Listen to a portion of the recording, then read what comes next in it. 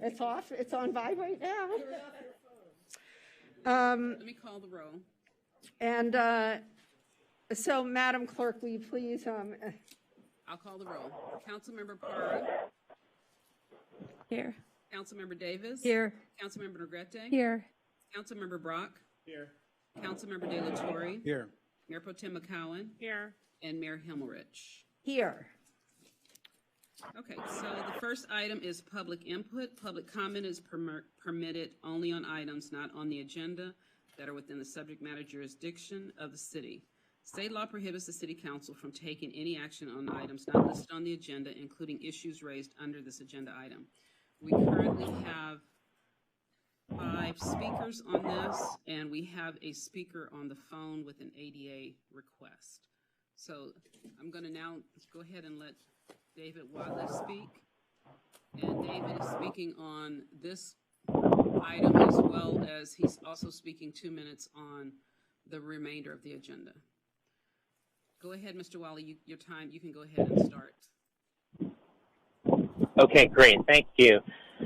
Good evening, Santa Monica City Council. My name is David Watley, and I'm here today to speak on Agenda Item 1, Public Input, and Agenda Item 16C in support of Santa Monica's friendship agreement with the City of Brighton, located in the county of East Sussex, England, United Kingdom.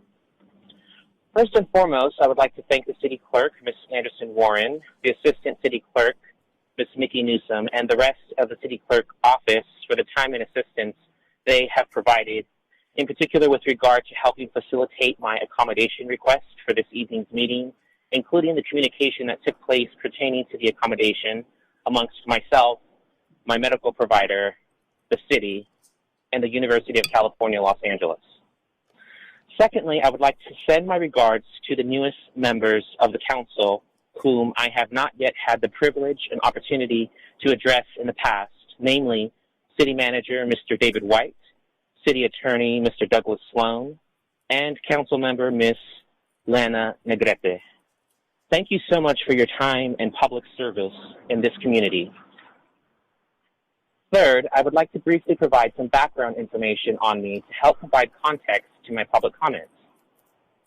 I'd like to start by saying that I am back from out of the country, back in the United States, and I'd also like to say that I've communicated with a range of Santa Monica residents, both while abroad and since my return, and have learned that multiple untrue statements have been said about me, and further, these false statements about me have been communicated not just to Santa Monica residents, but city officials and or other government representatives as well. My only comment to this at this point in time would be that I think it is very wrong to lie and speak untruthfully about another community member, and that all community members should refrain from forming negative opinions and judgments about each other when we've never met the community member before, and the opinion we formed is rooted in hearsay, gossip, slander, libel, and other expressions of untruthful information. At this point, Madam City Clerk, I would like to continue my comments for Agenda Item 1, Public Input, to the City Council's next regular meeting or a regular meeting thereafter, and I'd like to now speak my comments into the record for Agenda Item 16C pertaining to England. I urge the Council to approve the request which has been made for financial aid out of city funds in support of Santa Monica's friendship agreement with the City of Brighton, located in the county of East Sussex, England, United Kingdom. Thank you. That's all. Thank you, Mr. Wadley. Thank you, Okay, Mr. perfect. Watley. Thanks. You're welcome. Bye. Okay, Mayor, now we have, do you see the list of speakers? We have John Alley, and he has time being donated from, is it Abara? Denise? I do see the list. So let's have speakers line up. These are the speakers. Let me make sure I'm on the right one. I think I am. So the next 3 speakers are John Alley, I see Arbor, I assume that's Barbara. Denise Barton. And who donated to Mr. Alley? So is she the next person on the list? Yes, it was a mistake. Good. So Ms. Tenzer, are you here? Okay, when she gets back, we'll give you your 4 minutes. So will John Alley, Denise Barton, and David Morris please line up against the wall? And it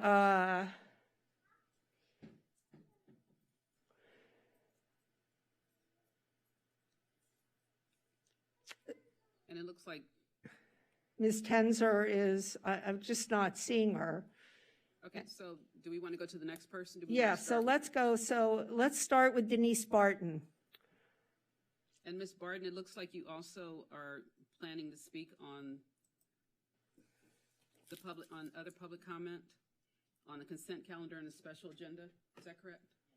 Okay, so. But that's the next one, right? Yes. Okay. So Ms. Barton, you have 2 minutes. Thank you. Good evening. Please allow me to put together what I expanded on with the POD program and Mayor Sue Himmelrich's transfer tax measure. Since at the July 12, 2022 City Council meeting, I had to split them up. Let's start with how Mayor Sue Himmelrich is so excited to expand the POD program that her husband put into place while he was the chair of the Housing Commission. But wait, Michael Soloff also was the chair of Santa Monica for Renters' Rights at that time. So the POD program only helps tenants in rent control units, and Santa Monica for Renters' Rights exists because of rent-controlled units. Would that action mean the POD program is really a way to use affordable housing funds to keep Santa Monica for Renters' Rights in power? Because look, the expansion of the POD program is included in Mayor Sue Himmelrich's transfer tax measure. Then did someone else see the prominent advertising for Mayor Sue Himmelrich's transfer tax measure at the top of the Santa Monica for Renters' Rights homepage? And again, the POD program in Santa Monica for Renters' Rights, which would bring us to the 11-person board with no city council members or city staff. Would this be so it's easier to slide Santa Monica for Renters' Rights board into the new board when the majority of rent control units have become market rate due to Costa-Hawkins, making Santa Monica for Renters' Rights and Santa Monica Forward, the extended arm of Santa Monica for Renters' Rights, much less relevant? Thank you. Thank you, Ms. Barton. And now, yes, so Ms. Tenzer is not back. So let me call, so let's have Mr. Morris, you go, and then let's have Jonathan, who I'm not sure if he's here. I assume this is Jonathan Foster. So our next 3 speakers. Oh. Okay, so our next 3 speakers will be Mr. Morris, who's at the podium, Jonathan Foster, and you're listed a second time, Mr. Morris. I assume that's incorrect? That's for later on.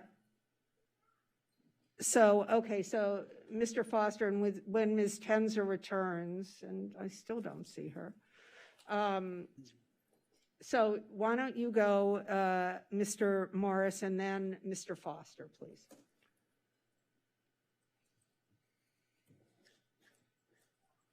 Mr. Morris? I'm looking at the. It'll start when you start speaking. Okay, I wanted to come to this evening to speak to a great law that's, our Constitution is based on one of the great concepts of freedom of speech. 5 o'clock, people are working. It's pretty hard for them to have freedom of speech here today.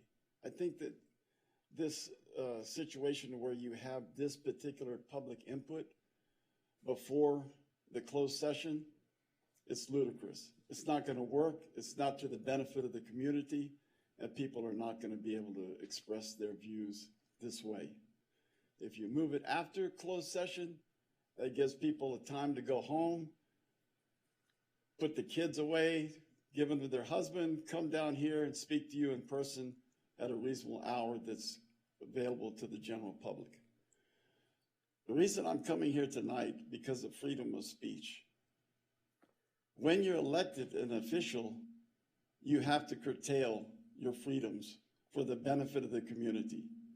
You no longer have the right to stand up in the podium and express your views about someone that made public comment, Mayor Himmerich.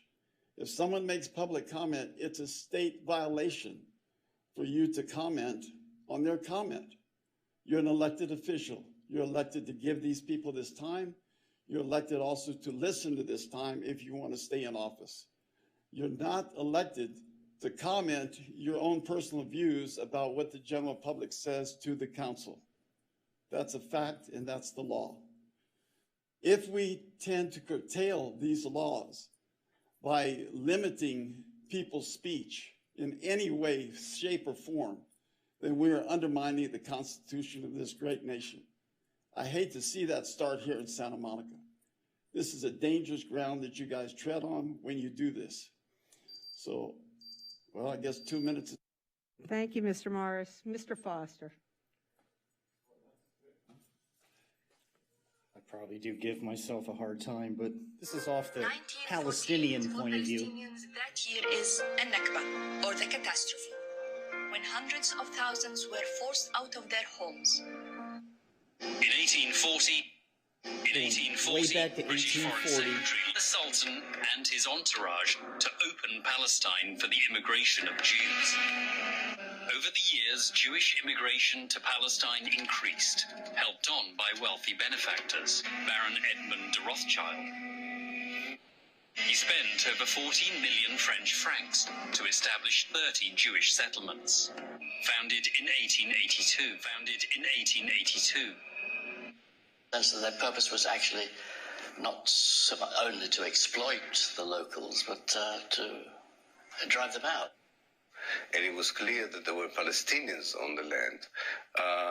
And I've noticed that this behavior is exactly what the United States of America did to the Native Americans. They shot them off the land. Boom, boom. Zionist leaders and common people alike were got used to the idea that the only way of making Palestine a Jewish state is by causing the Palestinians to leave. At this time, Hitler and the Nazis don't exist. More Palestinian farmers, expelled from farmlands, began to join newly formed revolutionary groups. In 1920, Palestinians organized large demonstrations against Jewish immigration. In 1921, At this time, Hitler and the Nazis don't exist. And I've noticed that this behavior is exactly what the United States of America did to the Native Americans. They shot them off the land. So this is between Ishmael and Isaac. And Abraham had a son, Ishmael. And I don't want to be in your bullshit fight, Ishmael and Isaac.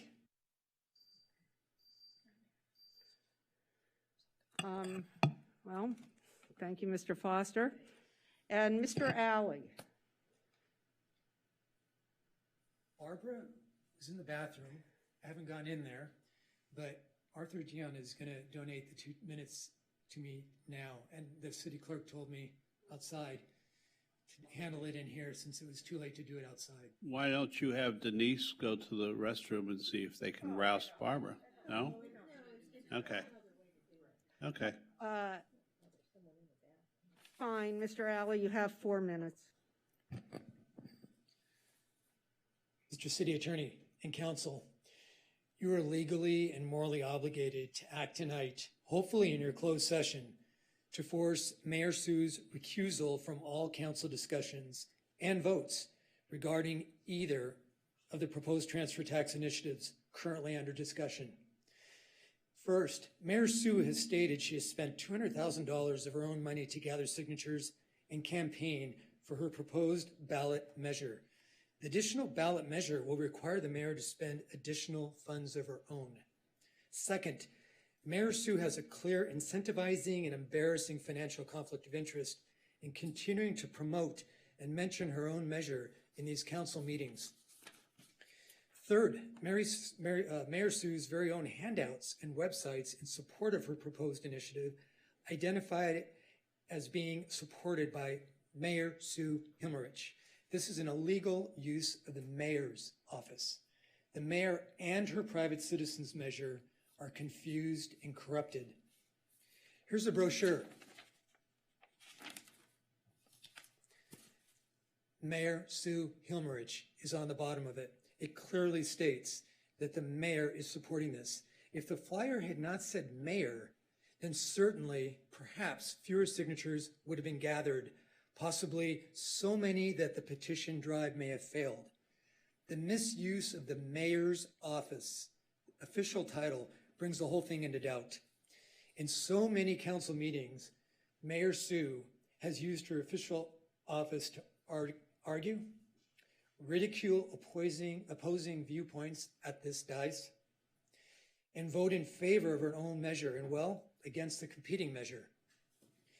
Mr. City Attorney and Council, this is the clearest example of a violation of campaign finance and ethics, and she's an attorney. Think about this as you begin your closed session tonight, please. Each of these items require the mayor's recusal. Many of us have consulted with an attorney, and if need be, we are ready to further press our argument in court, which will place both proposed ballot initiatives on hold and bring you into the forefront, unless you act immediately and force Mayor Sue to recuse herself and leave the dais during future discussions, votes, and before any more illegal behavior occurs and embarrasses our city. Thank you.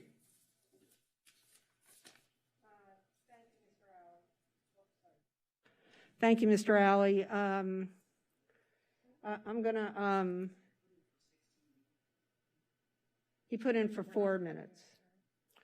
But now I think we're at, so is that all of the public input? That's all of the public input on non-agenda items. So now we have public input on closed session, special agenda items, and consent calendar. And Denise Barton has 3 minutes for those two combined. Thank you. That's after closed session.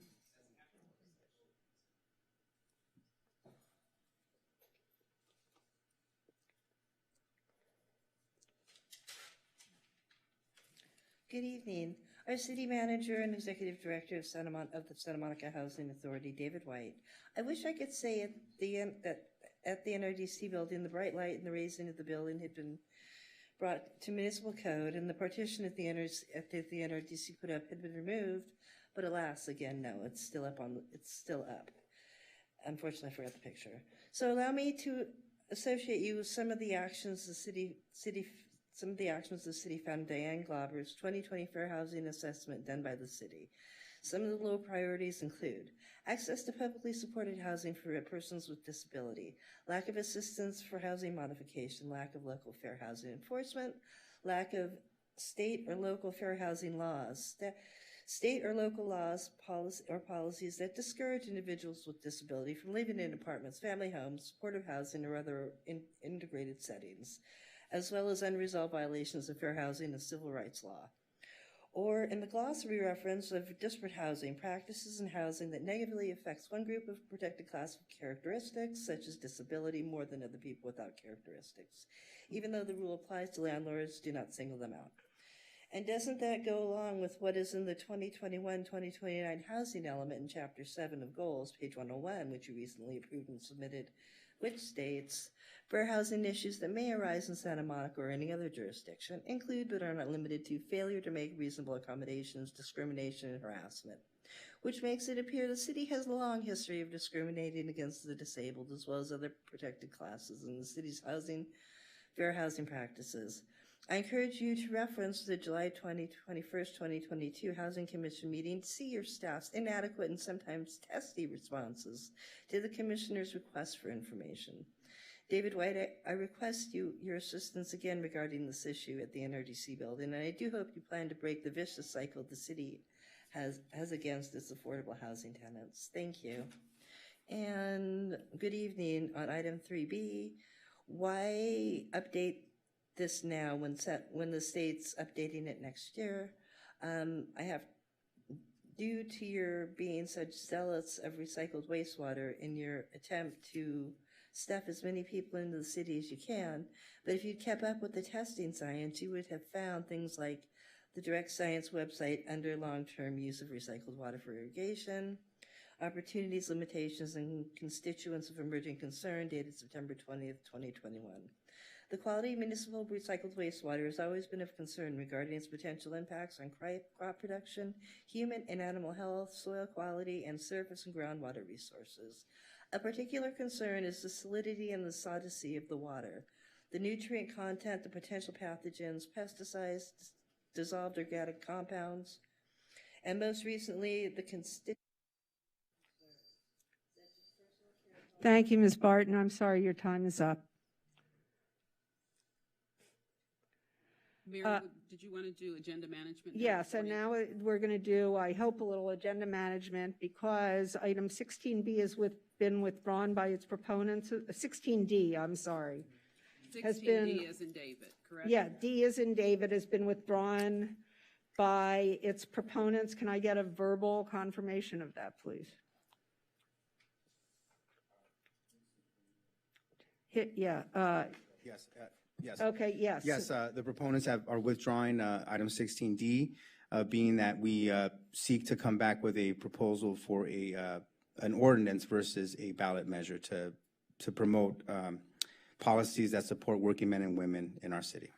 So I guess we should take I think we can do it by voice vote, can't we? To not hear item 16B. So all in favor of removing 16B from the agenda, say aye. Aye. Oppose? Hearing none, 16D, and I'm sorry, I could misspeaking. Item 16D as in David will not be heard tonight. It will be on some future agenda, I guess. And now, Madam Clerk, may we please call the closed session? Yes, we have a couple closed session items. We have a conference with real estate negotiator, and it's property 1600 Oceanfront Walk. It's a 6,449 square foot Santa Monica, California. The city negotiator is Ilana Bugoff, and she's a peer administrator. The owner of record is the city of Santa Monica. Persons to be negotiated with is Hilda Bay. Negotiators are Tracy Quinn, CEO of Marshly Ryan, Aquarium Director, and under negotiation is the building lease term. Then we have conference with the labor negotiator. Agency designated representative is the city manager David White and Chief People Officer Lori Gentles. The bargaining units are the ATA, Administrative Team Associates, IBT, California Teamsters Local 911, FEMA Santa Monica Fire Executive Management Association, Santa Monica Firefighters Local 1109 IAFF, the Municipal Employees Association, AFSCME Local 4819 Management Team Association, Public Attorneys Legal Support Staff Union, Public Attorneys Union, POA Santa Monica Police Officers Association, SMART TD, the International Association of Steel, Metal, Air, Rail, and Transportation, Division Local 1785, Supervisory Team Associates, and the Coalition of Santa Monica City Employees. And that's your two closed session items. Thank you, and we will be back at 7 p.m. To hear the rest of our public comment. Thank you.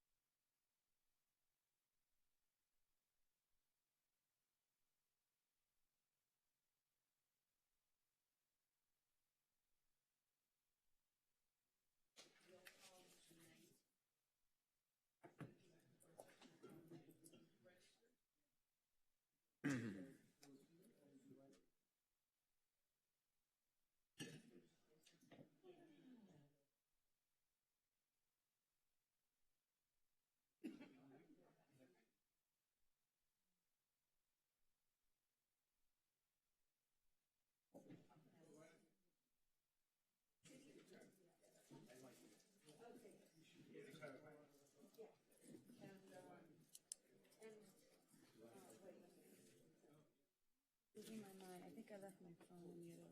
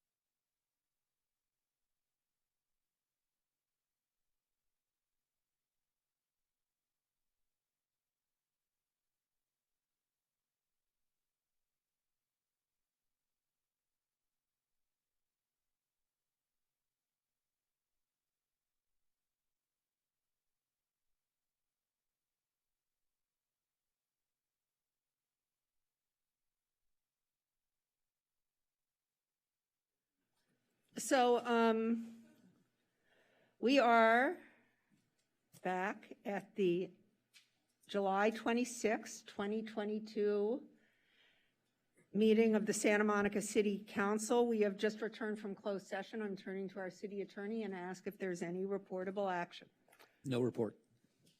And let me just announce before we move on to the next item that item 16D, item 16D as in David, 16D is been withdrawn by the proponents and will not be heard tonight. So if you are here on item 16D or if you are on your way here on item 16D, we will not be hearing that tonight and you should go home. Yes, unless you want to stay because this is the best show in town. So now I guess we move, let's call the next item, Madam Clerk, unless I forgot something. Did I? No, I just wanted to ask the city attorney if both of those items were heard. No. No, labor was not heard. So 3A was heard, 3B was not. Thank you. Okay, so next we have the city manager report. And I assume we're getting the staff report from the city manager.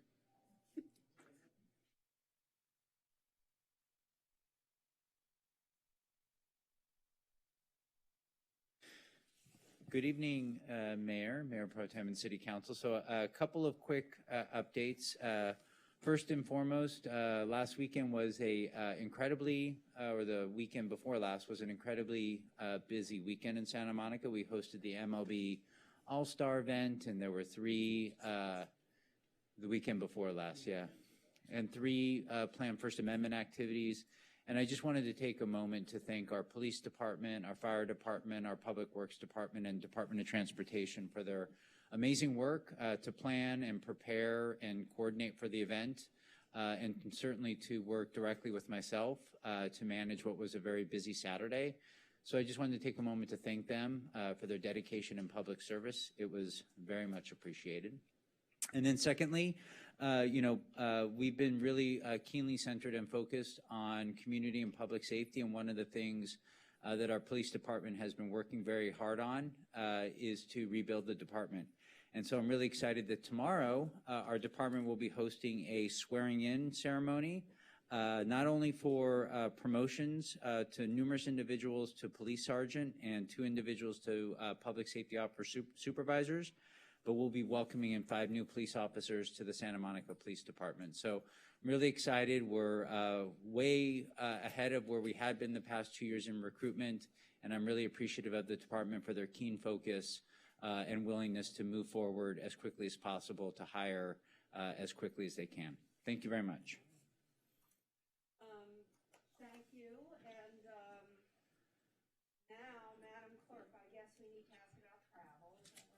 Yes. Have any council members had any travel to the report since the last meeting? No? Seeing none? Okay, so the consent calendar. All items will be considered and approved in one motion unless removed by a council member for discussion. In accordance with Charter Section 615, the adoption of all ordinances and resolutions shall be by reading of the title only unless the council member present dissents. And we have a note from the city attorney, and they'll read into the record. There's a change for the record on item 5E. Just want to make a correction on the record. The final tract map for 710 Broadway had some minor typos in that there was a reference to a parcel map instead of a tract map in two places. That's it.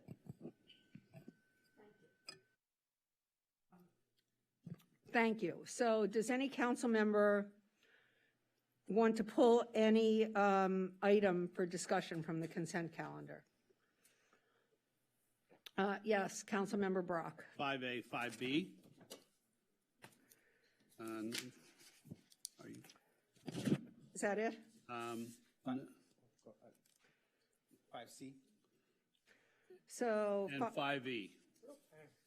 So that's 5A, B, C. And E. E like Edward? E or D like dog? E. A, B, C, and E as an elephant. I'll move approval of the other items. Second. Let's have a roll call vote. Hold on just a second. Let me get to the screen.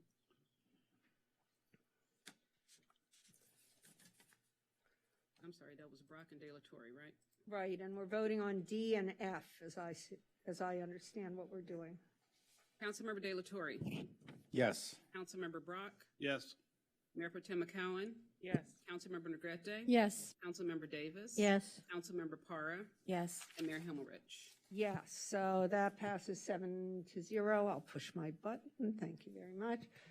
Except it didn't work. It's okay, I moved on to the next Oh, one. that's So fine. item 5A is award bid and enter into agreement with Kennedy Jenks Consultant, Inc. to prepare a recycled water master plan, and that was Councilmember Brock that pulled that item. Hey. Good evening, Mayor, Mayor Pro Tem, council members. So I can probably, I don't need a full report. Okay. I'll give you some breathing room. But I had some questions when I was looking through this about the water neutrality ordinance that's in place, and then the urban water management plan, and looking at those items, and then where are we in terms of when we submit these bids, when we put the bids out, are we going to be looking at the proposed RENA requirements? And are those going to be part of the bid process? Yes, so. I didn't state that very well, but I hope you can interpret. Yeah, I think I understood the second half of the question. I'm going to try to answer the Reno portion.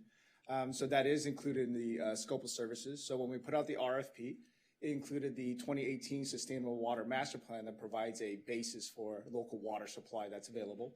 And we also included the 2020 Urban Water Management Plan, as well as the six cycle housing element to provide a basis for future demand projections. So as part of the base scope services, they are aware of the RENA requirements.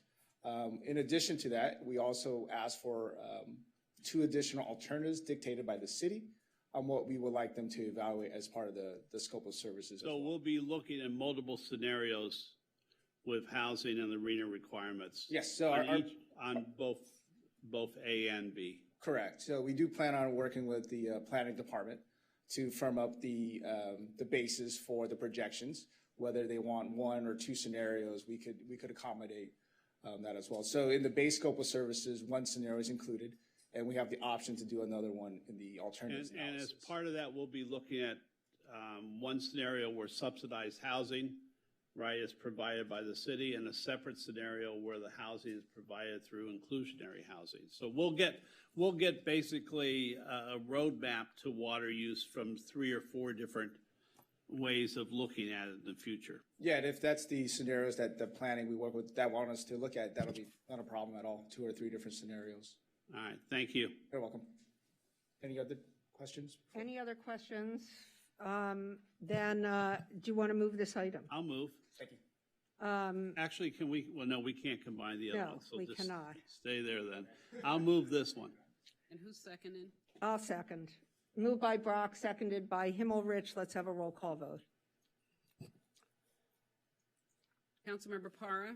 Yes. Councilmember Davis? Yes. Councilmember Negrete? Yes. Mayor Pro Tem McCowen? Yes. Councilmember Brock? Yes. Councilmember De La Torre? Yes. And Mayor Himmelrich? Yes.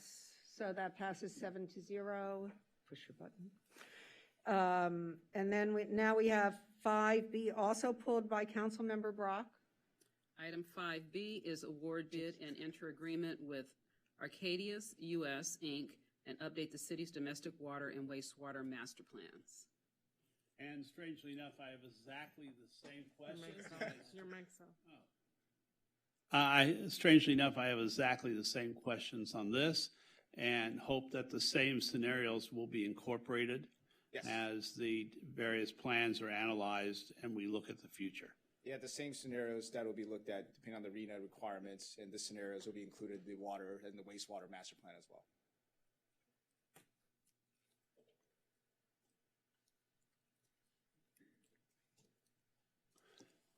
Any other questions? Do I hear a motion? I'll for move to 5? approval. Do I hear a second? Second. Moved by Brock, seconded by De La Torre. May we have a roll call vote, please? Councilmember De La Torre? Yes. Councilmember Brock? Yes. Mayor Pro Tem McCowen? Yes. Councilmember Negrete? Yes. Councilmember Davis? Yes. Councilmember Para? Yes. And Mayor Himmelrich? Yes, so that passes 7-0. And the next item is 5C. It's award construction contract to Access Pacific, Inc. for Michigan Avenue Greenway and 20th Street project. And Councilmember De La Torre pulled that item.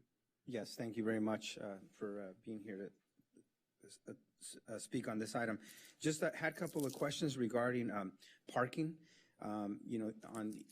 There's concerns in the Pico neighborhood with many working class families that depend on their cars to get their children to school or buy groceries and so forth.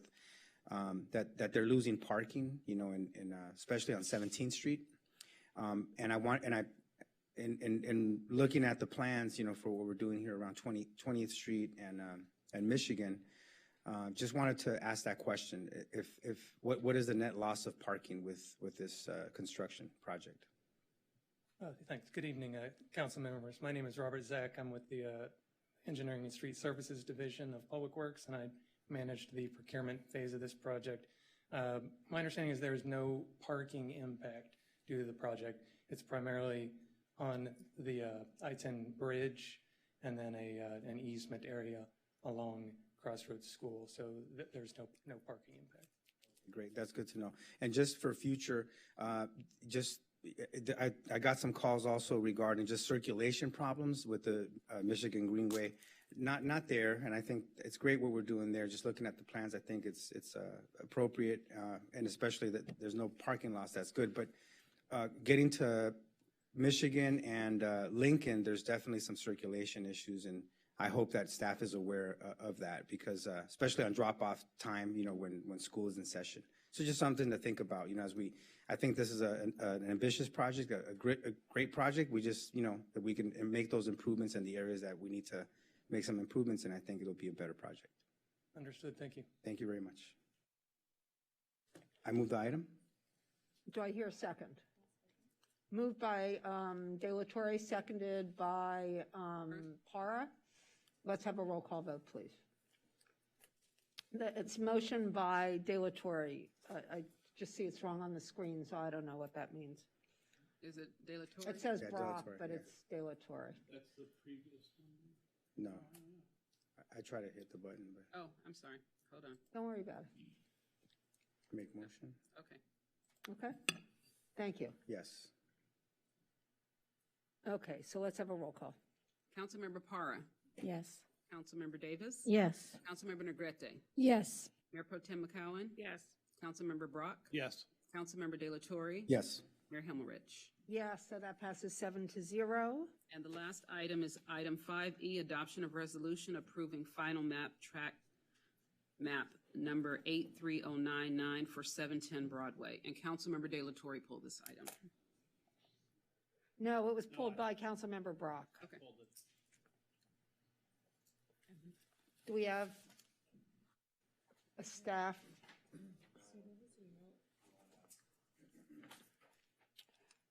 you want to ask the question? Maybe Susan or I can. So I must not be familiar. Is this the Vaughn's project or a different project? No, this is the project on Broadway. What's the theater? It's Bay Films. Oh, this is the. So how are we getting 280 residential units to be sold as condominiums? That's my question. Oh, First wait, of all, I wait. didn't think that space was that big. Oh, wait, here, okay. It can't be. good, Bay please. Films isn't that big, is it? Hold on. I'm sorry, I'm wrong. This is the Vaughn's project. Ken Kutcher. It is Vaughn's. Yes. But wait, this is, so, excuse, right, I'm sorry. So you're right, it is the Vaughn's project. And so, Mr. Kutcher, if you're the one who can answer the questions, are you happy to have him as opposed to a staff member? I'd prefer that we have a staff member and then Mr. Kutcher as well. But, so I'm missing, I looked at this and it stuck out to me because it said 280 residential units to be sold as condominiums. I thought they were building apartments with some affordable housing mixed in. And then here I'm seeing 280 residential units, which are condos. So I'm unclear as to when we approve 280 condominiums at that corner. That's my first question, I think. And I'll probably have some more. So I don't know if we should be doing this or should we wait till we have a planning staff member present who can take care of this? My understanding from the deputy city attorney who staffed the planning commission is that this is not a condominium. It's not formally like a condo map has not been filed, and therefore this is, and the vesting map has already been approved. So as long as they meet the conditions, there really isn't a lot of discretion to say no at this point. However, it's not my understanding that this will actually approve the condominiums. They have the option to file a condominium map in the future, but that's not what this action is. But it reads that way, and to me, and then a 61-unit airspace subdivision. So is that apartments being held up by drones somewhere in I'm the sorry. city? The deputy city attorney who staffed it just sent me an email saying that the development review permit was approved, 30% set aside. The map allows for the condos, but Ken can explain. So I think it would be better if we just let Ken explain that part. And the deputy city attorney is monitoring that. And so if she has a response, she will send that to me and I will communicate that to you. Well, let's hear the explanation. Thank you. I'm happy to address it. And I'm here subbing for Paula Larmer. She's on vacation. I did not handle the hearing. This is a combination of residential condominiums, a street vacation, affordable units. The affordable units that are not moderate income are also part of the airspace because those will be separately managed and operated by community corporation. And all of this has been previously approved by the Planning Commission. The council's role on a final map is ministerial, and there's no discretionary action for the council to take. Once the map's been approved technically, which it has been by the city engineer, the council has an obligation under the statutes and the law, case law, to approve this map. I want to ask a follow-up question to the city attorney. We approved this project, or we looked at this project, I think, in an earlier, am I crazy? The city council looked at it, not just the planning commission. But regardless of that, my question is, have we approved the idea of 280 residential units to be sold as condominiums? Because I will, that is not something that I believe we should vote yes on. Again, I think the problem is that the Planning Commission approved the vesting map, and as long as the conditions are met, it is a ministerial action. But I do think that it would be good if we could take a little break, because I understand that the person who staffed on the city, from the city, is available for questions. And so, but he's not physically here in the room, so we just need a bit of time to just communicate with him, and then we will get back to you. Can we just postpone this to the next meeting? Is this an emergency? If it's not an emergency, I'd like to move that we postpone. Well, why don't we just table it until later into the meeting when we have someone here who can answer the questions? Because I think there may be some issues with postponing it since we're not going to meet until the end of August. Yeah, so look, that's fine. Let's table it until the city attorney is available. We'll continue to move on, and we'll go, look, I don't know what else to say. I would. We could either postpone it or table it. Is there a time sensitivity? It seems like we need more time, you know? Do we have map app problems? I'd rather have them come back with a report. The issues are the affordable housing needs to pull their building permit by the middle of December, and the timing is all backed up. And so there is a timing concern in terms of getting the map done and getting it recorded. I move that we postpone this till the August 24th meeting. Yeah, I second. 23rd. Yeah. Second. I'd like to make a substitute motion that we table it until later this evening when we have someone from staff here who's able to address it and aware of the issues so that we can make sure that the affordable housing component is able to move forward. We don't want to lose that funding. Is there a second on the? Yes, I'm seconding the substitute motion. I'm sorry. Okay. So first, we're voting on the substitute motion, which is to table until a staff member can come and answer our questions concerning item 5F. So let's take a roll. Well, I guess we probably ought to take a roll call vote. Yes, we should. Okay. Thank you. Councilmember Para. Yes. Councilmember Davis. Yes. Councilmember Negrete. Yes. Mayor Pro Tem McCowan. Yes. Councilmember Brock. No. Councilmember De La Torre. No. Mayor Himmelrich. Yes, so that passes 5-2. So this will be tabled until later in the meeting. Yes, and so let's move on. So next we have our public input on the remaining items on the agenda, and we have quite a few members to speak. Hold on just a second. Let me get this. So on 8A, I only see 4 speakers. Okay, but that's just on 8A. Right. So we Oh, right, I know what you mean. Yeah. Okay, so Mayor, did you want to call? Yeah, let me explain what we're going to do to all the speakers. So I will call 3 names. And you will line up on the wall, you will stand up, and after the second speaker, I'll call the next 3 names, so we'll have a sort of assembly line of speakers, and we won't that way be here all night. And Mayor, let me also step in because there's several speakers that are speaking on several items. So when you're called and you come up, can you let us know which items you plan to speak on, and then I'll set the time accordingly.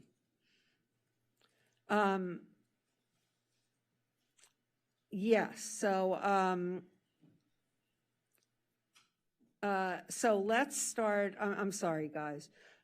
Let's start, the first 3 names are Denny Zane, William Handelsman,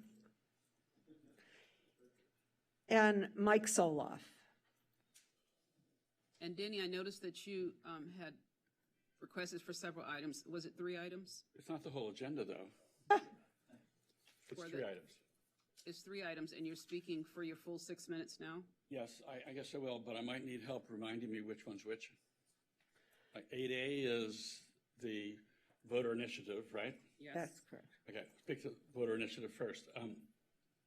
Council members, thank you. I'm Denny Zane. I live at 2402 3rd Street in Santa Monica, and I've lived in Santa Monica for 46 years. I'm very pleased and proud to have been involved with the development campaign for this measure. We know, I think all of you know, that the revenue that it creates can do exceptionally important things.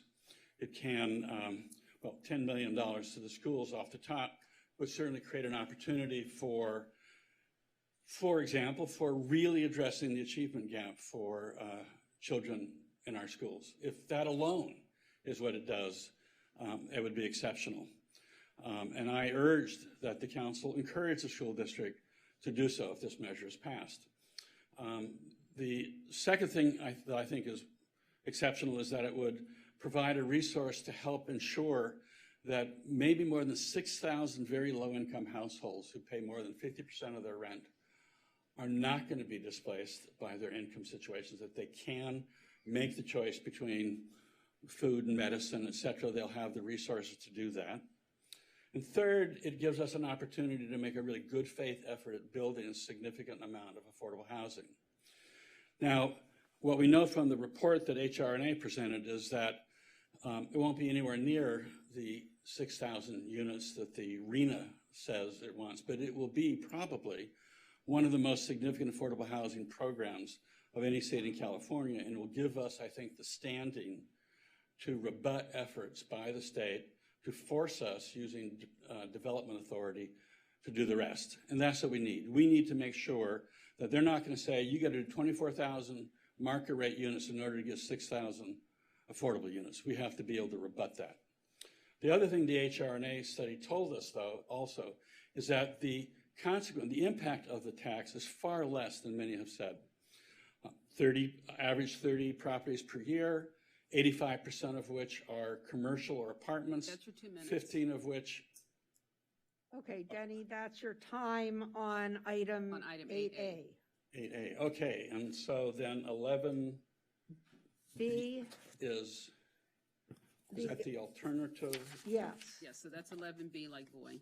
Okay, so I can continue in a similar vein because it's a similar issue. I think the motivation behind 11B was stimulated by the apparently false claim that this real estate transfer tax that's already qualified was going to have exceptional burdens on folks. But there's only 30 on average, 30 properties, most of which are corporations, 85% of which are corporations, 15% single-family homes, averaging well over 10 million over the decade. In the last year, 18 million per year. We're talking about very wealthy, very small number of very wealthy people whose property values are driven largely by the fact that they're located in a wonderful community. I mean, if you take those homes and you move it to Hancock Park, even though Hancock Park is a wonderful place, that value plummets. That value is a consequence of our work as a community to make sure our beaches are clean, our downtown is an attractive place, that we've got a vibrant culture, et cetera. That measure, the measure proposed, is unnecessary. It is clearly meant to simply try to deny the voters an opportunity to get what they vote for. If that measure could be, the first measure could be approved, it still lose because of some cockamamie scheme called the poison pill to deny the voters their will. Now, if you want to move forward with that measure, take out the poison pill or do it in some way that doesn't have that kind of conflict. If you think the things that you want to spend money for are important, create a legitimate alternative, not alternative, but legitimate companion measure with a different revenue stream instead of trying to deny low-income seniors help they need, children in schools the help they need to close the achievement gap, and the city the opportunity to build the affordable housing that's supposed to build. That would be leadership. What's being proposed is not leadership. What's being proposed is a gimmicky scheme, and I think it's beneath this council. Okay, that's your 2 minutes. So do you have 3 items? Did he have? He has one more. He has 16. Oh, this is the general adjustment stuff. Right. Okay.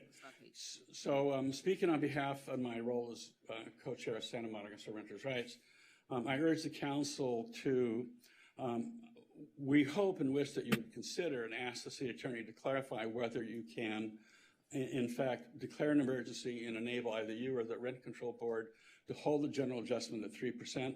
I haven't heard publicly that stated that that was off the table. We'd like to hear that. If you can't do that, amend the charter so as to reduce the long-term general adjustment cap to 3%. But in the short term would be from January 1 to September 1, make it 2%, so the net average of the year is about 3%. That, I think, would be a fair and reasonable and within your authority to do, and I encourage you to do that. That was what SMER has proposed, and I think SMER's suggestion here is a good one.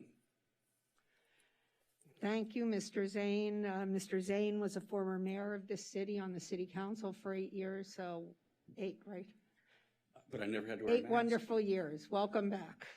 Never had to wear a mask. Thank you. Yeah, I get it. Yes, Mr. Handelsman. And Mr. Handelsman, are you speaking on several items? I'll speak on just 8A first, and then I'll return for the other items.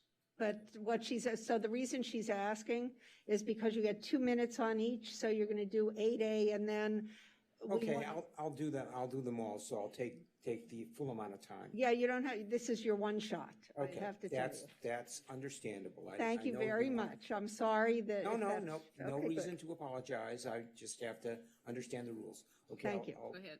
Okay, so on 8A, we're talking about the qualification of the petition that has already been approved and you have to put on the ballot no matter what. I think it has a lot of laudable things in it, and mainly it's got a way to provide affordable housing and help to the schools. This is what distinguishes it from the other matters that might be coming forth that Mr. Brock has put forward, that I think everything he's trying to do is a laudable idea, but this isn't the place for it. I think it shouldn't be in opposition to anything else, what he's trying to do.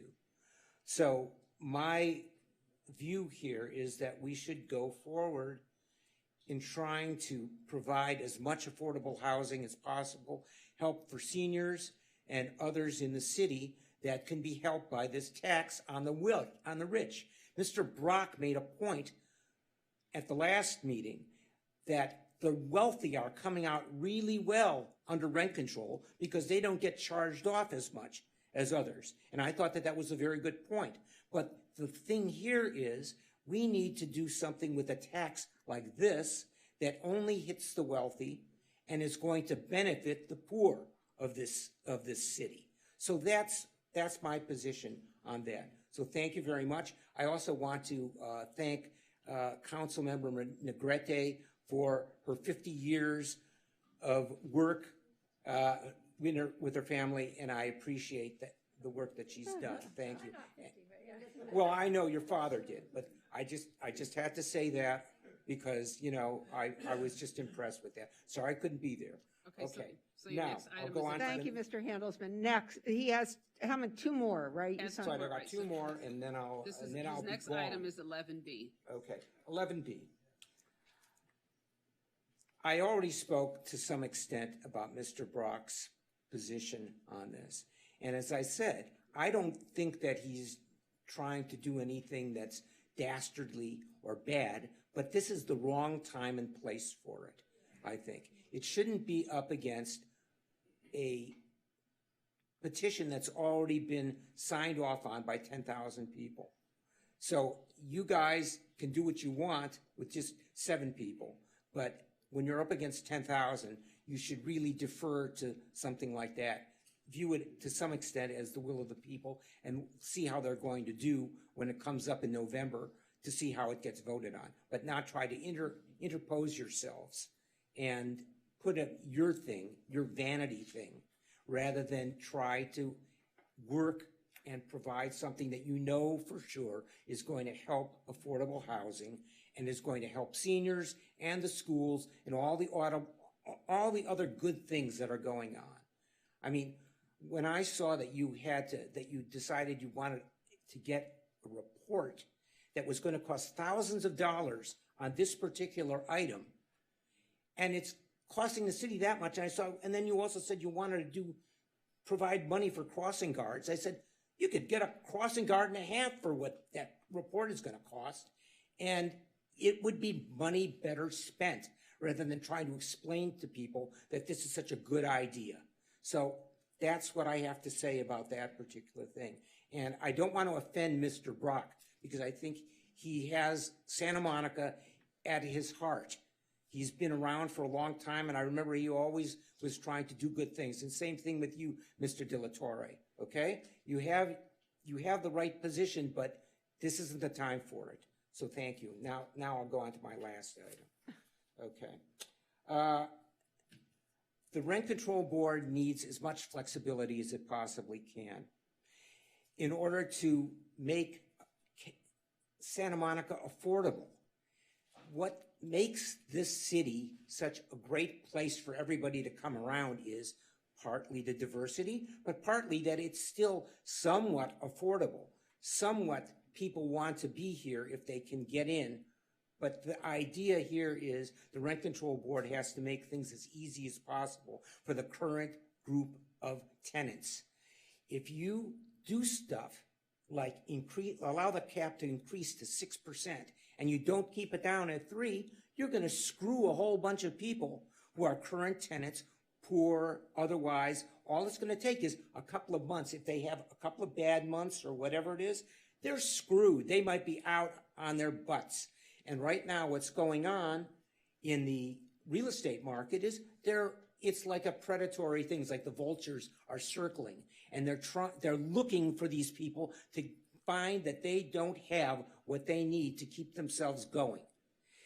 I remember Council Member Negrete saying that if it weren't for rent control, her father might have well been out on his ass, and there would have gone Santa Monica Music Center. So this is what it comes down to my mind. You have to protect the current tenants.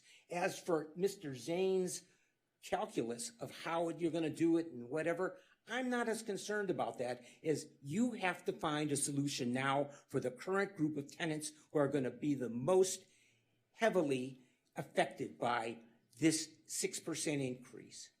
Okay? So thank you very much. I appreciate your time, and I hope I haven't insulted any of you too much. Thank you, Mr. Handelsman, and great timing. I'm impressed. So, wait, now let me go back. Okay, so I'm going to call 3 more names before my husband, Mike Soloff, speaks. So the next 3 names are Sonia Sultan, John Katz, and Nicole Phyllis. And on that note... And Michael, I see that you have 3 items also. I do have 3 items, okay. And I'd like to address them in a slightly different order than some of the others. I'm going to start with 11D, that's the rent control, correct? You have 2 minutes. No, hang on, I just want to give you the order. So 11D, then 8A, and then 11B. Okay? Right. Okay. Good evening, council members. I want to begin by acknowledging that I got one thing completely wrong when I spoke to you 2 weeks ago. And that is, I told you that night was going to be the most important night of your political life because of the decisions you were going to make. Well, you went till 2 in the morning. You didn't make the decisions. You're going to be making them tonight.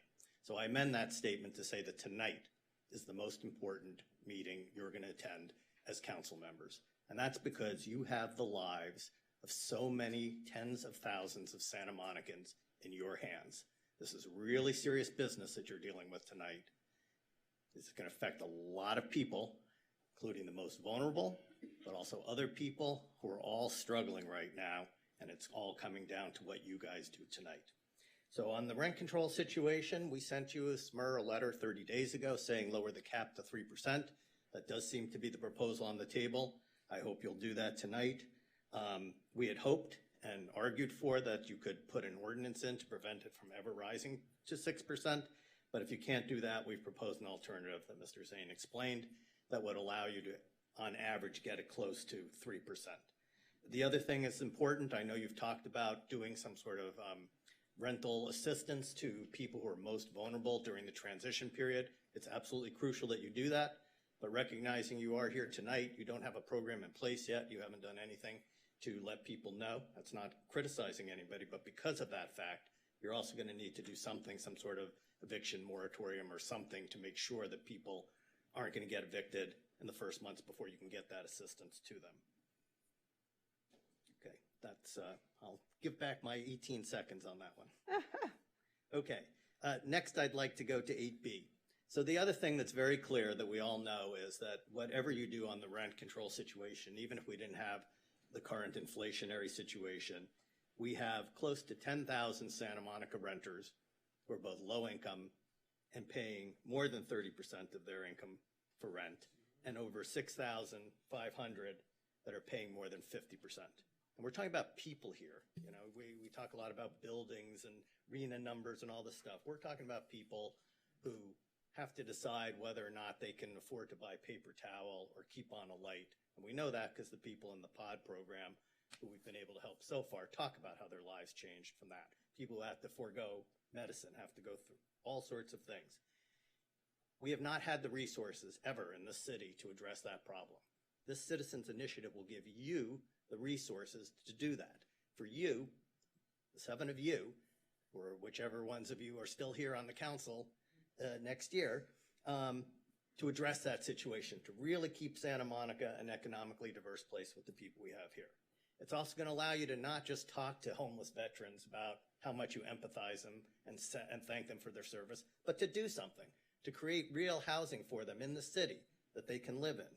It's going to allow you to do something you've already done, which is the right to return, which is already, I can tell you, from having worked on the Bruce's Beach case of being connected to people who are very interested in the issue of reparations for racial injustices in the past, people are impressed what Santa Monica is doing, but we only have 100 spots for that so far that filled up like that. You will have the money to create housing so that more of that can be done. You'll have an opportunity to say to the workers who are generating all of that income that we all enjoy here, that yes, we don't think you should just come here, work your butt off, leave that money for us and go back another hour and a half. We want you.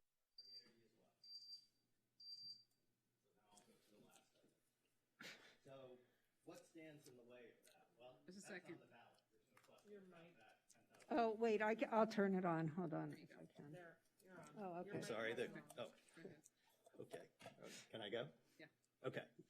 So what's standing in the way of you having the power to do things to really change and maintain the city with resources that you've never had before and we've never been able to generate? That this is really your only opportunity, if you actually believe in affordable housing, to do something about it. It's putting on a competing measure. And I don't mean to insult anybody, but I appreciate that Mr. Brock was actually honest in his tweet in May when he said that a Just Say No campaign to the Citizens Initiative might not work, so I'm putting on an alternative. I mean, we have to be honest about what this is really about.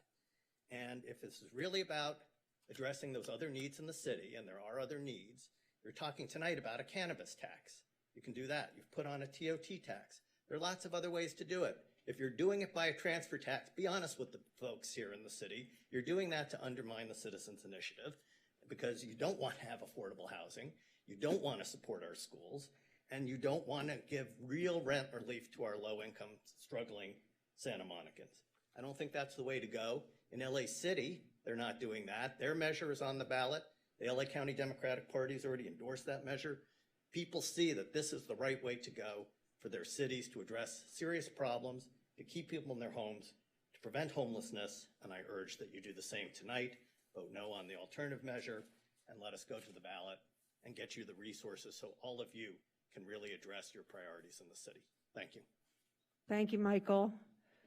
Ms. Sultan. Actually, I was going to say, I see John Katz's name. I see Sonia before John. Am I crazy?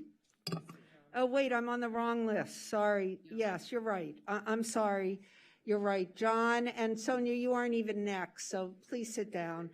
And yes, so, and I'm going to call 2 more names to sort of get this back on track. I'm sorry, I was looking at a different part of the list where I had the same names. John Barry and Neil Gitnick will be the next 2 after John Katz. And after that is Elliot Gordon, just so you know. But we'll have those two, and then I'll call the next three. Thank you. Mr. Katz. Thank you, Mayor Himmelrich, and I want to thank all the council members this evening. I'm sorry, Nicole, I was on the wrong part of the list. You're up in a little bit, okay? I really apologize. Now, John. Okay. Thanks, everybody, for having me this evening, and I just want to speak to all of you from the heart with regard to this ballot measure 8A and the countermeasure 11B on the agenda tonight.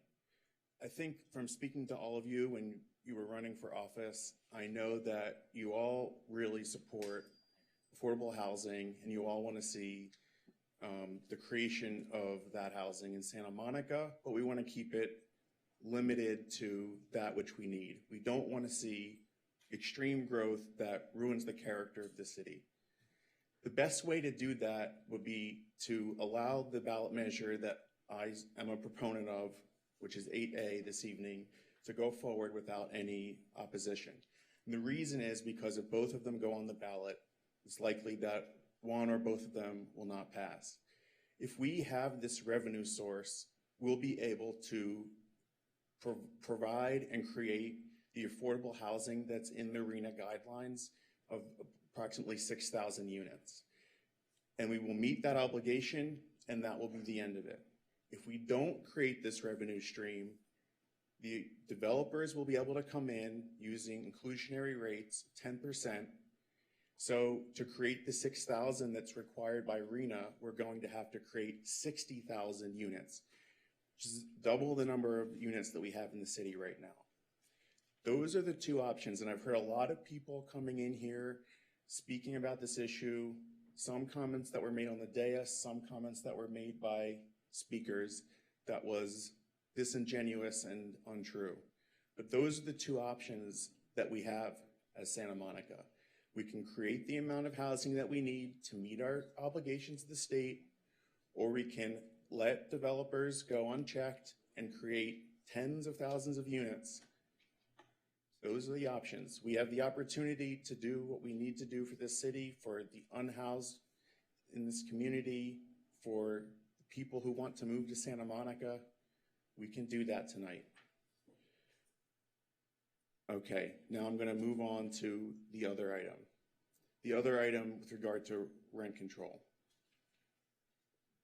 I was a renter here for 12 years. I moved here when I was 25 years old, and I had a very low-paying job. Over the years, I was able to grow in my career and eventually save up for a down payment to buy a condo here. But I would not have been able to move here when I was 25 if I thought that 1 year the rent control might go up by 6%. We need to have a cap at 3% as proposed by our rent control board. And we need to make sure that that is not means tested, because we need to make sure that all different types of people can live here, and means testing, going through someone's financials to see what they can afford and can't afford, is itself limiting to the types of people who can move to Santa Monica. So please support the recommendations of the Rent Control Board on that item. Thank you all very much, and please make some good votes tonight. Thanks, Mr. Katz. And now we have John Barry, and I'm going to call two more names after this. Elliot Gordon and Arthur Gian are the two speakers after Mr. Gitnick. So thank you. Mr. Barry. Hi, thank you for having me. I was actually raced over here. I wasn't expecting to be here till like 11. Everybody's at 7 now. Good. So anyways, I haven't really heard all of the proposal yet, so I imagine it's really awesome. I did just wanted to come out and, you know, say that it's fantastic. You know, it's been 9 years since I've been here, and I'm really glad this is happening. I'm speaking about 10A, by the way. Sorry. Yeah, pedicabs. Right? You're talking about pedicabs. Yes, thank you. On the beach. I did read that it said that there were 2 electric and 25 out of 25 total pedicabs, and that number doesn't really reflect the reality on the beach right now. There's probably another dozen electric bikes that aren't part of that at all because they're not registered, that have been there. But hopefully, you know, they'll either take the motors off and get registered or work in the streets. I know Councilmember Brock wanted more pedicabs in the streets, and I imagine that they would need motors for that. There are a lot of hills in Santa Monica. I don't know that anybody's going to want to do that. So anyways, thank you very much for your time. I appreciate it. Thanks for coming out and speaking with us. We really appreciate it. I'll be watching. Oh, good. You mean you aren't going to stay the whole meeting? Go back to the beach, right? There you go. Thank you very much. Yeah, so now we have, hold on, let me get back to my proper position, Mr. Gitnick.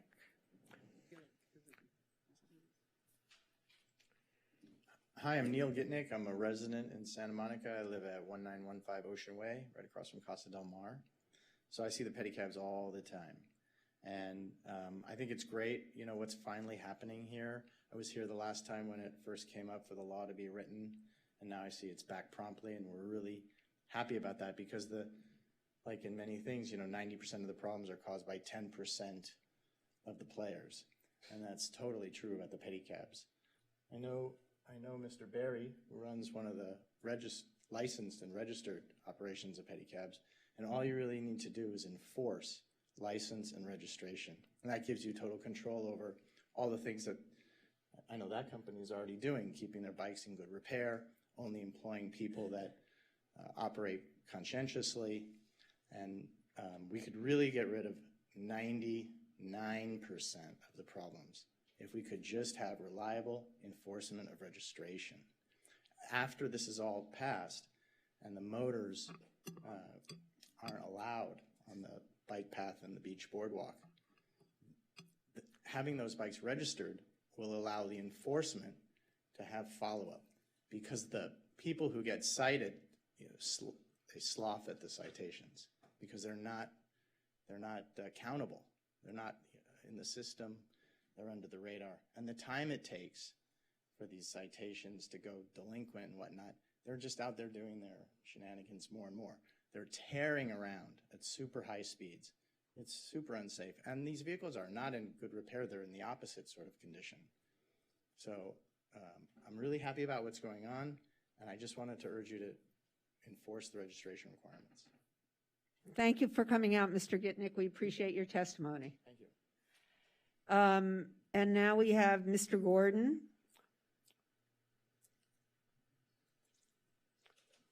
Good evening, Mayor, Mayor Pro Tem, council members. I'm here to speak on item 11A, the ballot proposal to remove the Personnel Board from the charter. I am the chair of the Personnel Board. I've served on the board for 9 years. I'm speaking on my own behalf because the board has not even had an opportunity yet to respond to or consider the proposed amendment to the charter before you tonight. I ask that you vote no on the amendment and revert to the original proposal to simply modify the eligibility criteria for the Personnel Board. If not that, then I would ask that the issue just be deferred for now. The Personnel Board could continue to try to fill members from City of Santa Monica residents and defer the issue until further consideration. That this proposal is even before the council right now is a matter of pure happenstance. The board was having difficulty filling open positions with Santa Monica residents, and as a result, the city staff, together with the board, following multiple discussions, put forth a proposal to expand the eligibility criteria. When the staff presented this proposal to the council instead directed staff to essentially, without really any discussion or deliberation, present a proposal to remove the Personnel Board from the city charter and entirely. So given the circumstances under what that proposal was created, the board did not have an opportunity to be consulted. In addition, there are serious substantive concerns. Unlike the other commissions mentioned in the attorney staff's report, we are an advisory, investigatory, and quasi judicial body, and we should be removed from the politics or remain removed from the politics of the day, and especially to ensure the interests and rights of the employees and the city. Thank you. Thank you, Mr. Gordon. We appreciate your testimony. So I'm going to call Mr. Gian up, and after that we have John Alley and Jonah Breslow. So if Mr. Breslow and then Nora Bone. So if you'll line up on the wall, I would appreciate it. And Mr. Gian. Mr. Dion, your time is, you're getting 2 minutes from Mr. Alley, correct? Right, yeah. Okay. So will you, Denise, run the whole 4 minutes straight through? Yes. Without pause? Okay, great. Thank you. Hi, everybody. I'm Arthur Jayon. I'm here to defend Phil's honor. Who thought I would be here doing such a thing? You know, Michael Soloff started out today saying he was going to apologize for last week, and I thought he was going to apologize for saying that Phil's measure 11B was a poison pill, or for using every possible cliche for endless construction that will do nothing about the transient addicts and mentally ill inundating Santa Monica now. No such apology, though. Last week, the mayor, in an incredible case of political projection, called 11B a slush fund, right? Even though it would be subjected to substandard city council control. She endlessly questioned Councilman Brock's right to bring the measure to floor, saying it was a personal affront rather than a way to give the voters a choice. Let's be clear about the two measures, right? Councilman Brock's 11B is a moderate ballot measure to raise $15 million needed while we recover from the pandemic. It has a sunset clause and will be under control of the city council. This means the money will go into a general fund controlled by the duly elected representatives of the people. And someday it will end. It will also allow for the flexible use of those funds because as the pandemic has taught us, we can't foresee the future. Alternately, Mayor Himmelrich's personal ballot measure, raised while mayor of Santa Monica, so the average person who signed it thinks it's from city government, is not moderate. It's an 800% increase of the current tax. It has no sunset clause, so will be lasting forever. It will not be under direct city council vote, and so won't be transparent. And importantly, it will not be responsive to the city's changing needs for decades to come. So actually, Mayor Himmelrich, it's your measure that's the definition of an unsupervised slush fund. Why would you sponsor this all by yourself? Simple. You're leaving the council, but still want indirect control of what could amount to more than 10% of the total city revenue forever. This is also a gift to developers. You're essentially asking us to trust your judgment, but I don't trust your judgment or your agenda, which you're trying to continue through your ballot member. The bottom line, it feels like it's about power and control, not homelessness or helping seniors. Finally, last week you also claimed, and somebody else echoed this, I really want to set this one straight, that if the two measures shouldn't exist on the ballot at the same time, because you did some research showing that if the two measures exist, it's likely neither will be chosen. Well, I looked high and low for this research and I couldn't find it anywhere. Instead, I found hundreds of competing ballot measures, including this year with competing California gambling initiatives. In Santa Monica's 2014 election, there were two competing ballot measures, D and LC, regarding the airport. Now, as back then, one of the measures only needs a majority of votes to pass. This is not new to Santa Monica, even though it's apparently new to you, which makes me further mistrust your judgment on this. For now, I strongly encourage the council to allow both measures on the ballot this fall so the voters can decide which makes more sense. I trust Santa Monican residents to choose. It's called democracy. Thank you.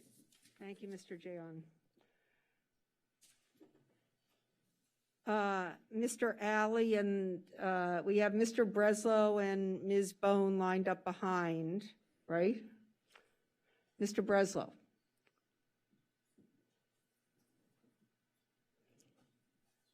You're up. Okay. Wasn't sure if Mr. Alley was. I think Mr. Alley donated his time. I so. see. I apologize. No, I didn't quite understand the way it doesn't really show on mine either like that. So that was my error. Go ahead. Well, good evening, Mayor and council members. My name is Jonah Breslow. I'm a research analyst at Unite Here Local 11. I'm also a former Santa Monica resident, and I worked here as well as a hotel worker. And so these issues of housing are very personal to me and to many of the workers who are members of our union. I myself lived with 5 other people in a 3-bedroom apartment where we kept the blinds closed at all times because we were worried that the apartment manager would discover that we had more people living in our apartment than were permitted under our lease. And so we were very glad as a union, because this experience of mine was shared by many other members of Unite Here, to support the efforts to create the initiative and get it on the ballot that we already touched on in 8A. And we continue to oppose the efforts to have a separate, different ballot initiative that has no guaranteed impacts on affordable housing or on schools. And we believe that this is unnecessary, and that we should stand with the renters and the voters who signed already onto 8A and oppose efforts to put a competing ballot measure to the voters in November. Thank you. Thank you very much, Mr. Breslow. And now, yes, Ms. Bowen, if you hold on, our next 3 speakers are Erica Leslie. Hold on, now I see what the problem is. Sonia Sultan and Nicole Phyllis.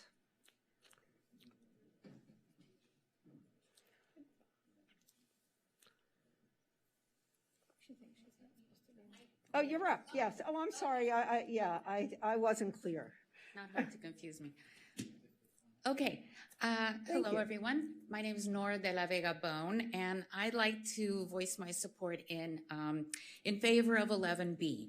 A couple of things. The low-income housing is obviously very important. However, for the homelessness situation, according to the APA, which is the American Psychological Association, people who are homeless and have poor mental health are more susceptible to being homeless because they typically don't keep a job. They're unable to even make enough for low-income housing. What the APA also states is that the most effective approaches require workers, social service workers, mental health workers, outreach workers, to go where these people are. We have a public safety situation. We need to recover, resources from the COVID-19 pandemic. A lot of places were closed, funding dried up.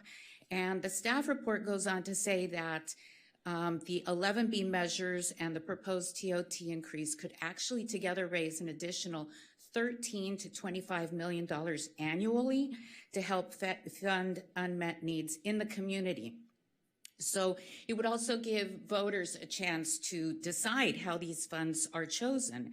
And it's meant to provide services to address homelessness with outreach, protect seniors and low-income residents from housing displacement, public safety, emergency response teams, which would be great to see in our city, and the reopening and restaffing of public libraries, after-school programs for public school children, and crossing guards near public schools. I know someone scoffed at that, but I think it's extraordinarily important that we have a much more visible presence for public safety, for outreach to help all.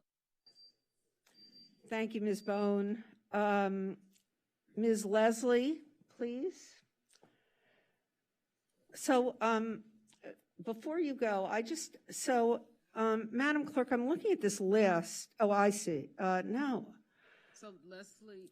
I'm just not seeing, we got so many letters about 11D, and I'm not seeing, look, maybe it's, but the way this is broken off on my screen, I'm only seeing, and I'm just asking about it, 2 speakers for 11D. That's what I have as well. Okay. You aren't even on there. And I don't see any of these folk. I know all of these people who are raising their hands. None of them are on this list for 11D that I can see. We're going to. It's just. So you know what? It looks like they're under 16B. Did you? So I see you guys under 16B. Did you? Thank you very much. Okay, well, if they're registered, when they come up, they can just tell us which item it is. Okay, I'm just trying to straighten this out, right? So Looks that like they may everybody have gets to chosen talk. the wrong And I item. want to make sure we have you, because I don't see you on the 11D list, but I figured you were here on that. So there we go. And Ms. Leslie, I see that you have, is it 6 minutes, 3 items that you're speaking on? I only picked up 2. I'm sorry? That's it. No, come up to the mic and Yes, okay, so yes, So I can and know how to yes. time. I had 2. Okay, all right. Okay, can you tell me which items you're speaking on? 11B and 11D.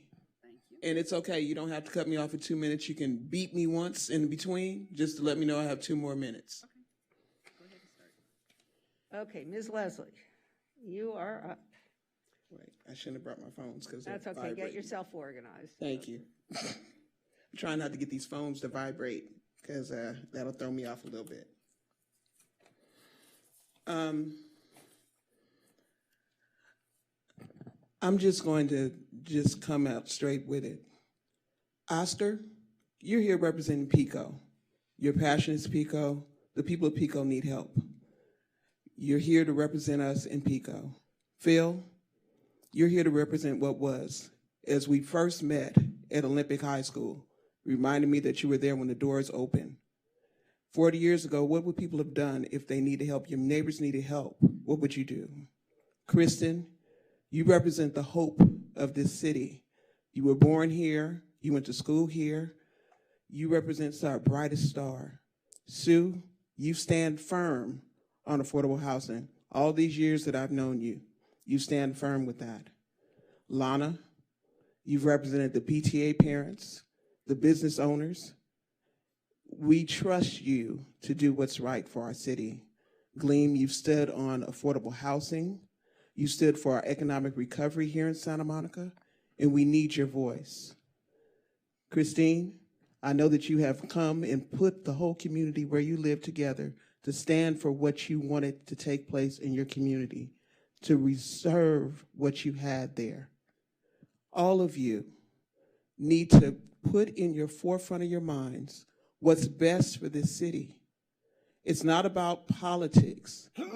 Bless you. This is about the people that live here. We are in desperate need of economic recovery. We're in desperate need of affordable housing. We can't afford to lose the federal funding that we have now. We have to build housing. It has to be done regardless. But we also need a 3% at the very least. I would suggest we freeze it, but I can't say that, but I just did. So we need help. And the first thing that I think of are the people that I helped feed during this pandemic.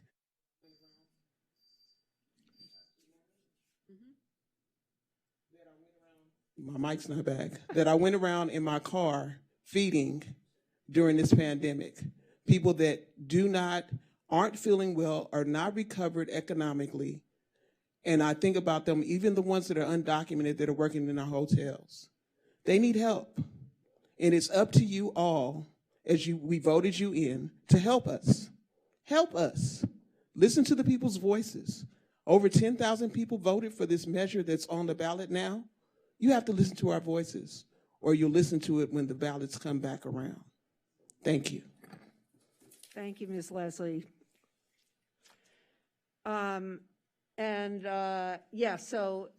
Yes, please, Ms. Sultan, step up. I'm going to call the next 3 after Nicole, and that would be Denise Barton's done, right? Carolyn Terosis, Anastasia Foster, and Wayne Bauer. And Ms. Sultan, you're up. Ms. Sultan, are you speaking on 2 items? 3. Okay. 8A, 11B, and 11D. Okay. And I'm not sure I have my remarks divided up quite that neatly, because last time I did this a few weeks ago, we were just allowed to, use the 4 minutes or 6 minutes as we needed to. So they're kind of interspersed. But anyway, I will start with 8A, which, it's just obvious that this is so well intended, so well planned and researched, and that this measure, which is going to be on the ballot, is going to do so much for our community. And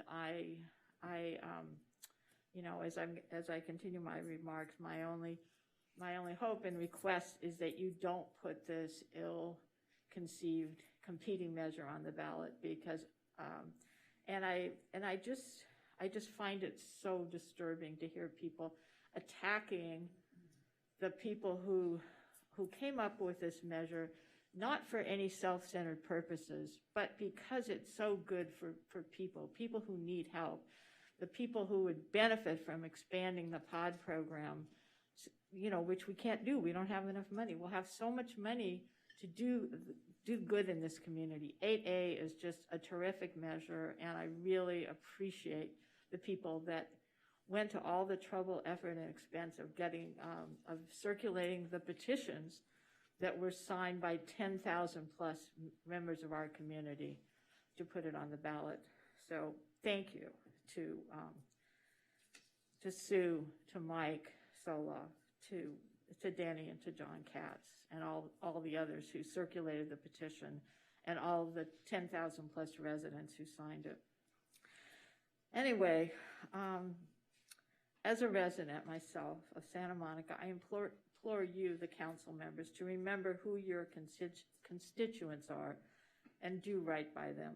Your constituents are the residents, the voters of Santa Monica. Over 70% of your constituents are renters who need protection from historically high rent increases during this time of runaway inflation and in the uncertain years ahead. And I'm not just talking about the extremely low income people, but even people who are just moderate income are struggling now in these hyperinflationary times, and they can't deal with this huge rent increase that's proposed, and that has to change.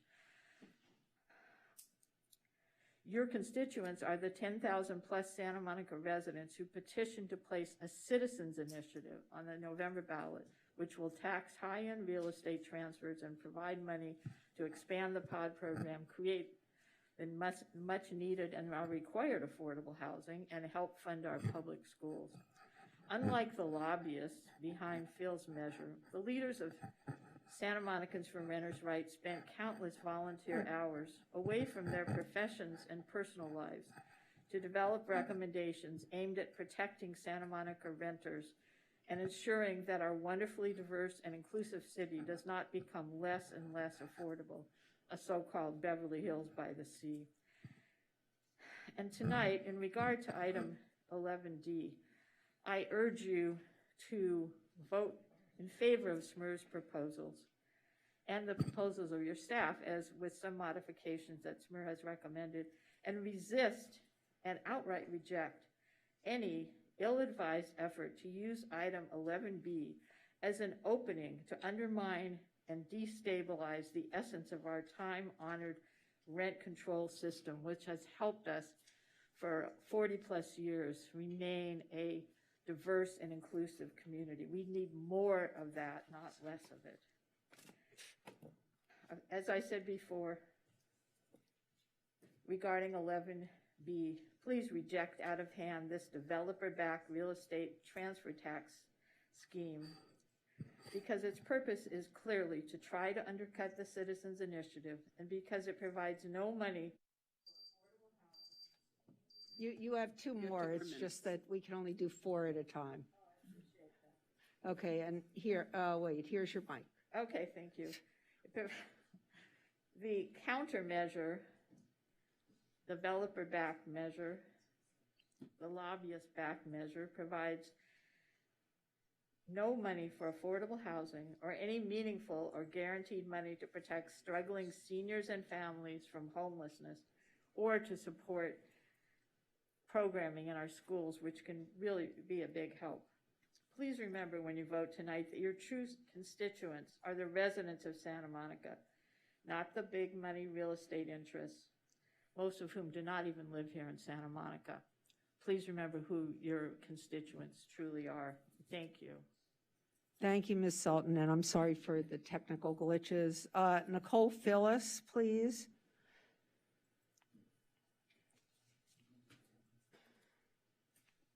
Nicole, are you speaking on 2 items? Yes, thank you. 11C and 11D. Okay. Thank you, Madam Clerk. And good evening, council members. My name is Nicole Phyllis, former Rent Control Board Commissioner, former Santa Monica resident, now here only in my personal capacity to implore you to keep doing the work to make our city better. I'm going to talk about two items briefly tonight. First is the cannabis tax. I think this is a very smart, very savvy measure that finds money, frankly, in the city that was waiting to be taxed. We know that there are cannabis sales going on in the city of Santa Monica. We also know that the city of Santa Monica has already granted 2 medicinal permits and that we don't have any way currently to tax deliveries made into Santa Monica or the existing licenses once they go into business. This tax measure fixes that. It fixes that and it gets money for the city of Santa Monica that we can use for funding programs like youth intervention programs, like parks, like school programs. It is quite simply found money and a common sense measure that I really like because as we sit here tonight and we're deliberating these hyper nuanced issues of development and housing and politics and personal politics, this is an easy one. This is low hanging fruit that you can get the city to make more money and serve your constituents right away. I'm happy to talk about why I think this particular proposal for the November 2022 ballot is particularly important and timely. And I think it's novel because it's capable of capturing future license types, which I think many cities fail to do. So I appreciate the ingenuity, the entrepreneurialism, the commitment to the city that's reflected in this proposed language, and I fully support the cannabis tax. Also, professionally, this is what I do for a living. I work in the cannabis space. I'm a litigator, but many of my clients are in the cannabis industry, so I work with these folks day in, day out, and I know. Thank you, Ms. Phyllis. And now you have another item, yes? Now on to rent control. Rent control, where I spent the last 8 years of my life. Rent control, which is the reason why I was able to stay in the city of Santa Monica. Rent control, which is the reason why I became an activist here in the first place. I fully support the 3% cap. Whether the 3% is left to the discretion of the Rent Control Board or is a per se cap, I trust your judgment. But it should be a cap and it should apply to all tenants. I want to speak briefly about means testing because this is really important. We have it already. We have means testing, and it's in our affordable housing production program. Those folks have limited incomes in order to qualify for deed-restricted affordable housing, right? That is different from rent control, which purely limits the amount of a cap that any tenant moving into this city will be subjected to. Now, why is means testing in the rent control context, particularly here, not fair? Well, number one, whenever tenancies turn over, landlords get to pick the most qualified tenants, the most credit-worthy tenants, the tenants who have the most money that can pay the most rent because they're about to raise whatever the market will bear. So they can pick people who can afford the most. And if they can pick people who can afford the most rent, they're going to create a loophole where they say, well, these tenants are wealthy enough to sustain higher increases. And then they're going to have higher increases year over year. You're going to have higher turnover in the city. You're going to have less committed residents, you're going to have people less able to stay here. It defeats the purpose of rent control, and it inadvertently creates a loophole when you're trying to fix the problem. If you really want to means test anyone, means test the landlords. Means test the landlords. Let's see how much money they made. Let's see how much money they made in equity. Let's see how much money they're making with inflation, right? And guess what we do? Not technically in an affirmative context, but there is a way through the Rent Control Board for landlords to petition the board if they believe that they are not receiving a reasonable return. It is a dedicated process that already exists. It doesn't happen because they are getting a reasonable return. Please don't create a loophole when you're trying to protect tenants. Thank you, Ms. Phyllis. Your time is up. I am trying to let people say their last sentence, even if unmicrophoned. So, Ms. Barton, you're up.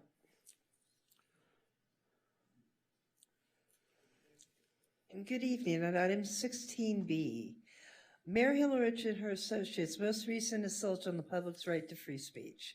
Starting with, as an employer, you can restrict employee speech within the workplace, but as government actors, you cannot impose restrictions on free speech without violating the Bill of Rights and the First Amendment when it comes to public speech.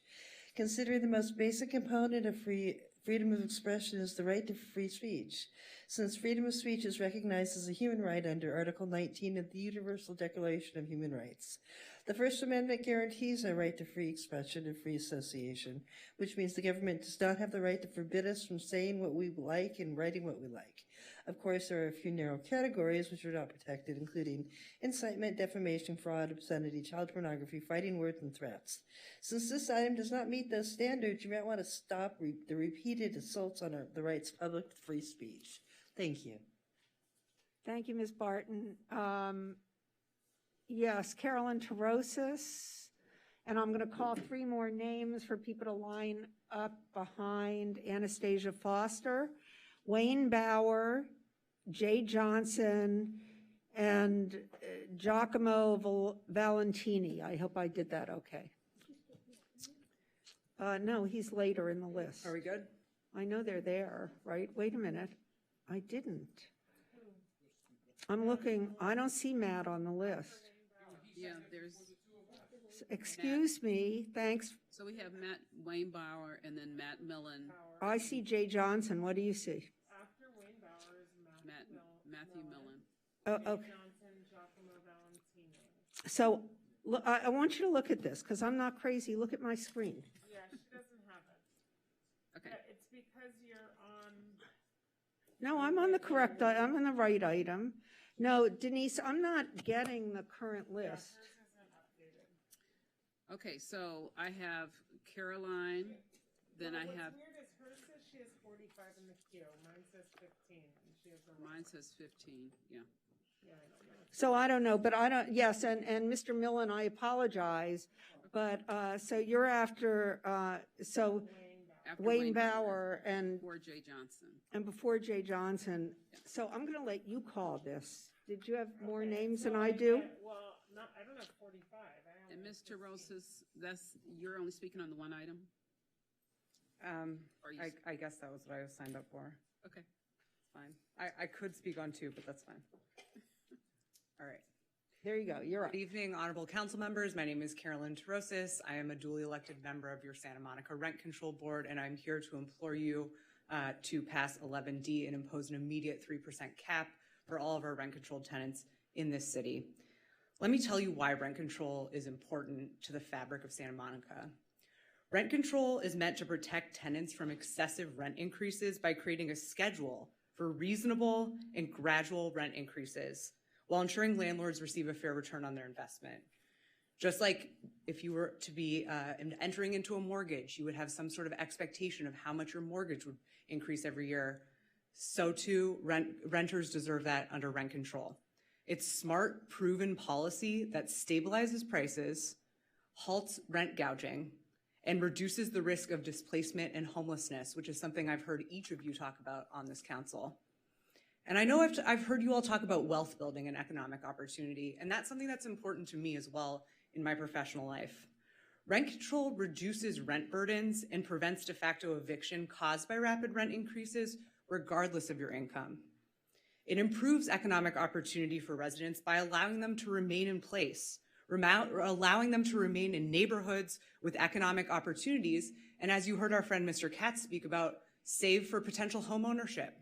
I know I've heard all of you talk about building generational wealth. Rent control allows our community to do that. Rent control affords us the residential stability in our community, and rent control also leads to better long-term physical and mental health outcomes, especially for our children. I know that's something all of you care about here.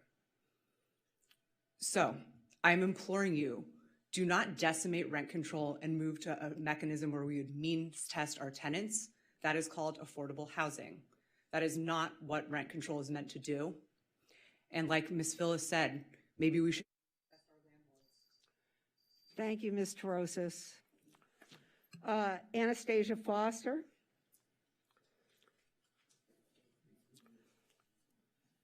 Oh, I'm sorry, you're doing. I want you to call them because I don't have the full on, like I would skip Matt Millen again, you know? Thank you. So I'm turning mine off. Ready? Hi. Good evening, council members, Mayor Pro Tem. I am another duly elected member of your Rent Control Board, Anastasia Foster. I'm also a renter, I'm a mom, I'm a Meals on Wheels driver, and I know that this has come fast, and this has come quick, this crisis. There's been a lot of blame tossed around at meetings, on the internet, and it's very upsetting to see a lot of real emotions by both our tenants, our landlords, our politicians, trying to wrestle with this problem. It was not something that could be foreseen. We went from negative growth to hyperinflation in a millisecond. And while we were bound from doing anything about it this year, we did send a package of goods in the form of a ballot measure so that you could place it on the ballot for us and let the people decide. What I'm most concerned about is what I'll call loose talk and casual comments in the community that have not had time to be reviewed by the public, by expert bodies, of which we are one. I want to make sure that before we're listening to small stories of individual circumstances by some sets of our stakeholders, that we're also taking the time to listen to the thousands of stories that we've heard at Meals on Wheels, at tenant hotlines, at pod meetings, at meetings of our senior community and single mothers and our community of color, PICO neighborhood. Rent control is not for poor people. And it's really difficult administratively to pick some magic line in the sand where there are winners and losers. We don't do that to landlords in the form of Prop 13. We don't do it to landlords when they get to set their rents for cost of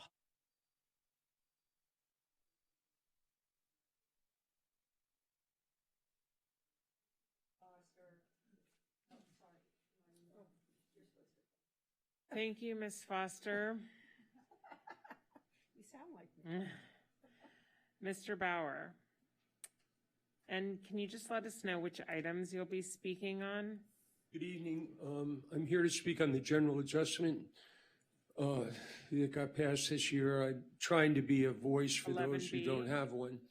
The senior citizens in our community, some who are sick, some who are on very fixed incomes, some who don't know that this is going on at all, and that includes many tenants in Santa Monica, the single mothers, the low-income working-class people who don't even know that there's a discussion going on tonight. Many people don't follow politics at all, as we can see from the national scene, especially, here in Santa Monica, where there's so much at stake this time. This increase that we're facing in September 1st is going to push a lot of people out into the street if something isn't done. We need to cap it at 3% if it's all possible.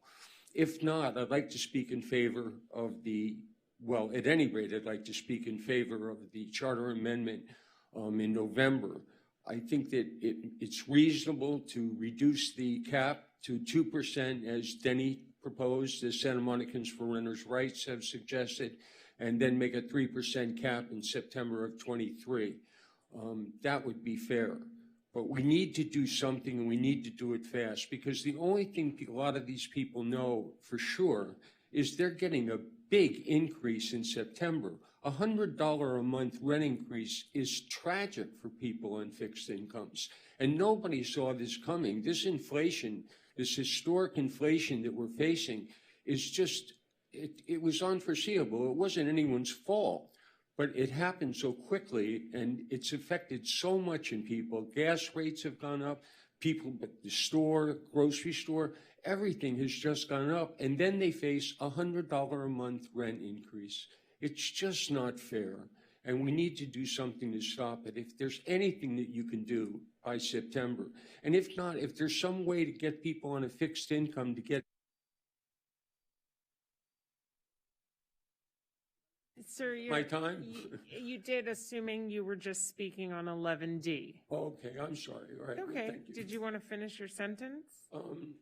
Yeah, if I could. Yeah, just wrap it up quickly. If there's just something we could do for people on fixed incomes, just that particular group, If there's some way to get some kind of program together to give renters relief in that program, maybe they could survive. Okay. Thank you. Thank you so much. Next up is Mr. Millen. And before your 2 minutes begins, the next 3 speakers are Jay Johnson, and you can stand up, Giacomo Valentini, and, oh, hang on. Mayor Pro Tem, we have a couple that we had a glitch. Christina Navarro? Yeah, and Ramon. Yeah. So I have Jay Johnson, Giacomo Valentini, and Christina Navarro as the next 3. Is that right, Denise? Yes. Okay. Am I saying that Giacomo or Giacomo? Okay. Giacomo. Giacomo, that's what I thought. Okay. You're up, Mr. Millen. Thank you. 11D. Okay, so I'm a member with Jay Johnson of Progressive Santa Monica Rental Housing Providers. I recently constructed an accessory dwelling unit and rented it to a Section 8 tenant. But I'm here tonight to speak about the effective date of January 1, which is impossible. Civil Code Section 827A requires rental housing providers to give 30 days notice of a change in the terms of their tenancy. The election is in November and it's certified in December.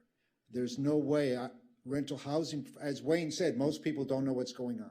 So the Rent Control Board needs time to send written notice to all the landlords of the change, and the landlords need time to send the 30-day notices out. And February is a 28-day month. So if you send out a notice changing it, people are going to say, well, it's 30-day month. What are you charging me? So the request is, if it's approved, please make it March 1st. The second thing is I'd like to ask that it be sunsetted after 3 years. The third thing is water rates. The water rates went up 20% on March 1st of 2020, 18% of 2021, 14% January 22. It's going to go up 14% in January 23 and 14% in January 24. The sewer rates are going up 10% every year. So my request is, if you're going to limit me to only charging $70 as an increase, the council needs to waive the water and sewer and trash increases for all rent control departments. And the Rent Control Board has the address of every rent control department. The third thing is, since the sponsor of this reduction is a partner at Munger, Tolles & Olson, I'm asking that Munger, Tolles & Olson agree to represent rent. I hope you appreciate my sense of humor.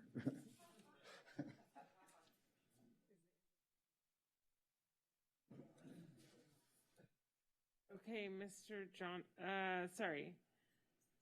Mr. Johnson. Greetings, commissioners and council members. Jay And which Johnson. item? Sorry, Say again. 11D only? Speaking on 11D, D is a David only. Got it. Jay Johnson, Euclid and Wilshire, 35-year resident, rent board commissioner for 10 years, representing progressive landlords of Santa Monica. We support rent control, reasonable rent control. We all know that operating expenses on properties have increased 10 to 30% increased 10 to 30%. In spite of that, we support a compromised rent level change for the November ballot of 4%, effective March 1st, 2023. State of California Civil Code requires 30 days notice for change in terms of tenancy. The election is November 8th. The official certification deadline of election results is December 8th. The mandatory 30-day rent control notice to landlords is not effective until January 8th. The mandatory 30-day landlord notice to tenants is not effective until February 8th. Thus, March 1st is the effective date to tenants for any rent change. Any earlier official notice by city agencies risk interfering with the election and possible litigation. Progressive landlords of Santa Monica request a 3-year sunset clause on any future maximum rent change be added to the ballot language. I'd also like to comment that the median income, according to the census statistics, the median income in every zip code in the city of Santa Monica is between $130,000 and $140,000.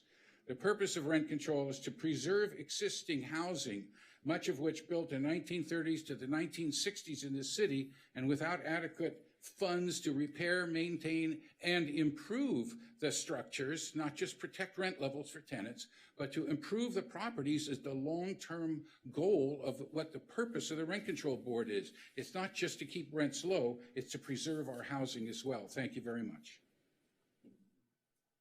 Thank you, Mr. Johnson.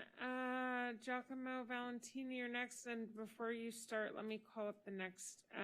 Christina Navarro, Ramon Romo, and Ellis Raskin.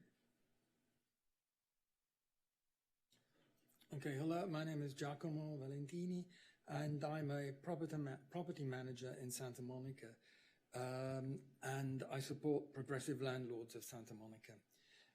In my work, I find myself dealing with tenants and all their problems, all their desires and things, and I also have to manage sometimes the reluctance or hesitancy of landlords who might find that they are, spending money on properties that are not always giving them as much of an income as they would hope for. And I understand the concerns of tenants, and I'm very aware that providing housing is very hard work and quite burdensome sometimes for the landlord too. Landlords are small-scale investors, and they rely on their real estate investment for their sometimes retirement income or whatever. Even under vacancy decontrol, rent control units are a resource for people who are looking for housing because they're often cheaper than the decontrolled modern new construction that you find elsewhere in town. So they're an important asset for the city. And so I believe small landlords need some kind of incentive to stay in the business in Santa Monica. They are part of the economy of the city. They are getting the 10%, they're suffering from the 10% increases that everybody else is suffering from right now. I get bills from service providers with fuel surcharges added to the normal bill and all sorts of stuff. Prices are going up and everybody's noticing this. And so I would just urge the council at this point to bear this in mind and not to take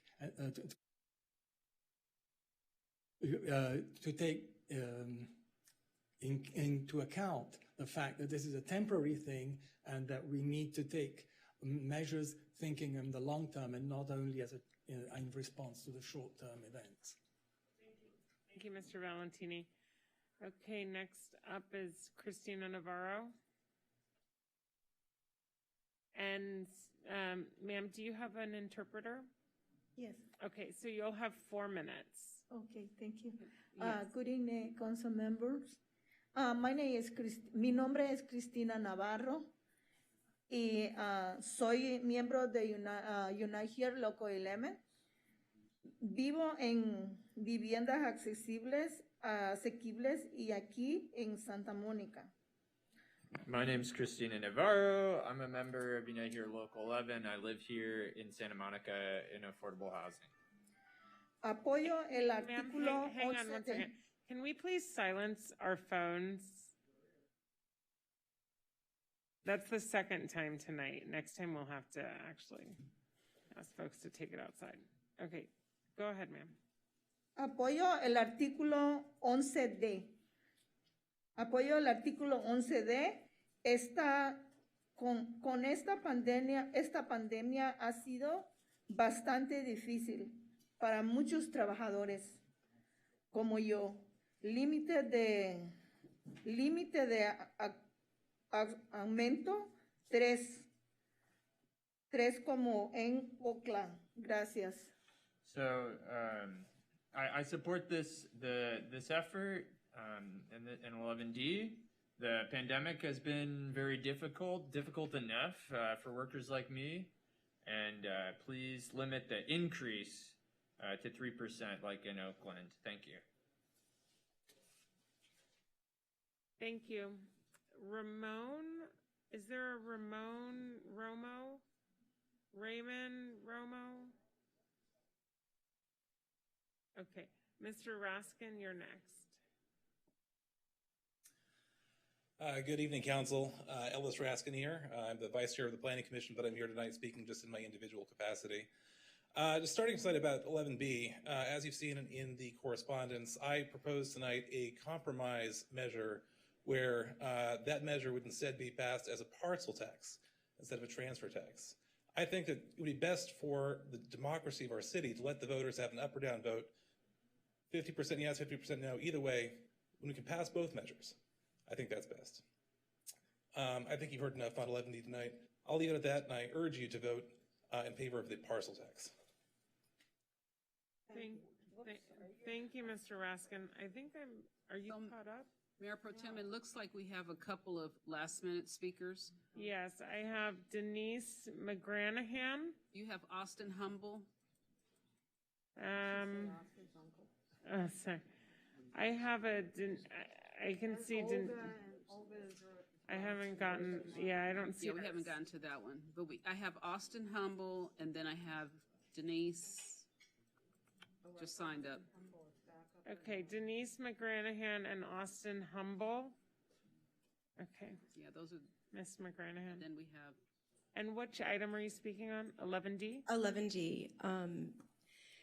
So good evening. I submitted comments on behalf of the Legal Aid Foundation of Los Angeles this morning, or probably the afternoon. I've been an attorney there since 1996 and have worked on numerous housing matters in the city and represent low-income tenants. I just wanted to, I don't know if Hang on one second, sorry. Folks up here, it's very loud. Okay, sorry. Okay, so I just wanted to point out that this 3% or 6% rent increase that my clients will be seeing is going to be devastating to our long-term rent-controlled tenants, especially seniors and disabled who are in fixed incomes. And to avoid eviction, the rent has to be paid within 3 days. I appreciate that the city has helped and is helping our clients with rent relief, but it's important to know that getting that money to them within the 3-day period or before the 3 days is critical to avoiding eviction. We had a case today where our client couldn't pay April, May, and June, and we got the money from the city to pay, but the landlord's attorney said, no, my client does not want to take this money after the expiration of the 3 days because, in part, this is a long-term tenant. So I think that just to understand the timing of this is really critical to the extent that any help is provided to these long-term tenants who can't withstand the 6%. And I just want to make that point really clear because you can say, oh, who would evict someone over a small amount?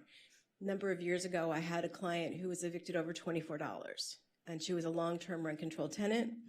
I was so devastated by that decision. I tried to get relief from forfeiture for her, and the judge is like, no. So don't think you can't be evicted over a small amount of money, especially when we're talking about the value of a rent-controlled apartment. I just want the council to know how important that is for our clients, especially the seniors and disabled. And that's mainly what I wanted to say. If there's any questions about my comments that I made earlier. Okay, thank you.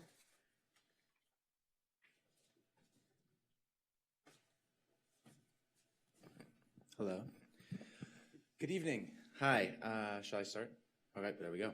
So my name's Austin Humble. I'm a server and a bartender at R&D Kitchen on Montana Avenue, which I'm sure. With an adorable baby. Oh, thanks. Yeah, Willow's pretty great. So I'm sure a lot of you have frequented that location because it's it's a north of Montana kind of bastion of power and wealth. And what's sad about trying to gather signatures about to get on the city, to be nominated to be on the ballot for the city council is that a lot of my coworkers are commuting from Agora Hills or Culver City or West Hollywood. And then back of house, people who have worked there for decades, they've never been able to live in Santa Monica. So when we talk about affordable housing, and then when we talk about the budget of this city, which garners a lot of sales tax from hotel, hospitality, retail, that's tourism, that's kind of what the city has, right? So that's like $40 million a year. The people that generate that money can't even live here. So this has been, we talked about how this is kind of a recent thing. I think this has been going on for decades. It hasn't really ever been dealt with.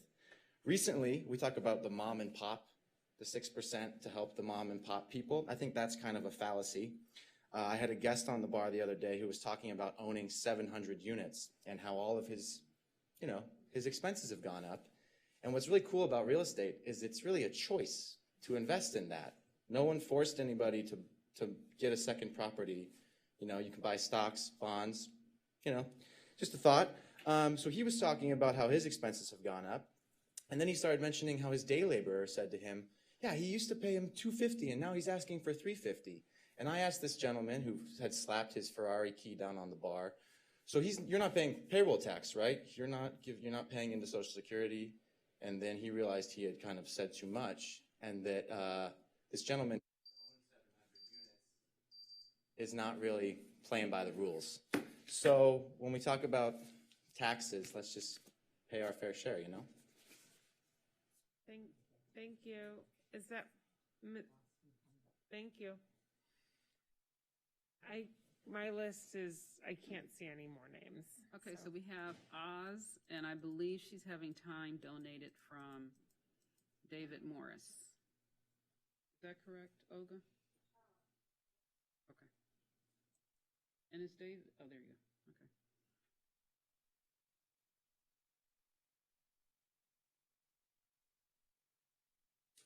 Okay.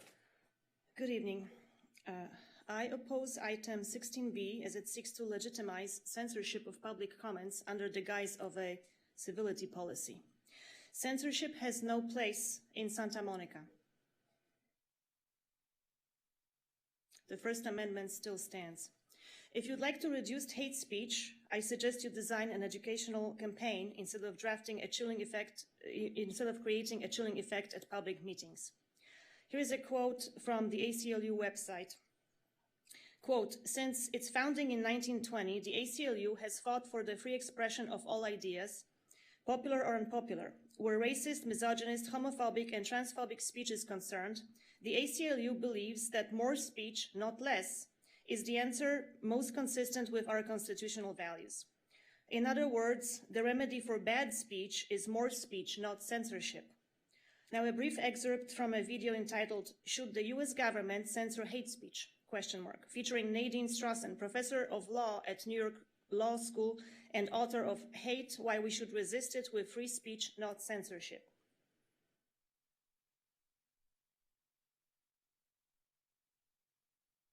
And should be punished. The best argument in favor of regulating hate speech is when it satisfies the emergency principle, when it causes directly a specific, imminent, serious harm, and there's no other way to prevent that harm. The best arguments against regulating hate speech are that it does more harm than good. Censorship is completely inconsistent with individual liberty, equality, and indeed democracy itself. Censorship does more harm than good to the very causes that advocates of censoring hate speech hope to advance. Those goals are actually undermined through censorship rather than promoted by them. Freedom of speech is essential to our democratic self-government, where we, the people, have. And now I'll quote from a New York Times article entitled White America's Age-Old Misguided Obsession with Civility by Thomas J. Sugrue. Quote, Martin Luther King aimed some of his harshest words towards advocates of civility, whose concerns aligned with the hand-wringing of many of today's politicians and pundits. From his Birmingham jail cell, King wrote, I have almost reached the regrettable conclusion that the Negro's great stumbling block in his stride towards freedom is not the white citizen's counselor or the Ku Klux Klaner, but the white moderate, who is more devoted to order than to justice, who prefers a negative peace, which is the absence of tension, to a positive peace, which is the presence of justice, who constantly says, I agree with you on the goal you seek, but I cannot agree with your methods of direct action. King knew that whites' insistence on civility usually stymied civil rights. And another quote, another quote from the same article, civility is in the eye of the beholder. And when the beholder wants to maintain an unequal status quo, it's easy to accuse picketers, protesters, and preachers alike of incivility, as much because of their message as their methods. For those upset by disruptive protests, the history of civil rights offers an unsettling reminder that the path to change is seldom polite, end quote. So, Council, do you believe in the U.S. Constitution or not? The very fact you're considering this item has a chilling effect on free speech and is a departure from the U.S. Constitution and this nation's values. Thank you.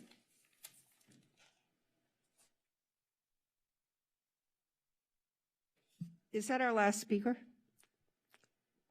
I signed up way before all these people. Thank you. That is the last speaker that I see, yes. So before we move on, we've had a couple of conflict I'm issues. sorry, Mayor. Yes. I actually have one in the queue, but I don't know if the person's here. Her name is Phyllis Dudick. Oh, I know Phyllis. I don't see her. No. Is Raymond Romo here? And I know Phyllis. I'm not seeing her.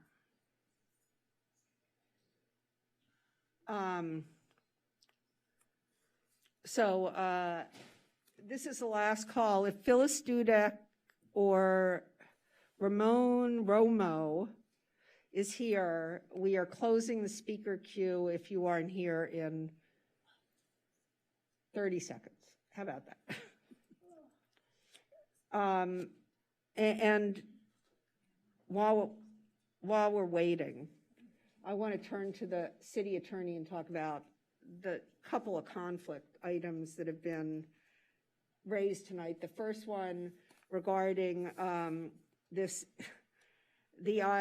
statement against hate, and I think that I've talked to Councilmember Davis and Councilmember De La Torre. We were making an aspirational statement. I think we all strive to do better with this, but on top of it all, can you talk about the conflict issue and the ACLU issue on this? Or I should say whether we are restricting free speech with this. First of all, yes, this is a statement. It is not regulatory. It does not in any way restrict speech. It is, in fact, government speech. It is the legislative body speaking on behalf of the legislative body, and you're entitled to do that under the First Amendment. Thank you. And yes, I know you want to say something, and please do. I just wanted to ask our city attorney, thank you for that clarification, but if anyone came as a public speaker and started saying some hate speech, this aspirational statement wouldn't give this legislative body the power to turn off the microphone? That's correct. And if we did do that, would that be a violation of the constitutional rights? It could be. Okay, thank you very much. And we've had that, and nobody's ever, I mean, we've been through this here since all of us have been up here. We had it tonight, and we do let people speak. So, and the second item that I'd like to bring up is whether I personally, these calls for my recusal from the 8A and 11B. Could you speak to that, please? Right. My practice when we have serious questions of conflict with council members is to send it to independent counsel, somebody that I trust. We did that in this case, and the opinion was that in this case, it is not a conflict that requires any kind of recusal. Thank you. And just to be clear, I did ask you to check on the conflict. Yes, and we did. We got a formal opinion on it. And told me I did not have a conflict. That's correct. Thank you for that. And now, 30 seconds having passed, I'm closing public comment, and I will ask you, Madam Clerk, to call the next item. The next item is 8A, is certification of qualified initiative petition measure to establish added funding for homelessness prevention, affordable housing, and schools, and adoption of resolution to place the measure on the November 8th, 2022 ballot. And I'm doing the You're the staff report. I'm the staff report, yeah. Okay. So on March 10th, 2022, proponents of the reference measure notified the city clerk's office that their intent was to circulate an initiative petition. On March 23rd, the city attorney's office prepared a ballot title and summary as required by law, which describes the measure as an initiative measure to establish added funding for homelessness prevention, affordable housing, and schools by amending the Santa Monica Municipal Code, Chapter 6.96, to provide third-tier transfer tax rate for property transfers of $8 million or more, with an 11-member resident oversight committee. Thereafter, the proponents gathered signatures, filed their signed petitions with the city clerk's office on June 15, 2022. Upon submittal of the petition, the city clerk requests that the LA County Registrar Recorder Office verify the signatures submitted therein. In order to qualify the measure for the November 2022 election, the petition needed to meet a minimum of 10% of the registered voters in the city. The registration population at the time of publishing the notice was 69,292, and that's based on the number of 6,930 valid signatures were needed for the qualification. So the county clerk's office verified the petitions that contain the minimum numbers of valid signatures required to place the proposed ordinance on the ballot for the public vote. On June 14th, this council directed staff to prepare a staff report pursuant to Section 9212 of the California Election Code. The report is attached and will be presented tonight once I complete my presentation. The city contracted with HR&A Associates to prepare this report. On July 1st, 2022, the county notified the city clerk that the measure had received the required numbers of signatures, which is 10% of the voters, which was 69,030. The county found that 10,363 signatures were filed, 3 signatures were withdrawn, 8,413 signatures were verified, 6,914 were found sufficient, 1,473 were found not sufficient, and 109 were found not sufficient because the signatures were duplicates. As such, the measure has been deemed sufficient to present to council to place on the November 8th, 2022 general ballot, and staff is recommending that council adopt the resolution requesting and directing actions necessary to place this measure on the November 8th, 2022 general municipal ballot. And this is in accordance with the California Election Code, Section 9215. I'm available for questions, and does anyone have any questions? So I just want to clarify one thing. So the fact that 8313 signatures were examined means that they stopped when they hit the total of 6,500, but there were 2,000 more signatures they could have looked at had they wanted. And we would have had to pay for it. That is correct. That's right. So, and I was fine with you stopping and not paying for that. So if there's no questions, I'm now going to turn it over to Paul Silvern. He's from HR&A Associates to talk about the 30-day report.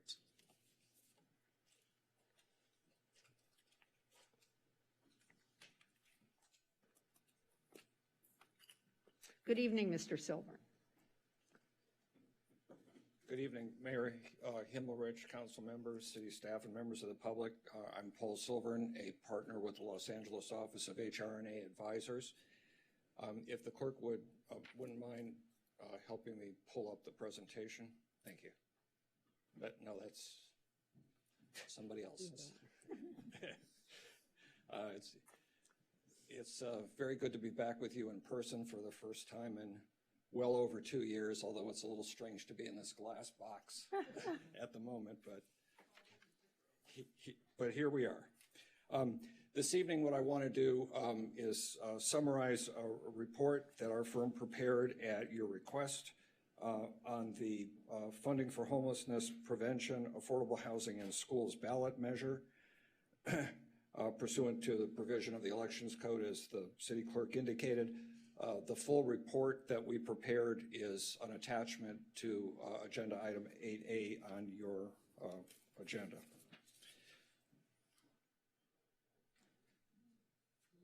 Just very briefly, just a couple of notes on how we prepared the analysis. There's a fair bit of detail in our written report about the steps we undertook, which I won't bother to go through this evening, given how long an agenda you have yet. But I do want to mention two caveats to the work.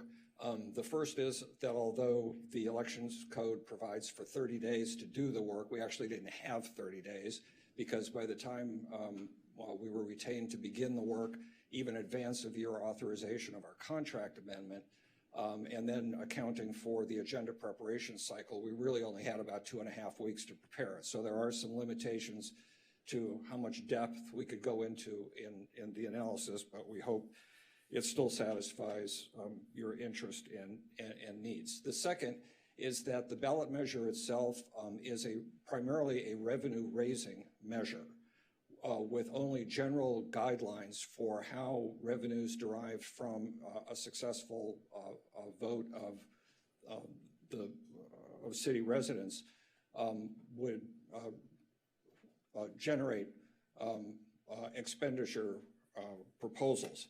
And so in the absence of specific expenditure proposals in the measure, it's very difficult to actually do the kind of impact analysis that the election code provision calls for. So please keep that in mind as I go through.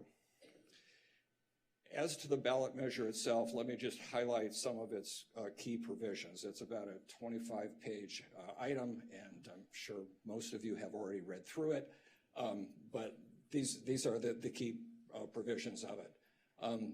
The ballot measure seeks to add funding for homelessness prevention, affordable housing in schools, per its name, by amending the Santa Monica Municipal Code to add a new third-tier real estate transfer tax on sales of $8 million or more.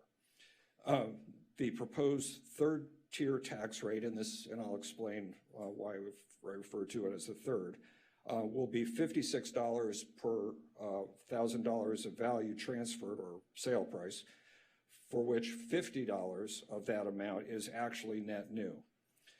The ballot measure would create two special funds into which proceeds from the sales would go. The first, a school fund, and secondly, a homeless prevention and affordable housing fund, of which the first $10 million would go into the school fund, the next $40 million up to $50 million total would go into the homelessness prevention and affordable housing fund, and any funds over $50 million would be deposited 20% into the school fund and 80% into the homelessness prevention and affordable housing fund. The measure would also establish an 11-member residents oversight committee appointed by the council to provide recommendations to the council for expenditures from the homelessness prevention and affordable housing fund.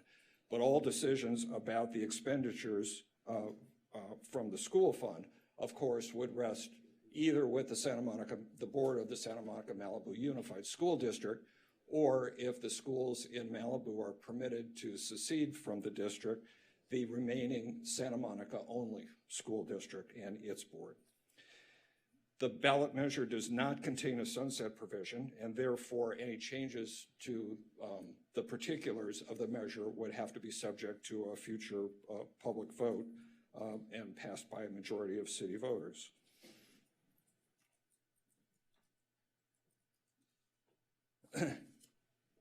Just by way of reminder about the city's real estate transfer tax, it exists in the municipal code pursuant to authorizing legislation from state law and the Revenue and Taxation Code. There are currently two tiers in the ordinance today that have been established over many years, most recently as a result of Measure SM, which was approved by the city voters in 2020 to establish a second tier rate of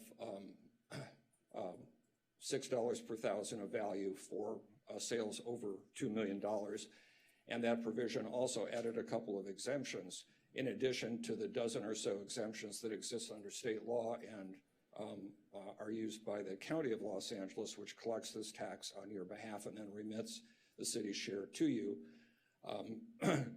for certain transfers for affordable housing. What the tax measure does is add a new third-tier tax rate for sales of $8 million or more. And because $8 million, of course, is more than $5 million, the underlying Tier 2 tax rate also applies. So the total tax rate on sales of $8 million or more would be $56 per thousand.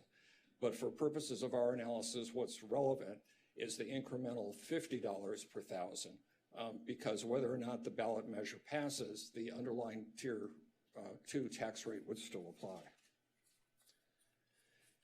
And just for scale reference, this is what that tax implies for sales at different price points, starting at the low end of a sale of $8 million would require a tax payment of about $400,000, and then at the upper end of $100 or $200 million of sales, of which there are in fact many in the city of Santa Monica in the past, it would range from $5 to $10 million per sale in tax required. The illustration on the left just simply shows the allocation of the tax revenue into the two funds, highlighting the fact that if the revenue received exceeds $50 million, that 80% of it would go into the homelessness prevention and affordable housing fund and 20% into the schools fund. The illustration on the right explains the ballot measures allocations of how the homelessness prevention and affordable housing fund that would sit with the city can be spent. There are basically three buckets of potential expenditures. The first is 6% of that amount can be used for administration, and then 30 to 50% of it can be used for income assistance of various kinds, but targeted specifically to those who are rent burdened and are in the extremely low, very low, and low income category, with particular preferences for people who are seniors, are in households where there's a minor child, and persons who are suffering from various kinds of mental and physical disabilities. The other remaining 50% of money in the funds can be spent for a variety of affordable housing production programs targeted to extremely low, very low, low, and moderate income households. Santa Monica is not the only city in California that is looking at a graduated rate of real estate transfer tax. Under state law, charter cities are allowed to pass their own tax rates that exceed the amount that counties in California can collect. And this chart just simply shows what some of those are. The Santa Monica proposed tax rate is on the left.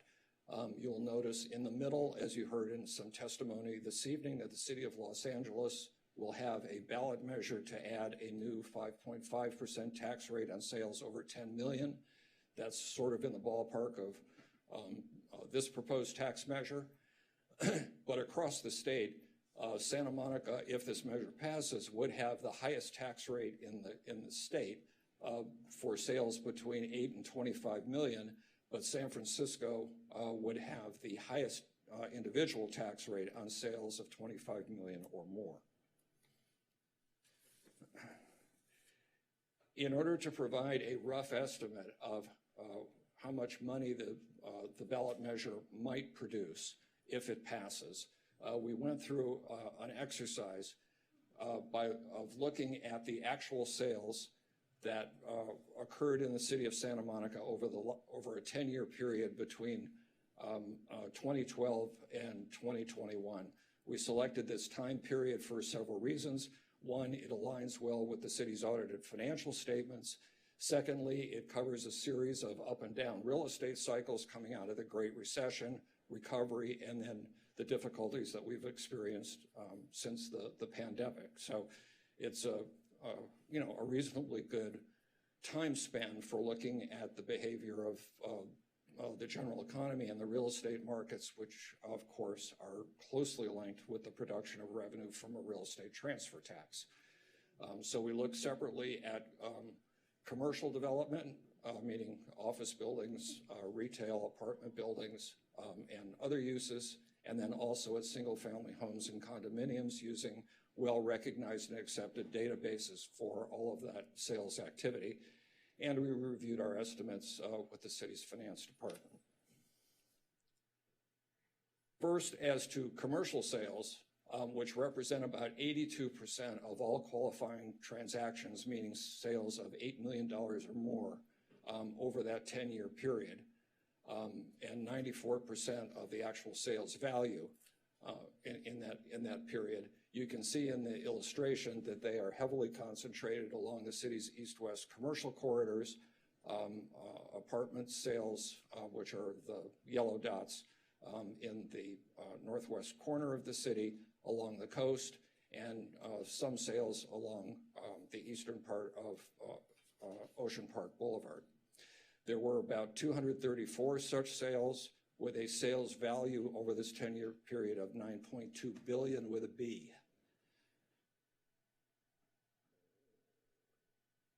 As far as single-family homes and condominiums are concerned, there were many fewer of these at the $8 million price point and above. They're heavily concentrated north of Montana Avenue and along the coast on Palisades Beach Road and Ocean Avenue primarily. There were only about 52 such sales over that 10-year period, representing just under $600 million. So when we look at the total revenue produced by those sales and the third-tier tax rate, that would have summed about $9.8 billion of qualified sales and a total potential tax revenue from the third-tier incremental third-tier tax rate of about $490 million, or an annual average of about $49 million in any given year over that 10-year period. That's just the simple average. And because that falls just under $50 million per the terms of the ballot measure, $10 million comes right off the top to go into the school fund for the Santa Monica Malibu Unified School District, leaving about $39 million available for the Homelessness Prevention and Affordable Housing Fund. But very importantly, as you'll see in the illustration on the right, there is tremendous year-to-year variability in the sales activity and the tax revenue collected. Again, because this particular tax is directly tied to the behavior of the economy and the real estate market in particular. So you have some years, of very high revenue, and some years of very low revenue, which makes the simple average that we're using for purposes of this discussion of, $49 million a year, something that you need to keep in mind. And it's something of, as I'll talk about in a moment, a very serious concern to your professional staff, because one cannot guarantee that that $49 million will show up each and every year consistently. There are going to be very significant ups and downs.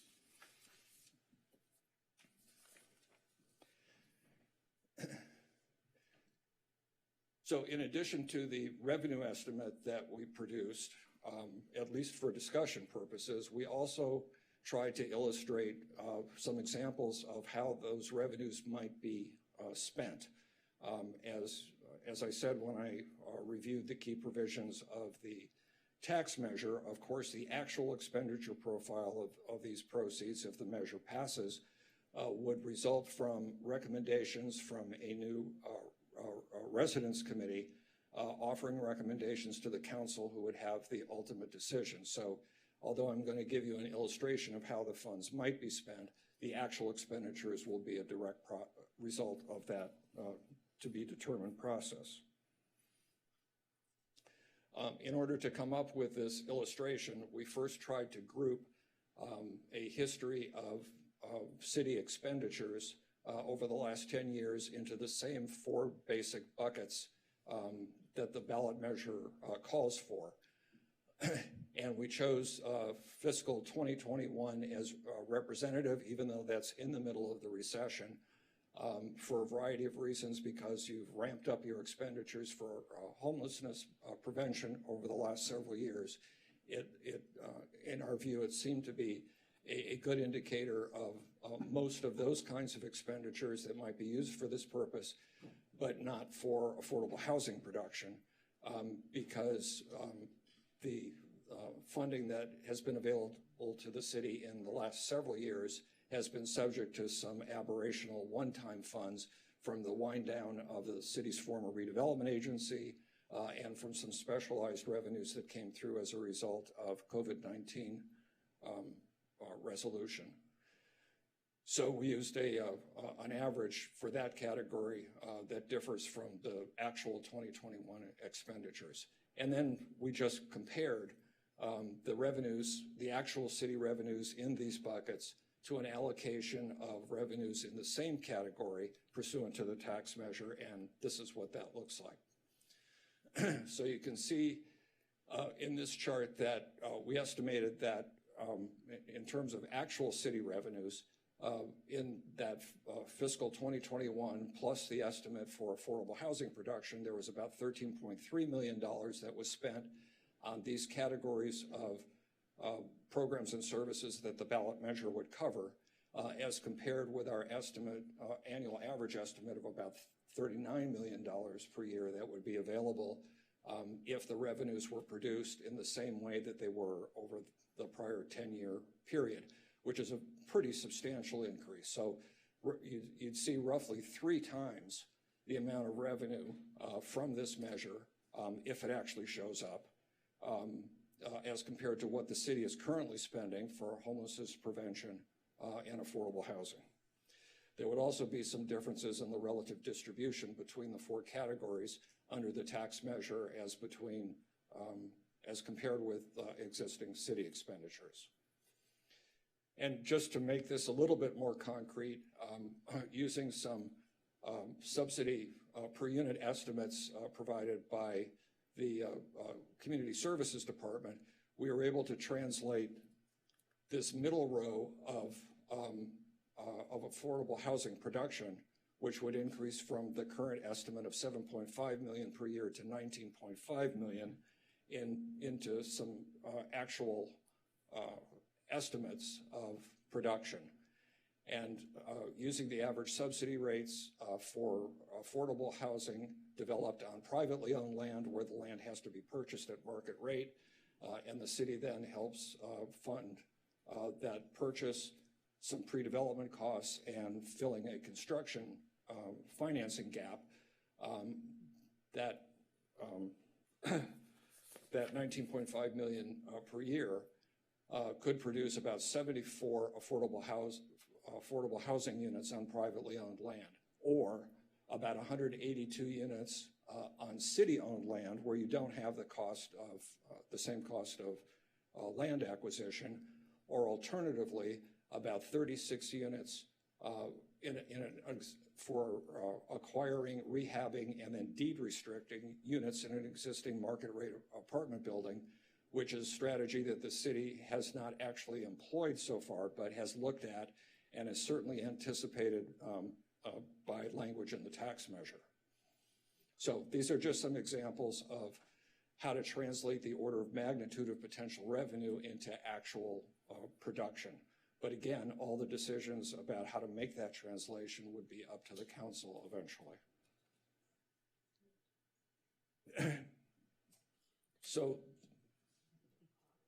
I think that the other issue that's really important for consideration is, even though we've looked back over the last 10 years to look at what the measure might have produced if it had been on the books and sales occurred in the way that they did at $8 million or more, there's no guarantee that that amount of money would actually show up in the future.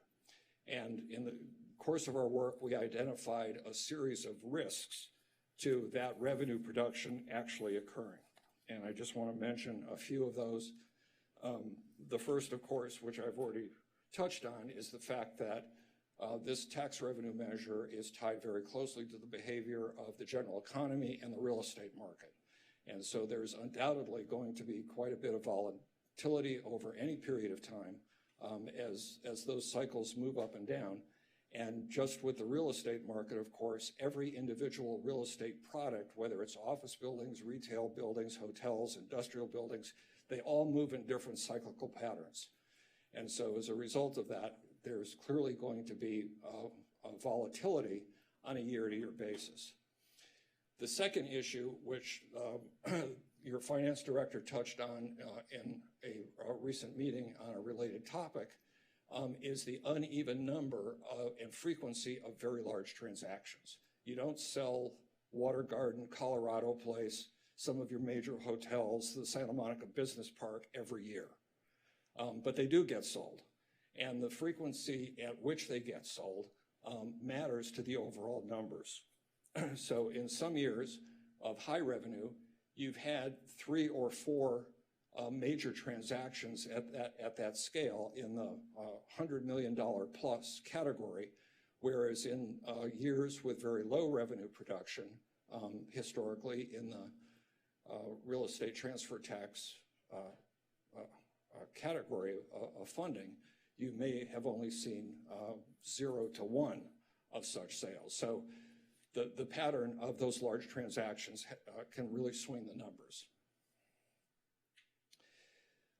Another thing that we did in order to assess potential risks to realizing revenue is we conducted a series of interviews with senior representatives at some very prominent real estate industry companies who either have been directly involved in developing property in Santa Monica or buying and selling property, or who are active in the general market and know Santa Monica well.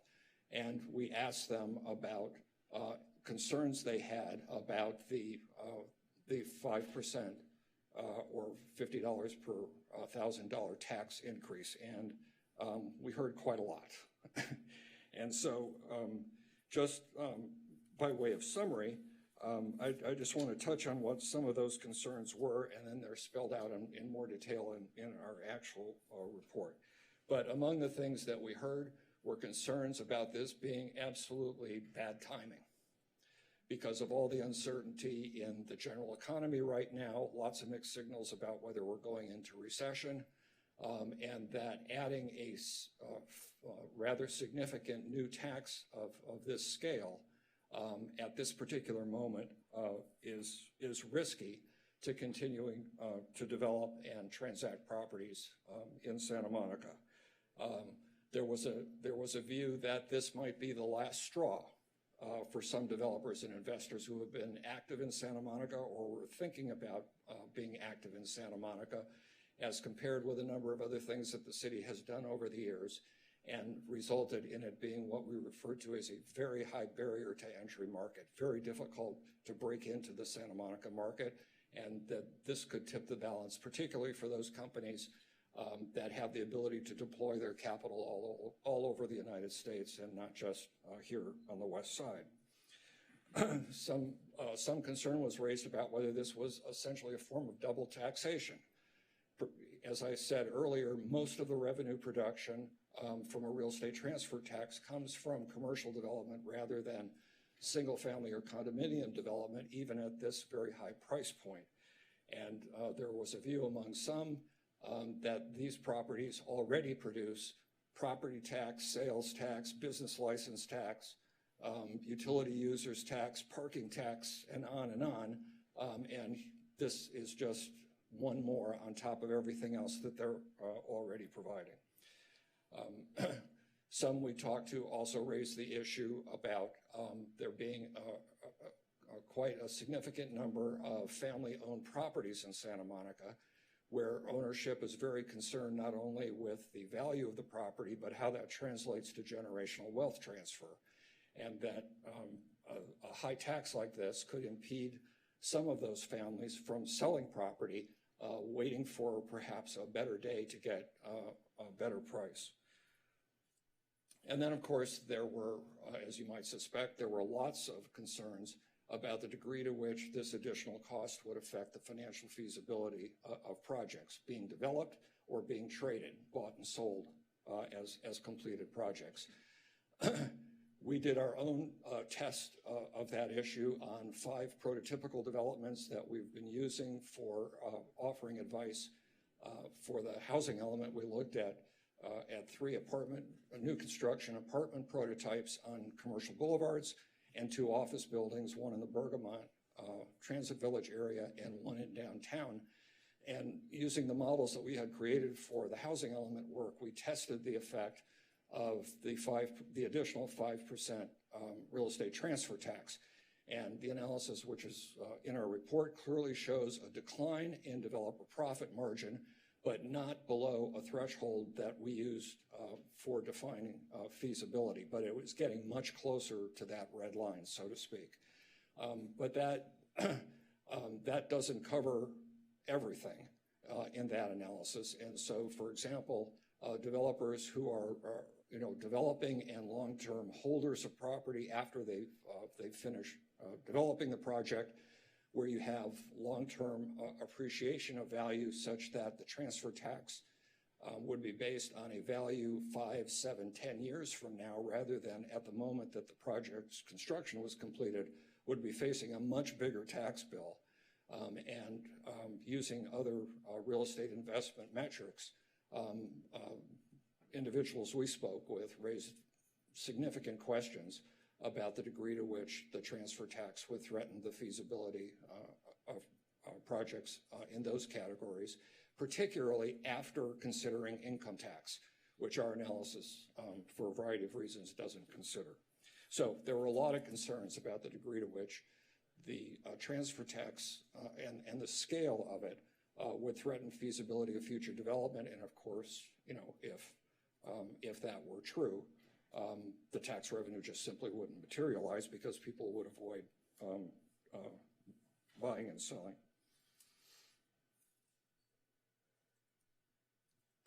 Then just a couple of other items about risks to the revenue profile that we offer. One is tax avoidance behavior. The relative scale of the tax, particularly at the upper end of the value spectrum that I showed you, when you get closer to the $50, $100, $200 million sales, that tax becomes a big enough number that people are going to look carefully at ways to avoid it. And there are certain strategies that can be used, which we probably don't have time to go into detail about this evening.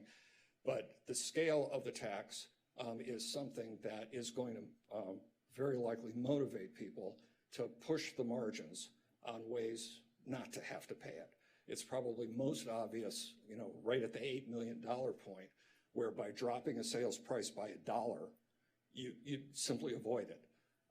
But there are other more sophisticated techniques that can be used to avoid paying the transfer tax to one degree or another.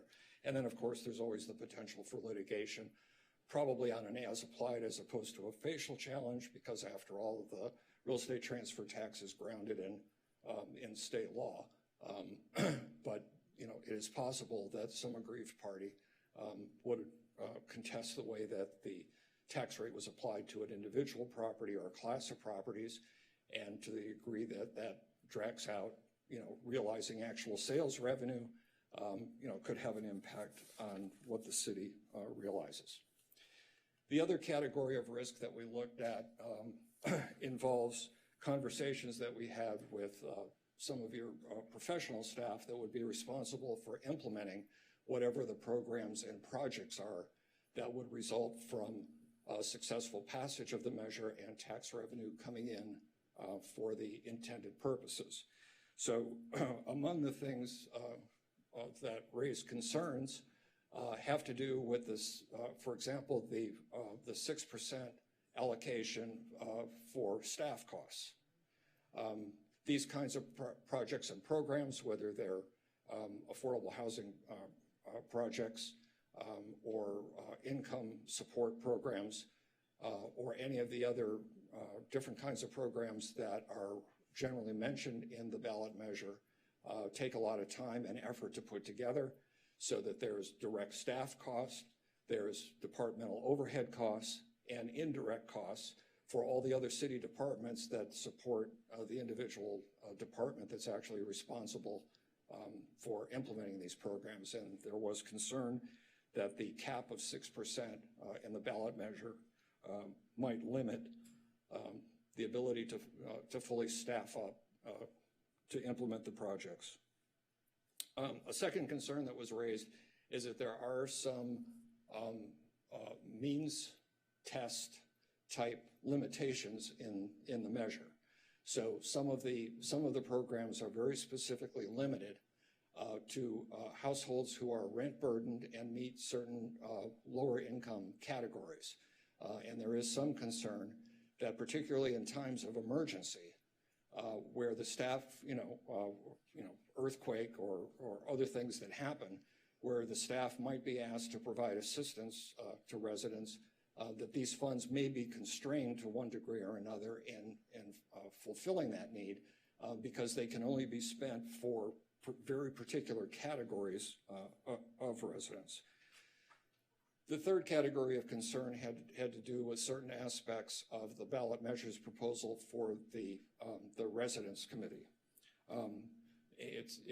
There was some, I think, a lack of clarity about how this committee would operate relative to two of your other existing commissions that deal with some of these same issues, that is the Housing Commission and the Social Services Commission. There are issues and questions about the timing of the recommendations and the council's action on those recommendations relative to the annual budget. And there are questions about the very particular membership criteria for the committee that are specified in the ballot measure. The committee is supposed to be to have 11 members, 7 of them meeting various professional qualifications, which is fairly straightforward, but 4 of them are supposed to be very specific categories of low-income residents who either live or don't live in subsidized units, and represent categories of seniors, parents of minor-aged children, formerly homeless, or experiencing physical or mental disabilities. And knowing that the city has sometimes had difficulty filling boards and commissions that already exist, there are some concerns about whether the very particular membership categories associated with this committee are going to make that task even more difficult in this case. So those are 2 categories of risks to realizing the revenue estimate that we proposed and to actually implementing programs that might be funded by the revenues. So in conclusion, our view is that while the ballot measure has the potential, if passed by the voters, to generate a substantial amount of new revenue for its intended purposes that could make quite a difference in helping to prevent homelessness and to build affordable housing for both existing needs and to meet your very elevated regional housing needs allocation requirement under the housing element. There are reasons to be very cautious about whether that revenue estimate could actually be produced for the reasons I've described, and also reasons to be cautious about whether the programs that the council might elect to fund with those revenues, should they materialize, could be successfully implemented. So I'll stop there and be happy to answer any questions.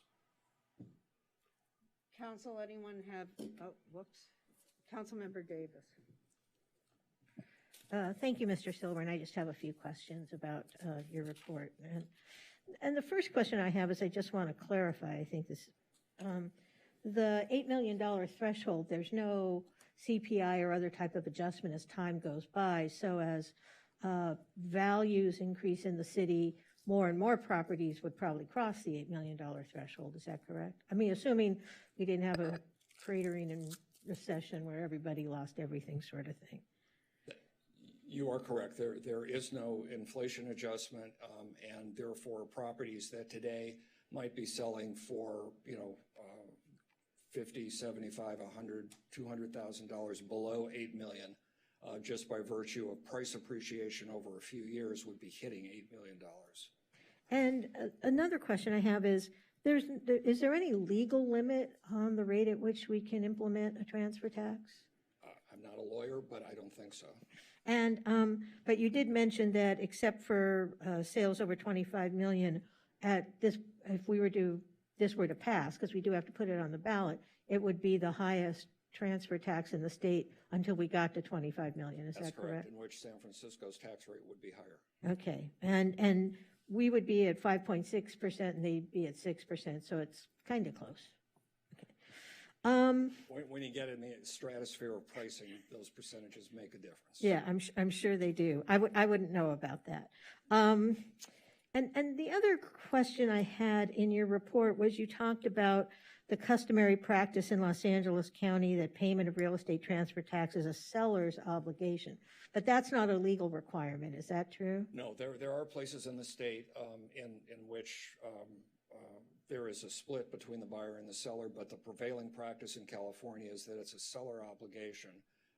But one of the things we point out in the report is that, as a result of how large this number could be for certain kinds of transactions, it's possible that there might be some splitting like there is with brokerage fees, but that could also further complicate the nature of the transaction to sort all of that out. And one of the things you talked about was viability and said that you had tested this in at least one model that you'd used in connection with the housing element.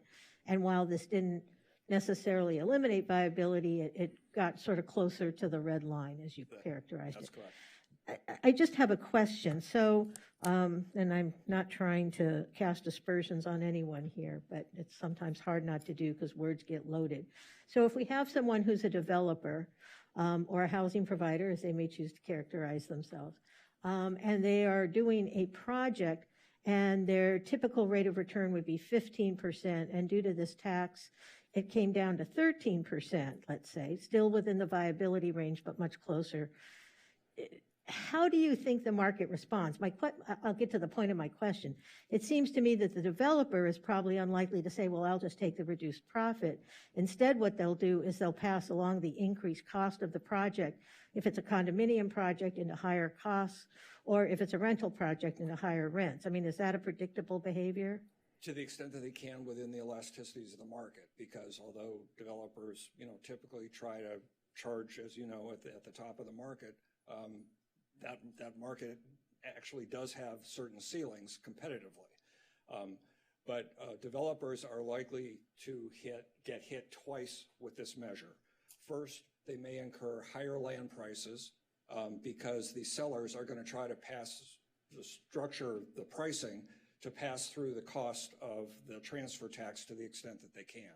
So there could be a bump in land prices in order to, which the developer will then have to account for in other ways in the way that they pencil out the project. And then they're going to get hit again when they sell that project because to the extent that it remains a seller's obligation, they'll be responsible for paying the 5% tax at that point. So there are a number of different ways in which the transfer tax, and particularly at this scale, is going to impact all the numbers. And then one of the things you mentioned in your report, and you also mentioned here this evening, is that there would be, you based your revenue projections on past behavior, of course, when this transfer tax didn't exist. That's right. If we put the transfer tax in the mix, is there any way to predict what behavioral effect it'll have on buyers or sellers or development or anything like that? Every circumstance is going to be different. Our models are looking at roughly, $20 million transactions. I mean, that's just the scale of development that we were looking at for the housing element. But as I indicated, there are lots of transactions, or maybe not lots, but many transactions in Santa Monica that are in the $100 to $200 million range. And there are going to be significant differences in the way developers building something new are going to deal with these issues as opposed to people who are buying and selling already existing but highly valuable properties. So, I mean, it's a volatile tax to begin with, and it may be that behavioral changes caused by the presence of the tax may increase its volatility. Is that possible? Well, that's why we raised the cautions that we did, is that our view is that the scale of the tax is such that it's going to cause people to think differently about how they structure their transactions. And it very well, as we heard from some of our interviewees, caused them to look elsewhere.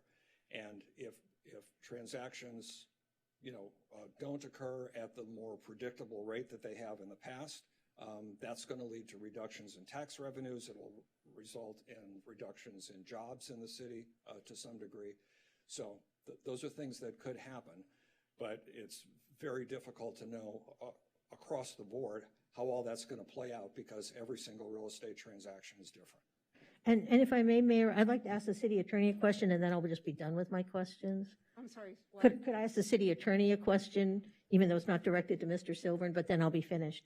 And the question I have for the city attorney is, if as this tax is enacted, we start to see issues with it in terms of some of the issues that Mr. Silvern's identified, what would be the methodology for changing it? I mean, would we have to put another measure on the ballot, or is there something we could do as a council without having to go back to the voters? If the change would potentially broaden the application or raise the tax rate, it would have to go back to the voters. Okay, and if it changed the applicability of the tax rate, for example, let's just say we wanted to put a cost of living adjustment into the threshold, or we wanted to exempt certain types of transactions, would that also need to go to the voters? In other words, if it might effectively reduce the tax rate, Yeah.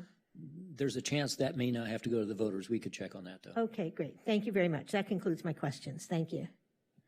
Councilmember Brock. Good evening, Paul. Good evening, Councilman. Good to see you.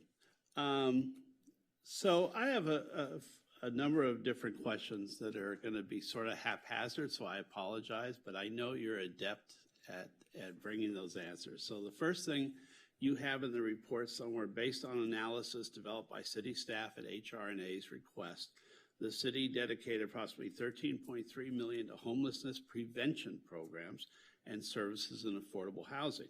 The above estimated annual average of about $39 million of new funding from the ballot measure, if successful, would increase expenditures devoted to homelessness prevention and affordable housing programs and administration by 293%? 3 times. That's 13 million to because it appears from, and I'm not a math major, in fact, hate math, but it appears, I'm honest, but it appears that the 39 million would be 293% of 13.3 million. So that's correct. The actual increase would be 193%, not 293%? Well, it's 3 times. So 3 times 39? 39 is roughly... Sorry, you don't have your math calculator in front of you either. 39 million on an annual average is roughly 3 times the 13.5 that's being spent today, million that's being spent today. So you're saying it comes up to 293%? Yes. Okay. In that same vein, we talk in this measure about homelessness prevention programs, services, and affordable housing. All 3 I'm in favor of, but my question is, does any of the funding for this go to the real crisis that most residents see on our street, which is homelessness? My understanding of the ballot measure text, and others may want to correct me, is that this is not for direct services. So this does not, none of this funding goes to the issues that we see on the streets and trying to get those people housed and trying to get those people I wouldn't say it doesn't go to those issues. It doesn't go to every element of those issues. So homelessness prevention, can you give me that is just subsidizing rent? Yes, providing income supplements to low-income households who are in danger of not being able to pay their rent and could slip into homelessness for that reason. So pod program or? Yes, or any number of other kinds of income supplement programs. Can you may not have this answer. How many people in Santa Monica who are in apartments slip into homelessness each year? I don't have that information. Okay. All right, then. But I would say that it is a well-studied issue across the country, right? And that there is a direct causal connection,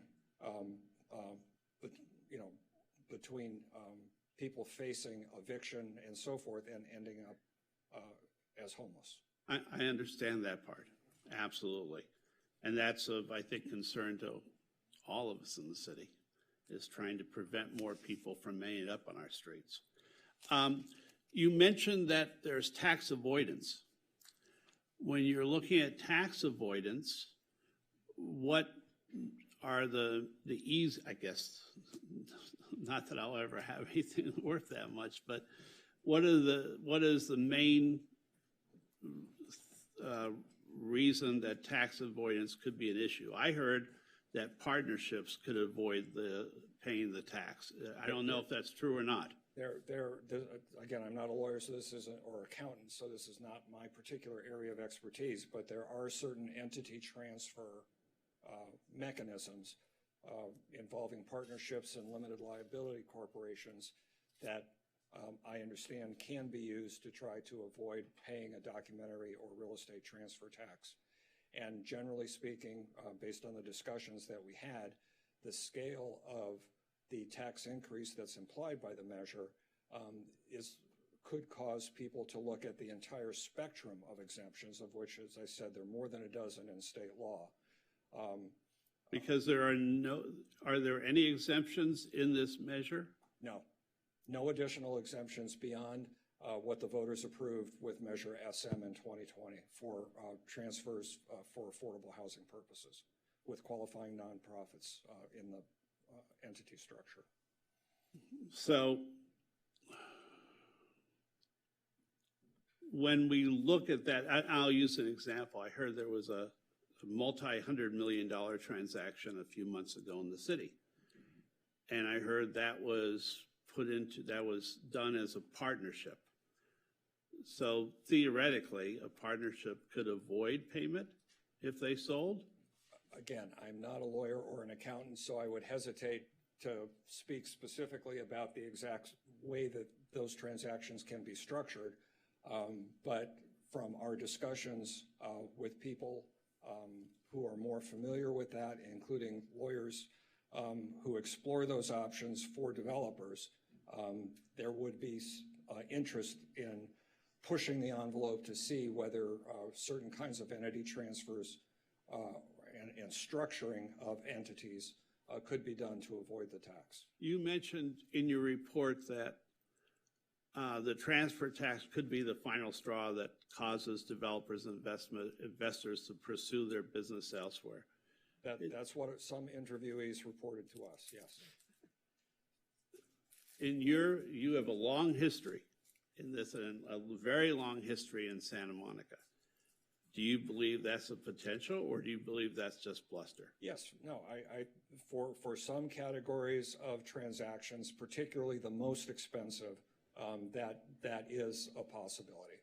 Because as you know, capital is mobile, and the very sophisticated investors and developers who have worked in Santa Monica have the ability to take their marbles elsewhere if they choose. Probably, maybe the last question.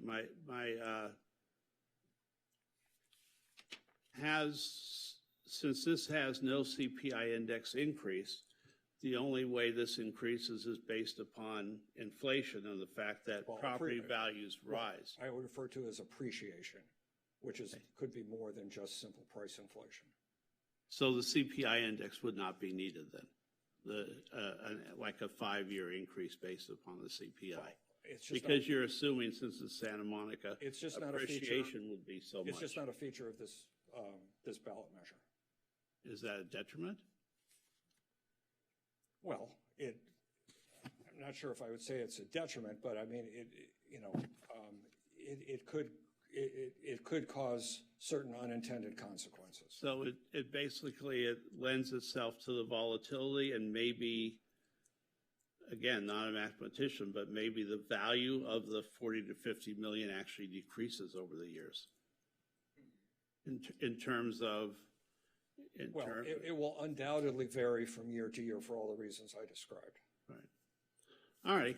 Thank you very much, Paul. My pleasure. Oh, I do have one last question.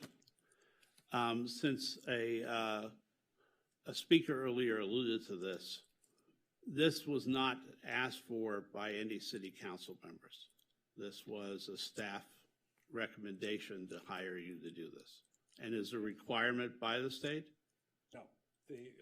The elections code, as you may recall, the elections code has a provision that allows the council to ask for the, Oh, okay. to ask for the report. A gentleman suggested that I had. The council adopted a motion directing the city manager to have it prepared, and the city manager and city attorney in turn asked us to prepare the report on their behalf. In my clumsy way, I was just trying to make sure that whatever resident spoke and said that it was me, it was not me.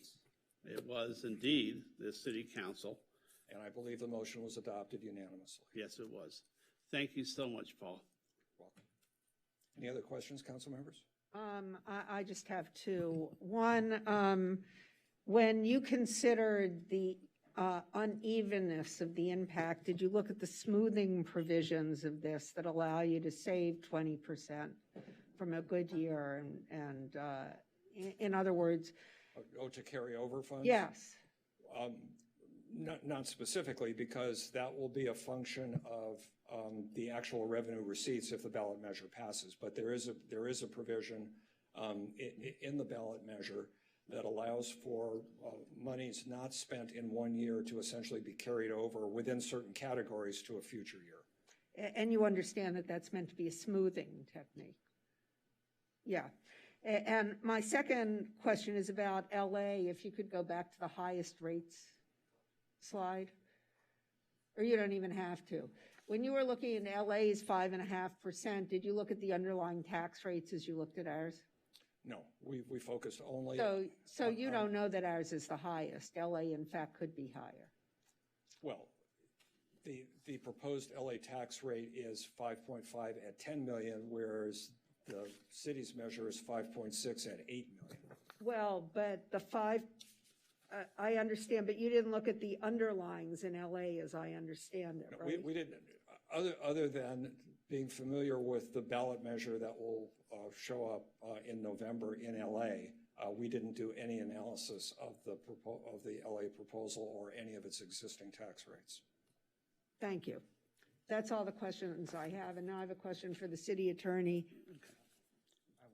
And then I want to go back. You just spurred a question. Okay, go ahead. Councilmember De La Torre and then Yes. Councilmember Brock. Yes, Paul, Sorry, Paul, you aren't off the hook. Oh, yeah, thank you, Paul. I've known of you doing so much work for the school district, very similar analysis on bonds and parcel taxes and all that, so I know you know the city very well.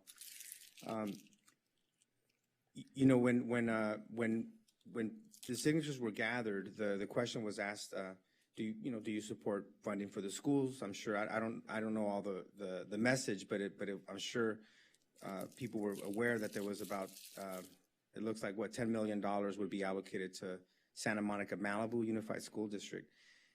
If Malibu succeeds, if there's a unification process that splits the district in two, what happens to the dollars? Does it all stay in Santa Monica, or?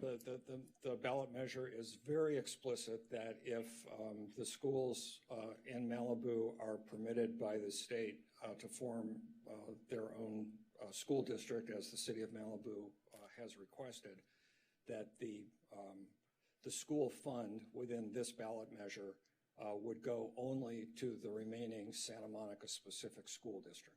Even if what was listed in the ballot measure says Santa Monica Malibu Unified School District?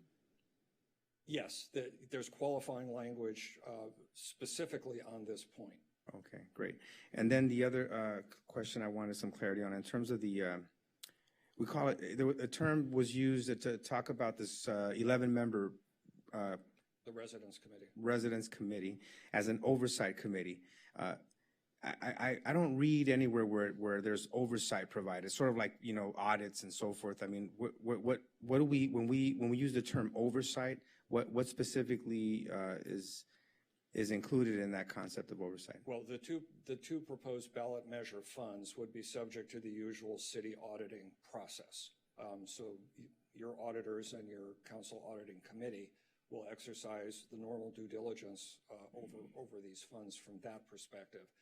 But the language about in the ballot measure about the residence committee's responsibilities include a series of categories of recommendations to council, not only about potential expenditures pursuant to the categories identified in the ballot measure, but also about programs and program evaluation. So the residence committee could be making recommendations around a variety of different things, but they would not have audit requirements. Okay, if the city responsibilities. Correct. If the city council wanted to include those audit requirements, is that something we can do? Can't change the ballot measure. You can't change the ballot measure. So we're pretty much stuck with what we have. So just to be clear, there isn't an audit function for this 11 panel citizens. I don't read the ballot measure that way. I read it to say that the city's normal auditing process would oversee these funds like every other fund in the city budget.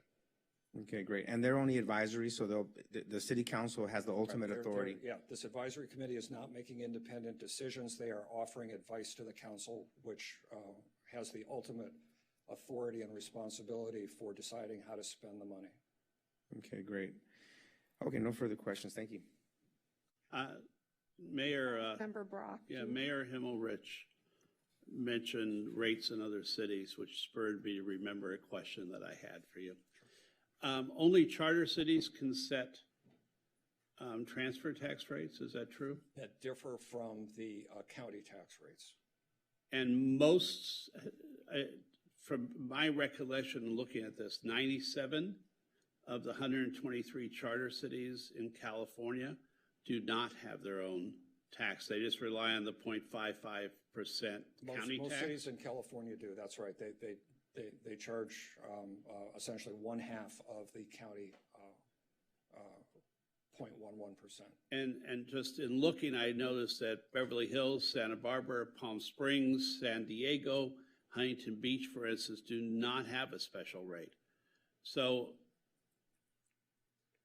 we would be, as you said, potentially, Mayor Himmelrich said LA could be higher at the end, but we would be either the highest or second highest in the state, depending on the sales amount.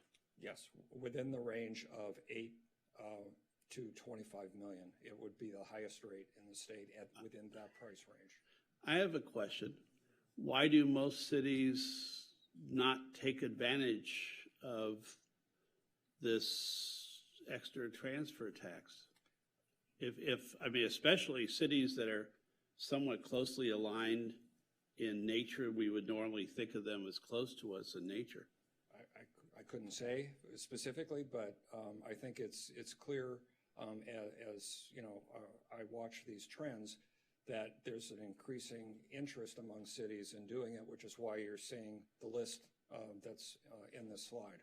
And Culver City was the most recent one to on the west side to implement a graduated real estate transfer tax in 2020, the same time that Measure SM was adopted here. So ours was minute in comparison to everything we're seeing now in 2020. Yeah, it was. What was $50 Culver per thousand. City's in 2020? I don't know the specifics, whether it was the 0.45%. I think it's graduated, right? Yes, they have a graduated rate that goes up by percentage by price point. Okay, but regardless, most cities in California don't do their own tax as of now. Other than the statutory. But they'll probably look eagerly at Santa Monica to see if we're seeing a trend for them. I couldn't speculate about the reason why it's not more pervasive. Thank you so much. So let me turn to the city attorney now and ask if, so we need to move this forward, we have to vote yes. Is that correct? That's correct. And I have one question about the tax avoidance issue, because we've talked about this. There was a case that has language in it that we don't have in our charter that would allow us to stop some of the tax avoidance. Is that correct? Yes, transactions that involve a change in ownership of certain entities that are reported to the state would capture that, even if there's not a change in title that would otherwise be caught. So yes. Thank you.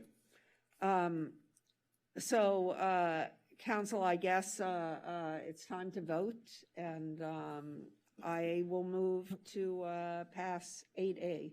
Second. Nope. I accidentally hit motion made, but sorry.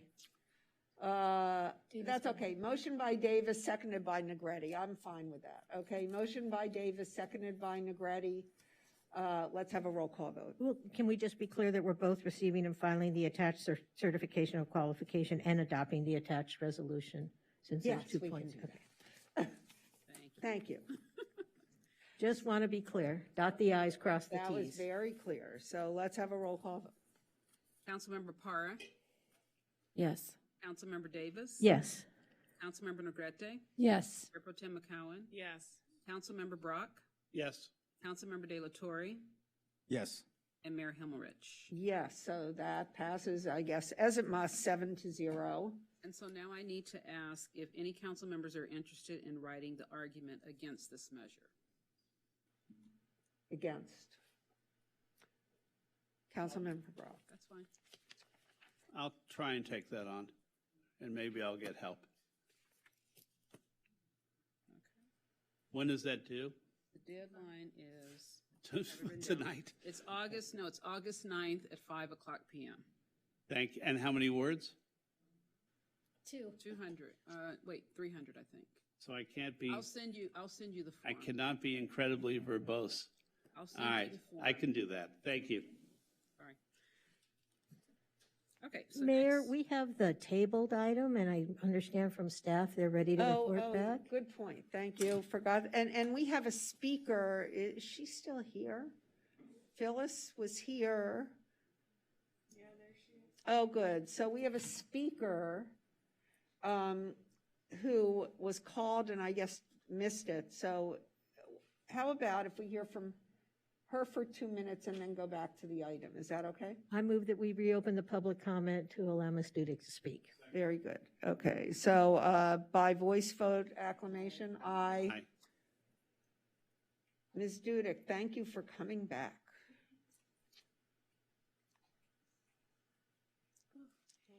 Thank you. I don't usually come out for public forums like this these days, so this is kind of important. Oh, I forgot my glasses. Oh, I don't know if I'll be able to read these notes. Okay. Thank you, Honorable Mayor and City Council members. Nice to be back here. Regarding 11D, we are scrambling right now to find a solution to stop the bleeding for renters in rent-controlled units as of September 1st. We are also scrambling to find solutions to protect renters going forward due to a very strict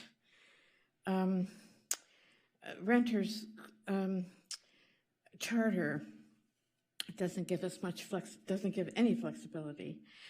So importantly, we're talking about lowering the cap tied to inflation, and also authorizing the Renter Control Board to have powers to freeze or modify rent ceilings during dedicated federal, state, and should include county states of emergencies, as well as city-declared emergencies, while maintaining the landlord's ability to petition for the upward rent adjustments as needed. Without these tools, the Rent Control Board hands are tied, as City Council's hands are tied, as we see in the moment we're in right now. So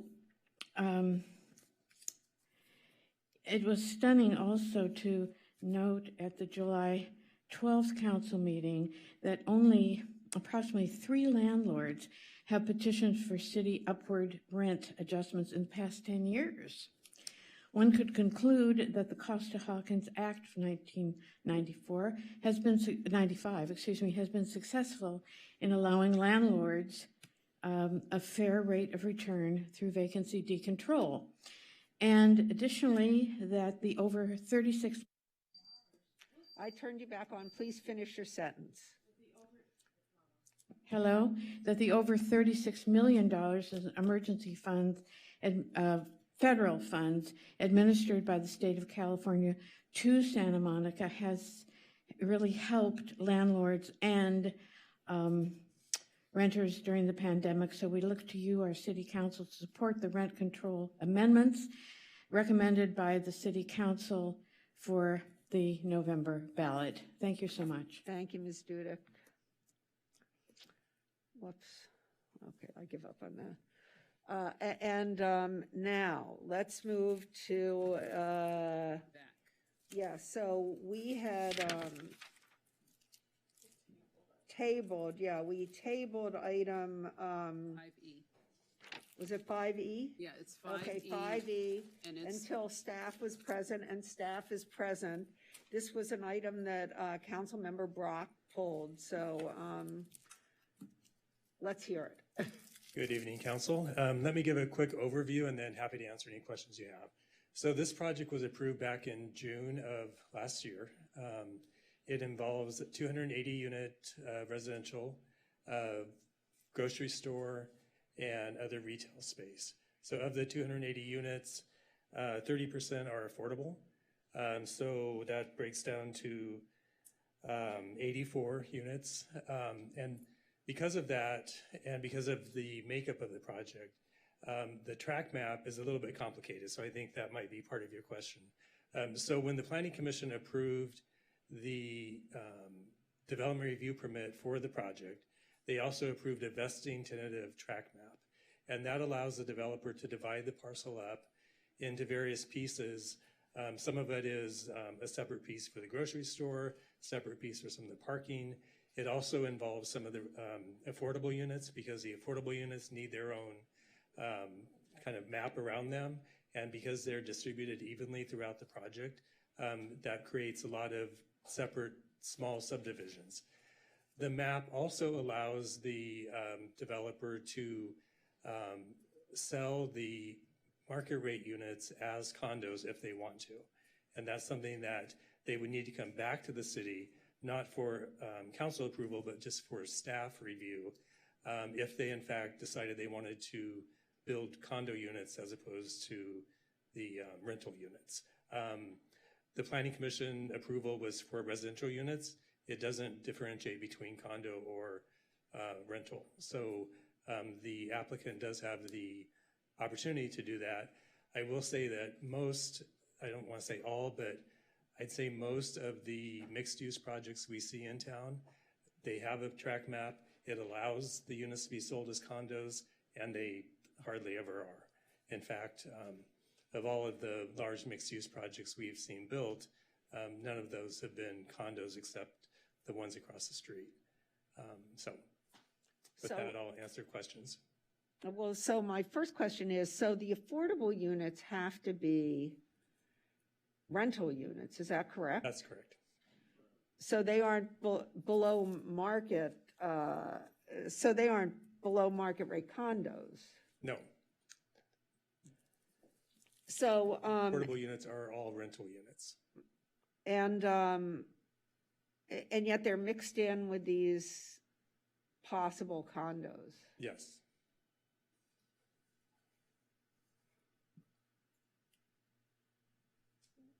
Yes. Yeah, we have a bunch of questions. I'm just saying, like, for clarification, shouldn't the staff report be a little more clear? Because this is very confusing. So, like, for historical purposes, if somebody comes back and takes a look at this, this does not describe what you just told us at all. And so it's very hard for, I mean, I don't, is it just me or, I mean, how do we approve something based upon, this is not, Hold on. I don't know. Okay, go ahead. Okay, I hear what you're saying. Then I'm going to do it in the Negrete, and then, but you want to, I was just going to say, I think one of the challenges for some of these like ministerial approval situations, if in the staff report is not the sort of historical context, I think this is what Councilmember Parr is referring to, Right. to show that like this wasn't something that ever had to come before council. It was part of the DRP that like development review permits like, for because they are 30% testing affordable. out this 30% affordable, and this is the first project to do it. Like it didn't have to come to us at any point. They could do condos, but it's never really been done before that way. So it may not be condos. Just to kind of, especially with a newer council, I think that's the only reason for the confusion. I mean, and I think for the audience listening and those at home who are glued to their TVs, I think, let's hope not glued. I think that some on council feel, even if the conversation happens with staff in advance of these meetings, that it sometimes is important for the community to like hear that conversation from the dais. And so I do think some of it can be alleviated if more is explained in the. Yeah, I hear you, and that's helpful. The action of the council tonight is approving the final map and making a finding that the final map matches the vesting tentative map that was approved by Planning Commission. So, as you're saying, I mean, the decision was made when the Planning Commission approved the project last year. That decision was appealable to City Council. That's the only way it would have ended up in front of you. Right, yeah. And no one appealed. And no one appealed it, yeah. Councilmember Negrete. Thank you for staying. You spoke a minute ago about how this happens in other developments, but the condos aren't ever actually exercised as condos, end up renting out the units, correct? That's been my experience that in most cases, yes. Can you speak to why? I'm trying to understand, is it because of state rent control that they keep that an option because they're trying to pencil out their affordable housing percentage? Like what is the reasoning that a developer, can you speak to that?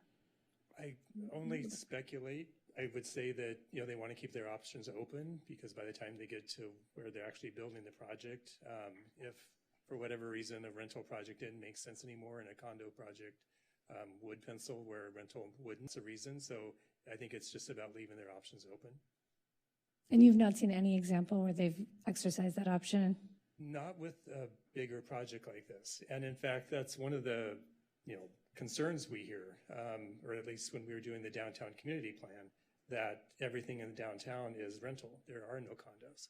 So, it doesn't give an opportunity for someone to, maybe buy a one-bedroom condo in the downtown that would be more affordable than what we see in other parts of town, which are, the 4 and 5 unit townhouses, which end up being, $2 million apiece. So, there could be an opportunity for more affordable condos if some of these projects actually had the built condo as condos, but we just don't see it.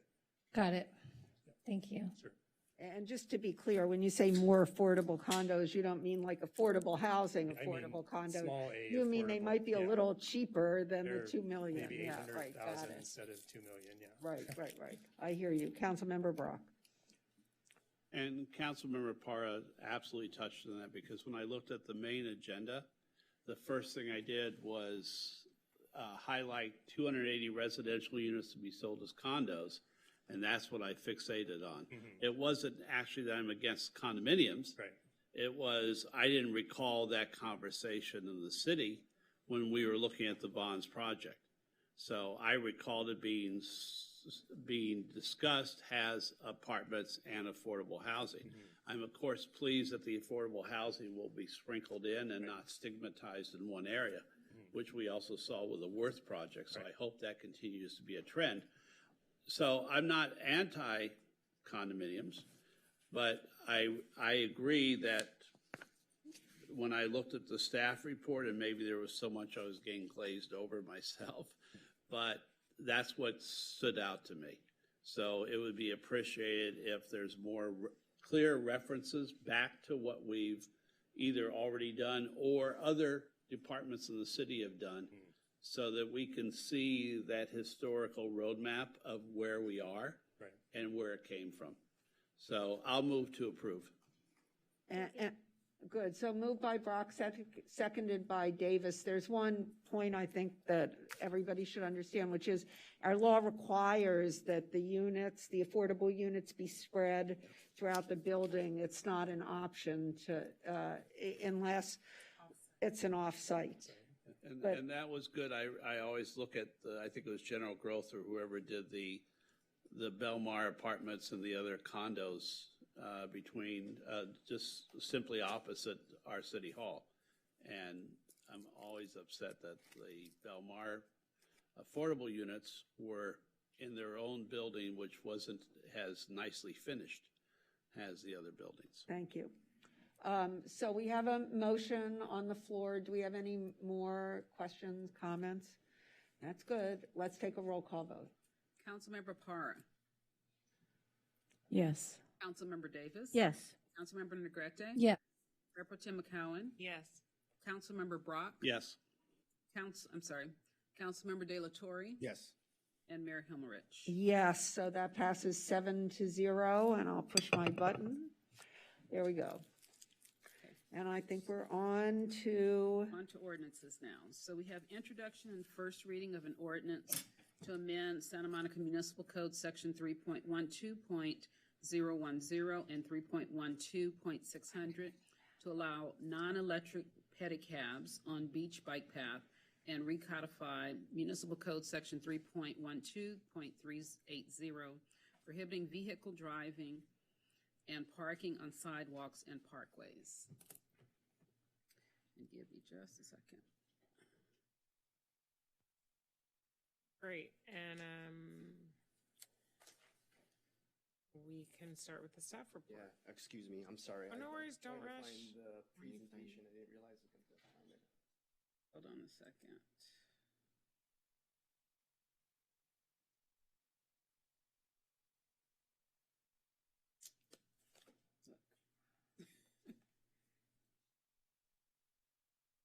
Thank you for bearing with me.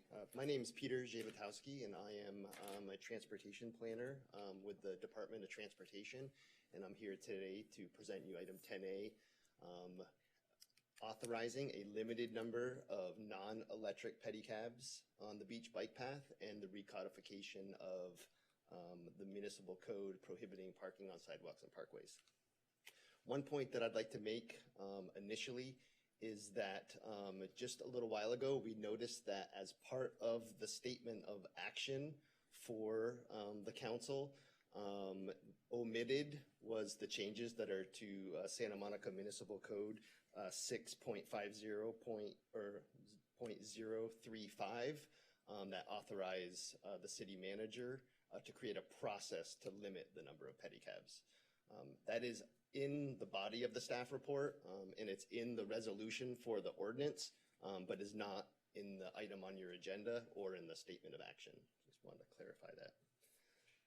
So today we're presenting two separate things. We'll start with what we are proposing for the pedicabs.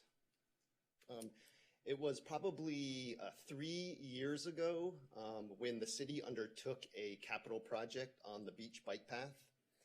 And that capital project was in order to add a little bit of capacity to the path. It did a couple of different things. This project separated where pedestrians and where bicyclists were co-mingling on the path. And it also widened the path in some locations. And by doing that, we created a much more advantageous environment for different types of apparatus to be using the beach bike path. So, for example, pedicabs now have an easier time maneuvering and avoiding conflicts with pedestrians and other cyclists because they now have more space, more width in certain locations, and they also have the benefit of no longer needing to co-mingle. And so when that happened, now we fast forward to today, And we know that recently the constituents of the council have been requesting that we open up the pedicab operations to the beach bike path. And so we've come here today with a proposal to do that, where we're going to suggest that there's 3 changes to the municipal code that are being proposed. One of these changes are nestled in 2 different areas of the code. One of the area is within the public safety and traffic section, that's section 3.12. And the other is the business trade, specifically for pedicabs, and that is in section 6.50. And essentially, these 3 changes do the following. 1, it authorizes that pedicabs are now permitted in non-electric pedicabs on the beach bike path, and that is that's in section 3.12. And then also what we did, because there has been some changes in the layout of the path, the separation of the path, for instance, we have added a definition for the beach bike path. We've also refined our definition for the beach promenade to clarify those 2 areas. The area where pedicabs are to be prohibited, the beach promenade where pedestrians are maneuvering, and then the area where the pedicabs will be permitted or in the beach bike path. And then finally, the other change that we made, because one of the charges that we had as part of this process was that we were to look at limiting the number of pedicabs that are going to be operating on the path. And so those changes are in section 6.5, where the city manager is proposed to be authorized in order to limit the number of pedicabs. So prohibiting electric pedicabs on the beach is intended to improve safety for all of the path users.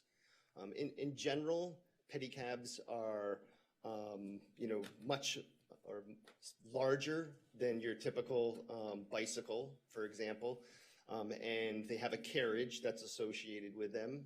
They're often carrying passengers, so with that becomes much more weight and mass.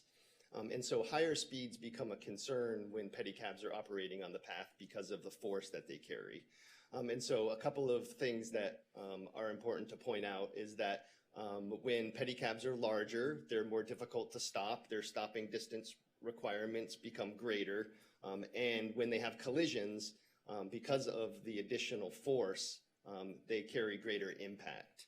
And so that is the rationale behind us proposing to not have any electric pedicabs. Electric pedicabs are faster than your typical pedicab that's going to be powered by a manual. We're working on the process right now in order to reduce the number of pedicabs that are permitted to use the bike path. We've been surveying different cities to find out, who's permitting or licensing pedicabs, how they're doing that, are they limiting numbers? We haven't, it's a work in progress. What we do know right now is that we're going to strive to have this complete by the time that this ordinance would become effective, which is September 23rd. So we're working on that particular timeline. The universe or the eligible pedicabs for this would be those that are currently licensed in the city and those that have non-electric pedicabs.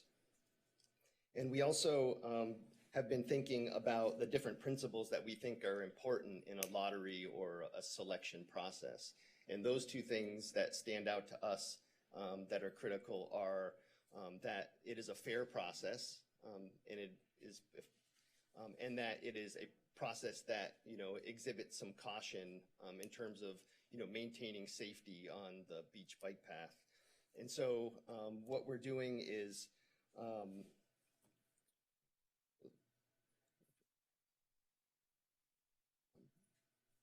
we are, so what I mean by that, so in order to make sure that we're having a cautious process, we want to be able to start out smaller and to scale up. And so, we've been considering, the number of pedicab decals that we would actually authorize in order to have, how many pedicabs are appropriate on the beach bike path. And, so that process is, it's been difficult because, we haven't been able to find any examples out there that are exactly like ours. And what I mean by that is, when we look at somebody like San Diego who permits a limited number of pedicabs, we know that they do that within their gas lamp district. It is a location within their city that has, a lot of redundancy in their street network. So these pedicabs are spread out. And in our example, they're it's a very linear type of piece of infrastructure. And so they're all sharing the same path. And so what we're doing is, we've thought a lot about, the number to start out with amongst the staff. And what we are considering right now is starting for the first fiscal year, issuing 10 decals for pedicabs to operate on the beach bike path. We would then monitor that process, over the course of the fiscal year, and then at the end complete, consider whether or not that number can be scaled up and increased, or whether we're seeing conflicts and issues and that number, needs to either be scaled back or remain the same. And then, one of the final things that we're doing too for safety is we are going to identify specific pedicab stands. And so those are locations where pedicabs would stop and complete their passenger loading activities, so their pickup and their drop-offs. We think that it would be an improvement to have these in identified locations. This is something that will likely take more time and would not be implemented by September 23rd. But we do have a couple of provisions that do exist in the code that cover the operations of pedicabs and how they're undertaking those particular activities. So in section 6.5, again, it prohibits the operation of pedicabs that impedes or blocks the normal and reasonable movement of pedestrians or vehicular traffic. And existing as well, there's a prohibition of loading and unloading pedicabs and passengers in travel lanes or roadways. So that concludes pedicabs. And then, finally, the other piece of this is recodifying no parking on parkways. We noticed recently, as part of a code compliance, that the provision that prohibits a vehicle from parking on a parkway was inadvertently removed from our online code viewing system, Q code.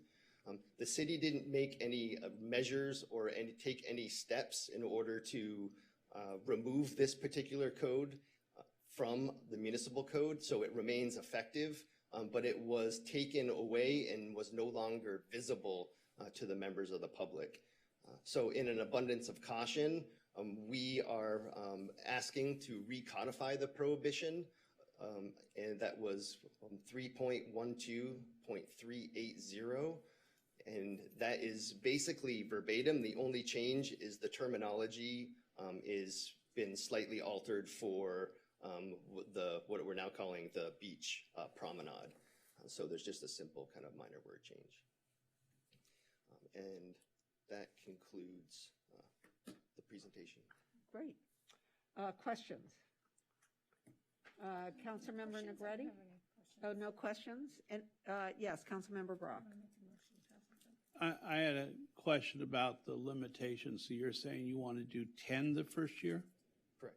And that's scattered between how do the providers get that permit? So right now we're considering a lottery system for distributing the permits. So it will depend somewhat upon, the number of permits that we issue and the number of providers and the pedicabs that they have. If possible, and fairness is a big part of one of our objectives. So, if there is 10 permits and we had, 5 operators, then we would like to do what's most equitable and distribute, make sure that everybody has a permit and then lottery the rest of those permits off randomly. How do we come up with, 10 just seems sort of low, considering we saw all those vendors here before. Let me chime in, Councilmember Brock. I think the reality is we don't really know what the number is. There isn't a lot for us to grab onto to determine the number. So I think we're at this point in time having open conversations among staff, throwing out numbers, but we have to go back, as was mentioned. We want to do some survey work and come up with something. But whatever we do, it's going to be a first step forward, and we're going to see how it works. There's really no standard or benchmark to work with. Can we just go with a dozen? Don't know. Sure. Okay, well, no, I was just because I was hearing 10, so that is not an absolute. That is, we don't know yet. Correct. There's no. That's fine. Really That's what I nothing- wanted to hear. I Yeah. I kept hearing 10 went into my head, so I was trying to see if that was our absolute. So it's not right now. It'll be determined later. Yeah, we're open-minded. Okay. Go ahead. Well, first, I just wanted to thank you for sticking to the proposed measure of non-electric and human-powered. And I'd like to make a motion to move this item. I'll second. So motion by Negretti, seconded by Brock. Is there any comments, any discussion? Let's have a roll call vote.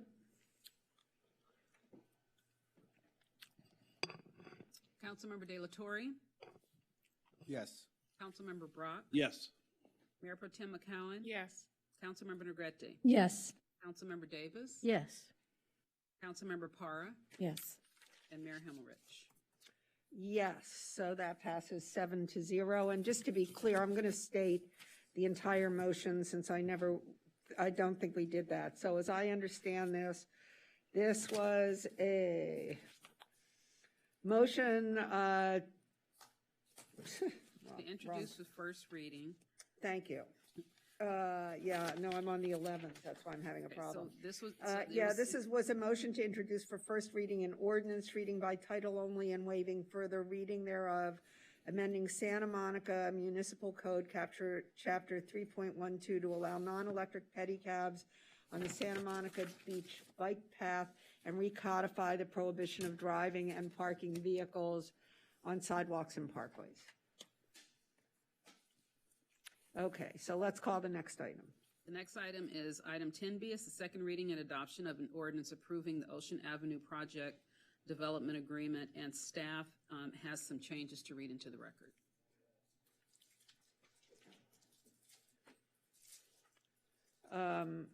Looking for the staff report on Ocean Avenue on the Geary project? No, I'm sorry, this is the second reading, so. Oh, good. So wait, there are? No. It's just a There's not a change in the actual development agreement. There was a recital which talked about the number of rent-controlled units, which is 19, and then it also talked about the fact that there were 25 deed-restricted units, and just to make it clear, there was some overlap in the counting, but they are going to provide 19 rent-controlled units. 25 of them will be deed-restricted, and some of them will be both deed-restricted and rent-controlled. And I think he explained that during the presentation, as I recall. Good. Move adoption as explained. Second. So moved by Davis, seconded by Himmelrich. Let's have a roll call. Councilmember Para? Yes. Councilmember Davis? Yes. Councilmember Negrete? Yes. Mayor Pro Tem McCowen? Yes. Councilmember Brock? Yes. Councilmember De La Torre? Yes. And Mayor Himmelrich. Yes, so that passes 7-0. And now we're on to item 11A, adoption of a resolution placing a ballot measure on the November 8th, 2022 ballot that would remove section 1011 and 1012 from the Santa Monica City Charter. And did you have a PowerPoint, Lori? No. Okay. And welcome, Ms. Gentle. Thank you.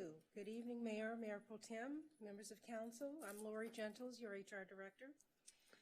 As directed by City Council at its July 12th meeting, staff is returning with an amended recommendation to submit to the voters of Santa Monica a measure to remove sections 1011 and 1012 from the Santa Monica City Charter to allow the City Council to adopt an ordinance to establish and define the powers and duties of the Personnel Board in the Santa Monica Municipal Code.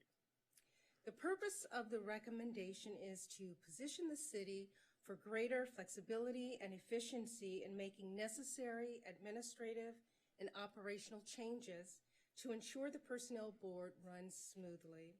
For example, due to recruitment challenges over the last several years, the Personnel Board wishes to expand the eligibility requirements to not only include Santa Monica residents, but also residents of LA County who are either employed full-time within the city or who own real property in the city or who have been issued a business license by the city. Additionally, the board would like to reduce the staggered term limit from 5 years to 4 years. And these recommended changes align in terms of more flexibility of the eligibility requirements with several other city boards and commissions, and would also provide the intended outcome of increasing our success rate in filling vacancies faster so as not to delay the city in conducting its business, and expanding civic engagement and promote inclusive participation in the civic process by reaching a larger pool of interested and diverse candidates that reflect the diversity of city staff. If council adopts the resolution submitting to the voters on November 8, 2022, a ballot measure to remove sections 1011 and 1012 of the Santa Monica City Charter, staff would also recommend that council authorize City Council to file written arguments for or against the measure and direct the city attorney to prepare an impartial analysis. That concludes my summary report, and I'm happy to answer any questions. Any questions? I have one. So we heard testimony and received a letter from members of the Personnel Board who are worried that moving the Personnel Board from the charter and putting them into the municipal code will somehow affect their independence. I'm trying to understand if there's a statutory basis for that. I think that is that concern could possibly be remedied by when we talk about repealing sections 1011 and 1012. 1012 has to do with the powers and duties. By repealing that section and putting it into the ordinance, you can put it into the ordinance wholesale. In other words, not really change the powers and duties of the Personnel Board. You're literally just moving it from the charter to the municipal code wholesale, so that it doesn't affect or change the powers and duties of the Personnel Board, which I think might remedy some of the concerns that they have. And the real concern and the direction that they wanted to go in was to really expand the eligibility requirements so that we can have greater success in recruiting. Well, so let me understand, is what we're doing here, we don't have a companion ordinance, right? We don't have the ordinance. No, but I think that the staff report basically is submitting to the voters to remove those sections from the charter, and then having the city attorney's office establish an ordinance that would define the powers and duties. And could we say that the powers and duties should be the same as those specified in the charter? Would that alleviate any of those concerns? That's right. If you look at the powers and duties in section 1012, I think if we were able to maintain those intact and whole, that would address their concerns that their responsibilities will not be diluted, and that they will be able to remain a neutral body that supports not only staff but the citizens and at city administration as well. So I guess my big question is, can we put this in the resolution so that we can sort of appease their concerns? I would suggest that if you approve the measure to put on the ballot, that you give direction for the city attorney's office and the city manager's office to bring that in that form. Councilmember Davis? I just wanted to clarify that the method for appointing the personnel board, whether it's in the charter or by ordinance, won't change. I think there was some perception that the fact that the council currently appoints the personnel board, even though they're a charter body, and it will continue to be the council appointing them if they're by ordinance. So there's no, to the extent there's some politicization attached to the appointment process, that doesn't change either, does it? It doesn't, but I think that the concern was, and how the staff report was written, it says to adopt an ordinance to establish and define the powers. So there's a perception that you may redefine the powers. All right. Well, and I think the mayor's questions and the direction suggested by the city attorney can probably address that. Thank you. Any other? Yes, Councilmember Brock. So my question is, why are we, it's a charter commission. It's one of 5, I think, left in the city. Why do we need, or why do we want to remove it from being a charter commission? Because the personnel commission, by nature, should be an independent body, and they are concerned about, there are certain rights that they get by being in the charter. So maybe the best way to ask this is, what extra rights do they have by being a charter commission, and what would they lose by not being a charter commission? You're asking me? Sure. Yes. The only difference is, being in the charter, the council cannot change that by ordinance. If it were only in an ordinance, then the council would have the flexibility to make changes on an ongoing basis. That's the only difference. Is there any reason to have the council have more control over this commission? Or should they just remain a charter commission, and all we should be tinkering with is the methodology of choosing new commissioners, whether they can be from outside Santa Monica, since there evidently was a drought for a while, but we saw 2 weeks ago there was no drought because there were 4 applicants for the one personnel commissioner job, and we had no problem choosing a new commissioner. That's totally up to the council. Policy call. So when we were discussing this the last time, and I think this passed unanimously, I suggested that we move them from the charter into the code, simply because there have been traditionally problems with recruiting or finding people for this commission. In case we needed to make further adjustments to the requirements, I thought it would make it easier to do it in the ordinance, and we wouldn't have to wait every 2 years for an election to change the rules and then recruit under the new rules. What's the last time that we actually changed or we adjusted the personnel commission? Is it a 1946 commission? It's not that, no, it doesn't date back to that old. I can't remember, I think maybe 19... It's like 1977. So it's not a charter commission from the charter. It was added to the charter. Look, I don't have a dog in this fight. I'm just trying to make it easier to keep it a full commission as opposed to a partial commission. If it in fact abridged their rights, which is why I'm asking how we can make sure that their powers stay the same, then it just didn't make any sense. In other words, if we keep their powers the same, then we aren't really affecting their operation. It's only if we abridge their powers that it affects their operation, as I understand it. I think what I heard from the chair of the commission in the letter and his conversation up here was they were concerned that their powers could be changed. I mean, they're an obscure commission, but important commission. They're not a commission that we as the public see every day. Well, it's true They that are if, doing important work.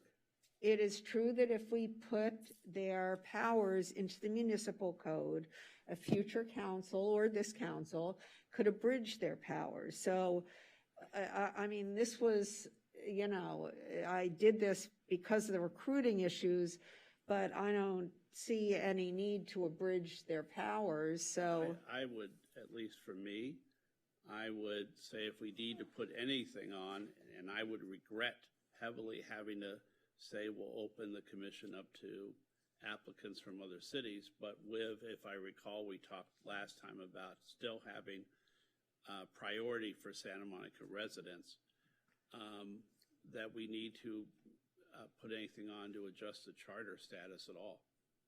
So I would personally oppose the switching of the charter status, but I would be fine with amending to LA if the majority of council feels that's important. Well, we probably have that teed up because we went through it once if we had That's passed the it the original- last time. The original.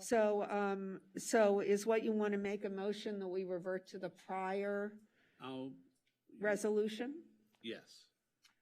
So, staff, is that, I saw that you left it as an alternative as I read the staff report, am I correct? You could move the original proposal. Which, can you repeat that really quickly, and I'll just, What it was? yeah. So you want to read that? So, It says, shall the city charter be amended to A, expand eligibility requirements for service on the city's personnel board to include, in addition to City of Santa Monica residents, residents of Los Angeles County that are employed full-time within the city or own real property in the city or have been issued a business license by the city. That's the language. okay. I would move that, or I will move that. And I'll second it. Sorry.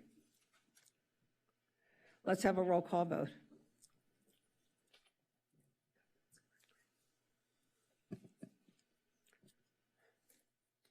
Councilmember De La Torre, Yes. Councilmember Brock, Yes. Mayor Pro Tem McCowen, Yes. Councilmember Negrete, Yes. Councilmember Davis, Yes. Councilmember Para, Yes. and Mayor Himmelrich. Yes, and I want to apologize to the city attorney's office because I really thought we had a consensus on this. I know you did a lot of work to prepare the new one, and to you too, Ms. Gentles. I never mean to create more work for you. I understand that everybody is very pressured now, and I do apologize that you had to go through the extra work to prepare this, so. And so, Thank you. so now I need to ask the question, who's going to write the arguments? Oh, thank you. I In was just favor. going to raise that. Come on, guys. Oop, you aren't running. Oh, Lori will help. yeah, I can do it. Okay, so who? So Kristen, Yeah, I'll do it. thank you. Okay. Yeah, Gleam's already on. So next we have adoption of a resolution to place a real property documentary transfer tax revenue measure on the November 2022 ballot. And Dave, do you have a presentation? Okay. Yes. Thank you. Is that it? Good evening, Mayor and Council. So the item for you tonight is a resolution placing. Thank you. Placing a measure on the November 8th, 2022 ballot, adding a third tier to the city's real property transfer tax. As you may recall, Council directed staff to study the viability of a real property transfer tax measure for the November 8th ballot back at the Council's budget study sessions back in May. 2 weeks ago, we came to you with that proposed measure, and at that time, Council directed staff to return to this meeting with certain amendments to the measure. So that's what we're here today, and that's what I'm going to focus on today, the amendments that you approved 2 weeks ago. The amendments were to increase the Tier 3 rate from $15 per thousand to $20 per thousand of the transfer value over $8 million, just a reminder, that's the incremental value over 8 million. So the next amendment that you directed was to remove the exemptions for the first-time transfer of newly constructed residential property greater than 4 units and owner-occupied residential property 3 units or fewer. You also directed to add a 10-year sunset clause for the tax, and also to amend the advisory measure to include housing displacement services for seniors and low-income residents as part of the proposed use of the funds. So this kind of looks similar to a chart you saw in the other presentation earlier, but this is what the new tax structure would look like. Tier 3 would be added, and again, it's adding $20. $20 rate to all sales for the increment over 8 million. So the $6 rate, the tier 2 rate, would apply to the entire amount of the sale, and the $20 rate would just apply to the amount over $8 million. And looking back over the last several years, as you heard in the previous presentation, this is a very volatile revenue source, but looking back over the last 4 to 5 years, this would have increased general fund revenues by $9 to $21 million annually. Just give an example of what the effect of the tax rate would be. Under the current tax rate, this is using a $10 million sale as an example. Current tax rate for the $6 per thousand would be $60,000. Under the new tier 3 rate, it would add another $40,000 to this transfer, so the total tax on the transfer would be $100,000 as opposed to $60,000 under the current tax. As I said, you also the amendments you directed would remove those 2 exemptions I mentioned earlier, so these are now the proposed exemptions that would be remaining in the measure from the 3rd tier. And then the next slide, this is the proposed ballot measure. This is the revised language for the ballot. It's taking into account the 4 amendments that we just discussed. And the next slide is we've revised the advisory measure language to include housing displacement services to protect seniors and low-income residents from the housing displacement. So that's been added to the advisory measure, as I said. As you obviously know, since you discussed this much earlier, there's an opposing measure on the ballot that would also increase, add a 3rd tier to the transfer tax increase. If both measures pass with 50% plus 1, the one receiving the most votes will prevail. So to summarize, the recommendations are to approve a resolution to place a measure increasing the transfer tax on the November 8th, 2022 ballot, designate the council members to prepare the ballot arguments, and direct the city attorney to prepare an impartial analysis of both measures. And that concludes my report. Thank you very much. Questions? Oh, good job. Councilmember Brock just said you did a good job. I appreciate that. Thank you very much. Any questions? Councilmember De La Torre?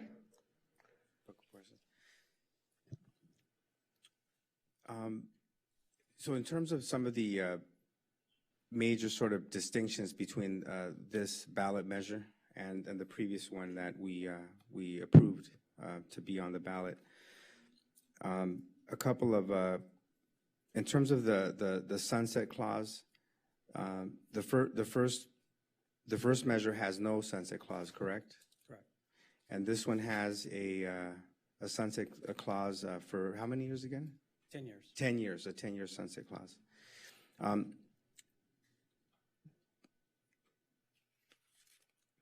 And the other question that I had, the other ballot measure has a committee of 11 citizens. I don't know what we call it, oversight, not oversight, but it's a citizens advisory committee.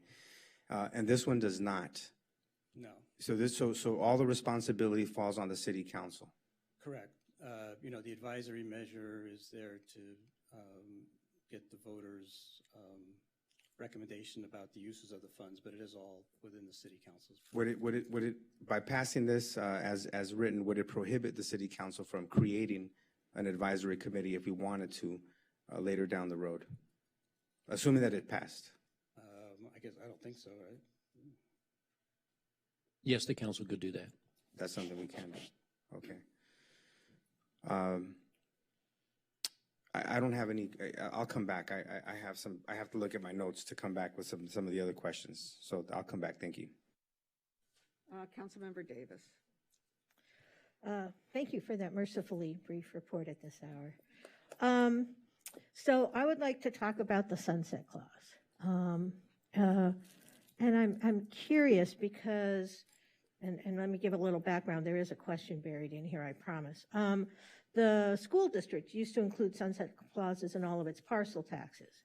And that was wonderful until it wasn't when we had Measure A and it was not renewed and the school district fell off a financial cliff and we had kids literally on the corner selling lemonade to support the school district.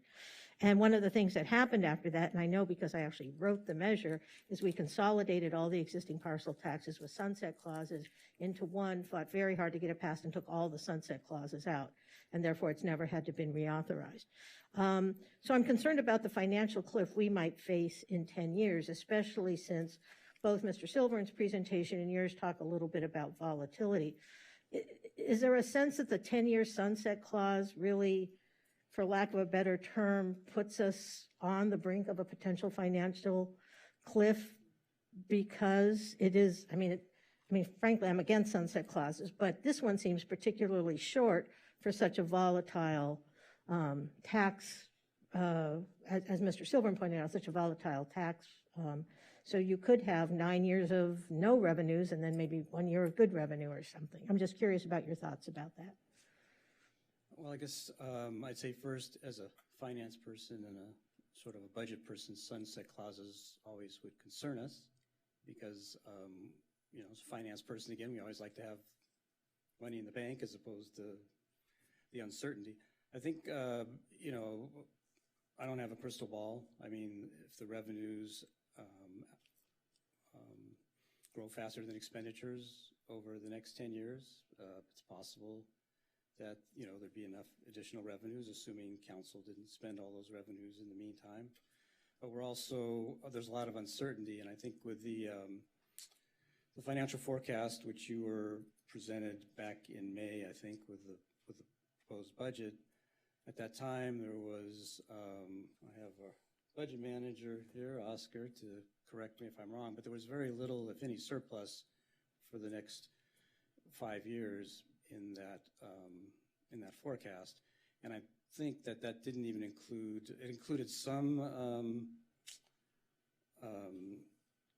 of the impact of some of the labor negotiation and agreements you're going through now. I don't think it included all of them. So there's a level of uncertainty in that regard. But there's also a level of uncertainty in that, you know, many economists think we're about to go into a recession. And it could be, you know, a deep recession. It may not be. We don't know. I mean, the inflation is very high. It's at 40-year highs. We haven't had a situation where we've had a recession and inflation at the same time in probably about 40 years, since the 1970s. So I think it's just a lot of uncertainty, I guess. That would be the concern. And so let me ask it in maybe a more particular way is, would the concern be, I mean, I know people are presenting this as sort of this is to get us over our current financial challenges, but the fact of the matter is we don't know if in 10 years we'll be past our financial challenges. And, you know, although nobody's crystal ball is perfect, it sounds as though at a minimum we might want to think about extending the period of the sunset to give us more time, because in 10 years we may not have recouped everything we lost, and therefore at the end of the 10 years we'll basically have a $15 million hole in our budget if we aren't able to reauthorize this. Yeah, I mean, I would agree. I mean, if you look at the last 5 years, you look at all what's happened in the last 5 years with the pandemic, nobody would have predicted that. City had to pay out, you know, a lot of money in litigation costs or settlement costs. So those things are always unknown. I will say, on the other hand, you know, the council always has the option to go back and try and, you know, extend the clause if you're down 8 years down the road and you see maybe things aren't going as well as you thought. We did a quick look over the last few years, and, you know, let's say, you know, past performance is no guarantee of future results or whatever, but I mean, most extensions do pass, so that's another way of looking at it. Or most have, let's say in the last few years that we looked at, most have. Yes, most have, but not all have. Not all, no. And let me ask, maybe I can turn to the city manager now. At this point in time, if we did have a 10-year sunset clause, how would that figure into your planning for avoiding falling off a financial cliff at 10 years? Well, I think the way we would handle it is, from our perspective, you know, we would want to come back to council in the 6 to 8 year time frame. We'd want to talk about the performance and the services that we're delivering. We'd want to have a discussion, most likely, if those services could not be offset with future revenue growth, about how we would support to continue to provide those services. And we would ask council, would you want us to come back to the ballot in, you know, probably about that 8 year time frame? Because that way, if it didn't pass, right, we would have enough time to work with you to plan for the future. And if it did pass, then the services could continue or expand depending upon what the measure is that's adopted. That's likely how we would approach the next, you know, 6 to 8 years and have those conversations. And then I think this is a question for the city attorney. Would it be possible if we did have a sunset, I mean, if there is a sunset in this provision, that is there a way to avoid having to go back to the voters? For example, could you say that there's a sunset unless 2/3 of the council agrees to extend it or something like that? If you put that into the measure now, possibly yes. Okay. All right. Those are all my questions. I have comments, but I'll save those for later. Thanks. Any other questions? So I have one, and that is when you figured the 9 to 21 million annually, because that looks a little higher than the last total. Did you consider the exemptions for first flip, et cetera? Yeah, the first estimates we bought a couple weeks ago included the exemptions. So for this one, since the amendments were to take the exemptions out, we redid it, taking out the exemptions. So you did the same thing, taking out any first flips or single-family residences? Mm-hmm. Great, thank you. Those were my questions. So now I think we're ready for comments. Do you have a question? Oh, do you have a question? I'm sorry. So, directly to the sunset clause and the rise in city revenue. So we're talking 2032? 33. 33, even later. Okay, so if I read projections, I may be wrong. I saw that we were up by 2028 by at least 67 million ahead, or am I totally off there? And and you didn't figure in downtown. So if there is, which we obviously hope there's going to be a upside to downtown, that would be another 25 to 40 million in.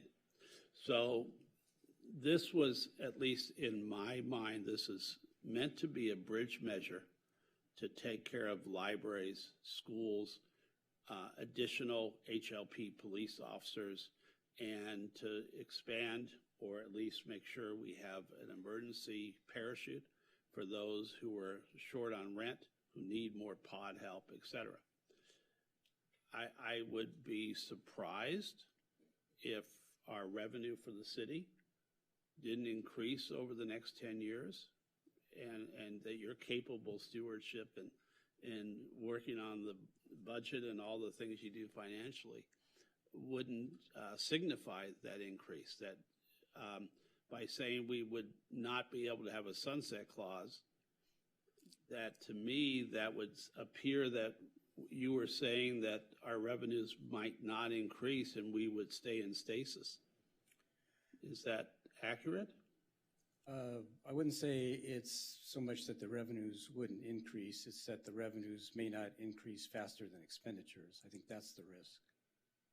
So we have to figure out how to control our expenditures better in the city. And okay, that's fine. But in my mind, this is a bridge measure to help the residents where they need help right now. Okay, thank you. That's my question. And probably a little comment thrown in. So let me, I have one more question for the city attorney, and that's this. So if the council wanted to terminate this tax, it could put it on the ballot. It wouldn't even have to put it on the ballot. So my understanding of your reasoning about taxes is that if they're decreasing, we don't have to go to the voters, but if they're increasing, we do? Is that about? Generally, yes, that's correct. Okay, so if we wanted to take a tax away, we wouldn't have to go back to the voters, really? Probably not. That's correct. So the council could take it away without a sunset clause? Yes. But. You'd always choose not to collect it. Right.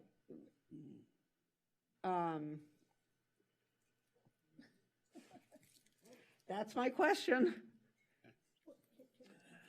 Yes, Councilmember Davis. So, Mr. Carr, let me just ask a question. Ensure that. So, assuming that there's not support for taking the sunset clause out, is there some time period that you would think would be better than 10 years? I mean, for example, would a 20-year sunset clause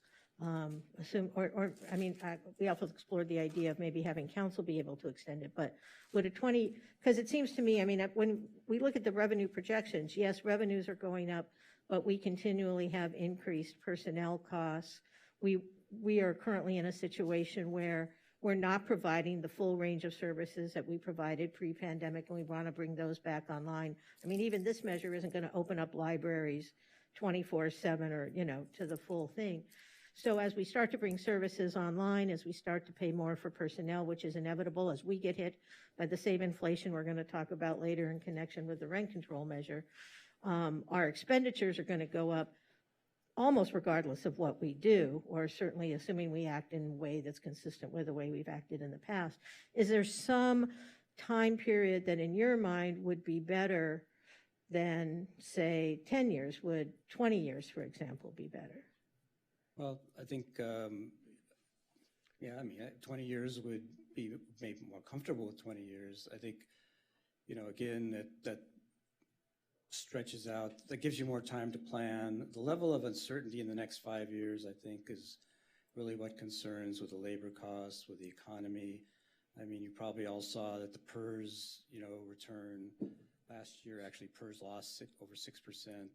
There's good chance they could lose money again next year, so that raises, the retirement costs, things like that, things we haven't planned in. So, yeah, I mean, longer would I guess I would say make us more comfortable, but. Okay, great, thank you. So I actually have one more question, and that's it. As you were looking at the parcel taxes, I assume you looked at parcel taxes in other jurisdictions.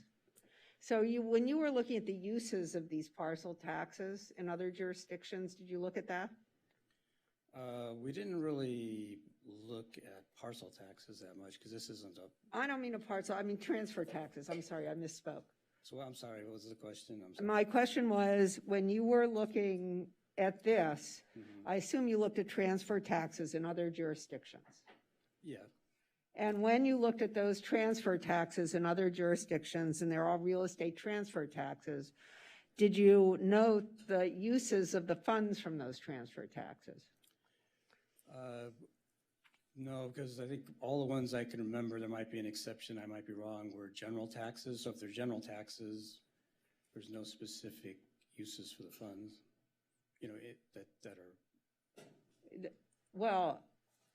I mean, they're general, if it's a general tax, it just goes into the general fund. Well, yeah, I'm not sure I don't want to question you, but I know that, I believe Berkeley was not a general tax and neither was San Francisco. I believe Berkeley's was an advisory measure. Oh, it did have an advisory measure? Oh, good, you can answer I this. can't speak to San Francisco, but I believe Berkeley's was an advisory measure. And do you remember what the purpose of it was? The purpose was for them was to address homelessness. Yeah, because my observation has been that generally real estate transfer taxes go to real estate related issues, right? Whether it be. Yeah, but just to clarify David's comment, we didn't do a broad survey of the uses of the transfer taxes. The survey we did in the staff report was just on the rates. Thanks, that was my question. So, well, any more questions before we go? Oscar, you said, are you done with questions?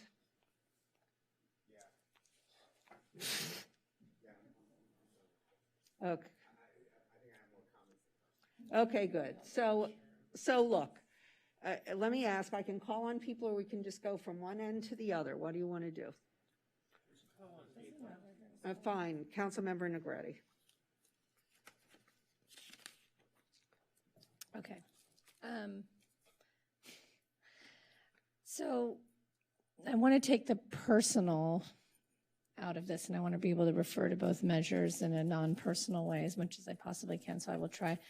The measure that will be on the ballot this November is a problem I think we all can agree on in the community that's needs to be addressed, which is affordability in our city and supportive housing for those experiencing homelessness and a need for services. And while there are pieces of the ballot measure that's already going on in November that I didn't agree on in terms of small pieces of it, especially as it pertained to the nonprofits, I do believe, and I have to respect the work that went into obtaining the signatures and the work and the passion behind the project. And it's on the ballot for the voters to decide. The alternative measure offers a response and solutions to community concerns, and I truly believe in democracy. Just as the proposers of the ballot measure that is going on in November, this one also deserves to have fair consideration by the voters, as it's their money. And I want to point out that, you know, this has been difficult being put in the middle of this on council, but I want to make this conversation not personal and speak about it in the form of public opinion. I've not decided myself what measure I will ultimately support. I do think at the heart of the alternative measure that is going on the ballot is a prominent community concern, like I said, addressing the affordable housing piece. And I think the other measure addresses more homelessness prevention and public safety, which the community has vocalized that that's their number one concern. I think allowing the voters to express their preference is important. And I would like to extend a friendly amendment because as I said, I do believe that both of these measures reflect the urgency of our housing needs in the community. But by amending this measure to adjust the rate from 20 per thousand to 30 per thousand and to direct those funds to 100% affordable housing projects. As far as the amount, I'm open to staff as far as the number or, you know, discussion as to how we do that. But I think this makes me feel more certain that whichever measure the voters decide on, because ultimately it's up to the voters, we will be focusing on the greatest needs of our city, which is affordable housing, homelessness, and public safety, and all the other supportive housing tools that we listed in there. So I also heard some commentary about this 10-year and the financial cliff, so maybe there's also another opportunity to make another additional friendly amendment that we extend this sunset clause to 15 or 20 years, if 20 years is the number that staff seems is appropriate. So I have a question for you. And that is, when you talk about affordable housing projects, are you talking about any housing rental assistance, or are you just talking about building affordable housing? You mean for this amendment? Yes. I'm saying 100% affordable housing projects. So you want, okay, So that it brings to a piece some of both I'm measures. just trying to get to what you're saying. So you're saying that, so as I understand it, the first 1.5 is just clean and safe, basically. I mean, and crossing guards and stuff. Then there's 0.5% that was Councilmember De La Torre's amendment for housing assistance, right? And then expanding the pod. And now yours, and now you're adding another. Well, I'm increasing 1.1% for affordable housing projects, not including rental assistance, et cetera. Is that right? So if I may, so I want to be careful and City Attorney Sloan, I want to make sure I get your help on this.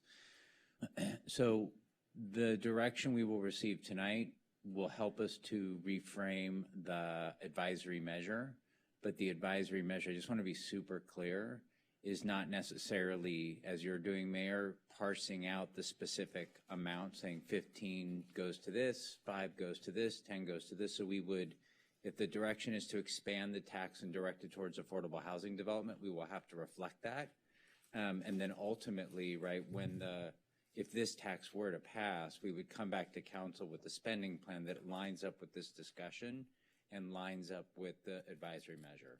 So I just want to be careful that, and correct me if we can do that, but that's my understanding of what we will actually do tonight. Yes, you're talking about a change in the advisory measure as far as use of the tax, which is strictly not binding. It's not a special tax. We're not getting down into the specifics. Right. And the purpose, just to reaffirm, as I'm making sure, because I don't know what's going to happen tonight, that I know that your passion is affordable housing, and I respect that and the work you've put into this measure. And so at the end of the day, I think there's the community's concerns at large, which the other measure addresses a lot of that, and there's a lot of flexibility there. But I think it's important that at whatever happens tonight, that at least in my heart, if I know that there's a piece of this that's going to 100% affordable housing projects, that some of that is in there. And so this is why I'm proposing this friendly amendment from the 15, increasing it to 30 to 35. We can even, the 20 to 30 or 20 to 35, to call it in the middle, and that money go towards affordable housing projects.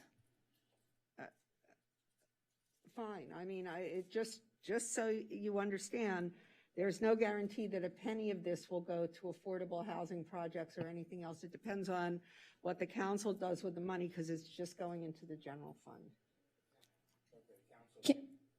That's right. I mean, the council giveth and the council taketh away when you do a general tax with an advisory measure. Can you comment on that, City Manager? I just want to be certain. So the funds would go into the general fund. There's no dispute about that.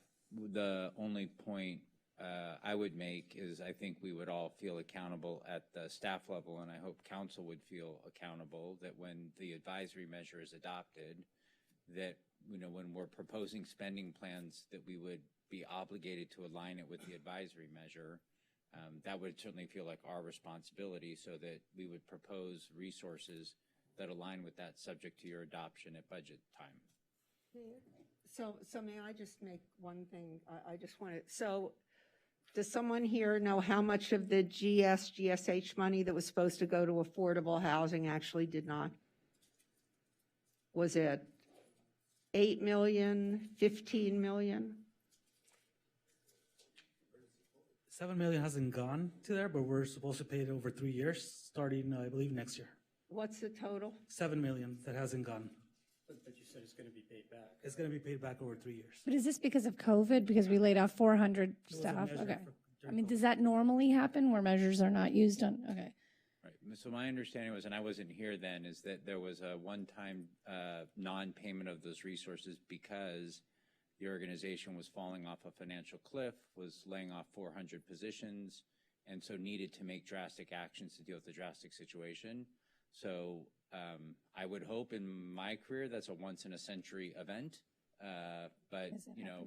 I agreed. I mean, Right. look, I voted to it, but then it was I wasn't here. extended, so. Can that happen with any of the measures, the both ballot measures? If we had another fiscal emergency, can the city council tap into those funds to remedy the emergency? Not with the one that we put on. It's only if it's a general tax, ours is a special tax. That's the point. That's the only point I'm trying to make about this. I mean, on the flip side, if we didn't have that money to tap into, what would have happened? I mean, we laid off 400 people. What would have happened if we didn't have that money to access in the general fund? Yeah, it's still being used, actually. That's why we postponed it to next year to start paying it again. So it almost acted as a reserve in a way. So Yeah, I mean, it would have been, I mean, what happened is, it would have been more layoffs and more budget cuts. I mean, It's the only option we had for like deficit spending, basically. I mean, that's like. We went anywhere, any place we could, but the first, and I, you know. And I hear you, you're talking about your measure is directed funds, and I just want to be clear that I hear what you're saying, that an opposing measure weakens yours, and I'm just trying to put something in there that supports the part that's important to me, which is the affordable housing piece, because depending on what happens tonight, I wanted to make sure that that was in there. Councilmember Davis. Well, yeah, and I just want to point out a couple of things. First of all, I think we all voted to raid the GSH funds because we knew we were about ready to fall off a financial cliff. It's not something any of us wanted to do, nor was it something we did on a whim or because we changed our priorities. It was, I think, as Mr. White said, a once-in-a-lifetime situation where and it wasn't just GSH funds, we raided a lot of other funds. But I do want to make it clear that even in our most desperate times, we honored the majority of the things we would spend both the YY and the GS and GSH money on. For example, we still continued to give 50% of those revenues to the Santa Monica Malibu Unified School District because we knew they depended on that. So I think that, you know, you can always say, well, an advisory measure is just an advisory measure, but I think absent that one issue that happened because of COVID, this city has honored the wishes, if you will, of the electorate and continued to spend the money as it has been advised, if you will, in connection with these advisory measures. And of course, that can always change. Elections have consequences, but there's this sort of sense like, oh, we went in and raided the GSH fund and we could do that at any time. But that was a unanimous vote on a budget when our backs were up against the wall. And I think everyone on this council who supports affordable housing reluctantly agreed to that. It wasn't as if that was even controversial at the time we did it. So I think we have a really good history of honoring the advisory measure language. So that doesn't trouble me as much, but I just wanted to make that point that it wasn't as if we just sort of blew it off willy-nilly. Can I just be clear about my friendly amendment, which is to adjust the rate of 20 per thousand to 30 and direct the funds to 100% affordable. And as far as the amount, I'm open to the number that addresses the greatest need. So that part is up for discussion. Comments? Councilmember Davis. Well, I guess my first comment will be, not surprisingly, I think if in fact we are committed to a sunset clause, I think we should extend the sunset clause. I think that it's, you know, with a volatile tax like this, 10 years is not enough to really feel the smoothing effects. And if you remember the chart that was in Mr. Silver's projections, you know, this tax is going to vacillate significantly from year to year, and that's not anybody's fault. It's just the nature of the beast. And so I think giving our financial planners, who do a wonderful job, and I'm always amazed how accurate their crystal ball is, even though they disclaim that, the opportunity to actually really build programming off of this. I mean, my concern is that the 10 years is so short that what we would find ourselves doing is holding ourselves back and not doing some of the things that we want to do with this money because of our concern that financial cliff. 10 years sounds like a long time. In financial planning, it's not. That's just the bottom line. And I think 15 or 20 years for the sunset, or alternatively, if we are committed to the 10-year sunset, then allow for a supermajority of the council to extend it rather than having to go back to the voters, which would make it a political decision, but I think would add some comfort to our financial planners because they would be able to come and make their presentation to the council. The fact of the matter is, in 10 years, we could be in the midst of a worse recession. We have climate change. There are a lot of things that could affect the voters in 10 years or 8 years, as Mr. White said. And I will tell you from the experience with the school district, if this doesn't get authorized, we always think of it as bridge funding. We sell it as bridge funding. It's not bridge funding. If bridge funding is where we sit there and go, okay, we're going to squirrel away money every year And then when this applies, we'll have a nice cushion there. That's not the way municipalities work. We're going to spend every dime we're going to get because our constituents want to get services. And this will create, whether we like it or not, a financial cliff. And I'd rather soften the blow, if you will, by either extending it or coming up with an alternative mechanism to make it easier to extend it. The other issue I have, and we haven't talked about this, is the exemption that was removed at the July 12th meeting, and I did watch the July 12th meeting, so and that is for the first transfer after construction. And there wasn't a lot of discussion about it, but if you look at the UCLA Lewis Center call for real estate transfer tax reform from July of 2020, one of the things they point out is that without the first sale exemption, the financial feasibility of development could be undermined, reducing the total amount of new housing production and exacerbating the region's housing shortage. And as Mr. Silvern pointed out, it may not make multifamily housing projects infeasible. It will make them less profitable, and the end result of that could be not that the developer eats the diminishment of profits, but that in order to maintain a certain level of profits, housing prices will actually be raised, which could be problematic. And although obviously it's a question of what the elasticity in our housing market is, right now it doesn't appear as if we have a lot of constraints on raising housing prices. And so I think that if we are sincere about trying to build more housing, and that the first transfer exemption is a way to commit to that, and that removing it actually could be viewed by people, including HCD, unfortunately, as a constraint on housing. So I think we should reconsider the removal of that exemption and reinsert it back in. And I know at the July 12th meeting, Mayor Himmelrich mentioned the Miramar, and I understand that, but that is a one-off. That's a very different situation where you have a hotel property building condominiums. And I don't know that there's a way to slice that away, but I'm talking about your typical project, which is the vast majority of projects in this community, where and I know again the word developer, we'll call them housing providers since we're trying not to be pejorative, buy a piece of land, get entitlements, may even build the project, but typically the way they make their money is then by selling the project. And that's the delta between what they spend and what they realize on the sale is their profit. If you make it less profitable to build housing, people might not do it. Or again, they will pass on the increased cost to the people who are ultimately purchasing the condominiums or paying the rents. So I think that that is something that we should reconsider.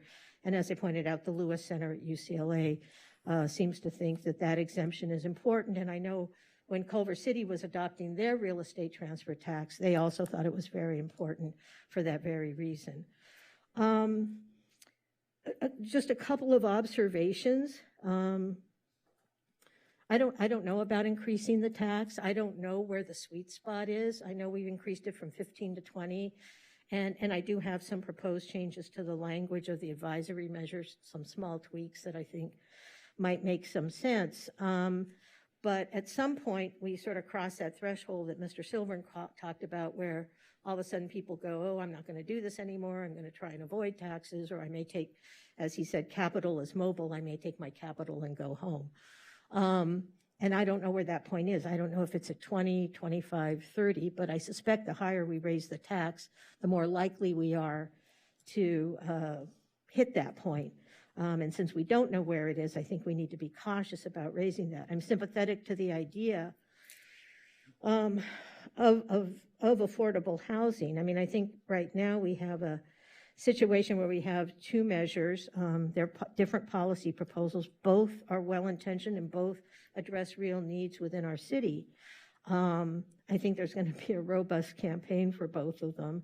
And I am sort of inclined to say that we should let the voters decide. The other two comments I'll make, I guess, is that if we do start raising the amount of the tax, one of my concerns about the tax that was put on the ballot earlier this evening is that we see a lot more jurisdictions using the real estate transfer tax as a mechanism to raise money. And the reason is because under Prop 13, we can't raise property taxes. At least here in Santa Monica, we're maxed out on sales and use taxes. Our own polling shows that people don't like parcel taxes. Other taxing mechanisms like utility user taxes don't raise much money. And in fact, we're looking at a cannabis tax, which we'll discuss later, and that's going to raise $500,000. I mean, other taxes just don't raise that same level. But I am concerned about using all of our capacity, even though there's no legal limit. There clearly is, for lack of a better term, a political limit on how high we can raise the transfer tax. And if we raise the transfer tax to the highest in the state, at least up to the $25 million level, and we need to then at some point down the road, 5 or 10 years, decide we need to raise more money, I think it would be very difficult to go back to the voters and say, well, we used all of this taxing capacity for this and not have given ourselves a little bit of a cushion. It's sort of like bonding capacity. You never want to use all your bonding capacity on one bond, because then if you need to go back for something else, it's not there. And again, there's no legal limit, but I think there is a political limit, and I'm not sure where that is, but I think the housing taxes, as I'll refer to it, gets pretty doggone close and uses it all for a single issue, an incredibly important single issue. We know that housing is an issue in this community, but we also know that the diminishment in services we suffered after COVID are also an issue in this community. And, while I believe there are probably some other things we can do in terms of developing affordable housing and keeping people in their homes, and we can have that discussion tonight or at some other time, I do have concerns, frankly, about both measures. And so my sort of bottom line, if you will, is that I see there are benefits, I think there are flaws in both, but I think that since we know there's going to be a robust campaign, we should probably put the question to the voters and let the voters decide. I don't know if now would be the appropriate moment to talk about the slight wording change I had. Maybe other people have different thoughts, but so I'll just mention it now. On the advisory measure, the first bullet point says services to address homelessness, protect seniors and low-income residents from housing displacement and behavioral health. One is, that's a little bad English. It sounds like we're trying to protect people from behavioral health. So I think what I would do is say services to address homelessness. And I was going to, now I had it in my mind and it fell out. To address homelessness, protect seniors, and I would say low-income families instead of residents. I really want to emphasize that families are important here. One of the things we talked about is prioritizing families with small children, but I think I have a very broad definition of families, but I like the word families better than residents, from housing displacement and provide behavioral health or something like that. Or maybe we just say services to address homelessness, housing displacement, emphasizing protecting seniors and low-income residents, and services for behavioral health or something like that. It's just the way it's worded now. It sounds like we're not emphasizing families and we're trying to protect people from behavioral health, which I don't think is the goal. So I want to listen to what my colleagues have to say, but at this point in time, I think I'm inclined to let the voters decide. Councilmember, but before we do this, so we've had a couple of motions, and let's talk about this for a minute. So Councilmember Negretti made 2 motions, as I understand it. You seem to have made another motion. So She made a suggestion, but she made friendly amendments, but I don't know what it was to. yeah, well. I wasn't making a motion. I was saying. No, you talked about adding the first flip back in, for instance, No, and. that was my comment. I assume. Oh, so that's not a motion, okay. No, I assume if and when someone makes a motion, I might. Well, we have a motion on the floor. We do? I Yes. made the friendly amendment. She made a friendly amendment, but she didn't make a motion. There has not been a motion.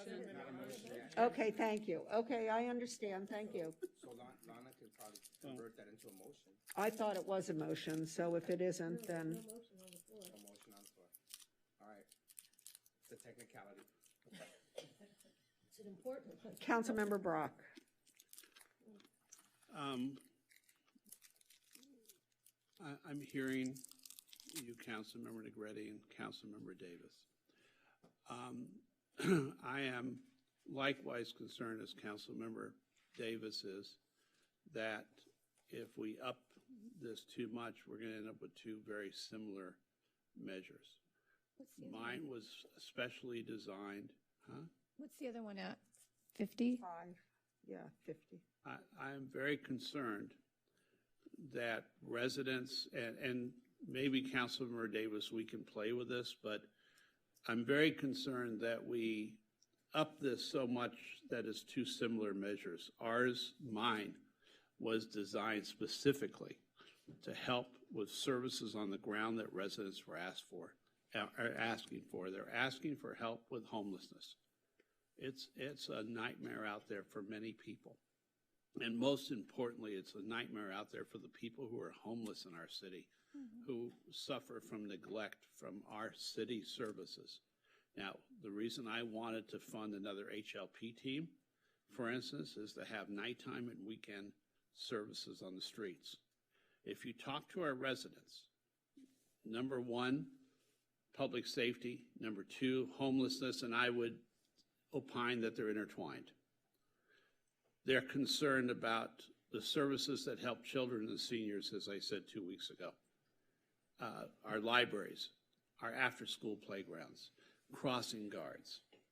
And as Councilmember Delatorre said, and we all agreed, or most of us agreed, that we wanted to make sure that pod programs were financed as much as possible and that we provided emergency help to those in need of losing their housing. And I think residents agree with that. The reason I wasn't for extending a sunset clause or ridding ourselves of a sunset clause is because I firmly believe that every tax that we do, the voters should have a right to come back and decide they want to extend that tax. I see all the time that we end up with taxes that are lifetime taxes. Now, this, I would let the voters decide, but in spirit of compromise, I would be willing to accept a 10-year with a supermajority of council with one additional extension of 5 years. So I think that's a compromise position that, but I really want to make sure that voters know that we haven't hoisted something on them that's going to be there forever. And we hope the emergencies that we are doing this for do subside, that our revenues come back. And City Manager White mentioned to me one day that while he wasn't necessarily thrilled about a sunset clause, but he said the sunset clause makes city staff work harder. They have to make sure they're justifying the expenses because they know residents will have a chance to come back and eliminate that. I may be paraphrasing you too much, but to me that was important, that residents know that we're not just trying to pick their pockets, whether they're rich, not rich, et cetera. I wanted to make sure there was some chance that residents had a chance to do that. But Councilmember Davis, I would accept, I would vote for a 10-year with a 5-year extension, but it would have to be a supermajority of the council. If that's acceptable, I would be happy to work on that with you. As far as the amount, we can't make this potpourri of lollipops for everyone. It has to be for the problems that are really on the ground now. That's what we're trying to do. If you really believe, I think the maximum we could go upward, if we had to go up, would be $3 to $4 above what we have. After that, I think we start having issues where we won't get support from residents, and we are going to look too similar to the other measure. I feel that I want this measure to really address the issues that are now. That next March and April, when some of this money starts trickling in, that we're able to really help. I don't have to go back to the city attorney and beg for $500,000 to open our playgrounds at 22-23, or 23-24, sorry. That we'll be able to open our libraries fully. That will be able to help those seniors read newspapers and the children. I had a parent today who wrote me and said he took his child twice last week to a library to join the summer reading program. Library was closed both times he went there. So I really can't emphasize enough that I want the things taken care of that parents are concerned about. Homeless resources, that we're doing the things that we're supposed to do as a city that we've said for the last 2 years we haven't been able to do because of the downturn, because of the pandemic, because of all the external economic factors that affected our city. So I don't think we are going to be a panacea for all ills that affect us in the city. And so, I mean, a reasonable increase if we need to, that would help with homeless services. It would help with, more rental subsidies if needed. We've already said the $5, and I know we can't officially say that, but we can put in a percentage. Let's say 20% of the proceeds would be directed to homeless support services. We could do that. Can I respond? I think we can do a percentage as long as it's not an absolute, but we can recommend that. And the city attorney Sloan could correct me anytime, and I'm sure he will. But that's where I am. So if a $30 cap is just as too much, if you want to split or a little bit less than split, right? I'm spirit of compromise. I want this to succeed, but honestly, if we go too high, residents are going to look and just go, what the hell? And we're not going to get our libraries open. And as far as, a resident, a planning commissioner a few days ago issued his letter saying there should be a parcel tax. The city can tell you that only 14% of voters wanted to even consider a library parcel tax. So it was not going to be successful. And I'll have a couple of more comments later, but those are a couple of things. So if you want me to, can I respond to your? Want to move something or? Can I first just respond? Excuse me, I'm running the meeting. Councilmember Negretti wants to respond. I've asked for motions. Nobody is moving yet. Okay, I'll move a motion. Excuse me, Councilmember. I just wanted to respond to the Negretti friendly wants to amendment. respond to what you just said. And again, I'm trying to make this as impersonal as possible, and I do agree that the voter should decide. And so I'm just trying to make sure that everything that's important to the community gets on there. To me, affordable housing addresses workforce housing. It addresses housing that's affordable to our teachers and to some of our city workers that live here. So I just want to make that clear, that that's extremely important. And in terms of this number, 20, 23, 24, 25, 30, I mean, it's much less than 50. So I was trying to come to a number that was lower than the 50 that's out there. And the other thing I just wanted to comment on was you mentioned residents. And in my estimation, when we're talking about a majority of these properties are commercial and not residential homes that will be sold at this, right? So I'm making the assumption that those aren't necessarily residents that are impacted. Most of the people that I know, including definitely myself and my circle of people, are not going to be impacted because I don't have any property over $8 million. But so I just wanted to point that out, that I think it's addressing the needs, as you said, that residents are that are very important to them, right? They're interested, and it's extremely important to them, all the needs that this measure addresses. But I don't know that the financial impact and burden is only on the residents. So I'm going to let Councilmember Brock make his motion, and then you can address it. Go ahead. I move that we amend our resolution to place the measure on the November 8th, 2022 ballot by adding a 10-year at the 10-year mark the city council could decide to add an additional 5 years by a one-time 5-year supermajority vote to extend the measure, after which time it would have to go to voters. Secondarily, I'll recommend that we add $3 per thousand to the measure to So go. it would be 23, right? Yes, per to thousand. go toward homeless. Huh? So may as well call it 25. Well, let's call it 23 for the minute, and we can still discuss it. 23.75? No, I'm just kidding. That we go to $23 per thousand. And thirdly, that part of the advisory measure recommends, and CA Sloan would know the language, but that $7 per thousand of the money raised would be informally designated to help renters in need and add senior housing under the POD program wherever possible. So, Say that last. Council, Housing you're moving assistance. to adopt the Housing item with assistance. those changes. Yes.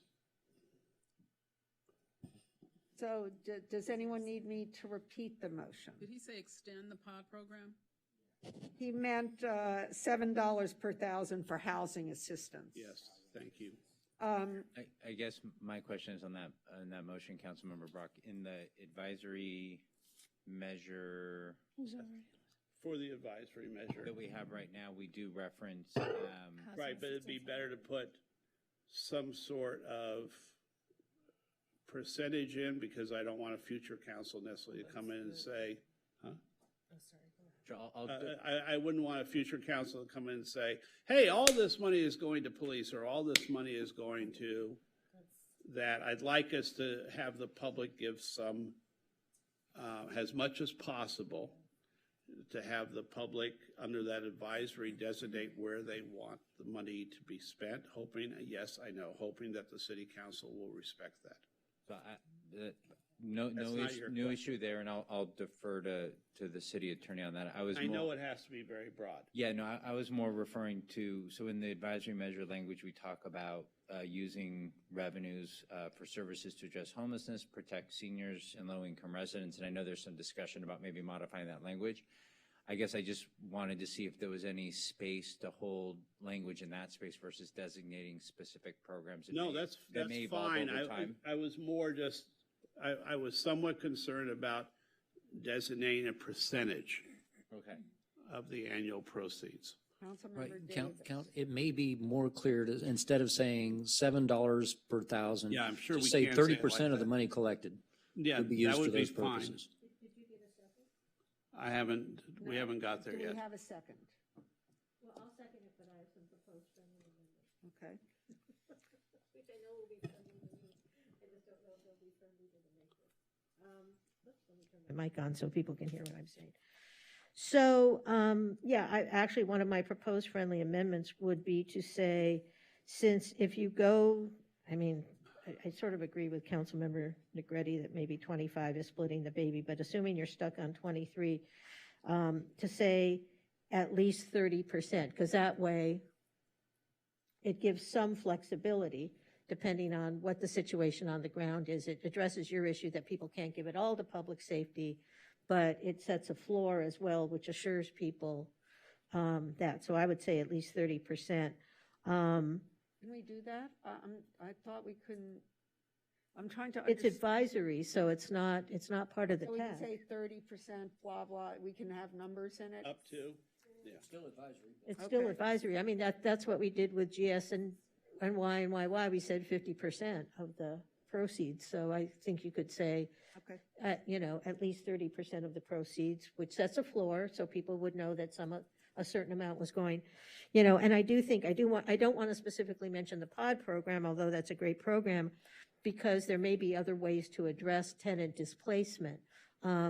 Personally, I'd like universal basic income, but, I just think that we want to keep it as broad as possible to address the situation on the ground.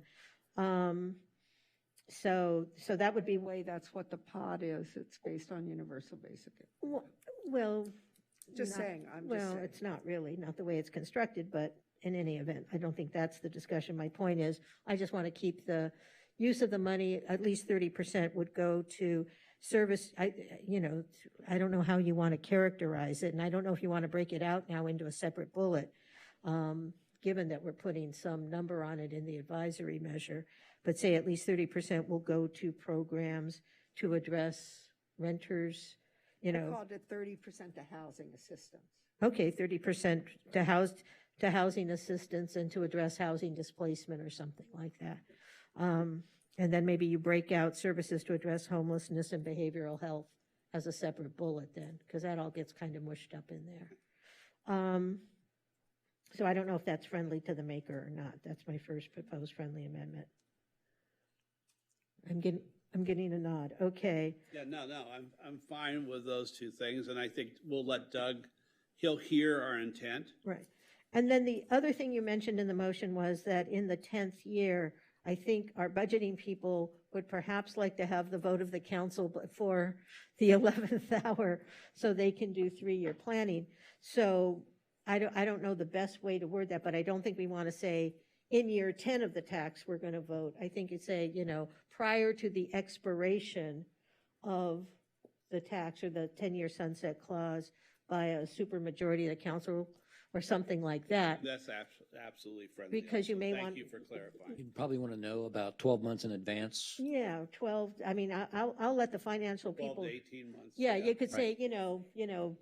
In that window, you can vote to extend right, it. create some window, whether it's, after 8 years, council can vote to extend it or something like that. Because I do think if you wait until year 10, those guys are going to come to our houses and hit us with pitchforks and torches. And I don't even want to think about what Gigi would do when she returns. So that was my other friendly amendment. And then I mean, personally, I would like to extend it twice, but I don't get there's much sense for that. And then I think the other question is whether we could raise it to 25 instead of the 23. Sort of split the baby there. But I'm sorry, can you repeat that? Sure. So the two other things is. Liam, do you think that's feasible? I mean, it's. Well, no, I don't know. I mean, my crystal ball doesn't work better than anyone else's, but I get the sense that, we didn't get a lot of heartburn, or at least I certainly didn't hear a lot of heartburn about the $20. I think $30 starts to get into that range, but I think 25, I'm not. If you believe that's acceptable. And that will help Lana get closer. I'm a fan of round numbers. Then I'll go to 25. Okay, all right, so. And then the last one you want to bring up, I'd rather have you do in a separate motion. Oh, okay, well. Does that answer that? See if we can get this done, because I know you have another motion, I bet. Well, I think we need to do it all. Yeah, I think, I don't. Because this is it, guys. It's Right. Tonight or never. But. Well, I mean, and if it's not friendly, it's not friendly, but I'd like to move that we reinstate the exemption for the first transfer after construction. I think that has to be part of the motion. But if it's not friendly, that's fine. I just want to voice it. Can you?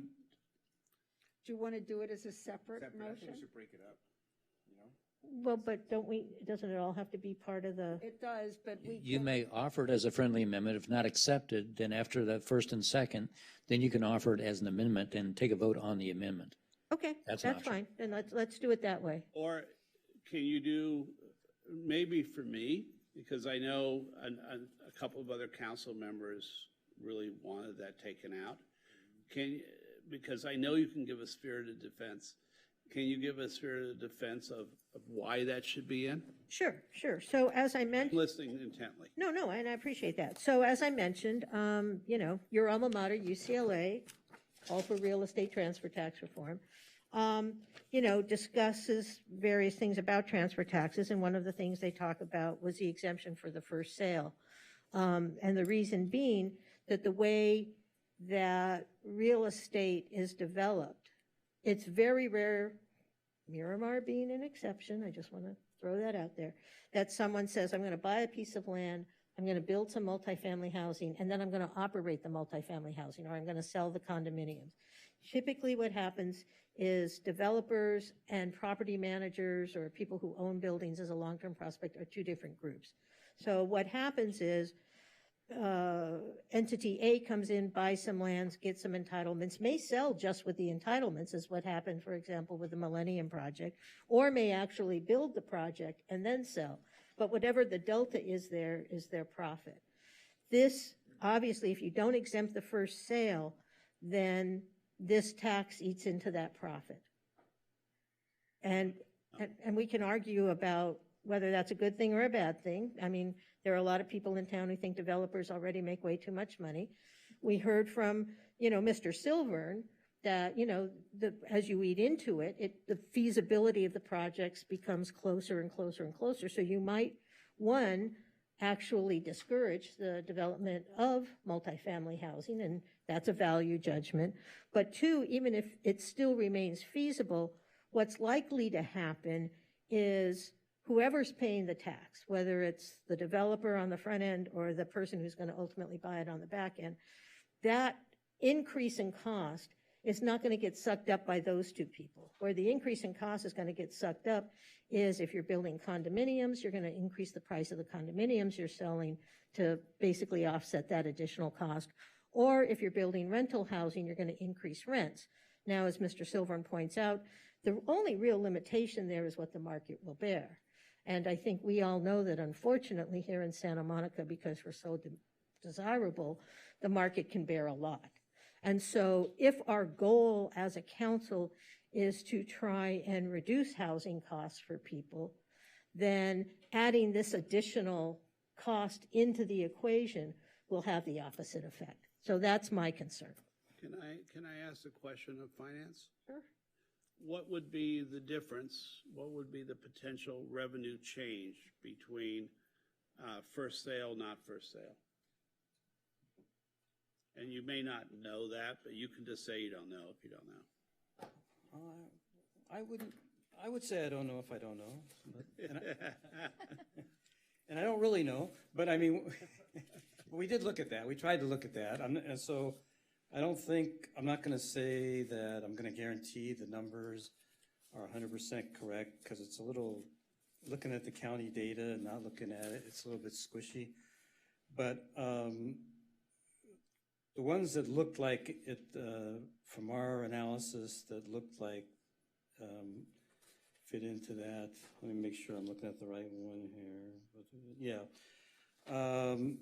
So in the 10-year period that we looked at, the ones that we could identify that we thought would have been subject to exemption, there were about 6 of them during the 10-year period. That's all. So not that much. Not that many. The total amount was about almost $4 million. But in the overall scope, that's not huge. Yeah, right. It's not huge. I'm not going to say with 100% guarantee that's accurate, but based upon the analysis we did, that's what it was. Okay. Glean, I'll support a friendly amendment. Okay, great, thank you. Okay, so now we have a 10-year, if I can summarize it, it's that we'll have the motion at $25 per thousand. At the 8-year mark, the council can add 5 years by a supermajority to the sunset date. The advisory measure will provide, as I understand it, about 30% to housing assistance and 30% to homeless, was it homelessness? No, we're not, I don't think, we're not doing a percentage. Oh, to address homelessness. No, this was the last thing we said was at least 30% to housing assistance and at least 30% to address No, it was homelessness one-third, and one-third behavioral health. Yeah, combined, it was not 2/30s. at least 30% to. Otherwise, we're not reopening libraries. Yeah, it was at least 30% to address rent. Housing assistance. Yeah, housing assistance. And homeless assistance. Yeah. No, but okay, so the way, Homelessness. and so the 30% to address homelessness and behavioral health was part of that? I thought the 30% was just to address housing assistance. Yeah, the rest, we didn't do a percentage on anything else. Yeah. No, I think the direction was looking at the language in the advisory measure was to say programs to address housing assistance and displacement, which was separate from the 30% requirement. The 30% was to address homelessness, and then there was some other language about dealing with the advisory measure. I thought the 30% was to address affordable housing. Correct. But That's that what I'm was saying. That correct. Right. Sorry, I didn't say that well, but that yes. But I was Okay. saying there was other language to change the advisory. We want to measure make itself. sure that after-school programs and libraries and police HLP teams, et cetera, are funded. So we can't devise 30 and 30 and then leave a small slice for children and seniors. Right, but I think the homeless services were in the remaining Yes. 70%. Yes. The 30%, as I understood it, and maybe I'm wrong, was at least 30% would go to protect seniors and low-income families from housing displacement. Housing assistance. Right. Yeah, or to give housing assistance to Yes. seniors and low-income That's what, families. well, but you're saying two different things, because No, Phil is now, so Dave is saying that the 30% was to homelessness.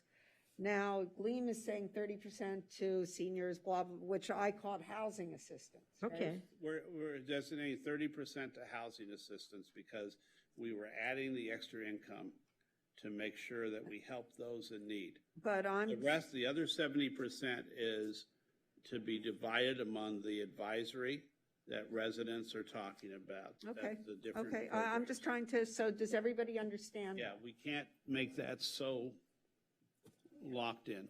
Okay, and then we're putting back in that the first flip, basically, the first sale is exempt. If it's only a few sales. Otherwise, I have the feeling someone on the council would rather have a separate vote, a separate amendment on that. I don't know.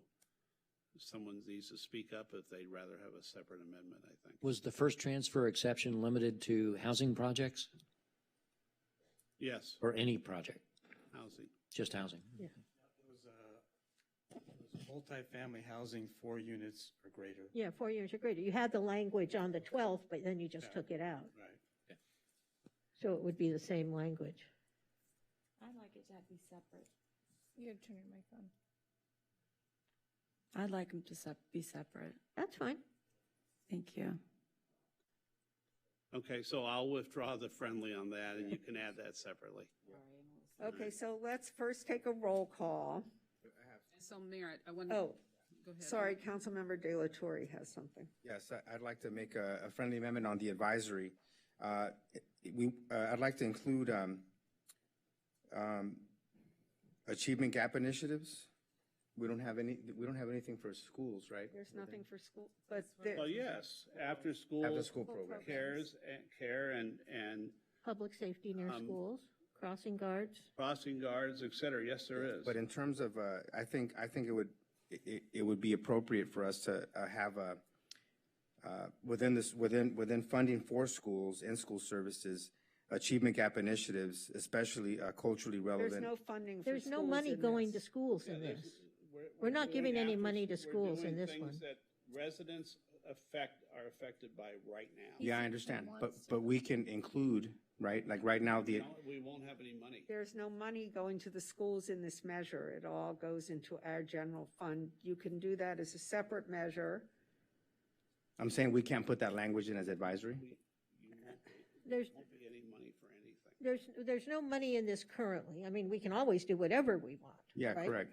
But there's no money in this currently going from the city to the general fund of SMMUSD And there to wouldn't be do. enough to make any The after-school programs, we've traditionally paid for those, and we're going to continue to pay for those. So that's not a school expenditure, and the same with public safety near schools. So in the other tax measure, it doesn't specify. It talks about, money to the public schools. 10 million. 10 million. But it doesn't specify a targeted problem that we have, which is achievement gaps. We have an Right. achievement gap in our school district. And even if it was $50,000, to achievement gap initiatives, it would make me vote for this. I'd rather vote for this initiative than the other one because I know that there's targeted money going specifically to address a problem that affects minority students in the school district. And Do you want to give scholarships? well, you know, it could be scholarships. It could be. It could be. We'll devote $50,000 a year to scholarships. It could also. I think General tax. at some point we're getting a potpourri and we're going to get the slices. We won't do what residents. Oh, sorry, I'm too far away from the mic. We won't do what residents are concerned about. We won't help homeless services. We won't take care of some of the issues on the street. I can take you. Take care of yeah. if we don't add. If we do not add public safety services, if we don't add homeless services, the things that we haven't been able to do because of money we don't have right now. I understand. Residents are calling you about every day. I can tell you that residents of color in the city of Santa Monica, being on the school board for 18 years, are concerned about their children falling behind academically, and we have an achievement gap. So they're not concerned about public safety. They're concerned on the about street. that as They're well. not concerned about catalytic converters being stolen. And you know what creates crime? Poverty, lack of education. I mean, we know the root cause of all that. So if you educate children, you give them an opportunity to succeed academically, we can address those types of issues. I mean, it's a long-term approach, right? So as an advisory, the question I have is, as an advisory, can we say achievement gap initiatives, culturally relevant pedagogy and programming? Or can we just say culturally relevant pedagogy and programming without talking about schools? Because then it can be after-school programs, it could be schools, it could be anything where somebody's providing culturally relevant pedagogy and Can't we just programming. add that into the after-school playgrounds that we're going to I have just wanted to open? say really quick, because I understand where you're coming That's from. And appropriate. having worked with schools and being a big supporter, I think the achievement gap you're talking about academically is something that the schools need to handle. That's not something the city usually prevails over. But I think that having after-school care, having it, make sure that it's happening is addressing that, right? Because we want to make sure our kids are somewhere safe after school and not roaming around. I mean, that's my estimation. And maybe if there's something towards youth programming, which could be built into that. Well, but- that can, then maybe then let's do this. Let's refine the language when we say after school. We're saying, I don't know the language. What are we saying right now with after schools? What's the language currently? It says you need to be careful about the number of words. I'm sorry. but Yeah, we there's a only have so many words. There's a It says after- 75-word limit. How many words are in the in the advisory? 75 words, I think. Everything's 75. 75 each? The measure can be as long as you want, but the actual ballot question is limited to 75 words. Right. Okay, This so is after-school programs for public school children. It could be after-school or youth programs. so it can be recreational and educational programs. Doesn't specify Would here. that solve it? I think we can We say. would have educational programs in there. That's adding 2 words. I think people are really, I'm sorry. Yeah, we're I going to think get. people are really focused on after-school programs, and I think if you take the words after school out, then people are going to say, wait a minute, I thought I was voting for supervised after-school programming. Now, I think one of the things we can say, either in the context of the argument for the measure or in the support for the measure, for example, I guarantee you, if you want to close the achievement gaps, one of the most important things you can do is help with rent insecurity. We know that achievement gap is not necessarily caused all the time, as you know, from sitting on the school board, by what happens in the classroom, but what happens when kids are outside the classroom. So I think we can certainly talk about that providing rental subsidies would really help with the achievement gap. I think we can talk about opening and staffing of public libraries, because our public libraries do a lot of targeted programming, especially, for example, at the Pico Branch Library, and certainly after-school programs, as Councilmember Negretti points out, really contribute to that as well. You can avoid latchkey kids. I mean, if there's a way to sort of suggest that, but I think I would start to have a problem if we were going to start giving money to the schools, because then we're starting to just try to be all things to all people. But I think there are a lot of things in this, and we can futz with the words a little bit, that we actually will support closing the achievement gap. Do we even, I'm sorry. I'm sorry, no, interrupting. I apologize. Council, so who, does It- anybody, Councilmember Parr, do you have anything to say? Sorry, I'm just like. I know you don't have a voice, and I know it's, but I'm giving you a shot, just. Yeah, no, I'm just agreeing with it. I'm under the weather stuff, anybody. No, I'm just listening to the dialogue and I'm kind of chiming in here and there with what's going on. I do want that separate motion for those things, but other than that, thank you, Mayor.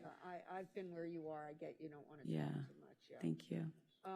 Okay, so are there, Let's say this then, after-school programs and youth centers. How about that? Instead of saying public schools, because there's some youth centers, after-school programs that don't serve children that are currently enrolled in our school system. And there's some children that might be older, that are out of school that still need help. I mean, now there's young people that are 18 years old, that need some support.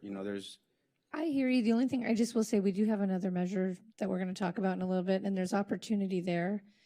Because I'm afraid about the after-school programming. That concerns me because I know the families that are impacted are the families that can't afford private, Yeah, you know what I private mean? programming, And yeah. so that after-school free or very minimal, free playground access is what we're talking about ultimately. Well, was then not- that's probably but an that, appropriate we don't word want to use. strip it down, you know what I mean? I mean, that's the key. Look, I want after-school playgrounds open because that's a way to keep kids safe. That's a way to keep them engaged. That's the way to help educate them. That's what That's they do the their way to homework. let them socialize. That's a key target of you're talking about making sure that kids stay safe, but that they also grow to be good adults. And one of the support systems is to make sure till their parents get home that there's a safe place to be, that they're not hanging out in the street, and that they get educational opportunities with the after school. And if this succeeds, we'll have the money to not only open the playgrounds after school for free for children, the way they should be, but we'll also be able to offer some auxiliary services as well.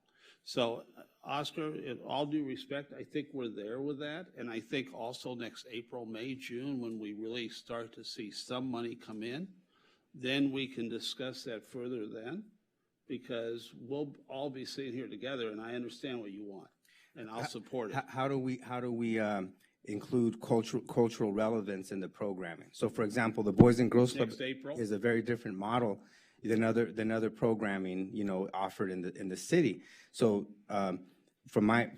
so just in terms of like how we can accomplish that, I'm trying to find a way that we can accomplish that. Now, if obviously the city council can fund whatever program that we feel will accomplish those goals. Let's do that next spring. So we could do that. I'll stand with you then. All right. We can make that happen. Making future plans. I guess we don't have to be that specific if it's going to become, an issue. I don't want to keep us here all night.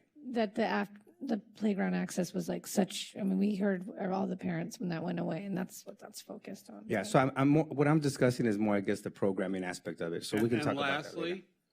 And lastly, as Councilmember Negretti said, we have another measure coming next on the agenda We can talk about that. that at some point, if that passes and gets through to the voters, that will give us more funding, and that funding will go toward prevention, will go toward education. So we'll get there.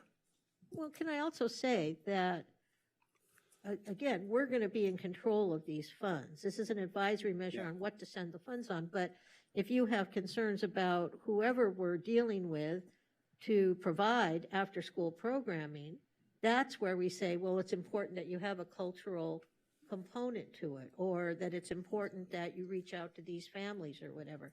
That's the place to do it. I think, this is a little bit like a Christmas tree, and you hang too many ornaments on it and it's going to fall over.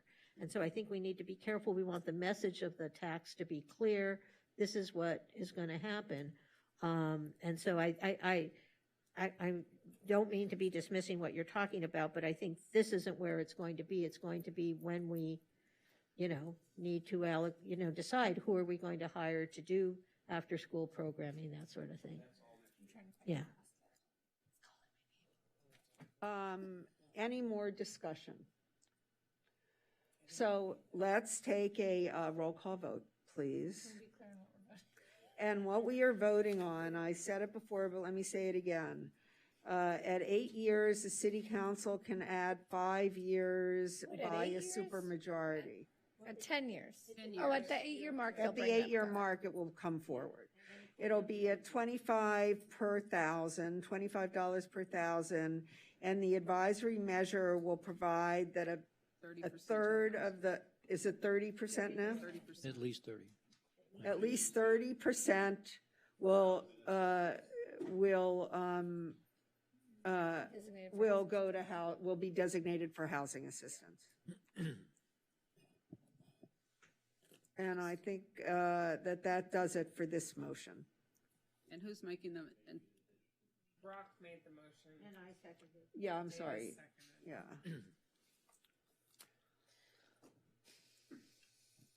So,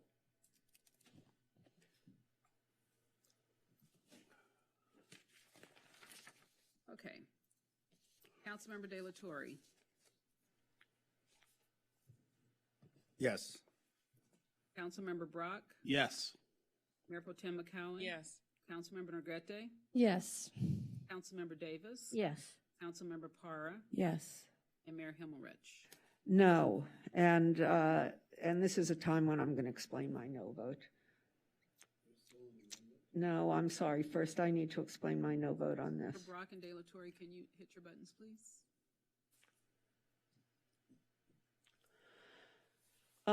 So I'm voting no on this because I believe that we are foregoing an opportunity to make a really big difference in this city and in the lives of the many, many people who wrote to us about the rent control board, 6%, the older people, the young people with families, the many people who need help with their housing and cannot get it because the last thing that our state thinks about, the last thing that our federal government thinks about, and the last thing that the county thinks about is people's housing. And we are foisted with the problem of having people who are overburdened with rent and overcrowded in housing, or alternatively evicted and driven out of the city.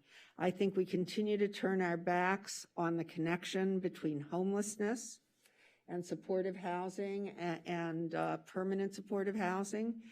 And ultimately, I think that this was an opportunity for the council to support a measure that would have done all of those things. There are other tax measures that could have brought us this money, and instead we are foregoing a housing measure that 10,000 people in this city have voted to move forward in favor of, and I'm going to say it again, a slush fund for the city council to hang ornaments on its special little city council tree.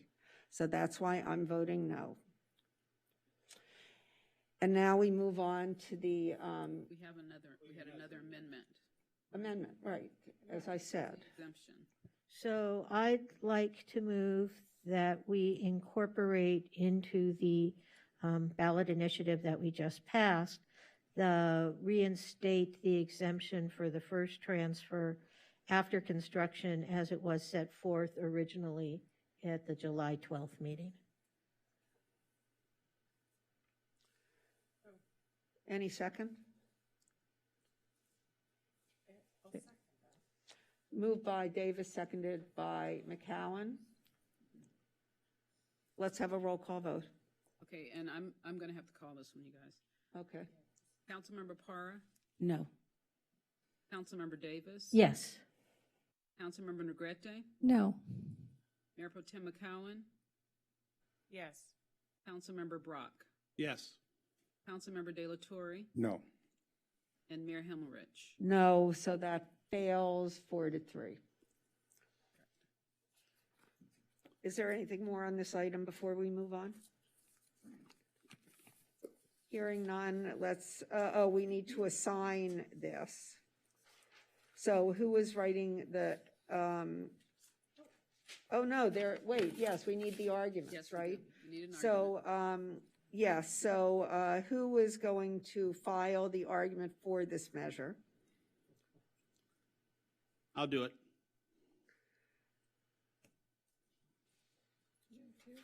You're doing both? Huh? Okay. You have another one you have to write an argument for.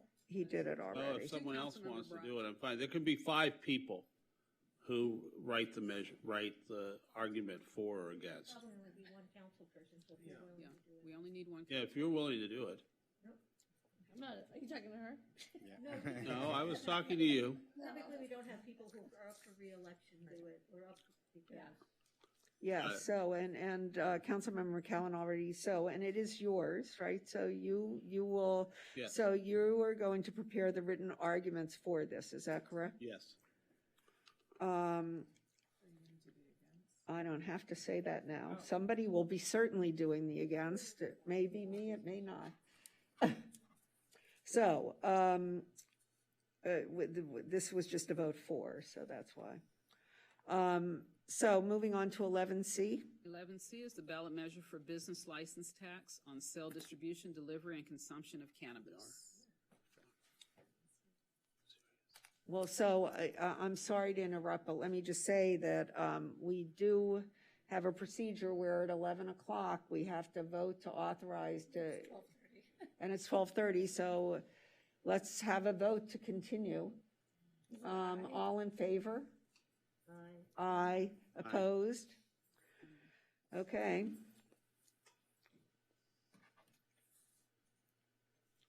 Seems like this important issue is at the bottom. That's interesting. Right. What is it? Yeah, right. Right, we're on C now. Feels like it should have been A. You ready? We're ready. I don't know, I'm giving you the signal. Thank you, that's good, okay, great. Okay, so, good evening again. Maybe this measure, the topic cannabis, will be a little more fun than transfer taxes. So, okay, so we're here in response to council direction back on June 28th, where council directed staff to consider preparing a ballot measure for the November 8th, 2022 ballot election, enacting a tax on businesses engaged in the sale, distribution, delivery, consumption of non-medicinal cannabis. This will be a general tax. Implementation of this tax will be contingent on future council actions taken to legalize non-medicinal cannabis. Sorry, it's getting late here.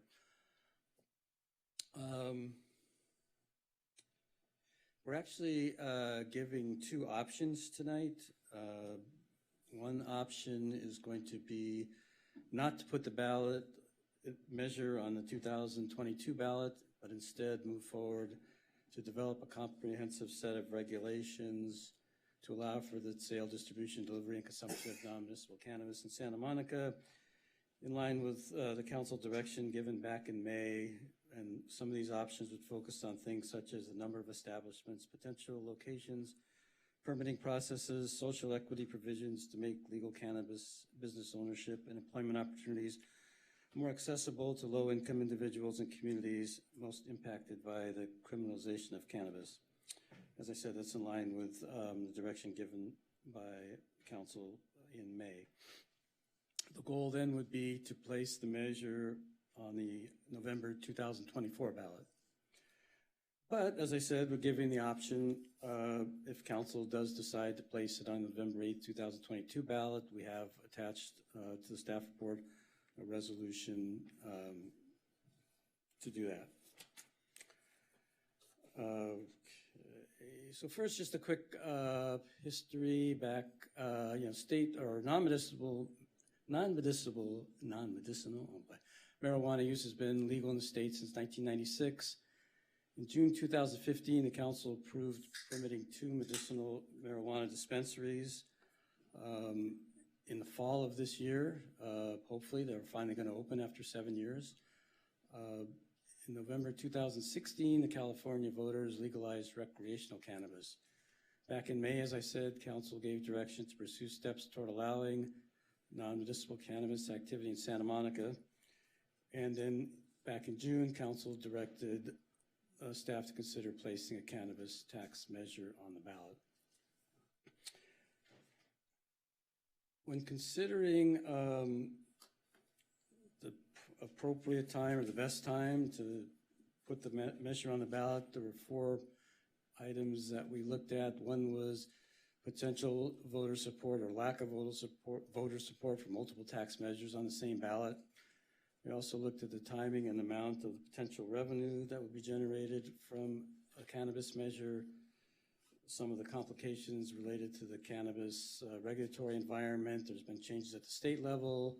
There's possibly going to be a federal law introduced soon in regards to cannabis, recreational cannabis. And also, there hasn't really been a community process at this point to look at this.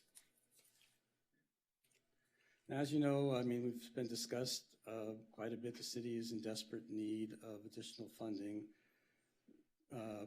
to restore a number of services that had to be cut during the pandemic.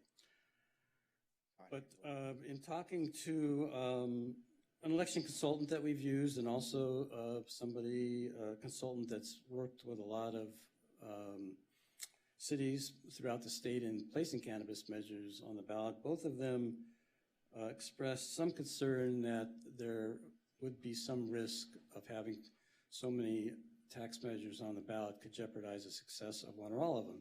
As you know, you already have placed a transient occupancy tax measure on the ballot. Now we have 2 competing transfer tax measures, and so this would be a 4th measure. And the Santa Monica School District is also going to be issuing a bond measure, putting a bond measure on the ballot, which actually is an increase in property taxes. The ballot measures, the one you just talked about and the TOT measure that you placed on the ballot a few months ago, we estimate would generate $13 to $25 million annual to the general fund. Again, the big range is because of the volatility of the transfer tax. The revenues would start flowing to the city, as has been mentioned, in the spring of next year from these 2 measures. We think that the cannabis tax measure would generate much less money, and I'll go into those estimates in a little bit. But not only would it generate less money, we think it would take quite some time for the money to actually come in a material manner. We think it possibly would take at least 2 to 3 years for a significant amount of the cannabis money to come in.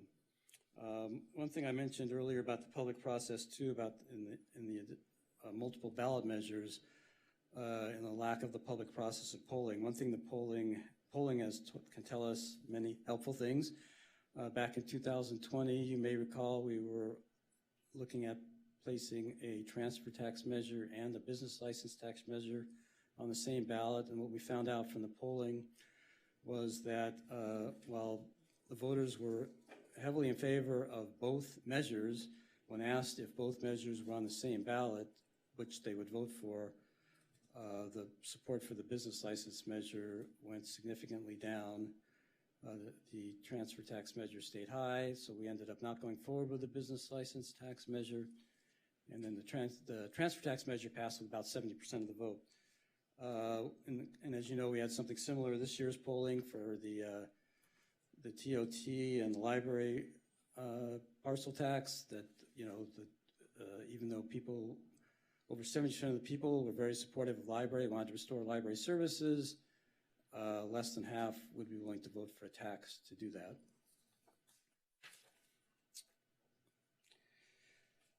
We also, as I said, part of the issue, I think, is that it would take a significant amount of time for a material amount of revenue to come into the city, just because of all the community process. You know, you'd have to go through the process to legalize cannabis, go through all the, you know, zoning issues, all the regulatory issues, set up the permitting. There was state and also licensing requirements. So we think it would be a couple of years before even retail establishments would be able to be in operation. As mentioned earlier, it's taken 7 years for the medicinal dispensaries to get into operation. There's some other issues why that happened, but anyway, okay. Yeah, and I mentioned about the state regulatory environment. The state has been changing its tax structure and also some of the regulations. So, and one thing that's that a lot of the cannabis businesses have been complaining about is that the overtaxation has made it hard for them to stay viable. In fact, we I found out today we used to have a light manufacturer that actually was in the city and was operating in the city, and he moved out of the city because he just can't make it here. I'll mention also real quickly that if for some reason we were able to get something going sooner than the 2024 ballot, any kind of sales would still be subject to the sales tax, the state sales tax, and also probably be subject to the current business license tax. Just the current business license tax rates are significantly lower than what would be proposed.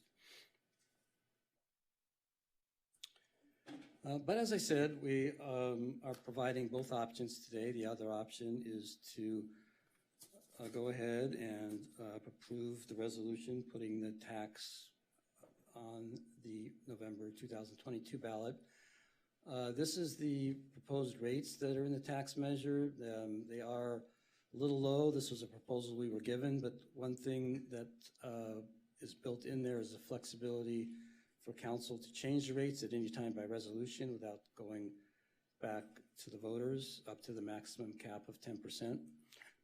I mentioned earlier about the revenue estimates, about the $500,000 to $1 million. That was based on 2 retail establishments. We really didn't have anything else to go on since there was 2 medicinal ones. We based it on 2 retail ones. So if you want to, play with the numbers a little bit, you could maybe assume if the council decided at some point to do 4 establishments, maybe that would increase the revenues to maybe up to $2 million. Also the tax rates. In some just brief discussions we've had with some experts in the field, they think Santa Monica could probably support a 5% tax rate. Like I said, we went with the proposal we were given. So if you throw in like the higher tax rate and the number of establishments, it's possible that that actual revenue figure might eventually be $3 to $4 million a year. But as I said, we really wouldn't expect most of that till probably, if not 24, 25 to fiscal year 25, 26. This is just a brief, there's a number of cities that have enacted cannabis taxes, obviously, but wanted to just show a sampling that shows what the wide variation is. You see Malibu, 2.5%, LA, 10%. When most of the taxes were enacted, the first wave back in 2018, most cities went for like very high rates, 10 to 15%. And then again, as we said, they found out that the businesses weren't doing as well. So many of the more recent tax measures are more in the lower range, under 10%. So there is the proposed ballot language. If you choose to put it on the ballot, the 2022 ballot, it's basically, as we said, with those tax rates, initial tax rates, as I just showed you. But again, as an important council would have the discretion to set by resolution, set the rates up to the maximum of 10%. So, as I said, we're giving you really 2 options. The staff recommendation would be just to continue and develop the comprehensive program and come back with a ballot measure in November 2024. But the other option is for council to take the action tonight to place it on the November 2022 ballot. And if you decide that, then the same as you've heard many times tonight, designate a council member to prepare ballot arguments and direct the city attorney to prepare an impartial analysis. Oops, and that concludes my report. Yes, Councilmember Brock. So I have some questions for you, a couple. All right, so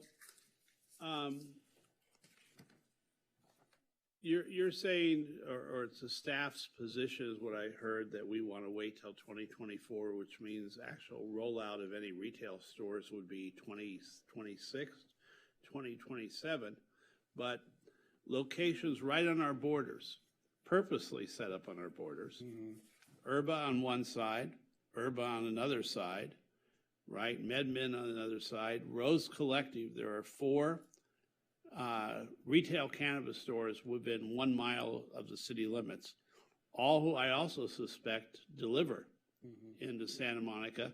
LA is really happy about that because they're taking taxes off delivery as well. So, but first I want to focus on a different question. Do we have any idea of how many of our resident population uses cannabis, either medicinally or for recreational use, and where they're buying their things? And we don't need a poll for that. I'm just asking if... No, I really don't have any idea. That's not something we had time to look at. Okay. So on the projected revenue, you know, I've heard from one retailer has a store in Pomona. Their store, it's a major cannabis retailer. Their store is doing between $26 and $27 million annually. That's, you could extrapolate the amount of tax they're paying from that. So the same retailer's store in downtown LA, which handles delivery from San Diego through Santa Barbara, San Luis Obispo, their retail sales last year were about $70 million for that one store. So I think your potential tax, where you said $1 million a year, is grossly underestimating the amount. But more importantly to that, I think we need to be concerned about the fact that we want residents to be safe. And polling has shown over and over again that most California communities want cannabis stores in their city. I sat next to 2 70-plus-year-old women about a week ago in Santa Monica, and I don't know how it came up, but one of the women was complaining, and she mentioned to her friend that she had to go get some cannabis. Being Phil Brock, I broke into the conversation. And they said, it's me. So they said that, yes, they buy in Venice, they buy consistently, and they both have lived in Santa Monica. Each one has lived in Santa Monica, I think, over 40 years. So in terms of revenue, which is what you're talking about, the revenue will grow over time. No, we're not going to. All this is doing is establishing a cap on taxes. The residents, everyone will still have a chance to weigh in as to whether we really want to do this or not. But this establishes that cap. It says that it really lets residents tell us whether they want this in their city. And at the same time, yes, we'll have a rigorous process to get there. It's not going to be, immediate. Can you put the language up again that you had up? So I have a slightly different version, and I believe the city attorney also has that version. Do we need to, should I read it, or should I wait to read it because we're really in questions? You guys want me to read it? Okay.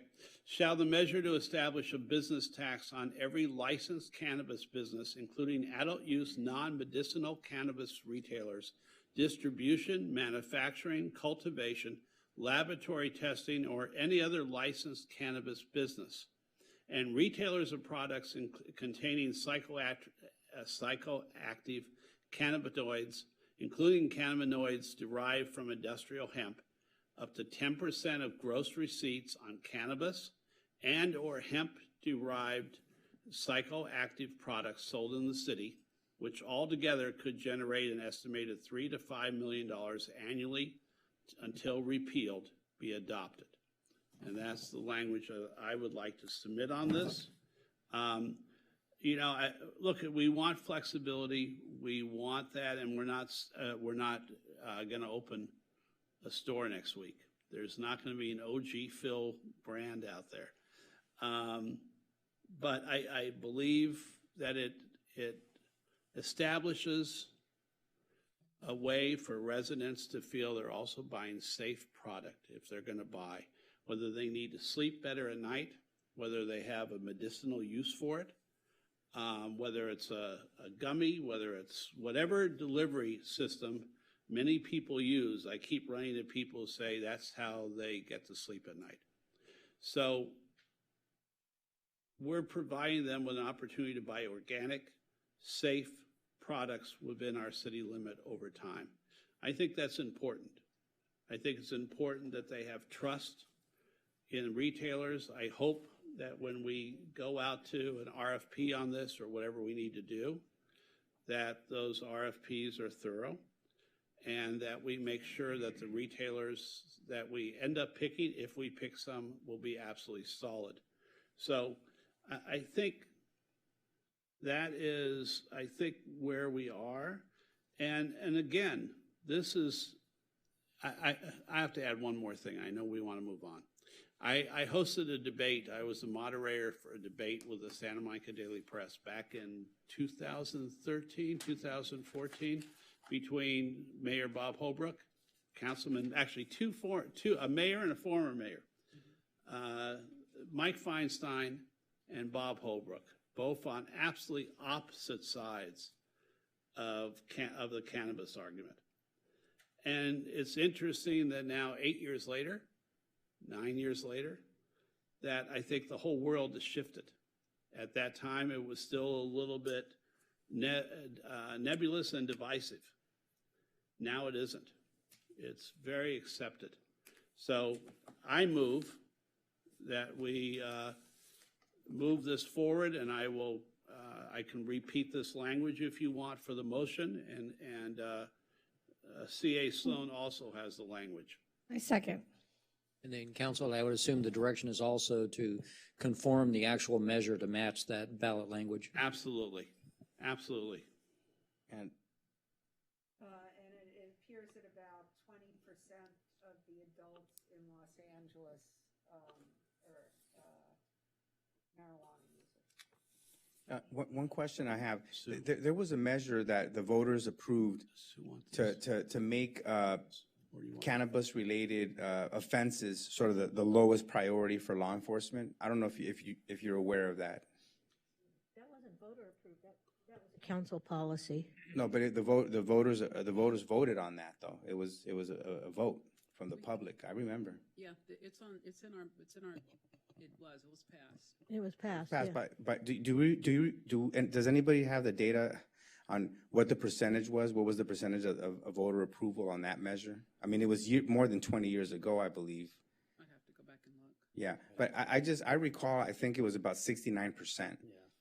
So it wasn't related to what we're talking about today, but I'm just saying 20 years ago, the voters here in the city of Santa Monica, by at least, and I would estimate that this would probably pass by 80%, but that back then it was 69%, signaling, I think, that without a poll, the voters in the city of Santa Monica look favorably at this, considering the fact that this council, I wasn't on the council, but this council back in like 2015 started contemplating, implementing this type of policy, and it's taken 7 years, and in 7 years, we haven't opened one retail store. So I just think that we're already way far behind. I support the motion here because I think we're losing out, and we're losing out big time to Los Angeles, and for the reasons also that have been expressed, that our residents deserve access, right, to cannabis that they benefit from. So I just want to support, the motion. I just want to make the point. And one question also is, do we have delivery as well? Yeah, well, that's part of it, distribution. Okay, that's part of it. Distribution, okay. Wait. Distribution. Distribution is how you get the product in the supply chain from the cultivator or manufacturer ultimately to So in terms of, I want to make sure just then to add a friendly amendment that we ensure delivery is also there, because right now, as we speak, It's in here, isn't it? It should. Yes. It should. It's in here. Okay, good. I didn't read it though. I didn't see delivery there. Let me check again. Liam is raising her Right. hand. There's a catch-all. And So your read, city attorney, is that delivery is included in this? Yeah, any licensed cannabis business. would be Okay, included. good, okay. Thank you. And the one last thing, Mayor, if I could add one last comment. I don't think voter fatigue is part of this particular argument. I understand if we were also going to tax residents right now, we're not taxing residents right now on this. So I don't believe voter fatigue will be an issue. I think this will pass easily. Thank you. Councilmember Davis. So, Mr. Carr, I have a question for you, and then I think I have a question for the makers of the motion. There was some comment made that somehow we couldn't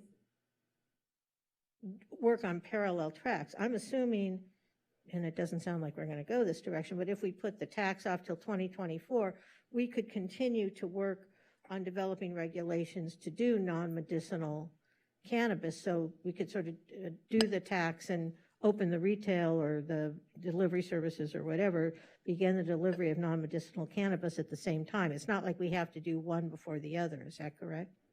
Yeah, I mean, that's kind of, I guess, an attorney's question, but I think that's correct. I mean, I think, just point out, the point here was not that the staff didn't think we should go forward with cannabis. It was more the timing. And again, we gave the option. That's why we gave both options, to give you the choice, the council the choice. The biggest concern probably, I know Councilmember Brock, you could be correct about the voter fatigue. We just don't know.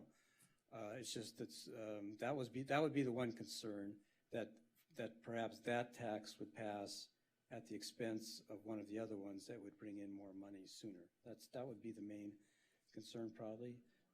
But there is, I mean, I can give you, there was an example just recently, within the last couple of years again, there's been, we did a little research. There was 9 instances where there was 3 or more tax measures on the ballot, and 5 out of the 9 times, most of them failed. So, but we don't know what's going to happen. Yeah, well, I have some more questions, and then you can respond. So in other words, there's no impediment to saying in 2020, we could direct staff to, by 2024, create a system to open up non-medicinal cannabis and put something on the ballot. So it's not like we have to do one before the other. Is that correct?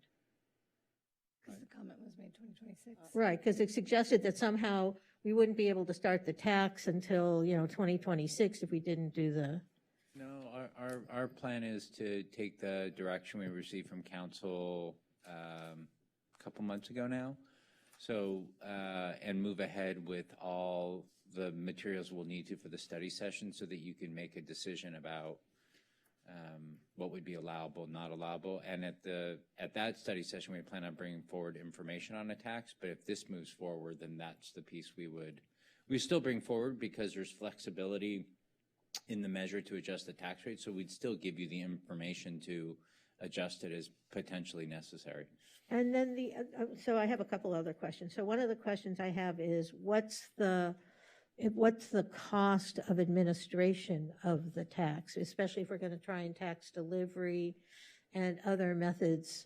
Distribution is something that we don't historically tax in the city. I'm just curious, because there isn't anything, as I understand it, in the current motion that sets aside a certain amount for administration. So do we have any idea what the cost of administration would be? Because that will obviously eat into the profits of the tax. Yeah, I don't think that's not something we've looked at yet, but what could be done is what a lot of cities do, is they also charge like a permitting fee to recover the cost of administration. So that's something that could be done also. And then the final question I guess I have is, and I certainly agree with Councilmember Brock, we want people to have safe products. I'm just not sure what the connection between taxing and safe products are. We know, for example, in the city of Los Angeles, they do have some safety issues and they tax the heck out of it. So I'm just kind of, I agree. I want to have, I am in favor of recreational cannabis, and I want to make sure it's as safe as possible. I'm just not sure how taxing it makes it safer, especially since, at least what I've been reading, and it certainly doesn't maybe cover the waterfront, is that in jurisdictions where there are taxes, what they're finding is it's not eliminating a lot of what we'll call the off-books cannabis sales, that because of the taxation issue, a lot of cannabis is still being sold not out of licensed retail centers. And for example, we know we've had instances of fentanyl-laced cannabis just down in Venice a couple weeks ago. So I'm just curious what the connection between taxation and safety is. Okay.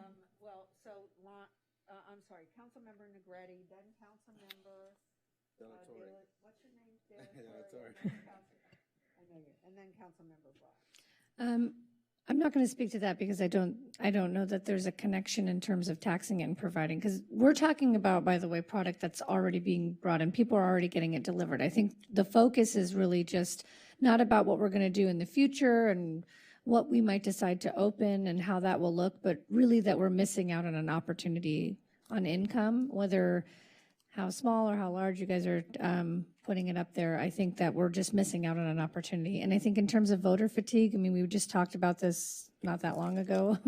So, and we didn't mention it then. So I don't know that this is so different. I think our voters are smart enough to read and understand that a tax that has to do with the transfer tax and real estate property and something that has to do with cannabis are completely different vehicles. Some may not be impacted by it at all. I just think it's important to point out that we're just missing out on an opportunity in these next 2 years. Why would we miss out when we're talking about not having enough money for a myriad of things? Why would we pass up the opportunity? But I'll let Councilmember Delatorre answer Davis's question. Yeah, I think right now, right by the promenade, I can't recall the street, but I think it might be Santa Monica Boulevard, right by the promenade, next to Trejo's Tacos that just opened up. There is someone that's selling flour. You go by, it says CBD products, flour, and so forth. I was like, wait a minute, we haven't even discussed this ordinance. I walked in, and it looks like they're selling flour. You know, it looks like they're selling cannabis. And I was curious. I said, how did you all get a license? And they said, well, it's not really cannabis. It's another type of product.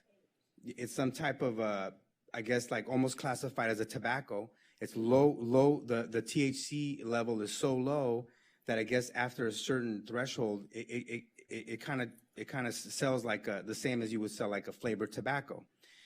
That stuff is toxic.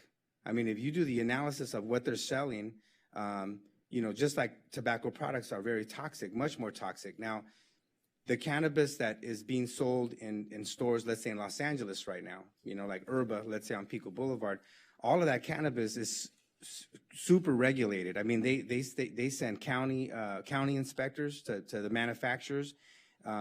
They do site visits, they do testing, and they're looking for pesticides. They regulate the type of all the type of chemicals that they use, to grow in the food. They call it food for the plants and so forth. All of that's super regulated. And so by us approving this, what we would do is we would hopefully push these fake cannabis dealers, out of our city, provide a more a healthier product, something that's regulated, that's tested, and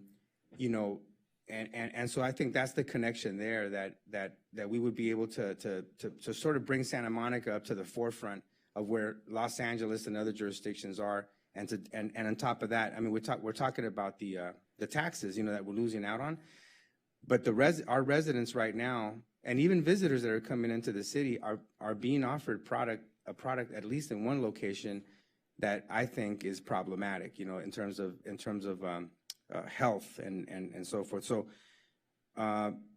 there's an opportunity for us to do it right, to bring in some revenue. I hope also that, I mean, we're not talking about this now because all of this is just setting the groundwork, right? It's just looking at the tax, the possibility of the tax. And then after this, then the second stage would be for us to start looking at, RFPs and criteria and how many and all the details of how we want to operate, cannabis sales here in the city of Santa Monica. That would be the second phase. One thing I hope that we do is that we find a way, once that happens, to support, programming services, for addiction prevention, helping young people out that have problems with addiction, That's something that I definitely want to commit resources to. But right now, this is just setting the groundwork, setting the infrastructure so that we can have a well-regulated and appropriate for Santa Monica cannabis, cannabis operation. Well, and I hear you, and I really support having a well-regulated cannabis operation, but all of those regulations like inspecting the growing and all of that has nothing to do with the taxation. You could do all of that without any taxation, nor does the taxation necessarily lead to all of that. I mean, I totally agree. We want totally safe products. We want to make sure that we regulate them in a way and that provides safe product to the people who are purchasing or have it delivered here in Santa Monica. That's not an issue. I just don't see how that's the result of regulation, not the result of taxation. I guess, again, I am in favor of recreational marijuana. I am in favor of taxing it. I do have some concerns. I know, there's a nuance here that suggests, well, we're not really telling people we're going to tax it, and yet I hear, but we're missing out on opportunities. One of the two things is true. We're either going to start taxing something right away or we're not. It's either one or the other. If we're going to start taxing something right away, then there is a risk of tax fatigue. Now, look, I'm a tax and spend Democrat, don't get me wrong, but we already have put in a TOT. We have 2 transfer taxes on that we're going to ask the voters to evaluate. We are putting other measures on the ballot. Right now, the Santa Monica local ballot is getting really long. And at some point, and it doesn't have to be just taxing measures, at some point people go, you know what, I just can't deal with all of this. No. And I don't know where that tipping point is, but I'm concerned about getting to that tipping point with this particular measure because unless I'm wrong, and staff tells us we're not going to start to see the money, regardless of how much money it is. And I agree, we need more revenue sources. But if we're not going to see the money for a year or 2 years down the road anyway, why run the risk of this being the tipping point that causes all these other things that we want to have happen? We're going to put a charter amendment to reduce the rent increase. I will tell you, I would much rather reduce the rent increase than pass the cannabis tax right now.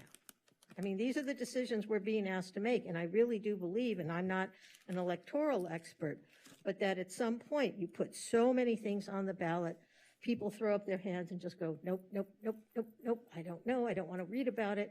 And I think if this were going to deliver $10 million in 2 months, I'd be, yep, let's give it a try. But I think the risk of losing either one of the transfer taxes, losing the rent control amendment, losing the TOT, I start to get a little queasy in my stomach. And so while I totally support the idea, and certainly if we do recreational marijuana, I want to tax it. I'm a little nervous about taxing medicinal marijuana, but if that's the will of the people, then that's the will of the people, because we certainly don't tax medicine in this city. We don't tax aspirin or anything. But all of that having been said, I do have some concerns about it. So absence, again, I'm listening, but absent something else, I'm going to be voting no. Okay. Mayor?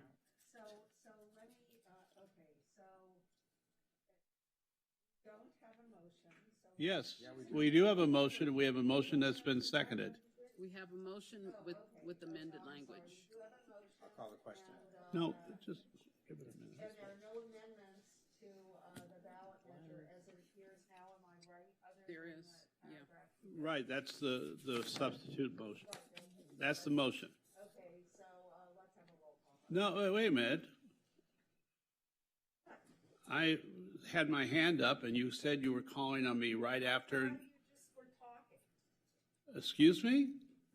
I thought I called on you and you No. were talking and you were fine. Okay, your turn. Go ahead. Okay. So I want to answer a couple of things, Councilmember Davis, and see if we can come to an agreement on this. First, voters will go to the polls to be able to vote yes on this measure. I don't believe it'll detract. In fact, the voter turnout in most cities in California where they've had a measure on to get marijuana legalized and going in their city has been a much higher turnout. So as much as rent control will bring voters to the polls, this will also bring voters to the polls as well. Setting the tax now allows the city to make money from the revenue stream and implement the revenue stream earlier. We've heard estimates from $1 million a year from staff to $5 to $7 million a year from the experts I consulted. So no, this doesn't happen today, but we also can choose how slow or how quickly, and I would estimate in 2023 that we get this going. So if we can be open and have stores ready to go before 2024. So I believe it's something we should be doing now. Saying the tax, again, allows the city to make money from this tremendous revenue stream, implement the revenue stream earlier, and allow residents to be able to shop in their own city for a product that they want to use. And I think that's important. So, you know, if we're talking, and let me add something. It's not only the tax, but it's also as we prepare everybody to open, we will also have community use, community benefits for this, for each one of these providers. And as they do that, that will fund social equity programs. That will fund programs that we need in the city to help teens, to help children. As an example, the Boys and Girls Club of Wanimi has had a prosperous cannabis operation, several stores in their city for several years now. The mayor of the city used to be a recreation and park supervisor in this city for over 30 years. He handled the community gardens, he handled recreation and parks in this city, was a wonderful employee of Santa Monica. He's now mayor of Wanimi. He told me at a conference that they now fund the entire Boys and Girls Club operation annually through the sale of cannabis. In fact, they've been able to expand programs at that Boys and Girls Club because of that. I've talked to people in Costa Mesa, in Bellflower, in Long Beach, in cities throughout Southern California, who the addition of cannabis is not only the tax, but it is the community benefits. It's been the value to helping kids to make sure that there are drug prevention programs, that there are alcohol prevention programs, that there are ways to help children and teens in the community. I think it would be absolutely absurd to put this off 2 more years. This will not sink any of the measures that we have on the ballot. And in fact, I believe the same as the rent control measures that we're going to get to next to help our residents in need and in true need, this will also be something that attracts residents to the ballot in an off-year election. So I strongly support this. And can I just say one thing? Yes. If this of course you can. If this were to legalize recreational marijuana, I would agree with you 100% that it would bring people out. But this isn't to legalize recreational marijuana. It's already legal. What this is a tax. I know nobody who says, I can hardly wait to get to the ballot box so I can vote for a tax. The state has just lowered their tax so that cities can prosper with this. I understand. And yes, because this is every city, I don't know of a city in California that does not have revenue enhancement because of this. Look, I agree with you. I'm not saying let's not tax cannabis. I want to tax cannabis. I agree with you. We can use the money for addiction prevention programs, for youth support programs, whatever we want to use it for. All of that is absolutely right. The question is it better to put this on the ballot in 2022, or is it better to put it on as part of a comprehensive package where we've already now got recreational marijuana up and running, and we know what it looks like, and we know how many outlets there are going to be and what they're going to look like, and we can give people, for example, a better estimate of what the revenues would be. I mean, right now, we don't know because it depends, well, how many outlets are there going to be and what are they going to look like? And yes, you have examples of ones that make a lot of money. One of the questions I'm wondering is because I've heard that some of them, and we're only doing medicinal marijuana right now in the city, that they don't even, one of the reasons it's taken so long to get them open is that nobody purchases with a medicinal card anymore unless they're between 18 and 21. They don't have to. So we're going to eat into their, so it's been hard for purely medicinal outlets to survive. Medicinal isn't really a business anymore. Well, that's and you can the guarantee point. that the 2 medicinal outlets that got licenses in the city will want to flip those. There's Right, so, and that's something that's something we can work on. And we will decide the actual amount of the tax. What we're doing is adding the maximum, the same as Los Angeles did, the same as every other city has done, and then we will customize it to our city so that we make sure we help those cannabis suppliers live and prosper, and we may even decide to adjust the tax. So there's a little bit more each year, but you start off low so they have a chance to make sure they get going. And I don't disagree with that. I'm just saying, I don't think people are going to race to the ballot to say, I want to vote on a tax, but I'll just leave it. I think you're wrong, but let's yeah, I agree. Let's have a roll call vote, please. Thank you. Councilmember Para? For clarification, we're voting to put this on. So this is for You want me to read it again? No, I just this wanted. is, this is for the ballot measure with the language that Councilmember Brock. Thank you. Yes. Councilmember Davis? No. Councilmember Negrete? Yes. Mayor Pro Tem McCowan? Yes. Our yes and no's aren't working. Councilmember Brock, I'm sorry. Forgot to turn the vote on. Councilmember Brock? Yes. Councilmember De La Torre? Yes. And Mayor Himmelrich? Yes. Okay. Councilmember Davis, do you want to explain your vote? I think it's pretty clear. My concern is that putting another tax, and this is a tax, this has nothing to do with whether or not we legalize recreational marijuana, it's a tax, does run the risk of us jeopardizing taxes that we really do need. For example, the transfer tax that we've been talking about earlier this evening, or the transient occupancy tax that we put on at the last meeting. And I am concerned that just putting a plethora of items before the voters run the risk that we'll also do things like lose the charter amendment to reduce the rent control, the rental increase, the rent increase.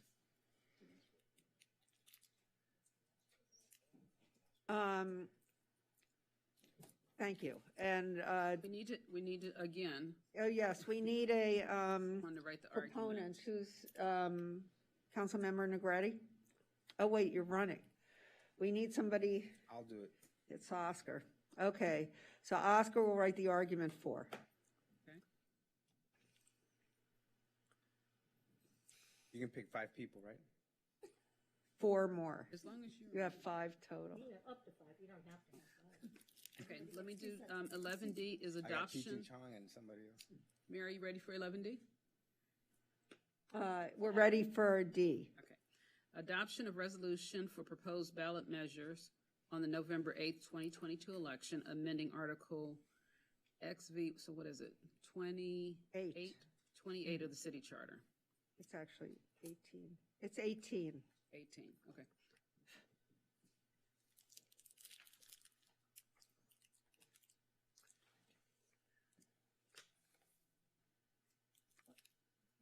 Staff report? Are you waiting for something?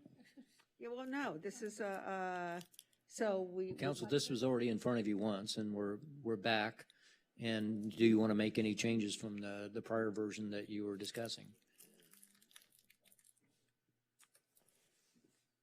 I mean, we just rolled it over. Right.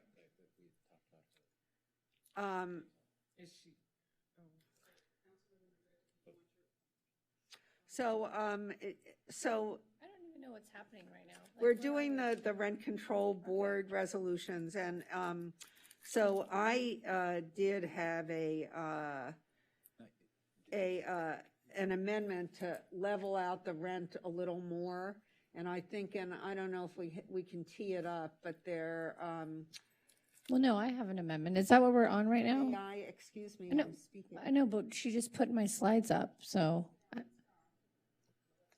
Okay. Okay, so my amendment is in words, although it's a little bit hard, is that basically we would roll back the general adjustment in the charter to 3%. But we would functionally do that. So the GA, the general adjustment would be capped at 3% rather than 6%. And we would do this by putting it on the ballot on March 1st. And I agree with the comments that there's too little time between now and March 1st to, now and January 1st to notice people. So effective March 1st, the adjustment would drop to 0 after being at 6 through March 1st, and then it would go to 3 in September, because 6 months of 6 and 6 months of 0 average to 3. And then we would provide funds for people who have trouble paying the additional, and this is not part of the charter, but the plan is to provide funding for people who are having trouble with the 3%, the 6%, and to do an eviction moratorium for those who cannot afford the 6% GA, who can't pay it. So there will be no evictions, as Denise McGranahan from LAFLA was talking about, for $24. Okay. So that's my amendment.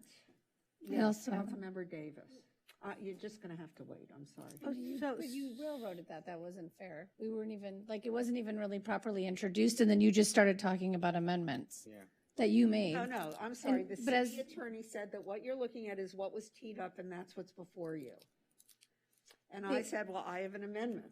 And then you said you had an amendment. Well, my slides were up, but you I didn't didn't really even introduce see your it. But you slide. took the liberty as mayor to lead the Fine. conversation as opposed to going at the end. And this is, I took the liberty. I apologize. Councilmember Davis. Well, hopefully, I don't want to get in the middle of that, but, so I just want to make it clear. So what you're talking about is effective March 1st, the rent would be 0. Right. And then September 1st? It would become 3. It would become 3%, and then A maximum of 3. A maximum of 3. So they would do another GA, so it would be on, but the base would be the 3. Okay, and then the 3% cap would exist ad infinitum. In other words, yes. So, okay, all right, I just want to make sure I understand that. And then I just want to clarify, because we had this discussion before at the budget session, but I'm not sure everyone was sort of focused on it, is we do have some monies available to us, and maybe the city manager can expound on that briefly. We have some monies available to us, and we've recently done a survey to determine what the extent of the problem is, and we'll have more monies hopefully available to us. So we'll be able, for those people in the interregnum, if you will, between September 1st of this year and March 1st, to be able to provide some rent subsidies on a need basis. In other words, not everybody who's subject to the general adjustment will get it, but much as we did during COVID, people who could show a demonstrated need would get some rent subsidies. Is that consistent, city manager, with your understanding of what we're able to do? So we have 2 pots of money available to us. The first one, so council with the American Rescue Plan Act had allocated $750,000 towards rental assistance, which was not expended because of the state's program. So we have that money that's immediately available that we'd want to deploy. And then, as we discussed before, we have $2.2 million of federal resources under the Home American Rescue Plan allocation. And so that's going to take a little more time to go through HUD to get approval on how to spend it, but that would be additional funds that would be available to help support folks who are having issues meeting their rent. So because I just want to make sure that when September 1 hits and the 6% general adjustment comes in, the 750,000 can be used in the short term to assist people who have demonstrated need, and then over time, maybe in October or November, the 2.2 million could come online to assist people as well, and then whatever's left over of that, as the mayor suggested, could be used to help people who even have trouble with the 3%. Is that correct? Yeah. Okay, I just wanted to be clear about it. It's late and my brain is fried, so thank you. Not mine. I want to clarify, are you done? Sorry, Councilwoman Davis. Is there a motion on the floor right now? Is that? No. Okay, good. Blurt it out. Okay, so just a couple of questions in terms of what has been stated. I've heard multiple sort of figures thrown out in terms of rent burden, severely rent burdened. Can someone explain to us, like, how many people we're talking about? There was SMER co-chair Denny Zane mentioned, I believe, 6,000 severely rent burdened residents. It's actually a figure from the census, so I can give it to you if you, yeah, I mean, it is something from the ACE, the community report that the Census Bureau does, and it, so we have about, I want to say, of people who are paying more than 30% of their rent, their income to rent, it's about 10,000. 10,000. Yes, and of the people who are paying more than 50% of their income to rent, I think that's over 5,000. 5,000. But that... that's 50%. Yes, over 50%. So there are 30% is considered the average, right? Is considered the appropriate amount, but it's really the appropriate amount. So let me just say this, these are all low-income people, Oscar. Right. So these are people who are making 80% or less of area median income. Okay. So I'm not talking about people who are making, so area median income now is about 90,000. So these are people who are making, 75 a year or something, and paying 40, 35 or 40 to rent. And we're talking about a total of rent-controlled units is 27,484. Does that sound right to you? About 27? Yeah, I think about half that sounds about right. 27,484 units that are rent-controlled. And so 10,000 of those. Well, I think, look, I can't tell you that off the top of my head. Did you get that out of the rent? Did Denny tell you that? Yeah. 9,585. Yeah, it's about that much. And so we're looking at about 10,000 of those are,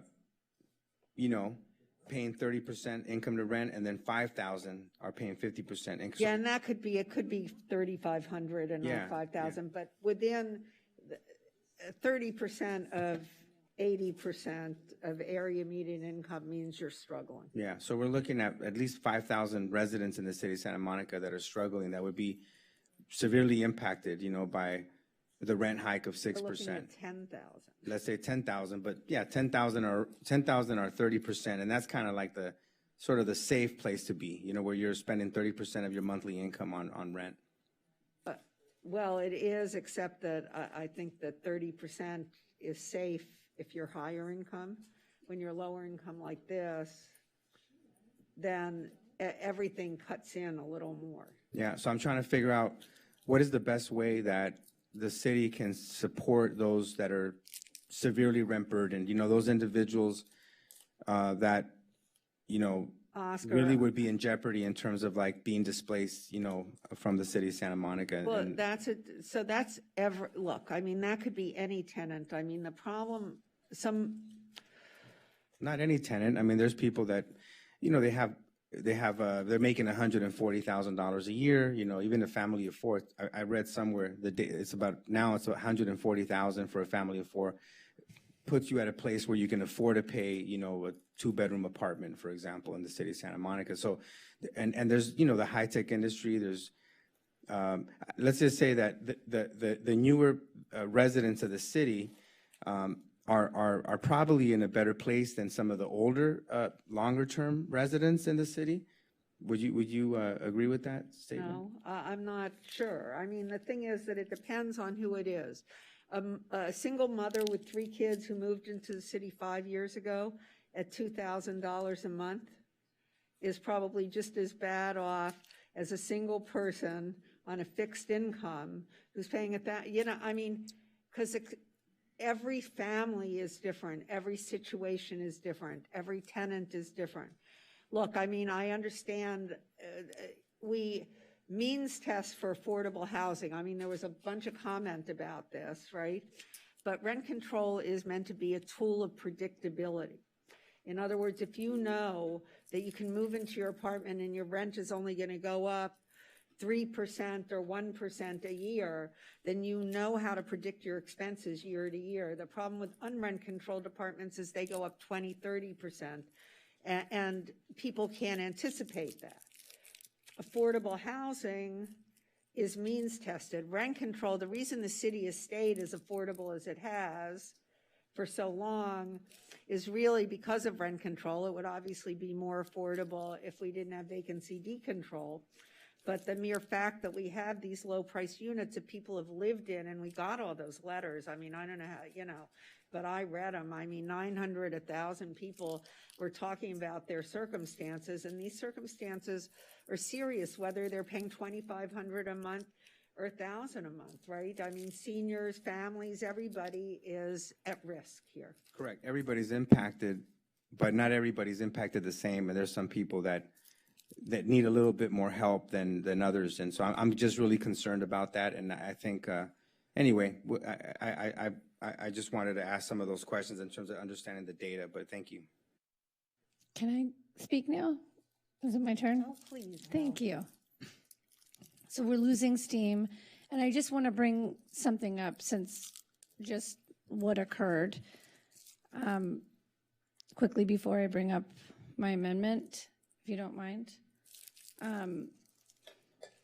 I think trust is the foundation of the work we do here in council with staff, and I think the constituents trust council to make decisions up here on their behalf. And I just want to point out that what occurred earlier, and you speaking ahead and over me, was due to a staff member leaking a confidential email that was written and completely compromising my trust. And so therefore a lot of the public comment was actually making commentary on that confidential email, which made it very obvious and clear that yourself and those members had that information that was confidential. So actually, although I was aware that there was an amendment that you were going to make.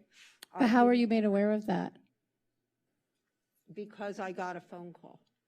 When? There was a confidential email that was, I mean, this all just came about here. I'm sorry, so when you say it was a confidential email, who was the email to? I produced an email to a staff member, and a staff member forwarded a confidential email and said, do not share this. A staff member here decided, for whatever reason, to share that and to breach that confidentiality. And I'm just pointing that out because I don't think, I mean, we're talking about, everybody's talking about do the right thing and be honest and be transparent. And I was definitely raked over the coals over transparency. Hang on one second. Wait, hang on. Go ahead, you go. When I arrived here at City Hall tonight, I heard that there was going to be an amendment. And I'll tell you, I don't know anything about it. I haven't heard anything. But I have to say, I was incredibly uncomfortable by then what I saw once I got up here, that it seems at least 4 of my colleagues are aware of this amendment. No, I mean before tonight, with like printouts. There are like similar printouts. So I personally think that whatever is going on here was going on well before tonight at 5 o'clock, when I walked through the doors and heard about an amendment that I was going to see. And the first thing I said is, what amendment? But yet apparently so many people knew about it. Now that's a clear violation of the Brown Act. I don't know who started it. The clerk has it. Other people up here have seen it. And I don't know what the fuck is going on. Well, I haven't shared, this pardon is my French. point. So in terms of who is in a So- Brown Act about rent control is I one don't thing. know. There is literally nothing that you're going to be able to present tonight that I'm in any position to vote on. I will have to abstain from this based on the simple fact that apparently there is a lot of background information that other people on this council have been privy to that I don't have. You're referring to exactly what I'm referring to. So, if I can just, do you know about this too? there are three of us who know about it. We were in a Brown Act group. And who were the three? So this who are the three? Lana Negretti, Okay. Oscar Della Torre, and I. Okay. That's And it. is that this document that you're talking about? That's a profile of rent-controlled units. No, I'm getting this. What I have here is data. What I have here is Okay. information. And so no one else has seen some of this stuff I because have data. and how many No, that's people all I up have. here have the same data? Three. Well, I don't have the same, I don't even know what data they have. I have on my computer this and I have the same thing in a printout. So there's no Yeah, but Brown, I wouldn't be bringing it up. I think, look, what's really going on. No, I think what's going on is this has become politicized, and what's unfair is something got shared, and that's more important. I don't want anyone overshadowing what I just said right now. I don't think that's fair. I'm pointing out, and I think you guys would all agree, that there's a trust issue, and if a staff member forwards a confidential email, and this argument ensues because of it, because of what you're saying, that all these people have it, this is my point. I don't know what you're talking about because You I know was exactly. You came up to me and said it. That's what alerted me to it. What do you mean? You came up. And said, do you have an amendment? That's what I said. No, you said it's illegal what you're doing. That's I what you did said. not And I say had to ask the question. I think it's Listen, important I to. do not want to have this dramatic display up here, but I have to tell you, everybody likes to raise their voice and speak condescending to people and assume that they are doing nefarious things. But when and I don't like to play that staff is doing anything or trying. This is the first time I've ever felt this way. And I'm communicating it because it was not only proven that did happen, but I'm watching you now talk over me and I'm seeing the political. I think staff is not supposed to take a political position. And there's trust between council and staff. There's trust from the constituents to be transparent. And today, this evening, there was a display of non-transparency. And in my opinion, someone took a position politically and shared information and created a negative reaction to it. You are privy to that information and are responding to it. Excuse me, I haven't seen the information. I heard that there was a proposal. How to did you use hear it as that? Rent control. And I heard from a rent control board commissioner. okay, and how did that control board commissioner hear about it? I never did an interrogation. Well, I sorry. can tell you there was an email that was not, City that attorney- said, Yes, the city attorney wants Council, to- I have to apologize for our role in this. We received what appeared to be like a presentation, and understand that we probably worked up an analysis of maybe 10 different versions of this, whether it's 0%, 3%, 4%, and so forth. Each time we did a legal analysis of that. When we received this one, we also started processing a legal analysis, and we had worked with the Rent Control Board lawyer in that process each time. We did forward it to the Rent Control Board lawyer as we had before, not thinking that it was confidential, and we apologize for that. was the subject line matter, did it say confidential, do not forward? I don't remember. Do you remember, Susan Cola? I do, and in hindsight, I should have thought more, but what I would say is because the Rent Control Board, just like other boards and commissions, at least according to the charter, are part of the government of the city, I did not think of it in that way. For example, when we get a confidential communication from, let's say, the city manager, even amongst ourselves internally with the attorneys, we share that because we have to provide legal advice. And so similarly, because this was affecting the rent control provisions of the charter, just like we had the last time, like July 12th, we had conferred with them because they're the ones who have to implement it. And I greatly apologize that I caused this angst for you. It was not intended as a political maneuver. So council, we may be responsible for this mess, and I apologize for that. It was not intended to be anything subversive. Excuse me, we can't side talk I'm up sorry. here. If you have something to say, we need to say it into our microphones to everybody. So let the city attorney finish, and then you may speak. So it sounds like we're responsible for this. I take that responsibility. We apologize. It was not intended to be political. It was purely getting the legal analysis done. And, well, so now, do you want to say A something? side effect of it, and I understand that, and I heard you outside say the same thing, but I think it's, regardless of what you intended it to be, it's hard for me to accept that, knowing, I mean, you don't have to be involved in the city to know how heavily politicized this whole issue is and how important it is to the community. And to that point, knowing that this was coming up, you all of a sudden have created an amendment to jump ahead, and you shouted it out without even introduction of anything. I didn't know where we were. Lana, you're making this pretty, this was something that I had sent to Doug yesterday, just in case you wondered, right? And we've been talking about it for weeks. It's a structural thing. It doesn't change anything. It's still three. It's just structural. The public comment was explicitly directed at Mine the was email. not. No, I'm sorry. You're accusing me. If you think that I'm in not this accusing case- you. I'm saying the public comment Look, was it's obvious direct. people know about this, but let me just say that in my view, and Kristen may have been prepared to say this, it is one thing to abide by the Brown Act and only have 3 people know something. It is another thing to, on the night before you are finalizing what you're putting on your ballot as a ballot measure, to bring forward something that is a new subject matter area, and it is basically attempting to rewrite, as I understand it, because tell me if this is wrong, but We haven't gotten to it, so let's not get there, because you had an amendment, but according mine to was you is structural. structural, and yours isn't rewriting it, but you haven't even heard mine yet, and you already have judgment, and this is the problem. We haven't had the due process of discussing it up here. I told you, you can talk faster than me all you want. I told you what I heard. I haven't had the opportunity to present it. Test rent control. This was what I heard. Part of the issue is, as mayor, I think you should facilitate the discussion and probably, get your colleagues, to present motions and so forth. But when you jump the gun and you start, sort of taking the first stab at something, it makes it very difficult, and I don't think it does, Oscar. Say what you want. Well, I'm just saying. I don't know why my going first about something that is simply technical makes it harder for other people to talk. Obviously, no one is having a problem. Can I ask a question or a point of order? Sure. I've also chaired commissions, committees, board of directors meetings. I have never gone first. It took me a long time to learn that.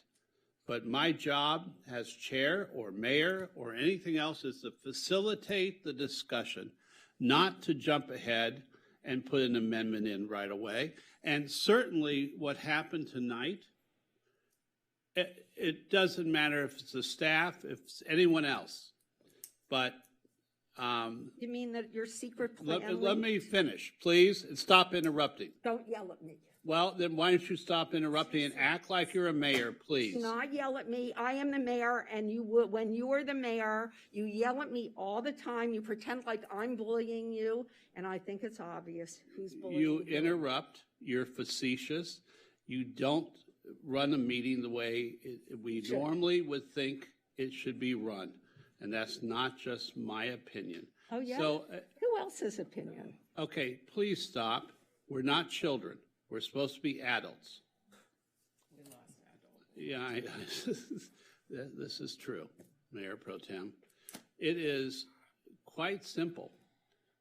This, whoever leaked this, and I understand it may have come from Susan, someone else in the department, whoever leaked this, all right, this was, my understanding was that the 2 pages were given.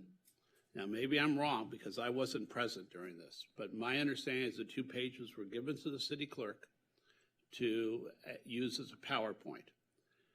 Under no circumstances should that have been circulated around the room, circulated around the building, or gone, in my opinion, It should not have gone for a review.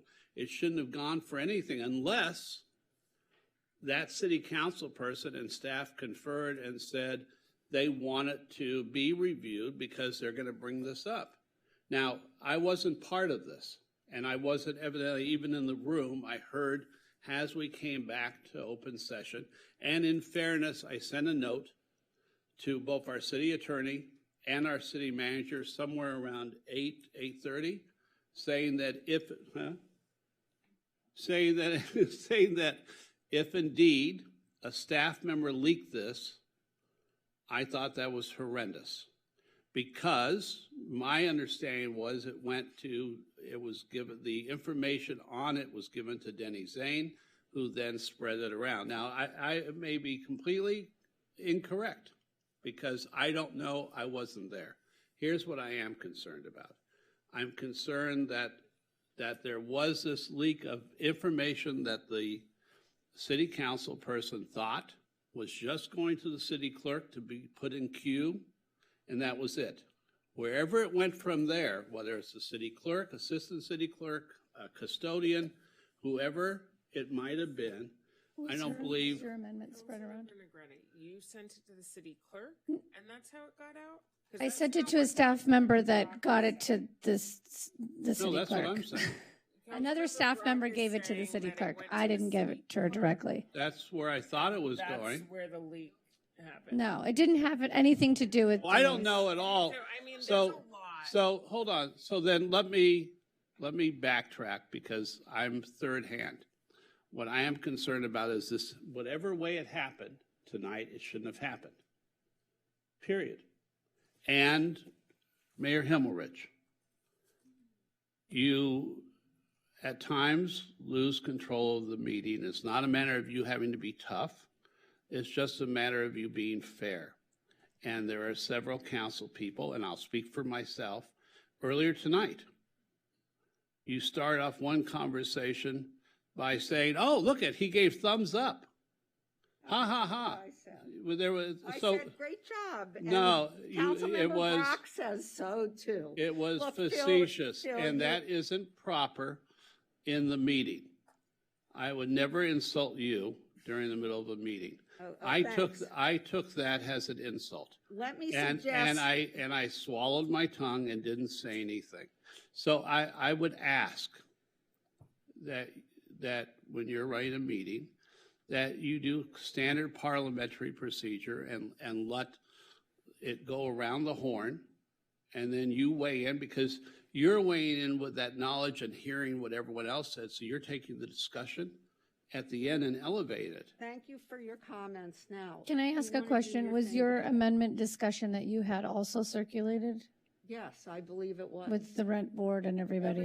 Yeah. Okay. But the only upsetness somehow is, What? But it wasn't confidential. It was simply, and it's been in correspondence. I mean, it was just a question of how to get to the 3% over a year. because there was some discussion around being upset about not hearing her amendment either. No, Oh, okay. Are we ever going to hear? I would this love thing to. that has documents attached Right. to it that presumably we need to read or look at if we're expected to take a vote. 'Cause I- isn't today the last night we can vote on Yes. this? Okay. So We're gonna have a that's- special meeting. Well, we can't have a can't. special meeting. I'm going before out the of town, and deadline. so is. Well, let's look. Let's get to the Okay, business so- of supporting Wait, I wanna renters understand- in the city. Wait, Right? wait, I want to understand something. We're going to procedural. overshadow it. This is No, I want to understand something procedural, and I want to ask the city attorney.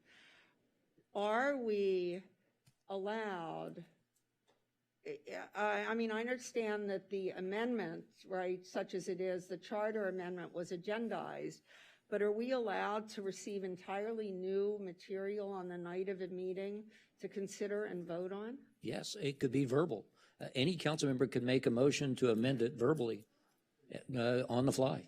Yes. Great. So can we get to it? Okay, Okay. good, let's see it. So rent control, Paper document or? I don't have any printouts. All right. You can put it up if you want, but sure. I mean, it's premature to what I'm saying. I guess you can wait a minute. But rent control board, I just want to say that this 6% cap was baked in there in 1979, right? No, it came in 2012. Okay, 2012. And so from the last 10 years, no one's looked at it. It hasn't been adjusted. No one's thought about it. And I know that like all of us who are on these boards, commissions, whether it be council or rent control board, we're doing other things.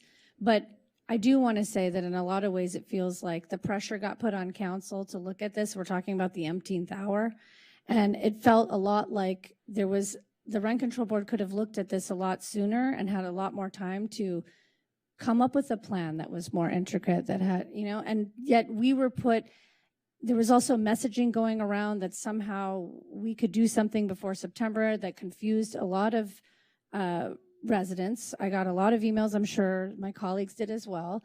And it wasn't just about the 3%. There was people who wanted 0%, 1%, 2%. Everybody has their differing situations that they're up against. So I just want to point out that as we're talking about the umpteenth hour and putting things together, look, we're charged up here at City Council to vote on hundreds of things. Rent Control Board is comprised to focus on rent control. And yet nothing was brought up. And then we were put under this magnifying glass to come up with a solution. And now I'm up here and I'm being told this is the last hour. So anyways, during the last 2 weeks since the July council discussion on the proposed rent control charter amendment, we are continuing to discuss alternatives, and the best path forward is about helping the residents with the greatest need and those that are most vulnerable. There was a robust discussion around everybody that's impacted, both housing providers and community members, but it's overwhelmingly obvious, and I think it's a concern from all of my colleagues here, that there's a great need in our city. There's a large percentage of people who are going to need the assistance. So there's a plan that I'm proposing that directly addresses the shortcomings of the existing annual general adjustment methodology, which was developed in 1979 when income was not even on our public policy radar screen. And since then, income equality has become the defining housing issue. We've been talking about it all night. With our methodology has failed to address is this escalating crisis. So the ballot measure proposed at the July 12th meeting for a maximum of 3% increase perpetuates that problem by applying this one-size-fits-all, or as Mayor Himmelrich says, the blunt force tool across all units. So I favor a rent increase approach that prioritizes this rent relief for those that are at the lower rent tenants. And here's what I'm proposing, which is up on the screen. So I move that there be a tenant income inequality relief plan, which would be a charter amendment that would be placed in the November ballot to amend the Rent Control Board charter and modify the methodology for determining the annual general adjustment as follows. So the annual general adjustment will be 0 for units with rents at or below the citywide median maximum allowable rent for 2021. So we're not talking about income, we're talking about the MAR, because as we know, we can't take in everybody's income. So as reported, here we have the unit size classifications. So as you'll see, a studio is at or below 1528. Using this, had this methodology been in effect in 2022, these rents would have not received an increase. A 1-bedroom is at $19.95, 2-bedroom $2,500, 3-bedroom $2,791. For all other controlled rental units, that the current annual general adjustment will remain in effect. This charter amendment would sunset for 4 years after the date of enactment, and then when it expires, the annual general adjustment methodology will revert to the current one. This is a more equitable methodology, in my opinion, that prioritizes protection for those arguably most in need, while continuing to protect others based on existing city charter. No one's innovated to address, and I think we can all agree up here, we've all agreed that since 1979, we have not looked at this, and we keep referring to it as a blunt force tool. This plan allows Santa Monica to take a national lead in addressing the serious issues of this growing inequality. And under this formula, housing provides there's a sacrifice on annual increases for 50% of the city's rental units, meaning that 50% of our tenants will not be subject to an annual rent increase. So this plan provides a 0 rent increase for 13,741 of our controlled units, which is more than the proposed rent burden units that have, the numbers are fluctuating, but there's hover around 9,500. So basically, this proposal protects roughly 43% more units or households than the 9,585 household number that's been separately claimed as rent burned. And I don't know if that's an exact number because there's been a couple numbers thrown out there, but that's what I got from the last report from Denny Zane. So I think that I think that the general counsel for the rent board wants to address this. And I think we should hear this. I mean, Is this finished? Is this all? I mean, are you done? No, I just don't know. I wasn't, but that's okay. I mean, you can read it up there. It's up there, so. Slide. You just had another slide. I know, but she's talking over me. No. Finish. So put it up. No, I thought you were done. Yeah, she's still making a motion, so. I'm just making the motion. I was just saying that using the housing providers to supply financial resources in the form of reduced increases to administer the program through their own rent increase submission to the Rent Control Board proposal does not add any additional cost or administrative overhead to the city. So the sunset provision is intended to provide a financial bridge to cross the currently evolving economic uncertainty of the next several years, and it provides a period of time to develop a more thoughtful and robust, up-to-date rent control policy that permanently addresses the growing inequality of the community that I hope the Rent Control Board will address. But I think more importantly, we're addressing those that are most vulnerable, and that would be those that are at or below the MAR. So, Councilmember, your motion then is to place all of these measures on the ballot with this instead of the 6 to 3% portion? This would be giving, yes, Okay. a 0% increase to those at or below the MAR. Yeah. And I would second that motion. I have so many questions. Yeah, so counsel? Thank you. I came prepared tonight to talk about the direction that council gave to us on July 12th, which was to lower the current existing cap from 6% to 3%. This is I'm completely blindsided by this, and I think as a public body, this is completely inappropriate, and I would argue this invites lawsuits for violation of the Brown Act. That's number one. Number two, I'm sure that this is very well-intentioned. This is deeply legally unsound and flawed, and I will tell you why. Aside from the faulty premise that rent levels directly correlate with income levels, which is untrue, the biggest flaw in this is that it fails to say anything about the other half of this equation, which is the guaranteed right of a fair return of our property owners. This would also cause lawsuits to be filed and, frankly, to be struck down as unconstitutional. The current methodology guarantees a fair return to the landlords. This completely ignores that constitutional requirement. This is why it's always a bad idea to bring these things at the 11th hour when there has been no vetting by anyone in the Rent Control Board agency. There has been no public hearing about this by the Rent Control Board or, frankly, here. So this is, again, I'm sure it's very well-intentioned, but this is completely legally unsound. Okay, I want to respond to your comments on a couple of things. First, I want to address the Brown Act. I'm looking at our city attorney, and if there's any legal, all the items she addressed in terms of legal ramifications. From what we know, there was council members were not involved in any Brown Act violation. If anything, it was inadvertent through a distribution that was not intended.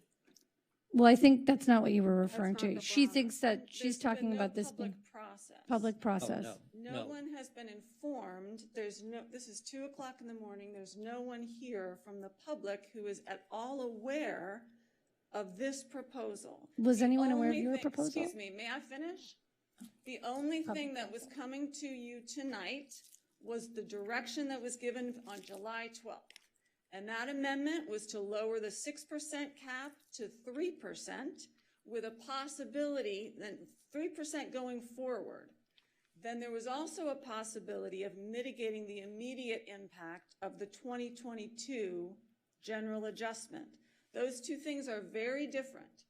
So there's the effort by the City Council to try to mitigate the 2022 GA, which is this trying to do the variations of how to 6% for 4 months and then perhaps 0 or 3% for 8 months. And then the second piece of that was going forward. And that would be to permanently lower the cap from 6 to 3%. That's the only thing on your agenda tonight. Except that I'd like the city attorney to respond to Yes. the comment, yeah. On the agenda are changes to the charter that would be going on the ballot affecting rent control. This is part of that topic. You are free to make changes through the amendment process to what has been proposed. It's So it's within the not same illegal. topic. What? I'm It's sorry? not illegal. We have a fundamental It is not illegal. It's within the Brown Act. The Brown Act is not that restrictive. We've seen amendments to the other things that were proposed tonight, too. And I have to say, I mean, I have never engaged with you, and this is not the process where I want to have this conversation, but I am deeply offended as somebody who, I just want to finish. I want to finish. I'm the only renter up here. No, you're not. I know, I'm the only renter who's, hold on. You're an owner as well. I'm not, okay, I'm not a homeowner. I'm a renter. I'm a product. Can I finish? And so I think what this has turned into is, unfortunately, was supposed to be my best effort. I'm not on rent control board. You're right. I have a job. I have multiple jobs. I run a nonprofit just to be able to afford where I live. And I'm up here on city council. I'm not on rent control board where my only task is to address these issues. You're absolutely right. And I'm also a new council member that represents a part of the city that you may not identify with. Okay? There's a lot of people who don't get up here and sign up to be on city council because of this interaction. You're trying to humiliate and be condescending when I have tried to come up with something to address the hundreds of emails that I've received from people who say that the 3% is too much. They need 0%, 1%. I asked, and this is where this alludes to this confidential email. I said, if I come up with this, is this okay? That was the whole point of my email. Can I come up with this solution? And I was told yes. I was told that this is not illegal. I'm not violating anything. So for you to come up here and assume or make the assumption that I was doing something nefarious this is all so crazy to me. I'm sitting up here basically giving my time, and I'm trying to stand up for residents. And to allude to the fact that something illegal is going on and I didn't give due process is insane. I was told that we are having the public discussion now, and I'm making an amendment, just as Mayor Himmelrich was making an amendment, and somehow that's okay, which you knew about, and apparently you knew about this, and this was all within the last few days. People marched in here and were really upset about what they thought, because somehow it was communicated to them that we could do something about what happened September 1st. We're a charter city. We can put something on the charter for the voters to do something. And then we have been working feverishly to figure out how we meet the in-between for people who are rent burdened. And then we had to get more creative. I did not see anything more creative than just a barrage of emails and people saying, we need to adjust this cap. And this was my attempt at that. And if you're telling me that by me bringing this forward, and our city attorney telling me that it's legal and just, and I asked that question beforehand, did I not? If you're telling me that's wrong, then I don't know what process to follow. And you're just telling everybody out there who's not a lawyer and who doesn't have whatever other profession people have up here not to run for city council because you will be chastised for coming up with an idea. Oh, boy. Okay. Well, that is completely untrue, what you have just said. Well, it's not fair. And you have completely misinterpreted my remarks, and I am allowed to have a disagreement. I'm the general counsel. I'm allowed, excuse me. May I finish? Thank you. Okay, then I won't. Your disagreement is with me or with the city attorney? If I may continue, I'm allowed to have a different opinion about whether the spirit of the law has been followed and whether it is appropriate to bring something like this at the 11th hour and not to circulate it. Why were you so afraid to have this out there and to have people weigh in? The idea is for people to be able to weigh in.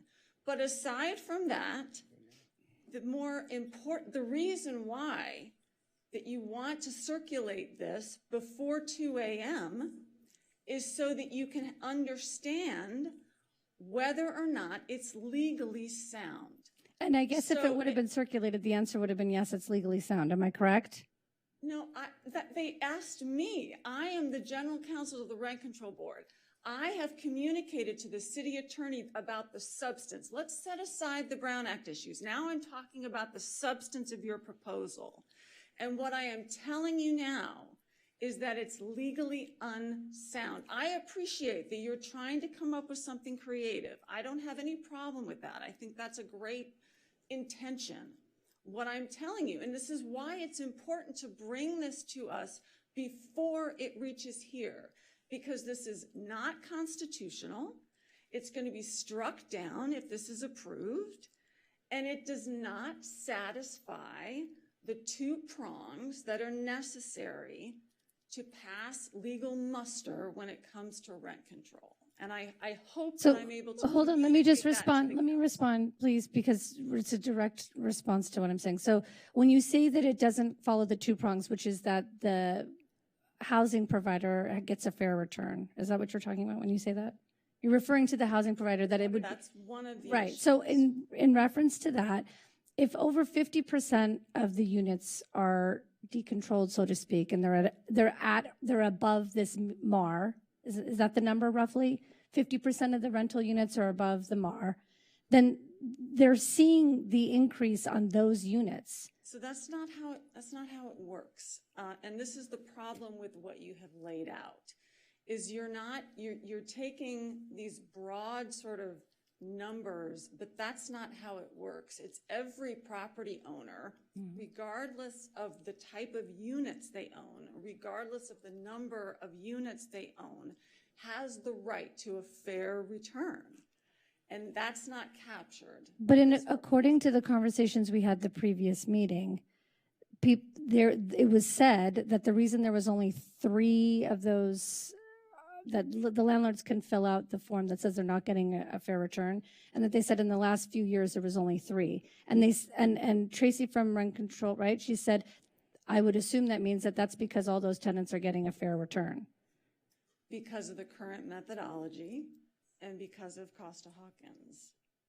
Okay, did you have something to say, City Attorney? Council, what's important, regardless of the details of this, there's an independent process for a landlord to apply to appeal if they feel they're not getting a fair return. And regardless of these numbers, that there still can be an assurance of fair return in that process. And so they have that protection, which keeps it constitutional. Respectfully, City Attorney Sloan, that's incorrect. It's correct that an individual landlord, if under the current methodology, they have the option of applying for something. But the problem is you can't create a methodology that does not take into account a fair return overall. So you have to have the appropriate built-in constitutional guarantee of a fair return, and that is not what this proposal does. And this is where I beg to differ. You say there are 2 prongs. What's the second? You say 2 prongs. One prong is a fair return. Well, and the other one, as I mentioned, is the fundamental flaw to this also is that it makes the false premise that there is a direct correlation between rent levels and income. That is a faulty premise to begin with. But the more fundamental problem is that it does not guarantee the constitutional right to Hold on. And in response to that, units are leased under the standard income qualification criteria of 3 times the monthly lease costs, right? Correct? When units are leased out. No. You're confusing that with affordable housing. No, but even when I've applied for the apartment that I'm in now, I had to prove my income that I could afford I don't know any landlord who rents out. The owner. That's the landlord can do it. That has nothing to do. And there's still, okay, go ahead.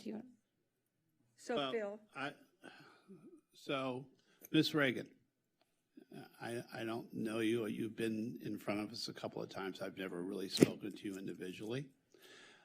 I'm kind of appalled. So before you roll your eyes, and I know you don't work for us, and I want you to hear, because I'm not yelling, I'm not screaming. I'm concerned because Councilmember Negretti, Councilmember Delatorre, and I looked at this and worked on it till last night, trying to see if it would be helpful. Now, it would have been appreciated if you had said, here, all right, we're looking at your proposal, and here are the things that wouldn't work, here are the things that might be incorporated, rather than just doing what you're doing again now, which is just deciding you're going to ignore what I'm saying, instead of working with us. So I would have loved to have, why didn't you reach out to me? I have no idea who you are, and our job as the city council is, our job in the city council, nobody there wants to hear you're not turning to anyone. Actually, please. So my point is simple. All right, you're saying that it isn't legal. We'd like to hear why it isn't legal rather than just a quick, oh my God, what are you trying to do? Okay, because we thought, and maybe we're all wrong, we thought we had a point, and Councilmember Negretti thought there was a way to give more rent relief to those in need. So just because you've done something the same way forever, this may be a chance to adjust what we're doing. Now, maybe it isn't legal, maybe it doesn't work, but I think you owe us the time to hear it, hear what the proposal is, take 10 minutes, breathe, and let Councilmember Negretti give her proposal, and then the council discuss it and see if it's legal or not, or if they want to vote against it or vote for it. That's not your part of the discussion. But I thought you're here to help us tonight. Well, I thought I have heard the proposal. I've heard it very clearly. I've seen the presentation. But you were talking through part of it, and it was only 2 minutes. You're interrupting her, please. Well, she interrupted me a minute ago. No. Yes. Okay, I'm going to, look, I can turn everybody off if I want to. I don't want to do it, but I would like to let everybody finish their thought. So I'm not going to turn everybody off, but I want everybody to be silent. The next person is Councilmember Davis and then Councilmember De La Torre. So, first of all, can we put the first page of this back up? Because I have, Ms. Regan. So, as I understand it, the people who are paying the least rent get a 0% increase. The people who are paying the most rent get the 6% increase. Is that correct? So it seems to me if the goal is to deal with the people who are the most rent burdened, it's the people who are paying the most rent. You just said we don't know that doesn't tie into people's income. Okay, now I would like to be allowed to finish. So it seems to me that the people who are more likely, we don't know what people's income are. Rent control has not been means tested, and I think there may be some legal issues with that, but I'll let Ms. Regan address that. But it seems to me that if we're concerned about the people who are more likely to be rent burdened, it's the people paying the most rent who are more likely to be rent burdened, not the people who are paying the least. So that's one concern I have. But I do have another concern, which is, and I don't know how else to say this, so I guess I'll be blunt and say, rent control is sort of one of the things that makes Santa Monica Santa Monica. We've always been proud of the fact that we have one of the strongest rent control laws in the country, and been proud, and we've had this discussion, and this is why we're here tonight, that we put it in the charter as opposed to making it an ordinance, because we wanted to make sure that it was something that would be there for all intents and purposes in perpetuity. In other words, we didn't want to make it subject to the whims of who necessarily was on the council. My concern about this, and I'm not faulting you for thinking outside the box, but the problem is we have, 6 people sitting out here for what is a fundamental change in the fabric of this community. And it's the reason there's only 6 people sitting there is because if you had told the 70% of people in town that you're going to do this, I think we'd probably have a lot more people here to discuss it. And I think that's Ms. Regan's Brown Act concern, is that regardless of, whether there's been some technical violation or not, we are at the last meeting before we have to put something on the ballot at 2:05 a.m. talking about making a fundamental change in something that is part of the fabric of this community. And I appreciate the thought, but it seems to me the way this should have happened, and I don't know about the confidentiality thing. I'll be honest, I'm a little weirded out by the whole confidentiality thing, like somehow I have the secret plan, but nobody can know what the secret plan is. But the way to do it would have been to bring what is now called a 16 item. You bring the 16 item and say, I have a proposal for changing rent control. We could give staff direction to come back with a proposed charter amendment. To do that, it would be duly noticed, and I guarantee you there are not enough chairs in this room to have the people both for and against. I suspect landlords might be here, and yeah, we can call them housing providers, but we are also landlords, and I suspect renters would be here. My concern is, with virtually no public comment, we have a proposal here that I don't even know if it accomplishes what we're trying to accomplish, because I do have this weird concern that it seems to me we're making the people who are already paying the most rent pay the largest increase, as opposed, and I'm not suggesting that we should make the people who are paying the least rent pay the large increase. I'm in favor of the 3% cap, and, you know, we can talk about, you know, ways to adjust that. But I am concerned that literally at the 11th hour, actually at the 2 a.m. hour, we are talking about making a fundamental change in something that has defined this city for over 40 years.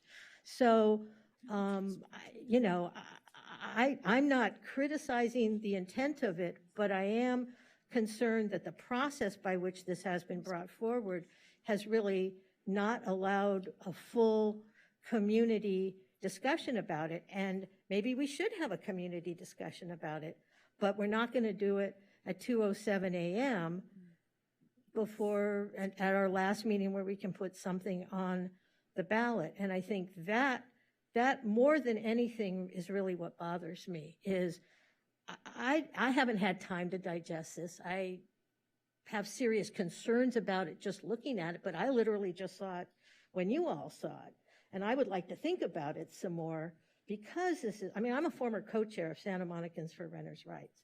And although it's true, I'm currently not a renter. I was a renter in the city. I was Ellised out of the first place I lived in Santa Monica.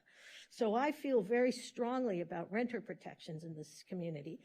And I feel very strongly about addressing the fact that we have people who are rent burdened. Having said all that, I want to have let's have a robust discussion. This is not a robust discussion. And so regardless of whether there's some technical Brown Act violation or whatever, I really think that we do our community a huge disservice by taking something that would so significantly change what has fundamentally, and I get it. I agree with Councilmember Brock. Just because we did something the same way for 40 years doesn't mean we should do it that way. I'm probably the most open to change of the people I personally know. I embrace change. But I think change needs, on something like this, that really affects people's housing. Housing is a human right. And something like this that really affects people's housing, to be discussing this with 4 people in the room at 2:09 a.m. in the morning, really shakes me to my core. And so I'm just at the point where I think what we need to do is we need to address the issue before us, which is the 6% general adjustment. Let's bring that back. What was proposed, what was in the agenda, we can, if people don't want to support that, then that's fine. If we want to have a broader concern about what the structure of rent control looks like, then I think that's something that we should have, but in a measured, fully disclosed way, so that the community should be able to weigh in on it in a thoughtful, meaningful, orderly manner. I mean, I appreciate thinking outside the box, but I just don't think that really kind of just saying, let's change everything fundamentally at the last minute with no one having any idea this was coming. I certainly didn't have any idea this was coming, or I would have been able to turn out a lot of people tonight. So anyway, those are my thoughts. I mean, I can't absorb this at 2 a.m. and decide whether it's a good idea or not. I have some fundamental questions. It sounds like our rent control attorney has some questions. They may, you know, there may be some disagreement, and lawyers do that all the time. We always disagree about this, that, or the other thing, but that's one of the reasons you want to have a full and robust discussion. I get the sense we're all sort of doing this on the fly, which is absolutely the wrong way to make public policy. So Councilmember De La Torre. You know, as a housing provider, a property owner here in the city of Santa Monica, and someone who supports rent control, I support what Councilwoman Negrete is bringing forward, even though I'll personally not benefit at all. Those rents right there, the 1-bedroom units where there's 2 of them right now, both of the tenants in my property basically will avoid having the rent increase, and I still support it. Why? Because it's the right thing to do. For those of you on the city council before I was elected, there was like 5 pillars that you supported. One of them being equity. I was on the school board. I know Councilwoman Gleam Davis, you've advocated for equity, you know, and equity policies. And I think that what Councilwoman Negrete is bringing forward and what I support is that we follow that principle of equity, that we are in a crisis situation in our community, and, you know, some people it's impacting everybody, and it's impacting, you know, housing providers as well as renters, inflation and so forth. But there's a real concern, you know, with people at the bottom who can't afford, you know, even the 3%. And so we come up with a solution that's more equitable than the, you know, one size fits all, you know, cap of 3%. We come up with a solution that for at least 50% of the renters in this city will pay 0. And those renters, most that will be impacted by this, are the renters that have been here longer in the city. The renters that have come in earlier, more recent, let's say in the past 6 years, a lot of those renters have been means tested, for lack of a better term, because the landlords are not renting to individuals who can't afford to pay the rent, you know, for 3 months or whatever. You have to put the deposit down, you know. These individuals, you know, have more wherewithal to make those rent increases. And then there's a $140 cap, right? So that $140 cap for those people paying higher rents, you know, makes the original proposal that's being advocated by Santa Monicans for Renters' Rights a very regressive, you know, way to address it, versus a more progressive way to address it, which is an equitable way to bring equity into the conversation, to support those individuals in our community that have the greatest need, those individuals in the community that are struggling the most in this economy. And so the proposal that is being brought forward right now, I think is going to help people. It's going to strengthen rent control. It's going to, do it differently, but it's going to provide more relief to people that need more help right now in this crisis. And so I understand that there's some legal concerns, but, you know, we haven't shied away this city council hasn't shied away from big controversial legal concerns and been willing to spend millions of dollars, you know, to fight for what we believe in, right? I mean, I've seen, not me, but I've seen other council members take that position. You know, so let's say, for example, if we vote on this, okay, what's the worst thing that happens? We will end up with challenges. We end up from challenges from who? Who do we get? Who would challenge this? Who has a legal problem with this? If you can please respond. You said landlords would sue us. Is that where the lawsuits would come from? Well, Mr. De La Torre, right now we're being sued for hundreds of millions of dollars by NMS Properties. I mean, there are any number of lawsuits that could come as a result of this. NMS Properties is suing us right now for what?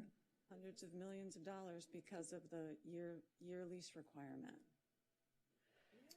No, they are. Okay. Yes, no. There. I haven't heard that. That's news to me. There are 2 lawsuits. Okay, so let's say, for example, let's play this out.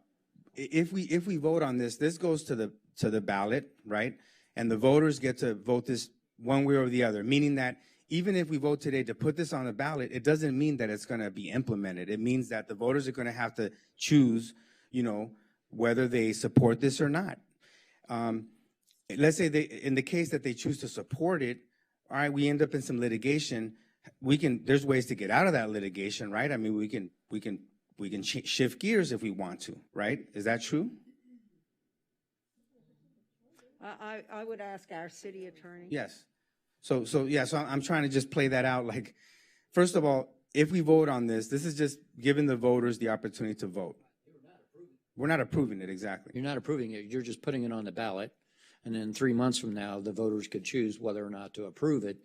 If at that point there is a legal challenge, then the city council could choose whether or not to defend that lawsuit, I suppose. Okay. And then, and that's one angle on it. So, I just feel that, we look at the numbers that were thrown out. Well, first of all, let me just say this, that under SMR, Santa Monicans for Renters' Rights controlled city councils and Santa Monicans for Renters' Rights controlled rent control board, this 6% increase was already cooked into the charter. So we're having to right now fix a problem that was implemented by councils and rent control boards that were controlled by Santa Monicans for Renters' Rights. That organization has had a majority, for at least 30 years, maybe 40 years in the city. So we're right now at a point where we're trying to rectify a problem that we didn't create, and we have a solution that's much more equitable, provides much more relief for the most rent-burdened residents in the city of Santa Monica. I think that's fair. I think that's appropriate. And like I said, I'm a property owner that would lose, for 4 years, I wouldn't be able to, I would see zero, right? I wouldn't sue the city of Santa Monica. I feel that would be my contribution to supporting the residents of this city, to supporting those rent-burdened residents in the city of Santa Monica. That was something that I would accept because it's the right thing to do. I still support this. I mean, even with the legal issues, I think it's the right path for us to take. I'm willing to take that risk. I'm willing to fight to support those low-income residents. I've read hundreds of emails. I know that people are talking about, well, we want a robust discussion. There's been a whole lot of engagement. I mean, Santa Monicans for Renters' Rights, I saw one email, that has really been messaging to its base. I think a lot of people are aware that there's a problem, and that this city council can fix that. And what we're proposing is to provide 100% rent relief to those at the bottom, to those below the median on the MAR. And I think that will help in preventing the type of displacement that would happen with even a 3% increase right now. I think it's the right approach. Okay, so I was next. There are two people on this dais that we actually are responsible for hiring and firing. And I'm just curious how we ended up here. So Councilmember Negretti came to our city manager and our city attorney with this very complex. It's not complex. Wait, it is not simple, Oscar. I'm not an expert in rent policy. Are you? I can see it's simple. Wait, hang on. Nothing is that simple. Literally nothing is that simple. You can't tell me, oh, that's it. There, okay. Yes, sure, on the surface. Stop. Okay, so Councilmember Negretti came to you two with this very complex, I guess we're calling it an amendment to agenda item 11D. And there was nothing in there that created a possibility that this information could have been shared with the public as a whole to ensure that there wasn't a Brown Act violation in advance of tonight at 1 a.m.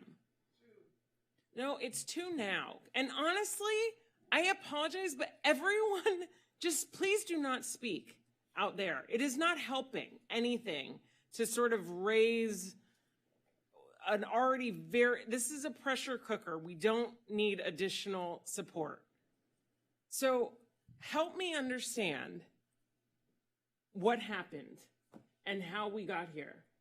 Sure. So I think where this all comes from is that the council has been under a tremendous amount of pressure for the past few weeks. So 2 weeks ago on July 12th, council heard an item on the rent control board, and new items were introduced on that measure, as I recall. So specifically, right, there was discussion on the 12th to cap the rent GA that was not part of what we received from the rent control board. Correct? True. Yeah, there was conversation about, oh, do we cap it at 3%? Do we cap it at 4%? And we asked to get more information. And we had 2 weeks to get more information on that. So from my perspective, and I think the city attorney would concur, we were not involved in any of those conversations whatsoever. And that was the first time that topic was ever introduced to the city council as a body. I just want to correct you a little bit because I had talked to the city attorney about changing the cap and what would be involved. Well, and it was in a bunch of email. I mean, none of which we received, right? No, the emails that we were getting at the city we were getting so many that were talking about the Oakland cap and 3% and this. So we all went into that night knowing that the cap idea was going to be one that was discussed. We had the ability to look into it ourselves if we wanted to do our due diligence. It was not a foreign concept. Sure. Okay. All right. So changes were made at the dais on the 12th. Okay. And then those changes were processed into the staff report that was prepared in very short order for city council tonight. So we, at the staff level, we don't know what conversations you as council members are having in the community at any given moment in time. So, right, so whatever you're doing in terms of formulating policy, developing policy, we absolutely put that into your shoulders, right? And we're here to assist and help whenever possible. This afternoon, Councilmember Negrete said that she had a proposal, right? So you didn't see this until this afternoon? Correct. I've had no engagement or role, right? Working until last night trying to figure out what to do. Okay. So I hadn't seen anything until this afternoon, right? It came in. So the two things occurred. One, the question was asked of me, how could I present this at the council meeting? So I said, hold on. I said, let me check with Denise. Denise said, this is all I need. So she needed the PDF, and that's what we provided to Denise, and Denise presented it this evening. The second thing is, right, we believe, or at least I believe, right, our goal is to assist council whenever possible. If you have ideas, we want to figure out, are they operationally feasible? And I certainly defer to the city attorney if they're legally infeasible. So we received the information from Councilmember Negrete. I forwarded it to Doug, said if there's any legal issues, we should let Lana know. Operationally, right, I don't have any governing control over the rent control board, so I'm not going to opine on any of that. And like I said, it was forwarded to Denise to present tonight. That's the extent of our involvement in this entire discussion, right? If at any time, what I do absolutely want to make clear to this council, if at any time council wants to formulate policy and would like to involve myself or would like to involve the city attorney at any point in the process to be assistance to you, right? Either from an operational perspective, a budget perspective, I won't speak for Doug from a legal perspective, that offer is always on the table. We are always here to support this council, advance what's important to you. That's what I want to make sure everyone understands. And that's the chain of events tonight. That's it.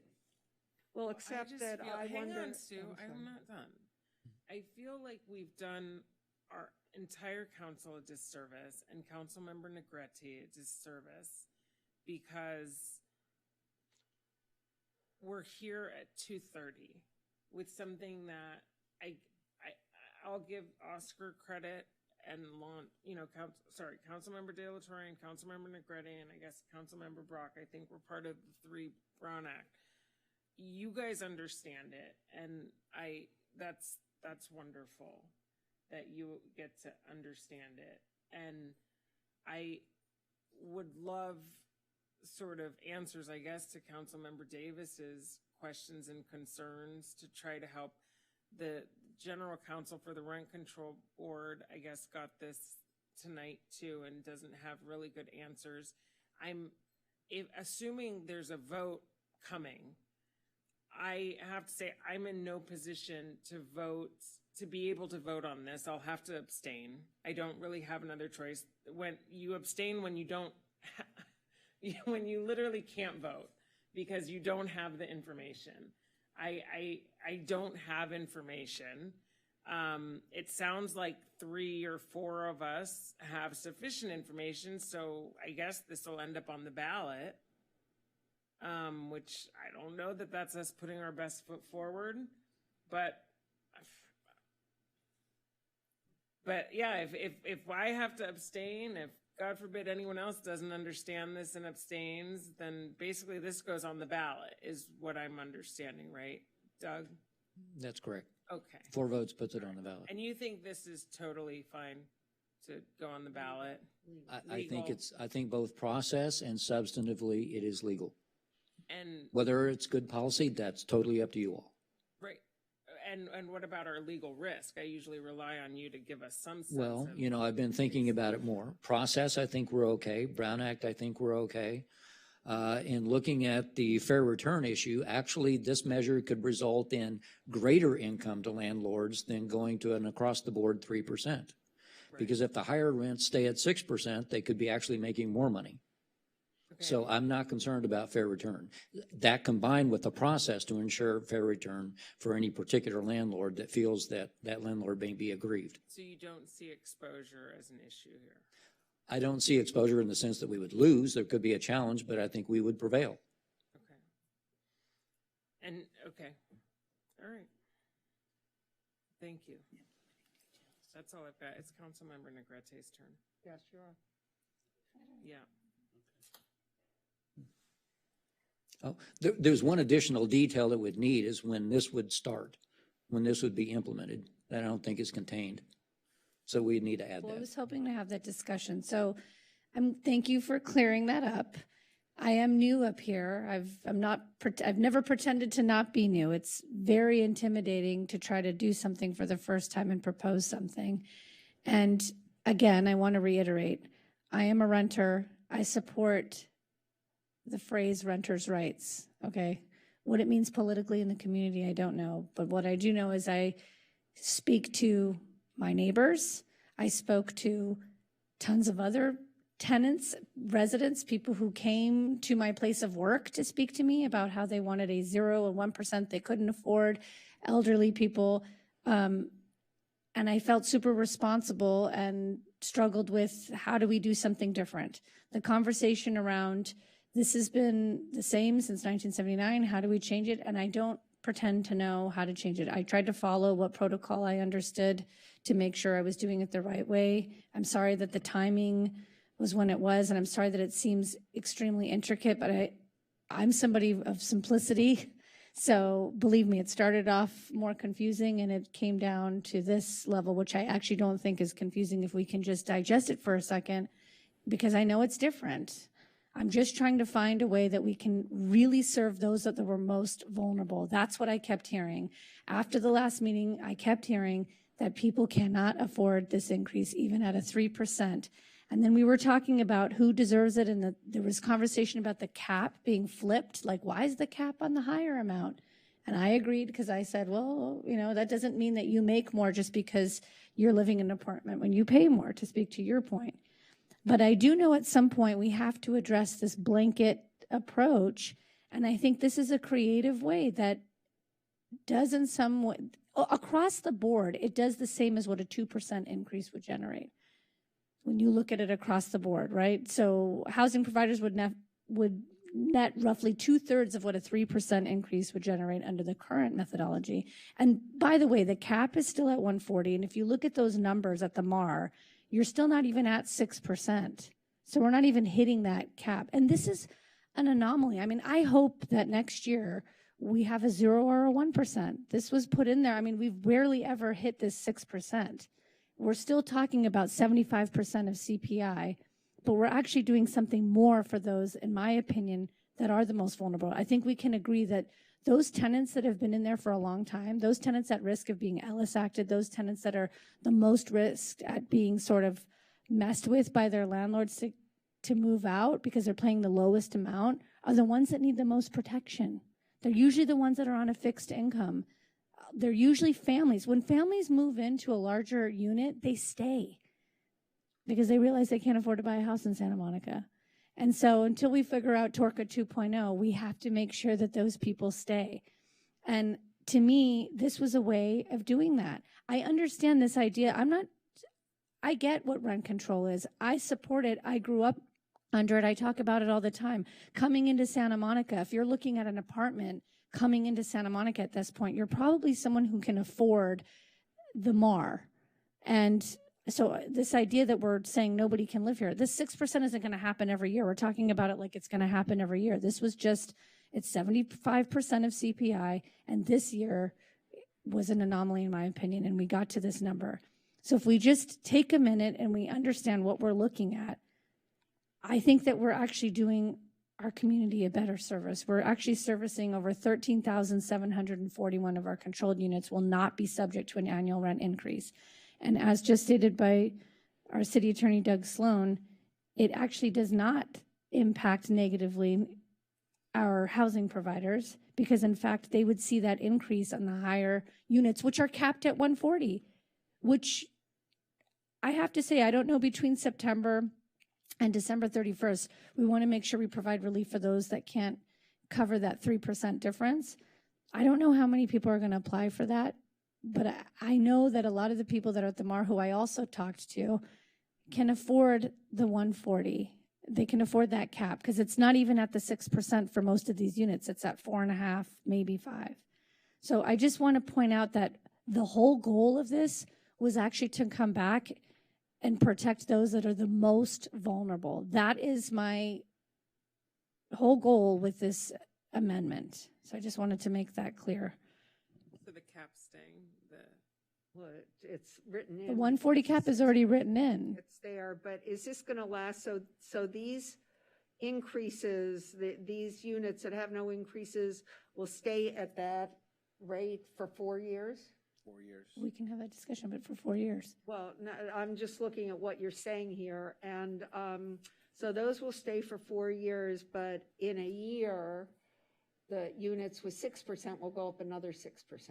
Why do you say 6%? We don't know what CPI is going to be. And by the way, at MAR, even the 3-bedroom is not 6% if you do the math. That's just the cap you're referring to. No, I'm talking about each year. It's not 6% each year. It's going to be whatever 75% of CPI is with a cap of 140 or 6%. Right. No, but that's what I'm talking about, the GA. Yeah. And how many times has it gone to 6% since 1979? 1990. No, since 2012. Look, since 1979, the CPI has, in many instances, been higher than this. I mean, there have been many inflationary periods. Not higher than 6. No, there's like 2 or 3 times, counting this year. 1990 was the last time we went up to 6%, 1990.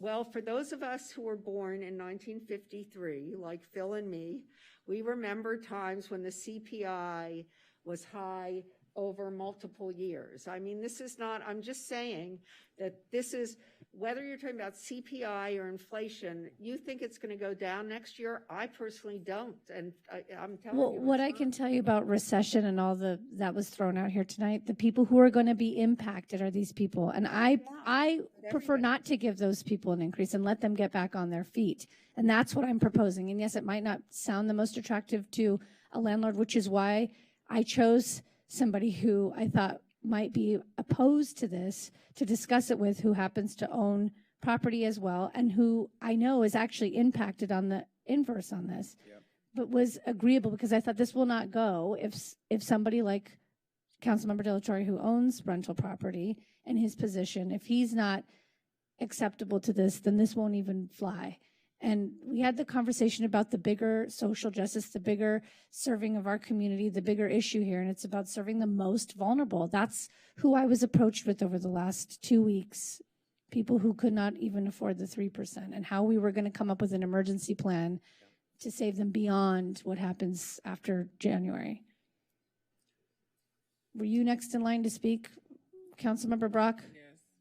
No, he wasn't. Are you next? Yes. Yeah. Go ahead. Brox is next.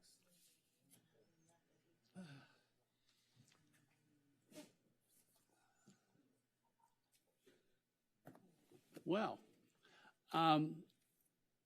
so first of all, I appreciate Councilmember Negretti and Councilmember Delatorre's, because they were the authors of this. And I really appreciate the fact that after we've received 900, 1,000 emails from residents, some with just heartbreaking stories, that I feel for those stories. I feel for those people. So when I looked at this, I looked at the fact that some of those people who wrote would have no rent increase at all. And maybe it was a way to really help those people. I don't think it helps landlords, and I'm concerned about landlords too, but those four categories really help them. The question is, when I was thinking about this a couple minutes ago, is that not everyone, that people who are still getting that 6% increase, and look at inflation's at 9%. So in a real world, they would all get that, but we artificially try and make sure that we help residents stay in the city. So I have a question, and I don't know the answer.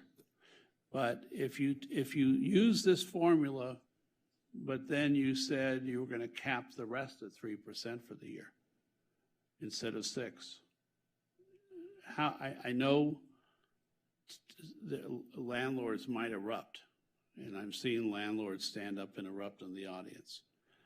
But I'm concerned about, even though we assume that people who are making more, and I assumed this in the last discussion 2 weeks ago, I assumed that tenants who were making more money could pay that $140 a month increase, and then I realized that increase was $1,500 for the year. That's a hit. We had a resident this morning who wrote me and said she was paying, and all of you got this letter, she was paying $2,500 a month for childcare. And I was, huh? I was paying $5,000 a month. Childcare is very expensive. And I was These are not just, surprises. no, but it was, when I looked at that amount this morning, it was to me.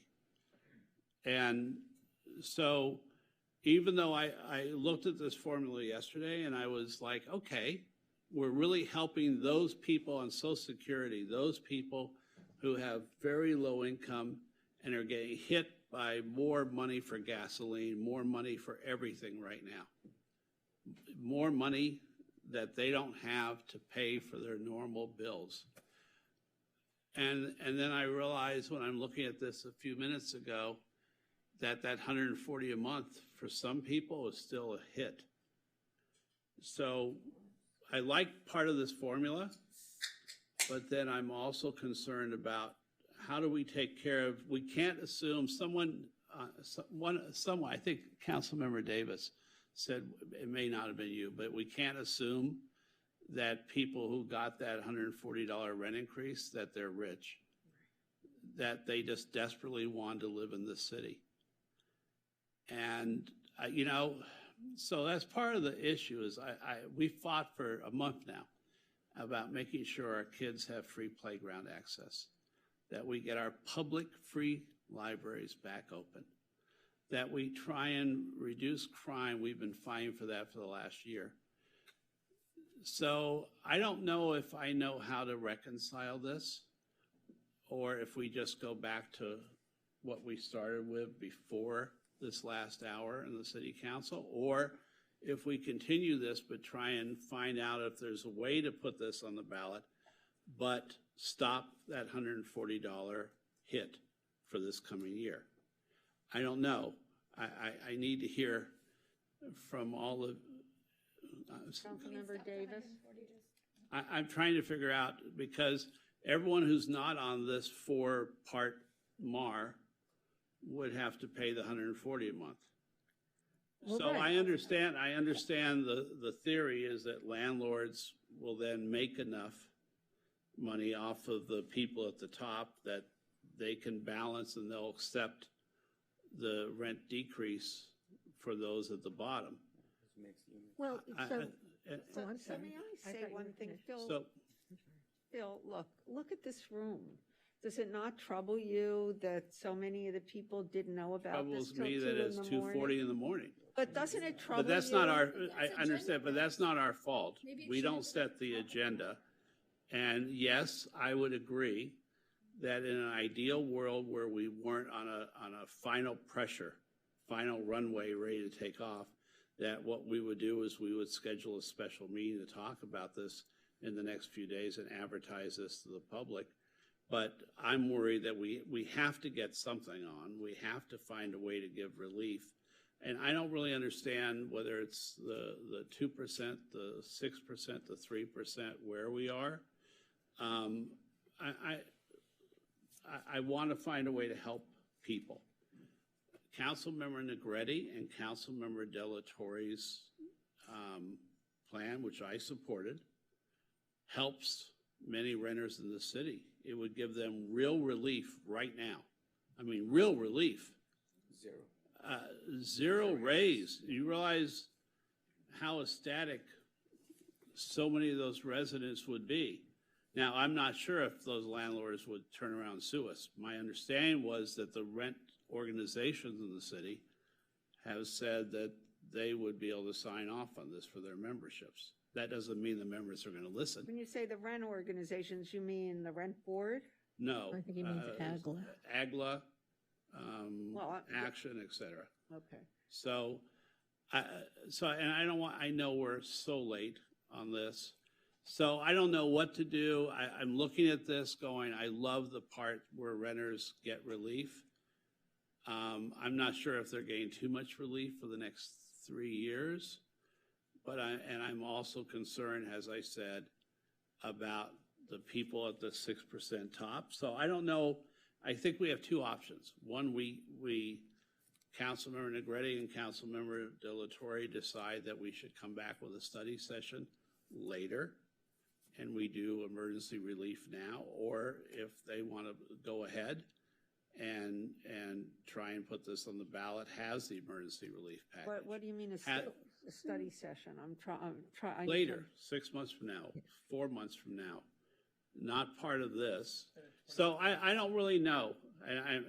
I'm not prepared, but I am concerned about, yes, the fact that it's this late and there are only 5, 6 people in the audience, one former rent control commissioner, one current rent control commissioner, a city council candidate, and 2 landlords. That's the way I look at it. And 2 fine SPD policemen who are stuck here till we're done. And they're still smiling, which is amazing. So I don't know if I have a solution. I'm concerned about the people at the top, and I like the many facets of this. So we have the city attorney and then. Okay, that's fine. You'd ask about options. There are a couple more options. One, the ballot measure could say the city council shall set the maximum allowable increase by ordinance. That could go on the ballot, and then you can adjust it by ordinance as you go. I don't think so. No, I mean, you're changing the charter to say that.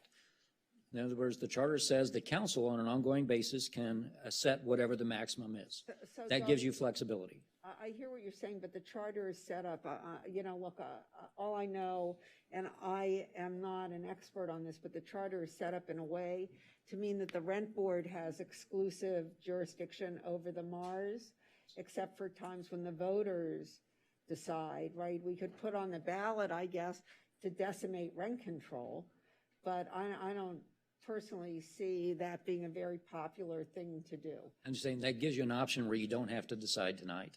Another option is you put 2 versions on the ballot, and the one that gets the higher votes wins. So. Oh, that'll be fun. Yeah, Councilmember Davis. So I want to address a couple of the things I've heard. The first one is, we all got, whether it was 900 or 1,000 emails. The problem is that I don't know which of those 1,000 people get 0 increase and which get the 6% increase under this plan. And the people who may have the saddest stories, whether it's because they have childcare costs, may get hit with the 6% increase. So this is one of the problems I have, is that this doesn't necessarily protect the most vulnerable, because vulnerability isn't just what you're paying in rent. If you're a single person and you've lived there for 40 years and you have a low rent, good for you, and you're probably maybe in decent shape. I don't know if you, I mean, I will tell you, the person I know who has the cheapest rent in the city is one of the richest people I know, because they've had that rent control unit for 40 years, and they moved into it, and they keep it, and we can talk about what they do with it. But my point is that this doesn't necessarily say the people who have the greatest need get the greatest relief. I think logically we all can assume that, because somebody who may be on a fixed income may be in better financial shape than someone who may be, and by the way, I'm on a fixed income. I mean, I've never, but someone who's living on Social Security may be okay. They may not be great, but they may be okay. Someone who works as a maintenance worker or an orderly at one of our hospitals, but who has $5,000 a month child care expenses, or who has someone who needs care because they have a special needs child or an older person, they may be more vulnerable, but they also may be living in one of the units that's going to get the 6%. We just don't know. So I don't have any confidence that this protects necessarily the most vulnerable people. Two, I do really, you know, I know we're all struggling with this, and I appreciate, and I want to compliment all of us on wanting to solve this problem. I think that speaks well of this council, that we are all sympathetic to the idea that this 6% general adjustment is going to be disastrous for a large swath of our community. The question is, what do we do about it? Again, I can't absorb enough of this, because I would want to know how this is going to work. How many landlords, for example, do we, and I don't know the answer to this, do we have a lot of landlords who, because of the units they own across the board, would get 0 adjustment, and the landlords who are going to get the 6% adjustment are going to be like NMS and the corporate owners, and they're going to get the 6%. Yay for them! Their shareholders are going to be happy. But the mom and pops that you talk about, who maybe own a 6-unit building that everyone's lived in for the last 30 years, get 0. And maybe that's not a good thing. I mean, at the last meeting, and I can prove to you, I watched it, because you had landlords coming and saying, if you don't give the general adjustment, people are going to sell their buildings. Well, can you imagine what they're going to do when you tell them they get 0 for 4 years? If you're worried about mom and pop landlords selling their buildings, this, I don't know enough about it, but this could be the thing that says, that's it, I am out of the rental business, I am selling to corporate America, and corporate America is going to pay me a lot of money, and I don't have to deal with this crap. And now we're exactly where people warned us against wanting to be on July 12th. Well, they didn't warn me because I wasn't here, and I should have stayed in Europe, I'm beginning to think. But the point is that I just don't know what the unintended consequences of this are. And again, I really want to say, thinking out of the box is great, but sort of saying, okay, I have this thing and we're going to do this at the last possible moment without having a fully vetted conversation about it. And with all due respect, Councilmember Negretti, you say you've talked to a lot of people. None of them came tonight. Well, maybe they did, but it's 2:30. No, but they could have come at 7 o'clock and said, Lana Negretti says she's got this great idea and you're going to hear about it later, and I support it. And I think the reason is because maybe this wasn't fully formed. But to me, and maybe I'm just old, I'll totally cop to that, but something that kind of gets, for lack of a better term, fully formed 4 hours before a meeting that fundamentally changes the way we protect 70% of the people in this community with tenants' rights and renters' rights really needs more vetting.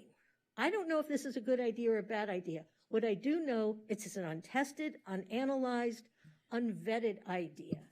And so while we want to have a conversation about rent control and what the structure of it looks like, I am happy to have that conversation. I don't know where I come out on it. Maybe there's a better structure than this. Maybe if I had another 24 hours, I could come up with something that might be interesting too. I don't know. But my point is that this is exactly procedurally the wrong way to do it. I really am concerned that if you have older buildings owned by mom and pops, they're going to have probably the lower rents. They're going to get zero. They're going to sell their property. They're going to go. I mean, we hear all the time, I'm just hanging on. I'm just hanging on. They're going to sell it. And then we're going to give the people who have, sold to corporate America gets the 6% rent. How is that fair? I mean, there's just a fairness component. So I appreciate the need to want to help the most vulnerable, but we don't even know if this does it. I understand there's a way to look at it and says, yeah, I think this helps the most vulnerable because I assume the most vulnerable have the lowest rent. I'm not sure I buy into that. That's a premise that remains unproved to me, and that's something that we could study. If we did a study session and we could ask the Rent Control Board, or we could do a study that says, let's try and analyze who are the most vulnerable, what are the rents they are paying? Do they fall into the below 50%? Do they fall above 50%? So some other way. So from my perspective, we are in this really difficult position where we have to do something tonight to try and help people. And it's maybe an imperfect solution, but I think doing the rent cap is the way to go because that's what was discussed on July 12th. It's what people were asking for. People didn't send us emails saying, please come up with some new idea. What they said is, I support the rent cap. So if that's what people support, let's,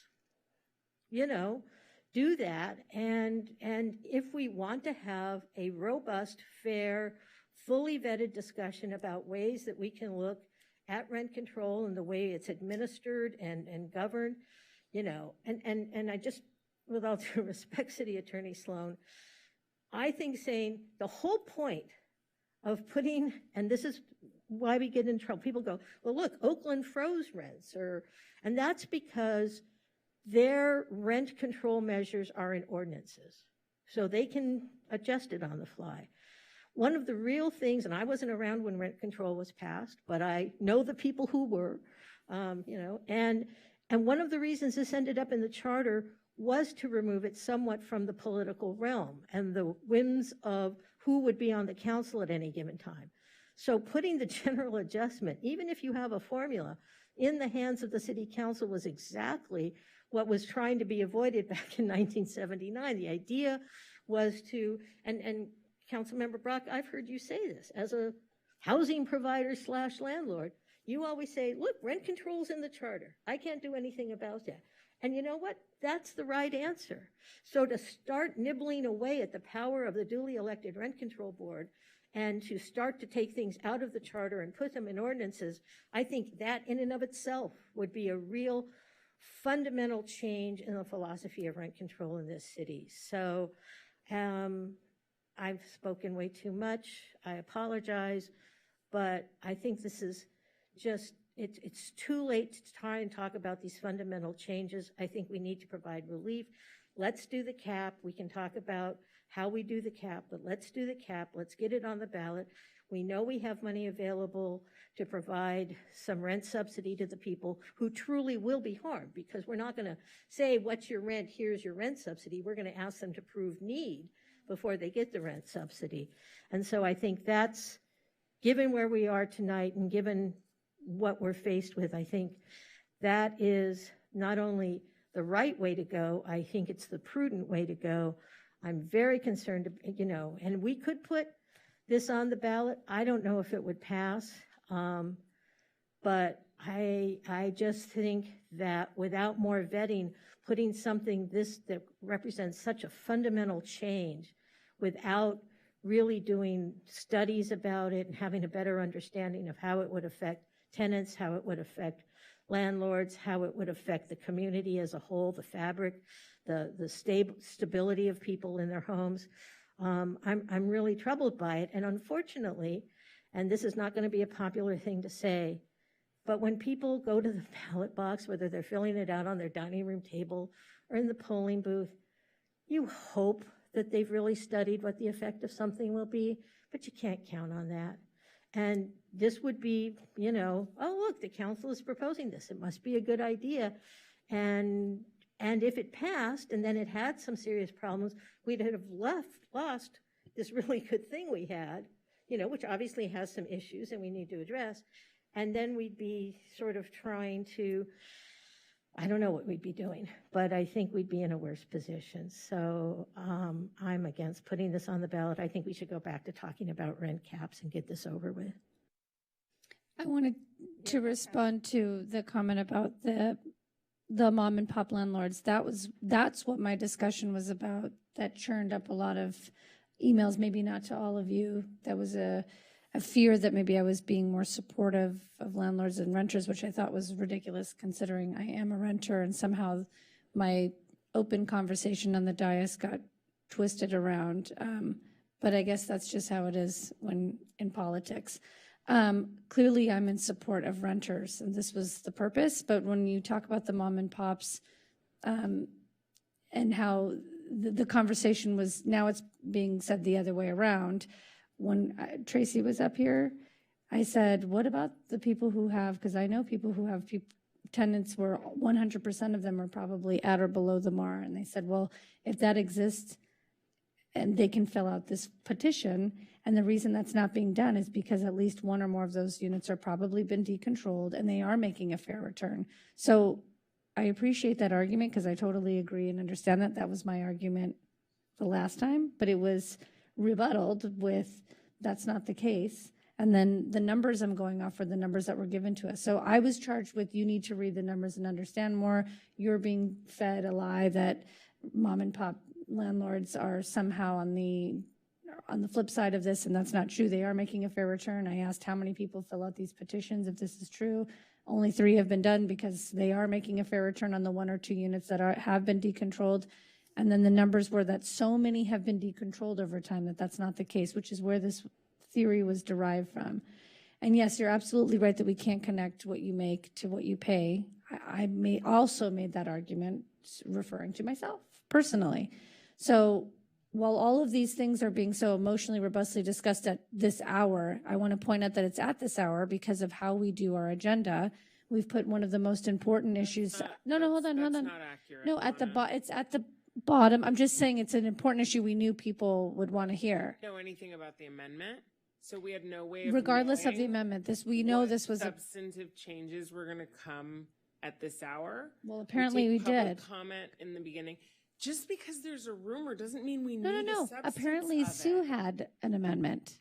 She started off with it. It wasn't an amendment per se. You've gotten correspondence about it. It was just how to make it even out to 3%.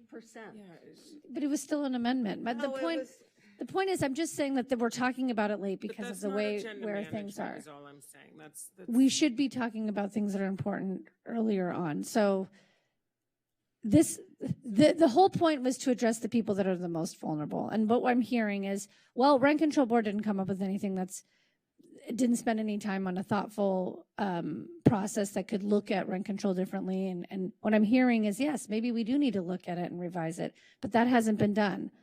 So there was an attempt to just look at it to make sure that we were addressing those that were the most vulnerable. And now this is the visceral reaction to that. Councilmember De La Torre. Because I'm trying to think, what's the best path forward? I mean, obviously we have a motion on the table. We have a motion and a second. I have second. We have an opportunity to provide tremendous amount of relief, more than expected, more than being proposed with the First Amendment made of a cap of 3%. We have at least for 50% of the renters. And I can just say this, to me, it's just kind of common sense looking at all the data that the people that have moved into the city in the past 6 years, they are more higher income, to be able to afford those rents that you're getting, after vacancy decontrol, right, you're paying a higher rent. The people that are here for more than 20 years are paying a lower rent. And I know this is over-inclusive and under-inclusive, right? It's not perfect. Councilmember Brock, could you please come back to your seat? But one thing. Thank you. Yeah, but one thing that we do know, just based on the data, is that we would be providing 100% relief to 13,741 of our renters. There's concerns about, certain housing providers / landlords that would feel, hey, wait a minute, this is unfair to me because I don't get to raise the rent, on these individuals for 4 years. And there's a legal concept that says that they have a fair right, a right to a fair return on their properties. What we do know from the data is that housing providers / landlords haven't exercised, that application. There's a remedy, right? So there's a remedy in our city charter where these property owners can say, hey, I'm not making enough money, and petition the rent control board, and then the rent control board would provide them some relief. So I think legally, it sounds like that since we have a relief strategy and protocol within, that process, that landlords can then go and get that remedy. So it sounds to me that this makes this a very sound policy. It's equitable. It falls in line with our values as a city in terms of equity. I just feel that one question that I have is, for example, let's say we put this on the ballot. I mean, people are going to have to, they can vote it down, right? So this doesn't, it could be that it doesn't get implemented at all. But if they voted it down, can we put language in the ballot measure that then it would if it gets voted down, it triggers the alternative, amendment, where you have the 3% and so forth. I mean, I'm asking if we can do that, or do you have to have two separate, ballot measures in order to have that If happen? it's voted down, it's voted down entirely. Correct. So you would have to have alternate measures.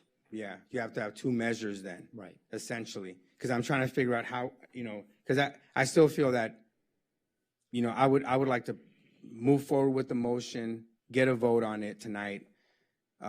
If it's approved, then we move forward with what we have here. Well, Council, is there any opportunity for a special meeting and allow some time to flush this out? August 12th. August 12th. I think there's time for a special meeting. I mean, I would be open to a special meeting. This is, as everyone has said, is one of the most important issues. I just want to be clear that we're still offering the emergency relief and all of that. And yes. Yeah. Yes, because we can't control what happens September 1st. Yeah. Right. Emergency relief. So the rental assistance For relief rental to assistance, those, correct. the difference between the 3% and 6%. And I had initially brought up to you, but I know you brought it up about the March because there wasn't enough time to notice. What you just said about the noticing. I don't know what your 0 and 6, I didn't understand that part. You said something about 0 and 6. Because it's 6 months, so if you move it to March 1st, then you have 6 months of paying at 6% and 6 months of paying at 0. But we're offering that relief. For 3. And we're offering that relief Yeah, between we're that, offering right? relief, yeah. I also want to make note that I don't know the administrative process, which is what I was also asking about, how the city administers it. I know that we did something similar during COVID.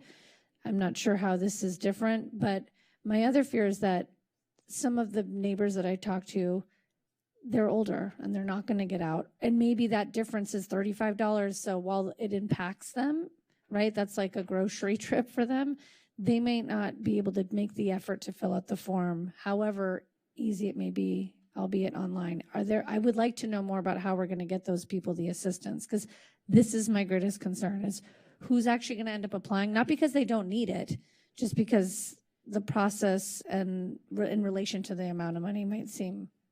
So I'm truly not trying to be difficult.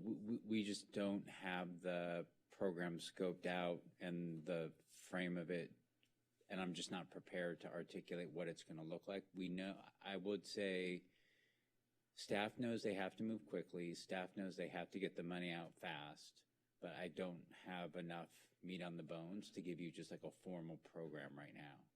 Well, we have to pass an ordinance to, or something to do it. If we don't do it tonight, we would have. Well, but September 1 is the day that the 6% goes into effect. So we are so our plan, so this is what, just in terms of the resources, right, we're talking about that piece, that's why there's the 750, and then there's the federal home money, which is about 2.2. Our goal, that 750, we can move quickly. So we are aware that we want to be prepared. You know, we want to come to, I think the ideal is to come to you the August 23rd or first meeting in September with what the plan will be, you know, to move money out the door. Councilmember Brock. So I know that whatever I say, someone will get mad at me, but that's normal. So we're concerned about a couple of things, I think. One, yes, we're all concerned equally about those people who are going to be stuck with a 6% increase that they didn't plan for, that they're facing the inflation of 9%. They need relief.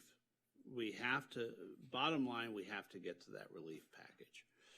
What Councilmember Davis, and I think I realize too, is that, or we all realize, is that the 6% right now for this year is going to be harmful. And I think that's a problem we can solve tonight. Is there a way to, instead of 4 years on this, Councilmember Negretti and Councilmember Delatorre, is there a way to drop this no increase to 1 year or 2 years for that group? Let's say 1 year, right? For the rest of this year, 22, 23, that becomes a 1 year no increase for those in need. And we end up with 3% for everyone else. Now, I know there are a lot of people out there who are going to be, what the hell is he talking about? But I'm trying to, how do we get to real relief?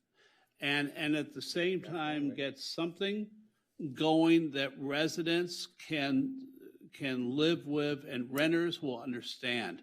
So my question is, the people in those categories, or at least the top 3 of those categories, let's say, however you want to parse them, okay, you guys can do that. But how do we do that just for 1 year? We give no increases to those people, and everyone else under rent control gets a 3% community core. Everyone else gets 3%. Now, look, I know this is not what the landlords want. It's not what everyone wants, but maybe this might be a way to get this going and adjust where we are, making sure, because look at, if we're in this situation, yes, we put this on the ballot, yes, renters are going to have to take it because there's no choice. If they vote against it, they're stuck with a 6% increase and no way to fight it. I don't think that's right for the people of the city. And I'm probably making enemies everywhere right now. Can I just? I'm just trying. I'm trying to brainstorm. How do we solve this right now? Because we're now going to go. We'll be here till 5. In fact, we'll have breakfast ordered by Stephanie. We don't want that. And I absolutely understand if we can't do a special meeting, which I believe we should try and do, if we're here. I mean, if there's a day in the next week that we can reconvene. At 4 p.m. You can do it online, though. And you're going to England. Everyone can participate virtually, though. No, me. But I'm back Saturday. Yes. I mean, so even August 1st would give us enough time. So I'm just saying, look at, I want to. Wait, you're saying 1 year? Yes, and I know I just was told the 140 is a cap. But if you just went 3% for everyone except these people would get 0 for this year. And we would try as much as we can to get rent relief out within the capacity we have as a city to those in true need. But we wouldn't have to give rent relief. Well, we'd still have to give rent relief for those 6 months. And it would be similar to what California did or anyone else. They would apply and get a rebate. The only issue I find with that, Brock, is that the math, when we talk about the fair return, when the other proposition at least equals out so that there's some fair return, assuming you have at least one market rate. Trying to come up with That's something that the only will, concern with that, but I understand where you're trying going. to come up with something that will work somehow. 3%, 4%, 0% for those in need, and we can't means test. So I'm not sure what will work, but it seems that this discussion right now isn't really working. Yes, we could force a vote. But what if we're all wrong? That's the question. What if we're wrong? No, the voters are going to say whether. Well, but if they say no, they don't have a choice because there's nothing else. Then they get stuck with a 6% increase for the whole year. And the thing is that 6% multiplies. It's not like it's just a 6. I think the fair thing to do is to have two competing measures and let the voters decide. Well, So what we're doing with the transfer tax. You're very excited about this. I'm Well, just no, saying. I don't. So anyway, What's the best way out? you I'll know? give up the floor again, but I'm worried that I love the fact that two of my compatriots on the council really worked hard on this with residents from the community. They worked their asses off really to try and bring something forward, and it's been, I think, a hurtful experience for them instead of a good experience, to say the least. It's added more conflict to the council because they tried to be innovative and they didn't know how else to do it, and they tried. So look at whether we can go ahead and vote on theirs. I'm just trying to see if there's anything we can do to adjust it so that we don't end up with an impasse or everyone doesn't leave angry and bitter. Now, I don't know, or the makers, of the motions have to give in and just go with the original concept. No, there's a motion on the table. I think we need to vote on it. So there you go. So I don't know where. I mean, I can't even tell you where I am right now, other than I have a tremendous headache. So, and I believe that headache is shared by many of us. So Councilmember Negretti, do you want to respond? You don't No, have to, said Lana, you don't did, have to. So that's why. Well, I did already. Okay, Lana, so. you can stay where, we can stick where we are. I'm just. Well, I think we are where we are, but, The other option is the two competing measures. I just don't know. We have a motion on the table, and the option is to either call for a special meeting, like vote on this now, and then come back and call for a special meeting to figure this out. Direct staff to come back with either two separate. We have some other rent control things to knock out, so why don't we vote on this? We have a motion teed up. Okay, so what's the motion exactly?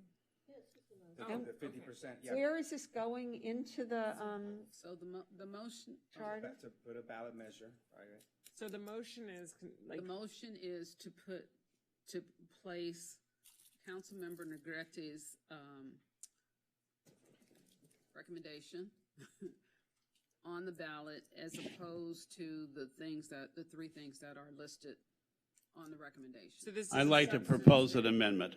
So this is to use hers instead of what is being. instead of what's in here. Council, I'm not sure that's We're right. doing both. Oh. I'm sorry, what are we doing? Oh, then I'm confused. There are 3 paragraphs, and this would replace the first paragraph that changes the 6 to the 3%, but the other ballot measures would remain the same, right? So The other rent control changes, Right, we have some other. independent of this. We have three things to do here. Right. Well, that's this one. Right now, we're amending Article 18 of the city charter to revise requirements for, oh, no, wait, sorry, wrong So one. number 1, so it's the recommendation number 1. Wrong one. Number 1. So this is a substitution for recommendation number 1 only. Right, that's correct. Right.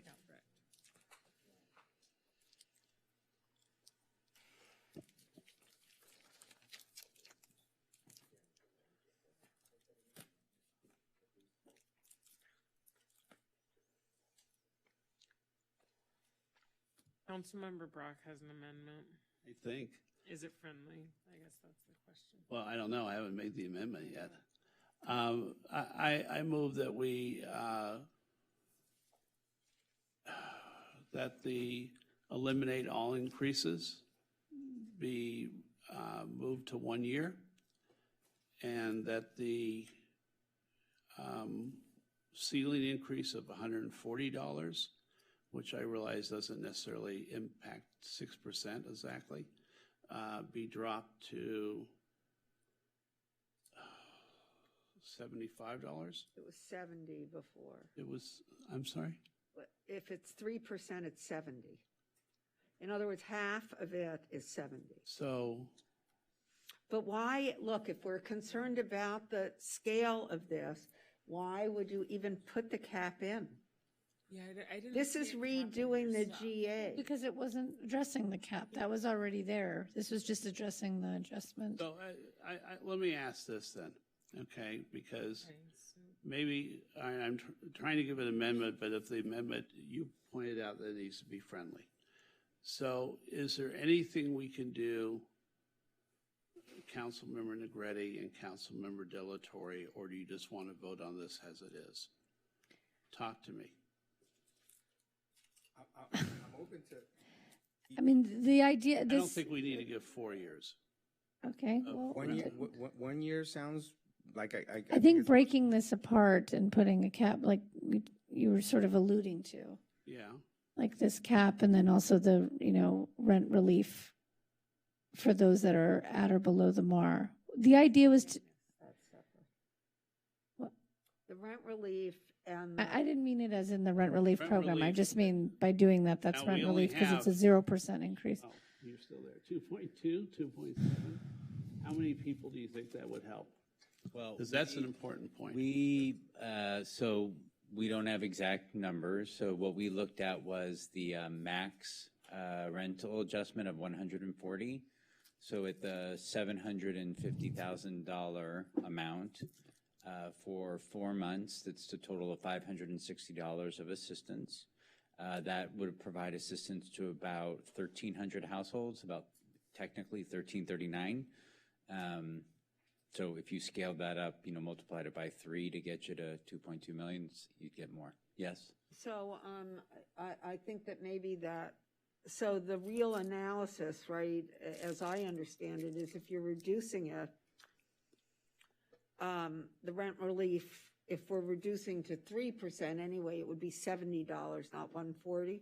So It's just the increased amount. so I'm reacting to the 140 right now. If you are making a retroactive adjustment from September through December and making it 70, you're correct. That's all we would have to cover.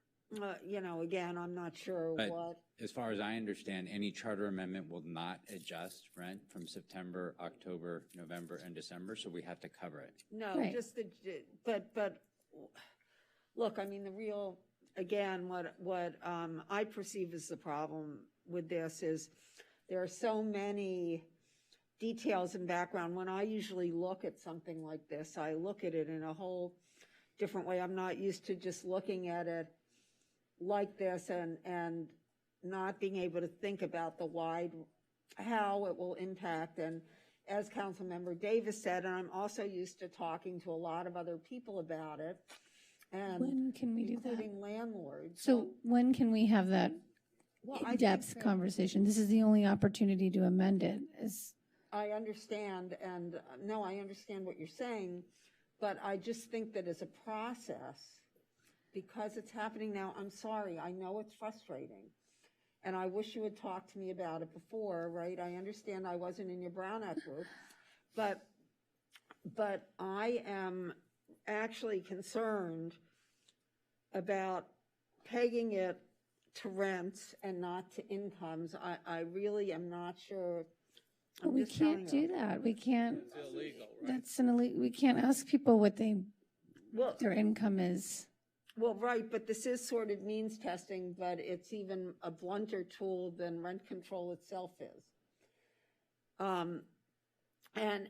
Look, I'm going to be honest, I would rather have seen people brought along with it and more explanation of it. I think that this is the problem, but Dave, I think it, depending on what we do with the cap, I'm not sure if it's 140 or 70. So if this motion is replacing the first recommended action, so this is replacing the resolution, I went back and I looked at it, attachment A, which references a cap of $70. Oh. That's where I'm confused, like Is that what exactly you're saying? what is being replaced? Like all of the resolution for this? Like, is the resolution just gone? No, just the part that changes the cap. There are other measures that are going on the ballot that are independent of this. Okay, so when you say just the cap, Right. can you point specifically, so what, and Susan, maybe you can do this, what city attorneys a lot of the time will do, particularly when we have to like do this in the midst, is bring it up and start editing in real time, because I don't know what these changes mean in the context of the resolution that we're supposedly voting. Right.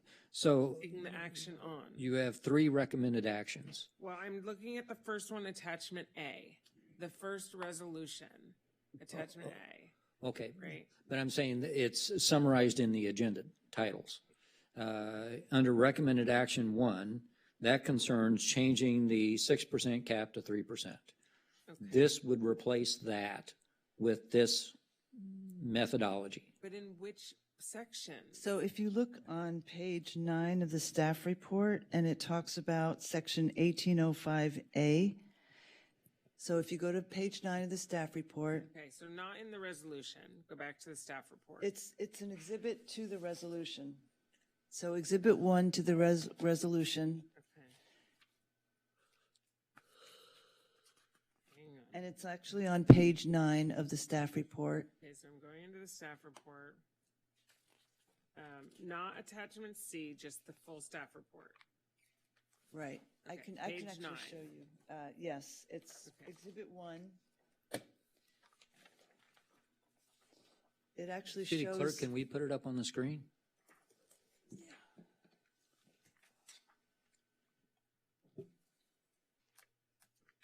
Council members ready? Page 9 has nothing on mine. Am I While they're looking at doing the that, wrong what are thing? we doing for year 2? So let's say if where are the increases capped for year 2? Are they still at 6% year 2 for the top? Well, you're, Because we don't have the ability to come back to the voters till 2024. So whatever we do has to be a 3-year, doesn't have to be 4, but it needs to work through the 2024 election, no matter what. so your proposal of 1 year So takes us through to 2024. well, sort of. You can vote on a new. So you need a 2-year is what you're saying. You still need 2 years. To do the ballot. So what are your, I guess, what's your increased cap for year 2? What's your increased cap for year 1? Because we'll have to go back to the voters unless this is a complete package that will, so we're still going, are we still, I guess what I'm asking, because now I'm totally confused too. Are we still asking at the end for are we agreeing to the 3% rent control cap, or have we scrapped that? I'm not, If this passes, we scrap that for 2 So, years. If it's a and then 2-year after thing. that? We'll look at the general adjustment. I mean, right? I mean, there'll be a But new so opportunity right with the now, rent the control cap is whatever, right? It's whatever CPI is. Was it? Yeah. Approximately 75% of 2/3 CPI. CPI. Right. And then the question is, so the staff's recommendation was a 3% lifetime cap that would go out to voters to change the current cap. Can you Is make that it bigger? correct? So I'm looking, It's yeah, at the so bottom. looking at page Yeah, I'm just 9. asking, am I correct in that? This. Right, that's the language.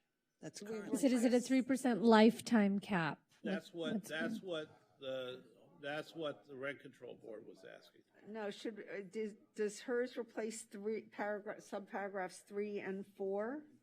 Here's what is our. So- So you look at 3, it reduces it from 6 to 3.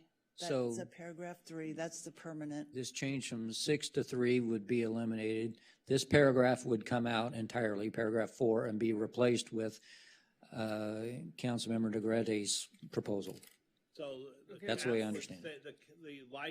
The cap that's in rent control now would stay. The 6% would stay. Or, well, is 6% a lifetime cap? Yeah. What happens if inflation was 11? Four Well, it's comes always- out completely. That's a max right now. As it stands now, that is the max. 4 comes out completely. Yes. Yes. That's why it's a cap. original. It's 75% of CPI or 6% cap, whatever. 6% is the rent control maximum. Thank you. That's what I was asking. So Okay. Yeah, go ahead. okay, since 4 comes out completely, and there's no mention of a 140 cap in the slides we saw, okay, and you're taking the language about the 70 cap completely out, so there's no cap. Right. Okay, I just wanted to be clear. There's No, no cap. I don't think that's right. Right. Because the because the charter That's in a the different other place. rest of it So is that in a provides for different that. section? Yes. Okay, can you point me to that? Sorry, I didn't have time with this more than what's happening right now. So you're telling me number 4 on page 9 comes out completely. There are 2 references to a cap in this resolution. And that's why when you pointed me back to the staff report, I'm like, I think you're referring to attachment A, the resolution. In the resolution, there are 2 references, I believe, to a cap. Go ahead. I think the confusion is that this refers to the 2022 GA. So the 140 cap is already in place because of this year's GA. And so this resolution is only about the 2022 GA. So there's a different provision in the charter that talks about when the rent control board can impose a ceiling in any given year. So that particular formula wouldn't be changed going forward. All this resolution is proposing is to deal with the current ceiling that's already in place. Does that I mean, Well, so let me makes- try. There's a ceiling, there's a calculation for a ceiling that's provided in a different part of the rent control code It's like that they use to next number. calculate the 140. so then, so why did this reference 70? Because right now, for the 2022 GA, the rent control board imposed a $140 ceiling. Right. And so what a proposal before the council was to try to deal with beginning in January of 2023, that 140 as well as that 6% cap. So along with the 6% being reduced to 3%, there was also a halving of the ceiling. And I guess, so what I'm confused by is, in a separate part of the charter, there's a cap for 2022, a formula that caps the 6%. You can go, you can't go above 6%, and the cap is 140. So it's not always 140. There's a separate formula to calculate what that ceiling is. Okay, and that for 2022 That's is the in a separate number. part of the charter that we're not touching. Yes, there's no proposal to change that. But the it's only good for formula. 2022. No. Or that formula would exist even with this new amendment. Yeah, the formula is what it is. The only thing for 2020, the result of that formula was this 140 So ceiling. how for will that 2022. formula apply with this new Can I, amendment? First we need this answer and then you can talk. How well, no, will- she, How will that formula in the other part of the yeah, she's charter? asking me. Well, I'm assuming that. Well, I was going to say, yeah, that the same methodology that exists now would apply anything above the MAR, and then the new methodology would apply to anything at or below the MAR. It sounds like, and correct me if I'm wrong, but it sounds like what the proposal is for the next 4 years would change the entire methodology of how the GA is calculated, and I think that would necessarily because that would take away the formula for calculating the GA, the formula for the ceiling is based on that formula to calculate. So So it that would would just- all be changed for those 4 years that are in that Okay, so proposal. that's what I Well, was. for those under median, for everything over median, nothing changes. That's correct. I'm sorry. Correct. Okay. That's what I just said. Anything above the median stays how it is, anything. Maximum allowable. Right. We're calling it median. Yeah, sorry. So there are a The lot MAR, the MAR. Yes. And anything at or below the MAR Okay. is subject to the 0%. Allison. No increase. Okay. And we can, So if it's above the MAR, it is what it is 6%. currently. Well, it's not Existing charter. 6%. It's whatever, it could be 0% next year, 1%. It's 75% of 75%. CPI Okay. So all that stays. with the ceiling of 6%, which, as we did the math up there, based on those MARs from the 2022 same numbers, it's not at 6%. Okay, well, It's just leaving it the same. I think my questioning makes it clear that I still have no idea. It would be great if I could see. That was the simplicity part of it. The part that above leaves it the same. The the at MAR below Oh, it's simplicity eliminates. for I mean, you guys had the benefit of apparently multiple meetings and a whole thing. I don't know. No, I get it, but in formulating this, I just have this and it's. Can I ask when rent control, or if rent control is planning on having a robust review beyond this sort of emergency amendment to change or take a look, or is that just not a plan? To look at rent control? What we were anticipating was dealing with this current crisis with this, the suggestion that was brought to the council last time, either to go from what's on your screen now, to go from 6 to 3 and then deal with the current GA now. We had talked about, because the council had that discussion last time, we had talked about the possibility of a study session. I know that that was an interest of the council member, and so we are having those discussions to see when we could do that. I think the challenge right now is to try to figure out how to deal with this 2022 GA, but we can have those larger conversations about the formula. I think the difficulty is trying to make those rather major structural changes during this kind of crisis moment. But I agree with you. I mean, I think, and we've been having those discussions about the possibility of a study session when we're not in this kind of crisis. I mean, did rent control board at all have this thought 4 months ago, 5 months ago? I mean, because I know as a council, it was kind of implied that we weren't thinking about it, but we were, even before anything was brought up. What are we going to do for our renters? Because we all saw this 6% increase coming. Right. I think because it's a charter, and it can only be addressed in the charter, those conversations were being had about what the best way to put it on the charter would be, and this was the recommendation. So I guess what I'm saying is this is sort of just this knee-jerk reaction. It's a fix, but if it's an opportunity, or not a knee-jerk reaction, but we're just sort of fixing this problem that's looming coming up. I hear that, but a few months ago, maybe it wasn't so looming and there was an opportunity for a study session. So going forward, not looking back, this opportunity that exists for a study session, when is that and what does that mean? And is there still opportunity to put a ballot measure out to really reform well, I think rent control? I think that's those types of,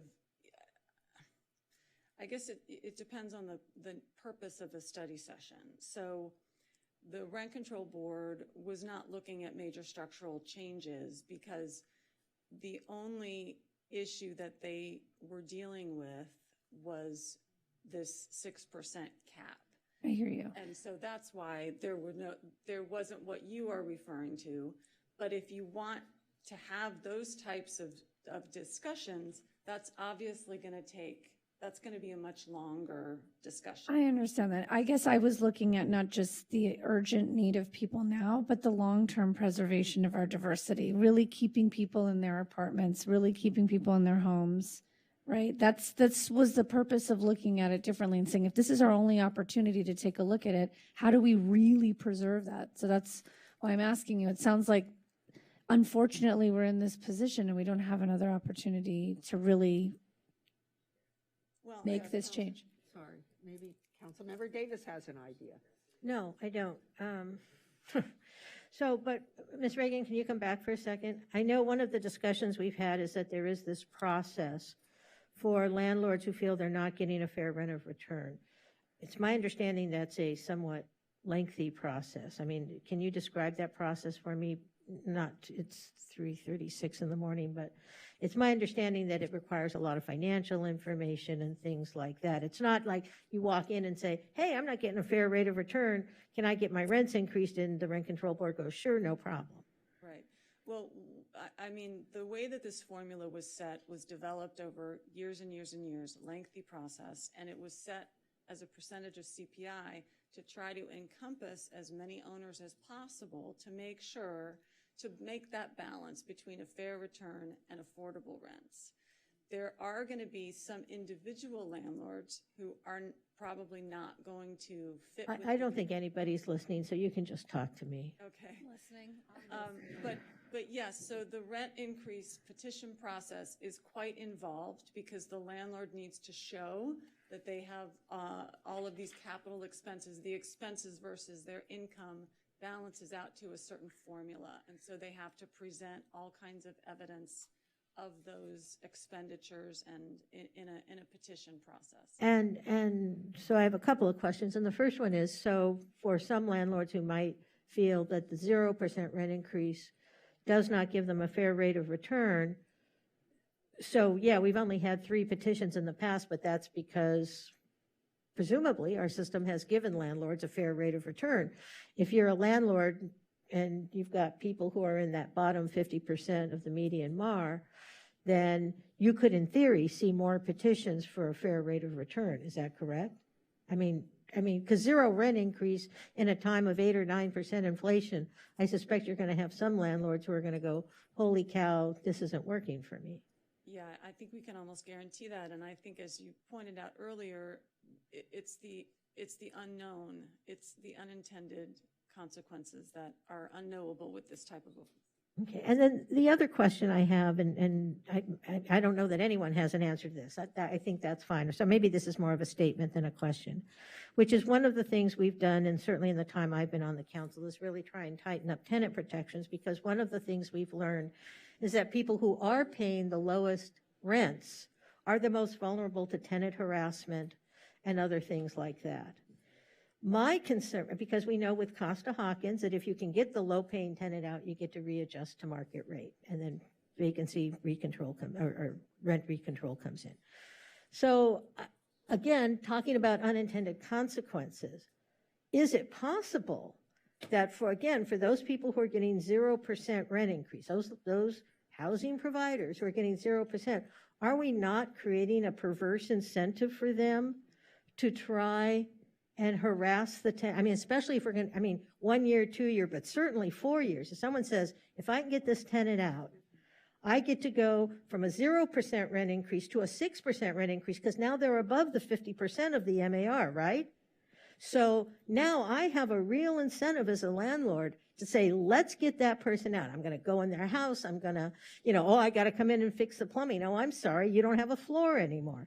And we do have tenant protections, and yet we know that our city attorney's office just got a $65,000 judgment against a landlord who was harassing a tenant. So we can have all the rules against tenant harassment that we want, that still goes on. And I'm beginning to worry that this, giving people 0% for 1 year, 2 years, certainly 4 years, is going to create a perverse incentive for landlords to say, wait a minute, I can get from that bottom 50% to that upper 50% by harassing this poor senior.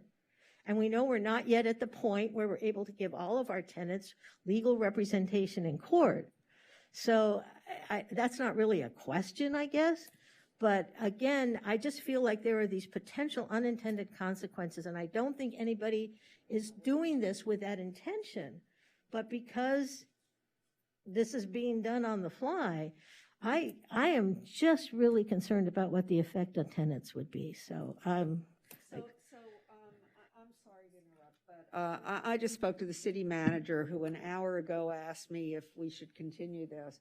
And I said no, but it's clear to me we need to continue it. And I think that there are two things we need to do. We need to have a meeting, an electronic meeting prior to August 12th. And the second thing we need to do is have the rent board have a special meeting. And I wonder if we can arrange that, Ms. Reagan? Yeah, well, so we were talking about next Thursday. Okay, no? Yes, Wednesday's better. Wednesday, Councilmember Davis is, I'm starting a trial August 1st. Because we weren't supposed to have a meeting in the first half of August. So I maneuvered my professional schedule to start a trial. And when I'm in trial, there's nothing I'm doing but being in trial. that's right. How many days?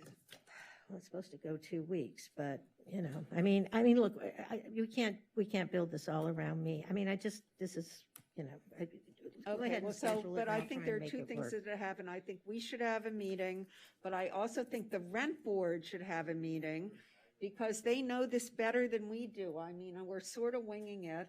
And I'm still concerned about legal issues that I have no time to look at. So, so next Thursday doesn't work for, I think we it should has do to it be in Zoom 'cause person. I'm I do involved. not want to do an electronic meeting on something this important.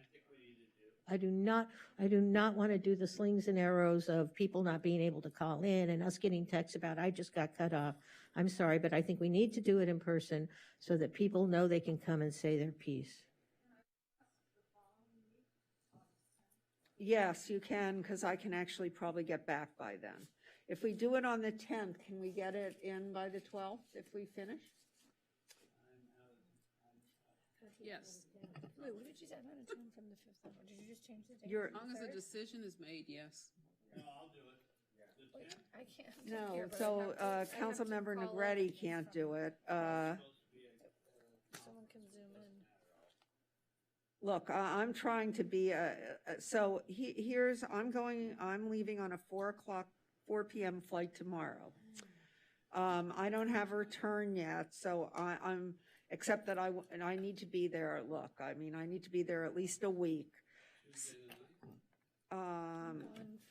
We have board and commission. So, 12th or 13th. But I guess we can.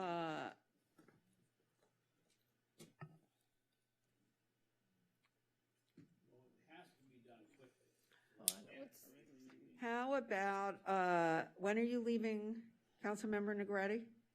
The 6th. The 5th? She's asking if we can do it the 5th. I'm asking for the 5th now, if who can do it on the 5th. It can't be in the day. And you're saying that? I'm asking, yeah. Is there a time that it has to happen legally? Well, let's. No, I'm saying No, a time of day for the meeting. Councilmember Negretti would rather do it during the day. But that's a problem if Councilmember Davis is in trial. Well, it's also a problem because people work. The people who live in rent-controlled units tend to have I jobs. know I'm in one, and I have a job. I'm just Yeah, and I'm I making the sacrifice to say if we could do it at a different time, because I have more than one job that I also have at night. So not everybody just works from 9 to 5, right? We don't. and I understand that, but I think the majority of people, if you said you're going to have it at 2 p.m, that creates a real burden on people. Okay, who so have let me to ask, work. is that if we did it on the 5th at 6 p.m.,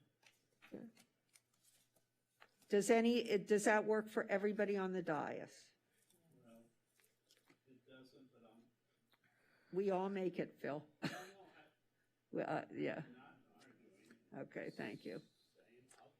Okay, good. 6 p.m., August the 5th. Yeah, is that okay? I mean, I have a big event at work the next day. I was planning on staying at work late. I mean, I'm flying out. This is going to be the only item though, right? Say that again? This is going to be the only item, right? Yeah, this will be the only item. I guarantee you, there's going to be, I believe the term is a boatload of public comment, so I would not assume it's going to be a quickie.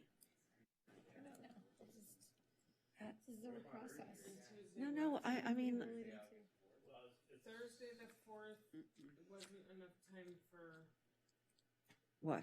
It was No, No, she's fine. No, for the rent control board, right? The issue was that was. we want the rent board to meet Thursday the first. 4th wasn't enough, but how is Friday the 5th enough time? Yeah, I won't be back.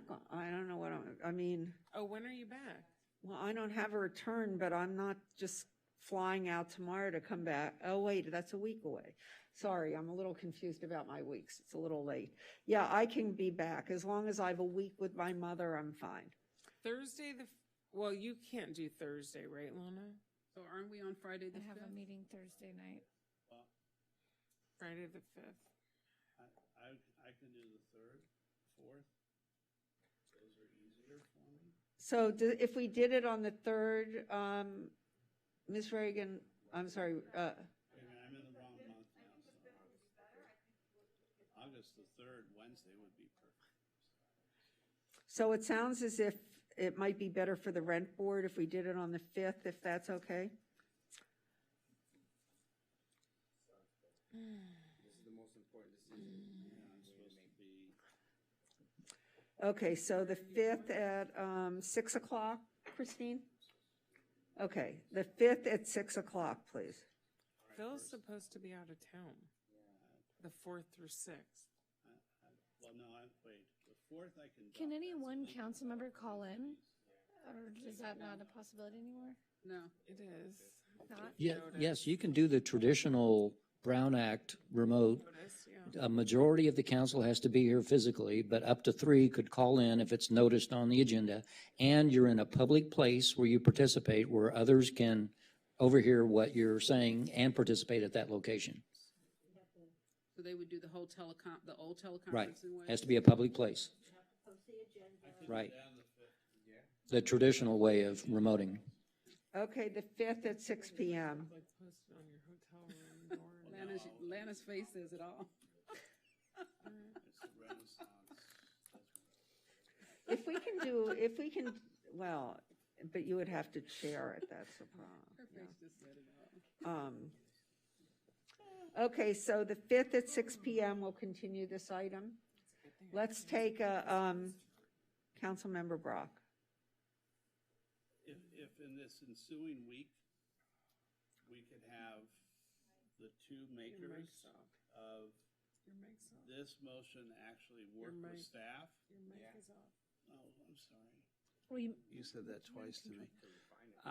If they could take that week to work with staff to have it refined, and at the same time, we develop the original motion, right, that was the staff had wanted to bring up, that I think was Ray tonight. So we'd have both of those to look Questions, at. though, and issues there potentially. We're asking the rent control board to look at this. Both, well, yeah. And to. Well, they look at take- both. What's the other? The one that they were presenting. Oh, They don't need to, original like, one, yeah. not the- Okay, so, but we're asking them to look at this, what was presented. But and they're to gonna refine have- it. But I don't, when you say refine it, I don't know what that means. They're either giving Staff analysis on. will work on it Well, but with then it's them. another version than what we've already seen. And then, So- you know, So that's weird too. Like, we've only seen this. And they're, like, that's either what needs to come back. We're continuing this. The idea that we're gonna continue it, but it's gonna get modifications. Right. So either, my understanding is that either what was presented by Rent Control Board is going to come back exactly as it is with no changes, or upon some further discussion, discovery, robust meetings and whatever, there may be some other version of what they're, am I correct to understand that? I will show the rent control board, the rent control board will weigh in on your proposal And then based on their feedback and whatever we talk about later, we can make amendment. That's where we kind of, you know. Can I ask a question? Because one of my concerns is that, okay, we're talking about people going back and working on it. If what happens is right up until the next meeting, people are working on it, we're going to be right back where we are. They'll have to have it done for the 3-day. It has to be fully cooked Oh, and this had a posted. 3-day notice and look where we are. So I'm really serious about this. I think whatever proposals, the makers of this motion, the rent control board or whatever, We need to have some deadline to have, I mean, understanding under the Brown Act, we can always fiddle with things. But if we're going to come in at the next time and someone's going to say, no, I have a better idea, we're going to be right back where we are, and this is not going to be good. So. Why wouldn't this be what you're reviewing? Because they're just talking about going back and refining it. They could make it, so. Make it more legal. Yeah, I think they should have a discussion with the rent control attorney, city attorney, et cetera, and make sure it comes back and it's something doable. But in advance, it comes to it. But that implies that we've already authorized, like that we all are in consensus around this, and we want them to come back with something that's more like they're supposed to be taking what was presented tonight. The idea of continuing this to another meeting now is they're taking just a little extra time to review what was presented tonight, not this idea that we're going to because there's not even consensus on this dais about what they'd be refining. My Council. understanding is we're going to take what was discussed this evening. The rent control board is, the staff and the rent control board is going to do further analysis, weigh in on that, give you their opinion of what was presented tonight. So it won't be a new idea, it will be. It'll either be, oh, we're pulling this amendment and we're going with that, or this amendment has been discussed and reviewed by the rent control board, and yes or no, things can't be done. And I would suggest we bring you at least two versions that are complete. Yes. And I'd like The to see. 3% version and your version. Does that make sense? No. I guess the two versions that are complete, I mean, we have this proposal and then we have. Yours is already complete, I think. Right, yours is not Implication is that complete. mine is not complete, and that the rent control board, if found legal and just and whatnot, could possibly make it a complete option. That would be, then there would be two complete options in front of council. Because as, right now, this is incomplete, correct? It hasn't been looked at by rent control board. Oh, I can't even talk anymore. It's incomplete, so to speak. Well, yeah, I guess I wouldn't use the word incomplete. I would say that it's a complete proposal, but it hasn't been analyzed or looked So at by that's the the rent part control we're board. asking for. Yeah, so the rent control board will weigh in. Right. Well, I don't know that she agrees with that. This resolution was drafted by your office or your office? No, I'm talking about Councilmember Negretti's I understand. version. That's not the question I asked, though. Resolution A, This- attachment A, was drafted by which council's office? We both. Rent control? We drafted it, but we got their You guys input. worked together on it. Yes. So that's what the city attorney is saying. You want them to take Councilmember Negretti's proposal and come back to us with a resolution or some version that incorporates her proposal into something that we can adopt. Right. As well as rent control feedback. Right, I think what you may get from the rent control board is a recommendation on which one to adopt. I don't we'll want. get that too. I don't want to, I think the city attorney is probably going to have a resolution for you. I think the rent control board might have a different view. And not to overly complicate things, but we did have a proposed suggestion from Mayor Himmelrich about ways to address the timing issue. So could you bring back some language? It doesn't have to be a third complete one, Right. but it's something that could be slipped in there. Actually ready already. Okay, well, but I just want to make sure that we're anticipating seeing that as well, so that will be before us, and we can, one from column A, one from column B it.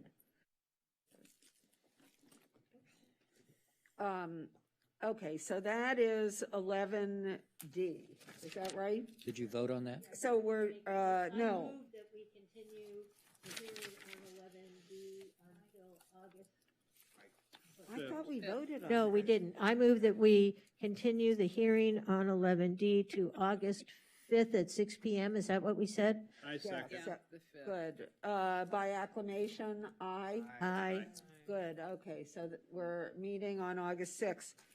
And I'd like to say that was the end of the agenda, but it's We not. still have three more things. So, 16A, designation of voting delegate and alternates to be held September 7th to 9th in Long Beach for the League of Cities. It was a different one. They have a lot of meetings. Councilmember Brock. I've already signed up to attend. So do you want to be the voting delegate? Love to be. Does anyone want to be the alternate? I'll be the alternate. Gee, what a shock. Okay, there we go. Okay, so, by acclamation, aye. Aye. Thank you. Now, this is, yes, a request for me, council members Davis and De La Torre, to adopt some language, and really that's what it is. I mean, this is not a regulation. It's nothing except for language basically saying that we won't tolerate hate in our city.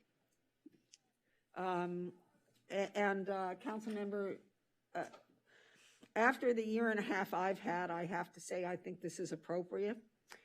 Well, look, I mean, there have been signs in the city with my face on them, with big X's on them. There have been tapes. I mean, I just think that there's a very intense level of negativity and hatred here. And I personally was happy to sign on to this, but I actually believe, and Councilmember Davis, I think you probably want to address this because it was your idea. Yeah, it's late, and I just want to say that what prompted this from my perspective was that we received, and it was posted on social media, some information that I would characterize as anti-Semitic, anti-trans, and homophobic, and about Mayor Himmelrich. And to me, it was sort of a culmination. And yes, we cannot regulate. I do First Amendment defense in my day job, and so I don't want to regulate anyone's First Amendment rights. My hope is that by adopting this, maybe people will think twice before some of the hateful things that have been said, posted, you know, on social media. And, you know, I don't know. No one's trying to curtail speech. No one's trying to reduce First Amendment rights. But I do think, I would hope that in a community like Santa Monica, people would think twice before posting things that are, I don't know any other word for it, but just horrific. These are the things I've seen. So, you know, this is just a reminder to people that good policy is made when we have civil discussions. Mayor, yeah, you know, I thought this was more about like, not about us. I mean, we're elected officials, and unfortunately, as an elected official, because we're public figures, people get to say a lot of nasty things about us, you know, and that's comes with the job. I don't like it. You know, I've been the subject of a whole bunch of negativity like that. I have a problem with curtailing people's right to say things that I disagree with, you know. So I can't support that, you know. I just believe that it's as much as I hate that people use hate against us as elected officials, I think they have a right to do that. And I'm not going to, you know, stand on the side of violating constitutional rights or putting us in that position. I know it's aspirational, but we can do a whole lot more. We had a hate crime awareness week that we didn't do much about. And there's a lot that we can do with the school district. I would like to have that approach. I think this right here kind of I think it will invite a lot more hateful speech if we pass this against us. The hate speech? The hate speech. I think it will invite it because we're kind of saying we don't like it. It's almost like when you're in a place where someone starts making fun of you and then you show that it bothers you. I think people are going to start picking on you more. I think I don't think it's appropriate. Let me just say that. And it's hard for me to put words together at this time of day, but. Wait, so you think that, okay. I'm going to vote no on it. Okay. No longer supports it, okay. Okay, If I can remove my name from it, I'll remove my name from it. I just feel that it's sending the wrong message, that somehow we're curtailing speech or censorship or supporting censorship. And I just don't think that we have a right to do that as elected officials. Are we really? Okay. I just wanted to make a quick comment that there was Leonora Camera. Is that my? I'm not saying her name right. There were some council members who were upset at the things she was saying. Myself included was not in agreement, but I voted that in the same vein that she should be allowed to but she was not using racial slurs or using anti-Semitic. Okay. People can. And I realize that people can say that. And I get what we're doing here. We can't stop people from saying things that we don't want to hear. It's frustrating. We have to hear it all the time. People call in, people stand up here and say things. So here's the thing that. Can you? I wish so this is what I got. I think You all this got is the it. problem, and this is what Oscar's talking about. Yes. That this isn't about a specific thing that happened Okay. to you, Mayor Hemorrhage. It's true. I understand what happened and that it's true, but this is about. No, I mean, it's true what you're saying. Do we as a city believe that we should be aspirational and promote sort of kindness and all these great things? That's all this says, and that's why I'm comfortable supporting it. But yeah, to Councilmember De La Torre's point, if we start to get into this, like, make it about one incident or a series of incidents related to one or more of us, then that personalizes it and makes this feel a little bit dirty. And so I think if it's what I thought it was coming into tonight, which is just a statement, general statement that we would love for people to not want to promote hate in our city, and that's good. That's fine. That's not a big deal. But if we're trying to, It's just the timing of it. We had the Proud Boys, we had racist groups that we confronted at Virginia Avenue Park, and we didn't do much after that. But if the mayor gets attacked, and then we want to pass this aspirational statement, I think it's just the timing of it just it rubs me the wrong way. I think that's where we're getting some response from the residents as well. I just think it sends the wrong message. We have to have thick skin, as elected officials, and it's just gonna. I think it's just gonna invite people just picking on us more by trying to protect ourselves, and curtailing, freedom of speech. So, city manager, would you weigh in on this, please? Sure. And I appreciate the individual discussions, which I think absolutely personalizes it. But I just want to reflect on what the past month was like in the community during Pride Month. It was a very difficult month that I can objectively observe and share with all of you. There were a number of wonderful events for the community to celebrate folks with various gender and sexual orientations. And I can share with you that the rhetoric that was shared with city staff, that was shared throughout the community, not directed at any one person, I don't think aligns with this council's values. And that's where something like this, the space where something like this actually resides. I think the specific example that was shared about the mayor is just one other example of what was a very difficult month in the city. And that's really what this was about. So I would appreciate this coming back to our agenda and has a citywide effort to, I don't think it does any good anymore, but I would love for it to come back as a citywide, one of our citywide PR efforts, that we remind people on Instagram and Facebook and everywhere else, the kindness campaign, whatever you want to call it, I think is important. And I think we almost have to roll that out constantly. I am horrified by the picture that the mayor just showed me.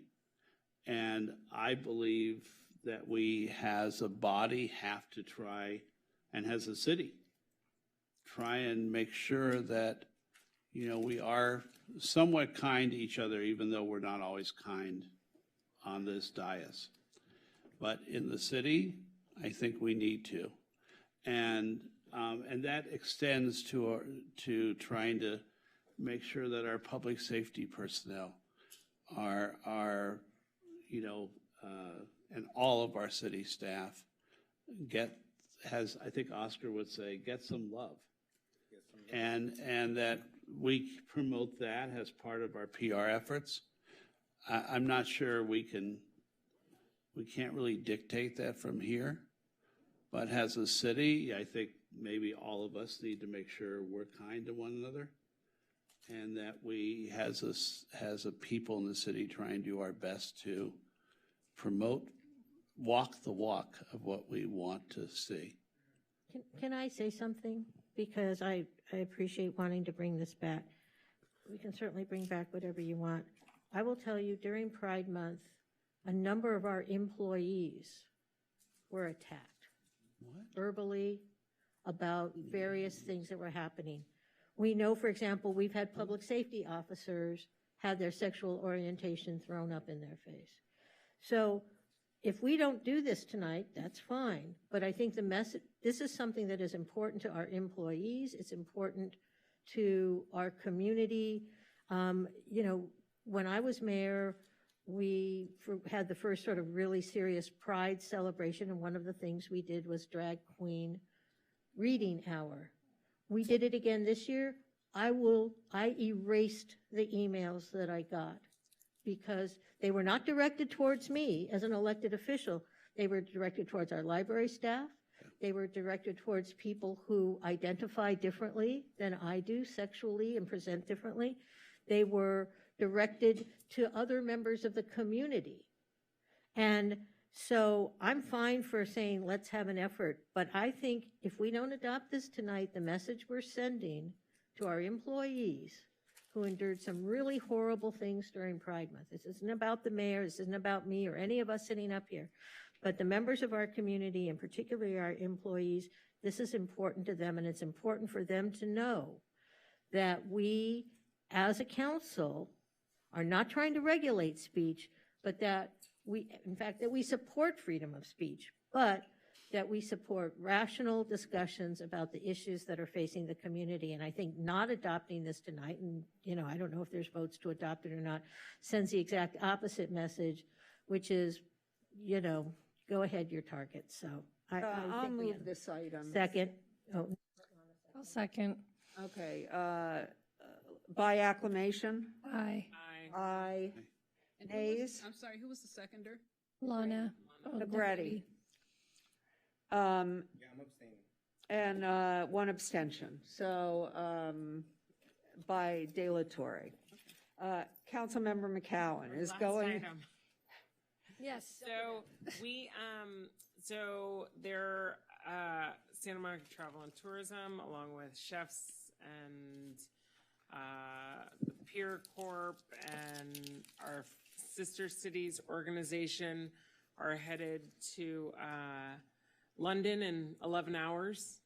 Are you really going? Yes, in 11 hours, now that it's 4 a.m., to sign a friendship agreement with the Brighton Pier, between the Brighton Pier and Santa Monica Pier, two of the oldest piers in the world.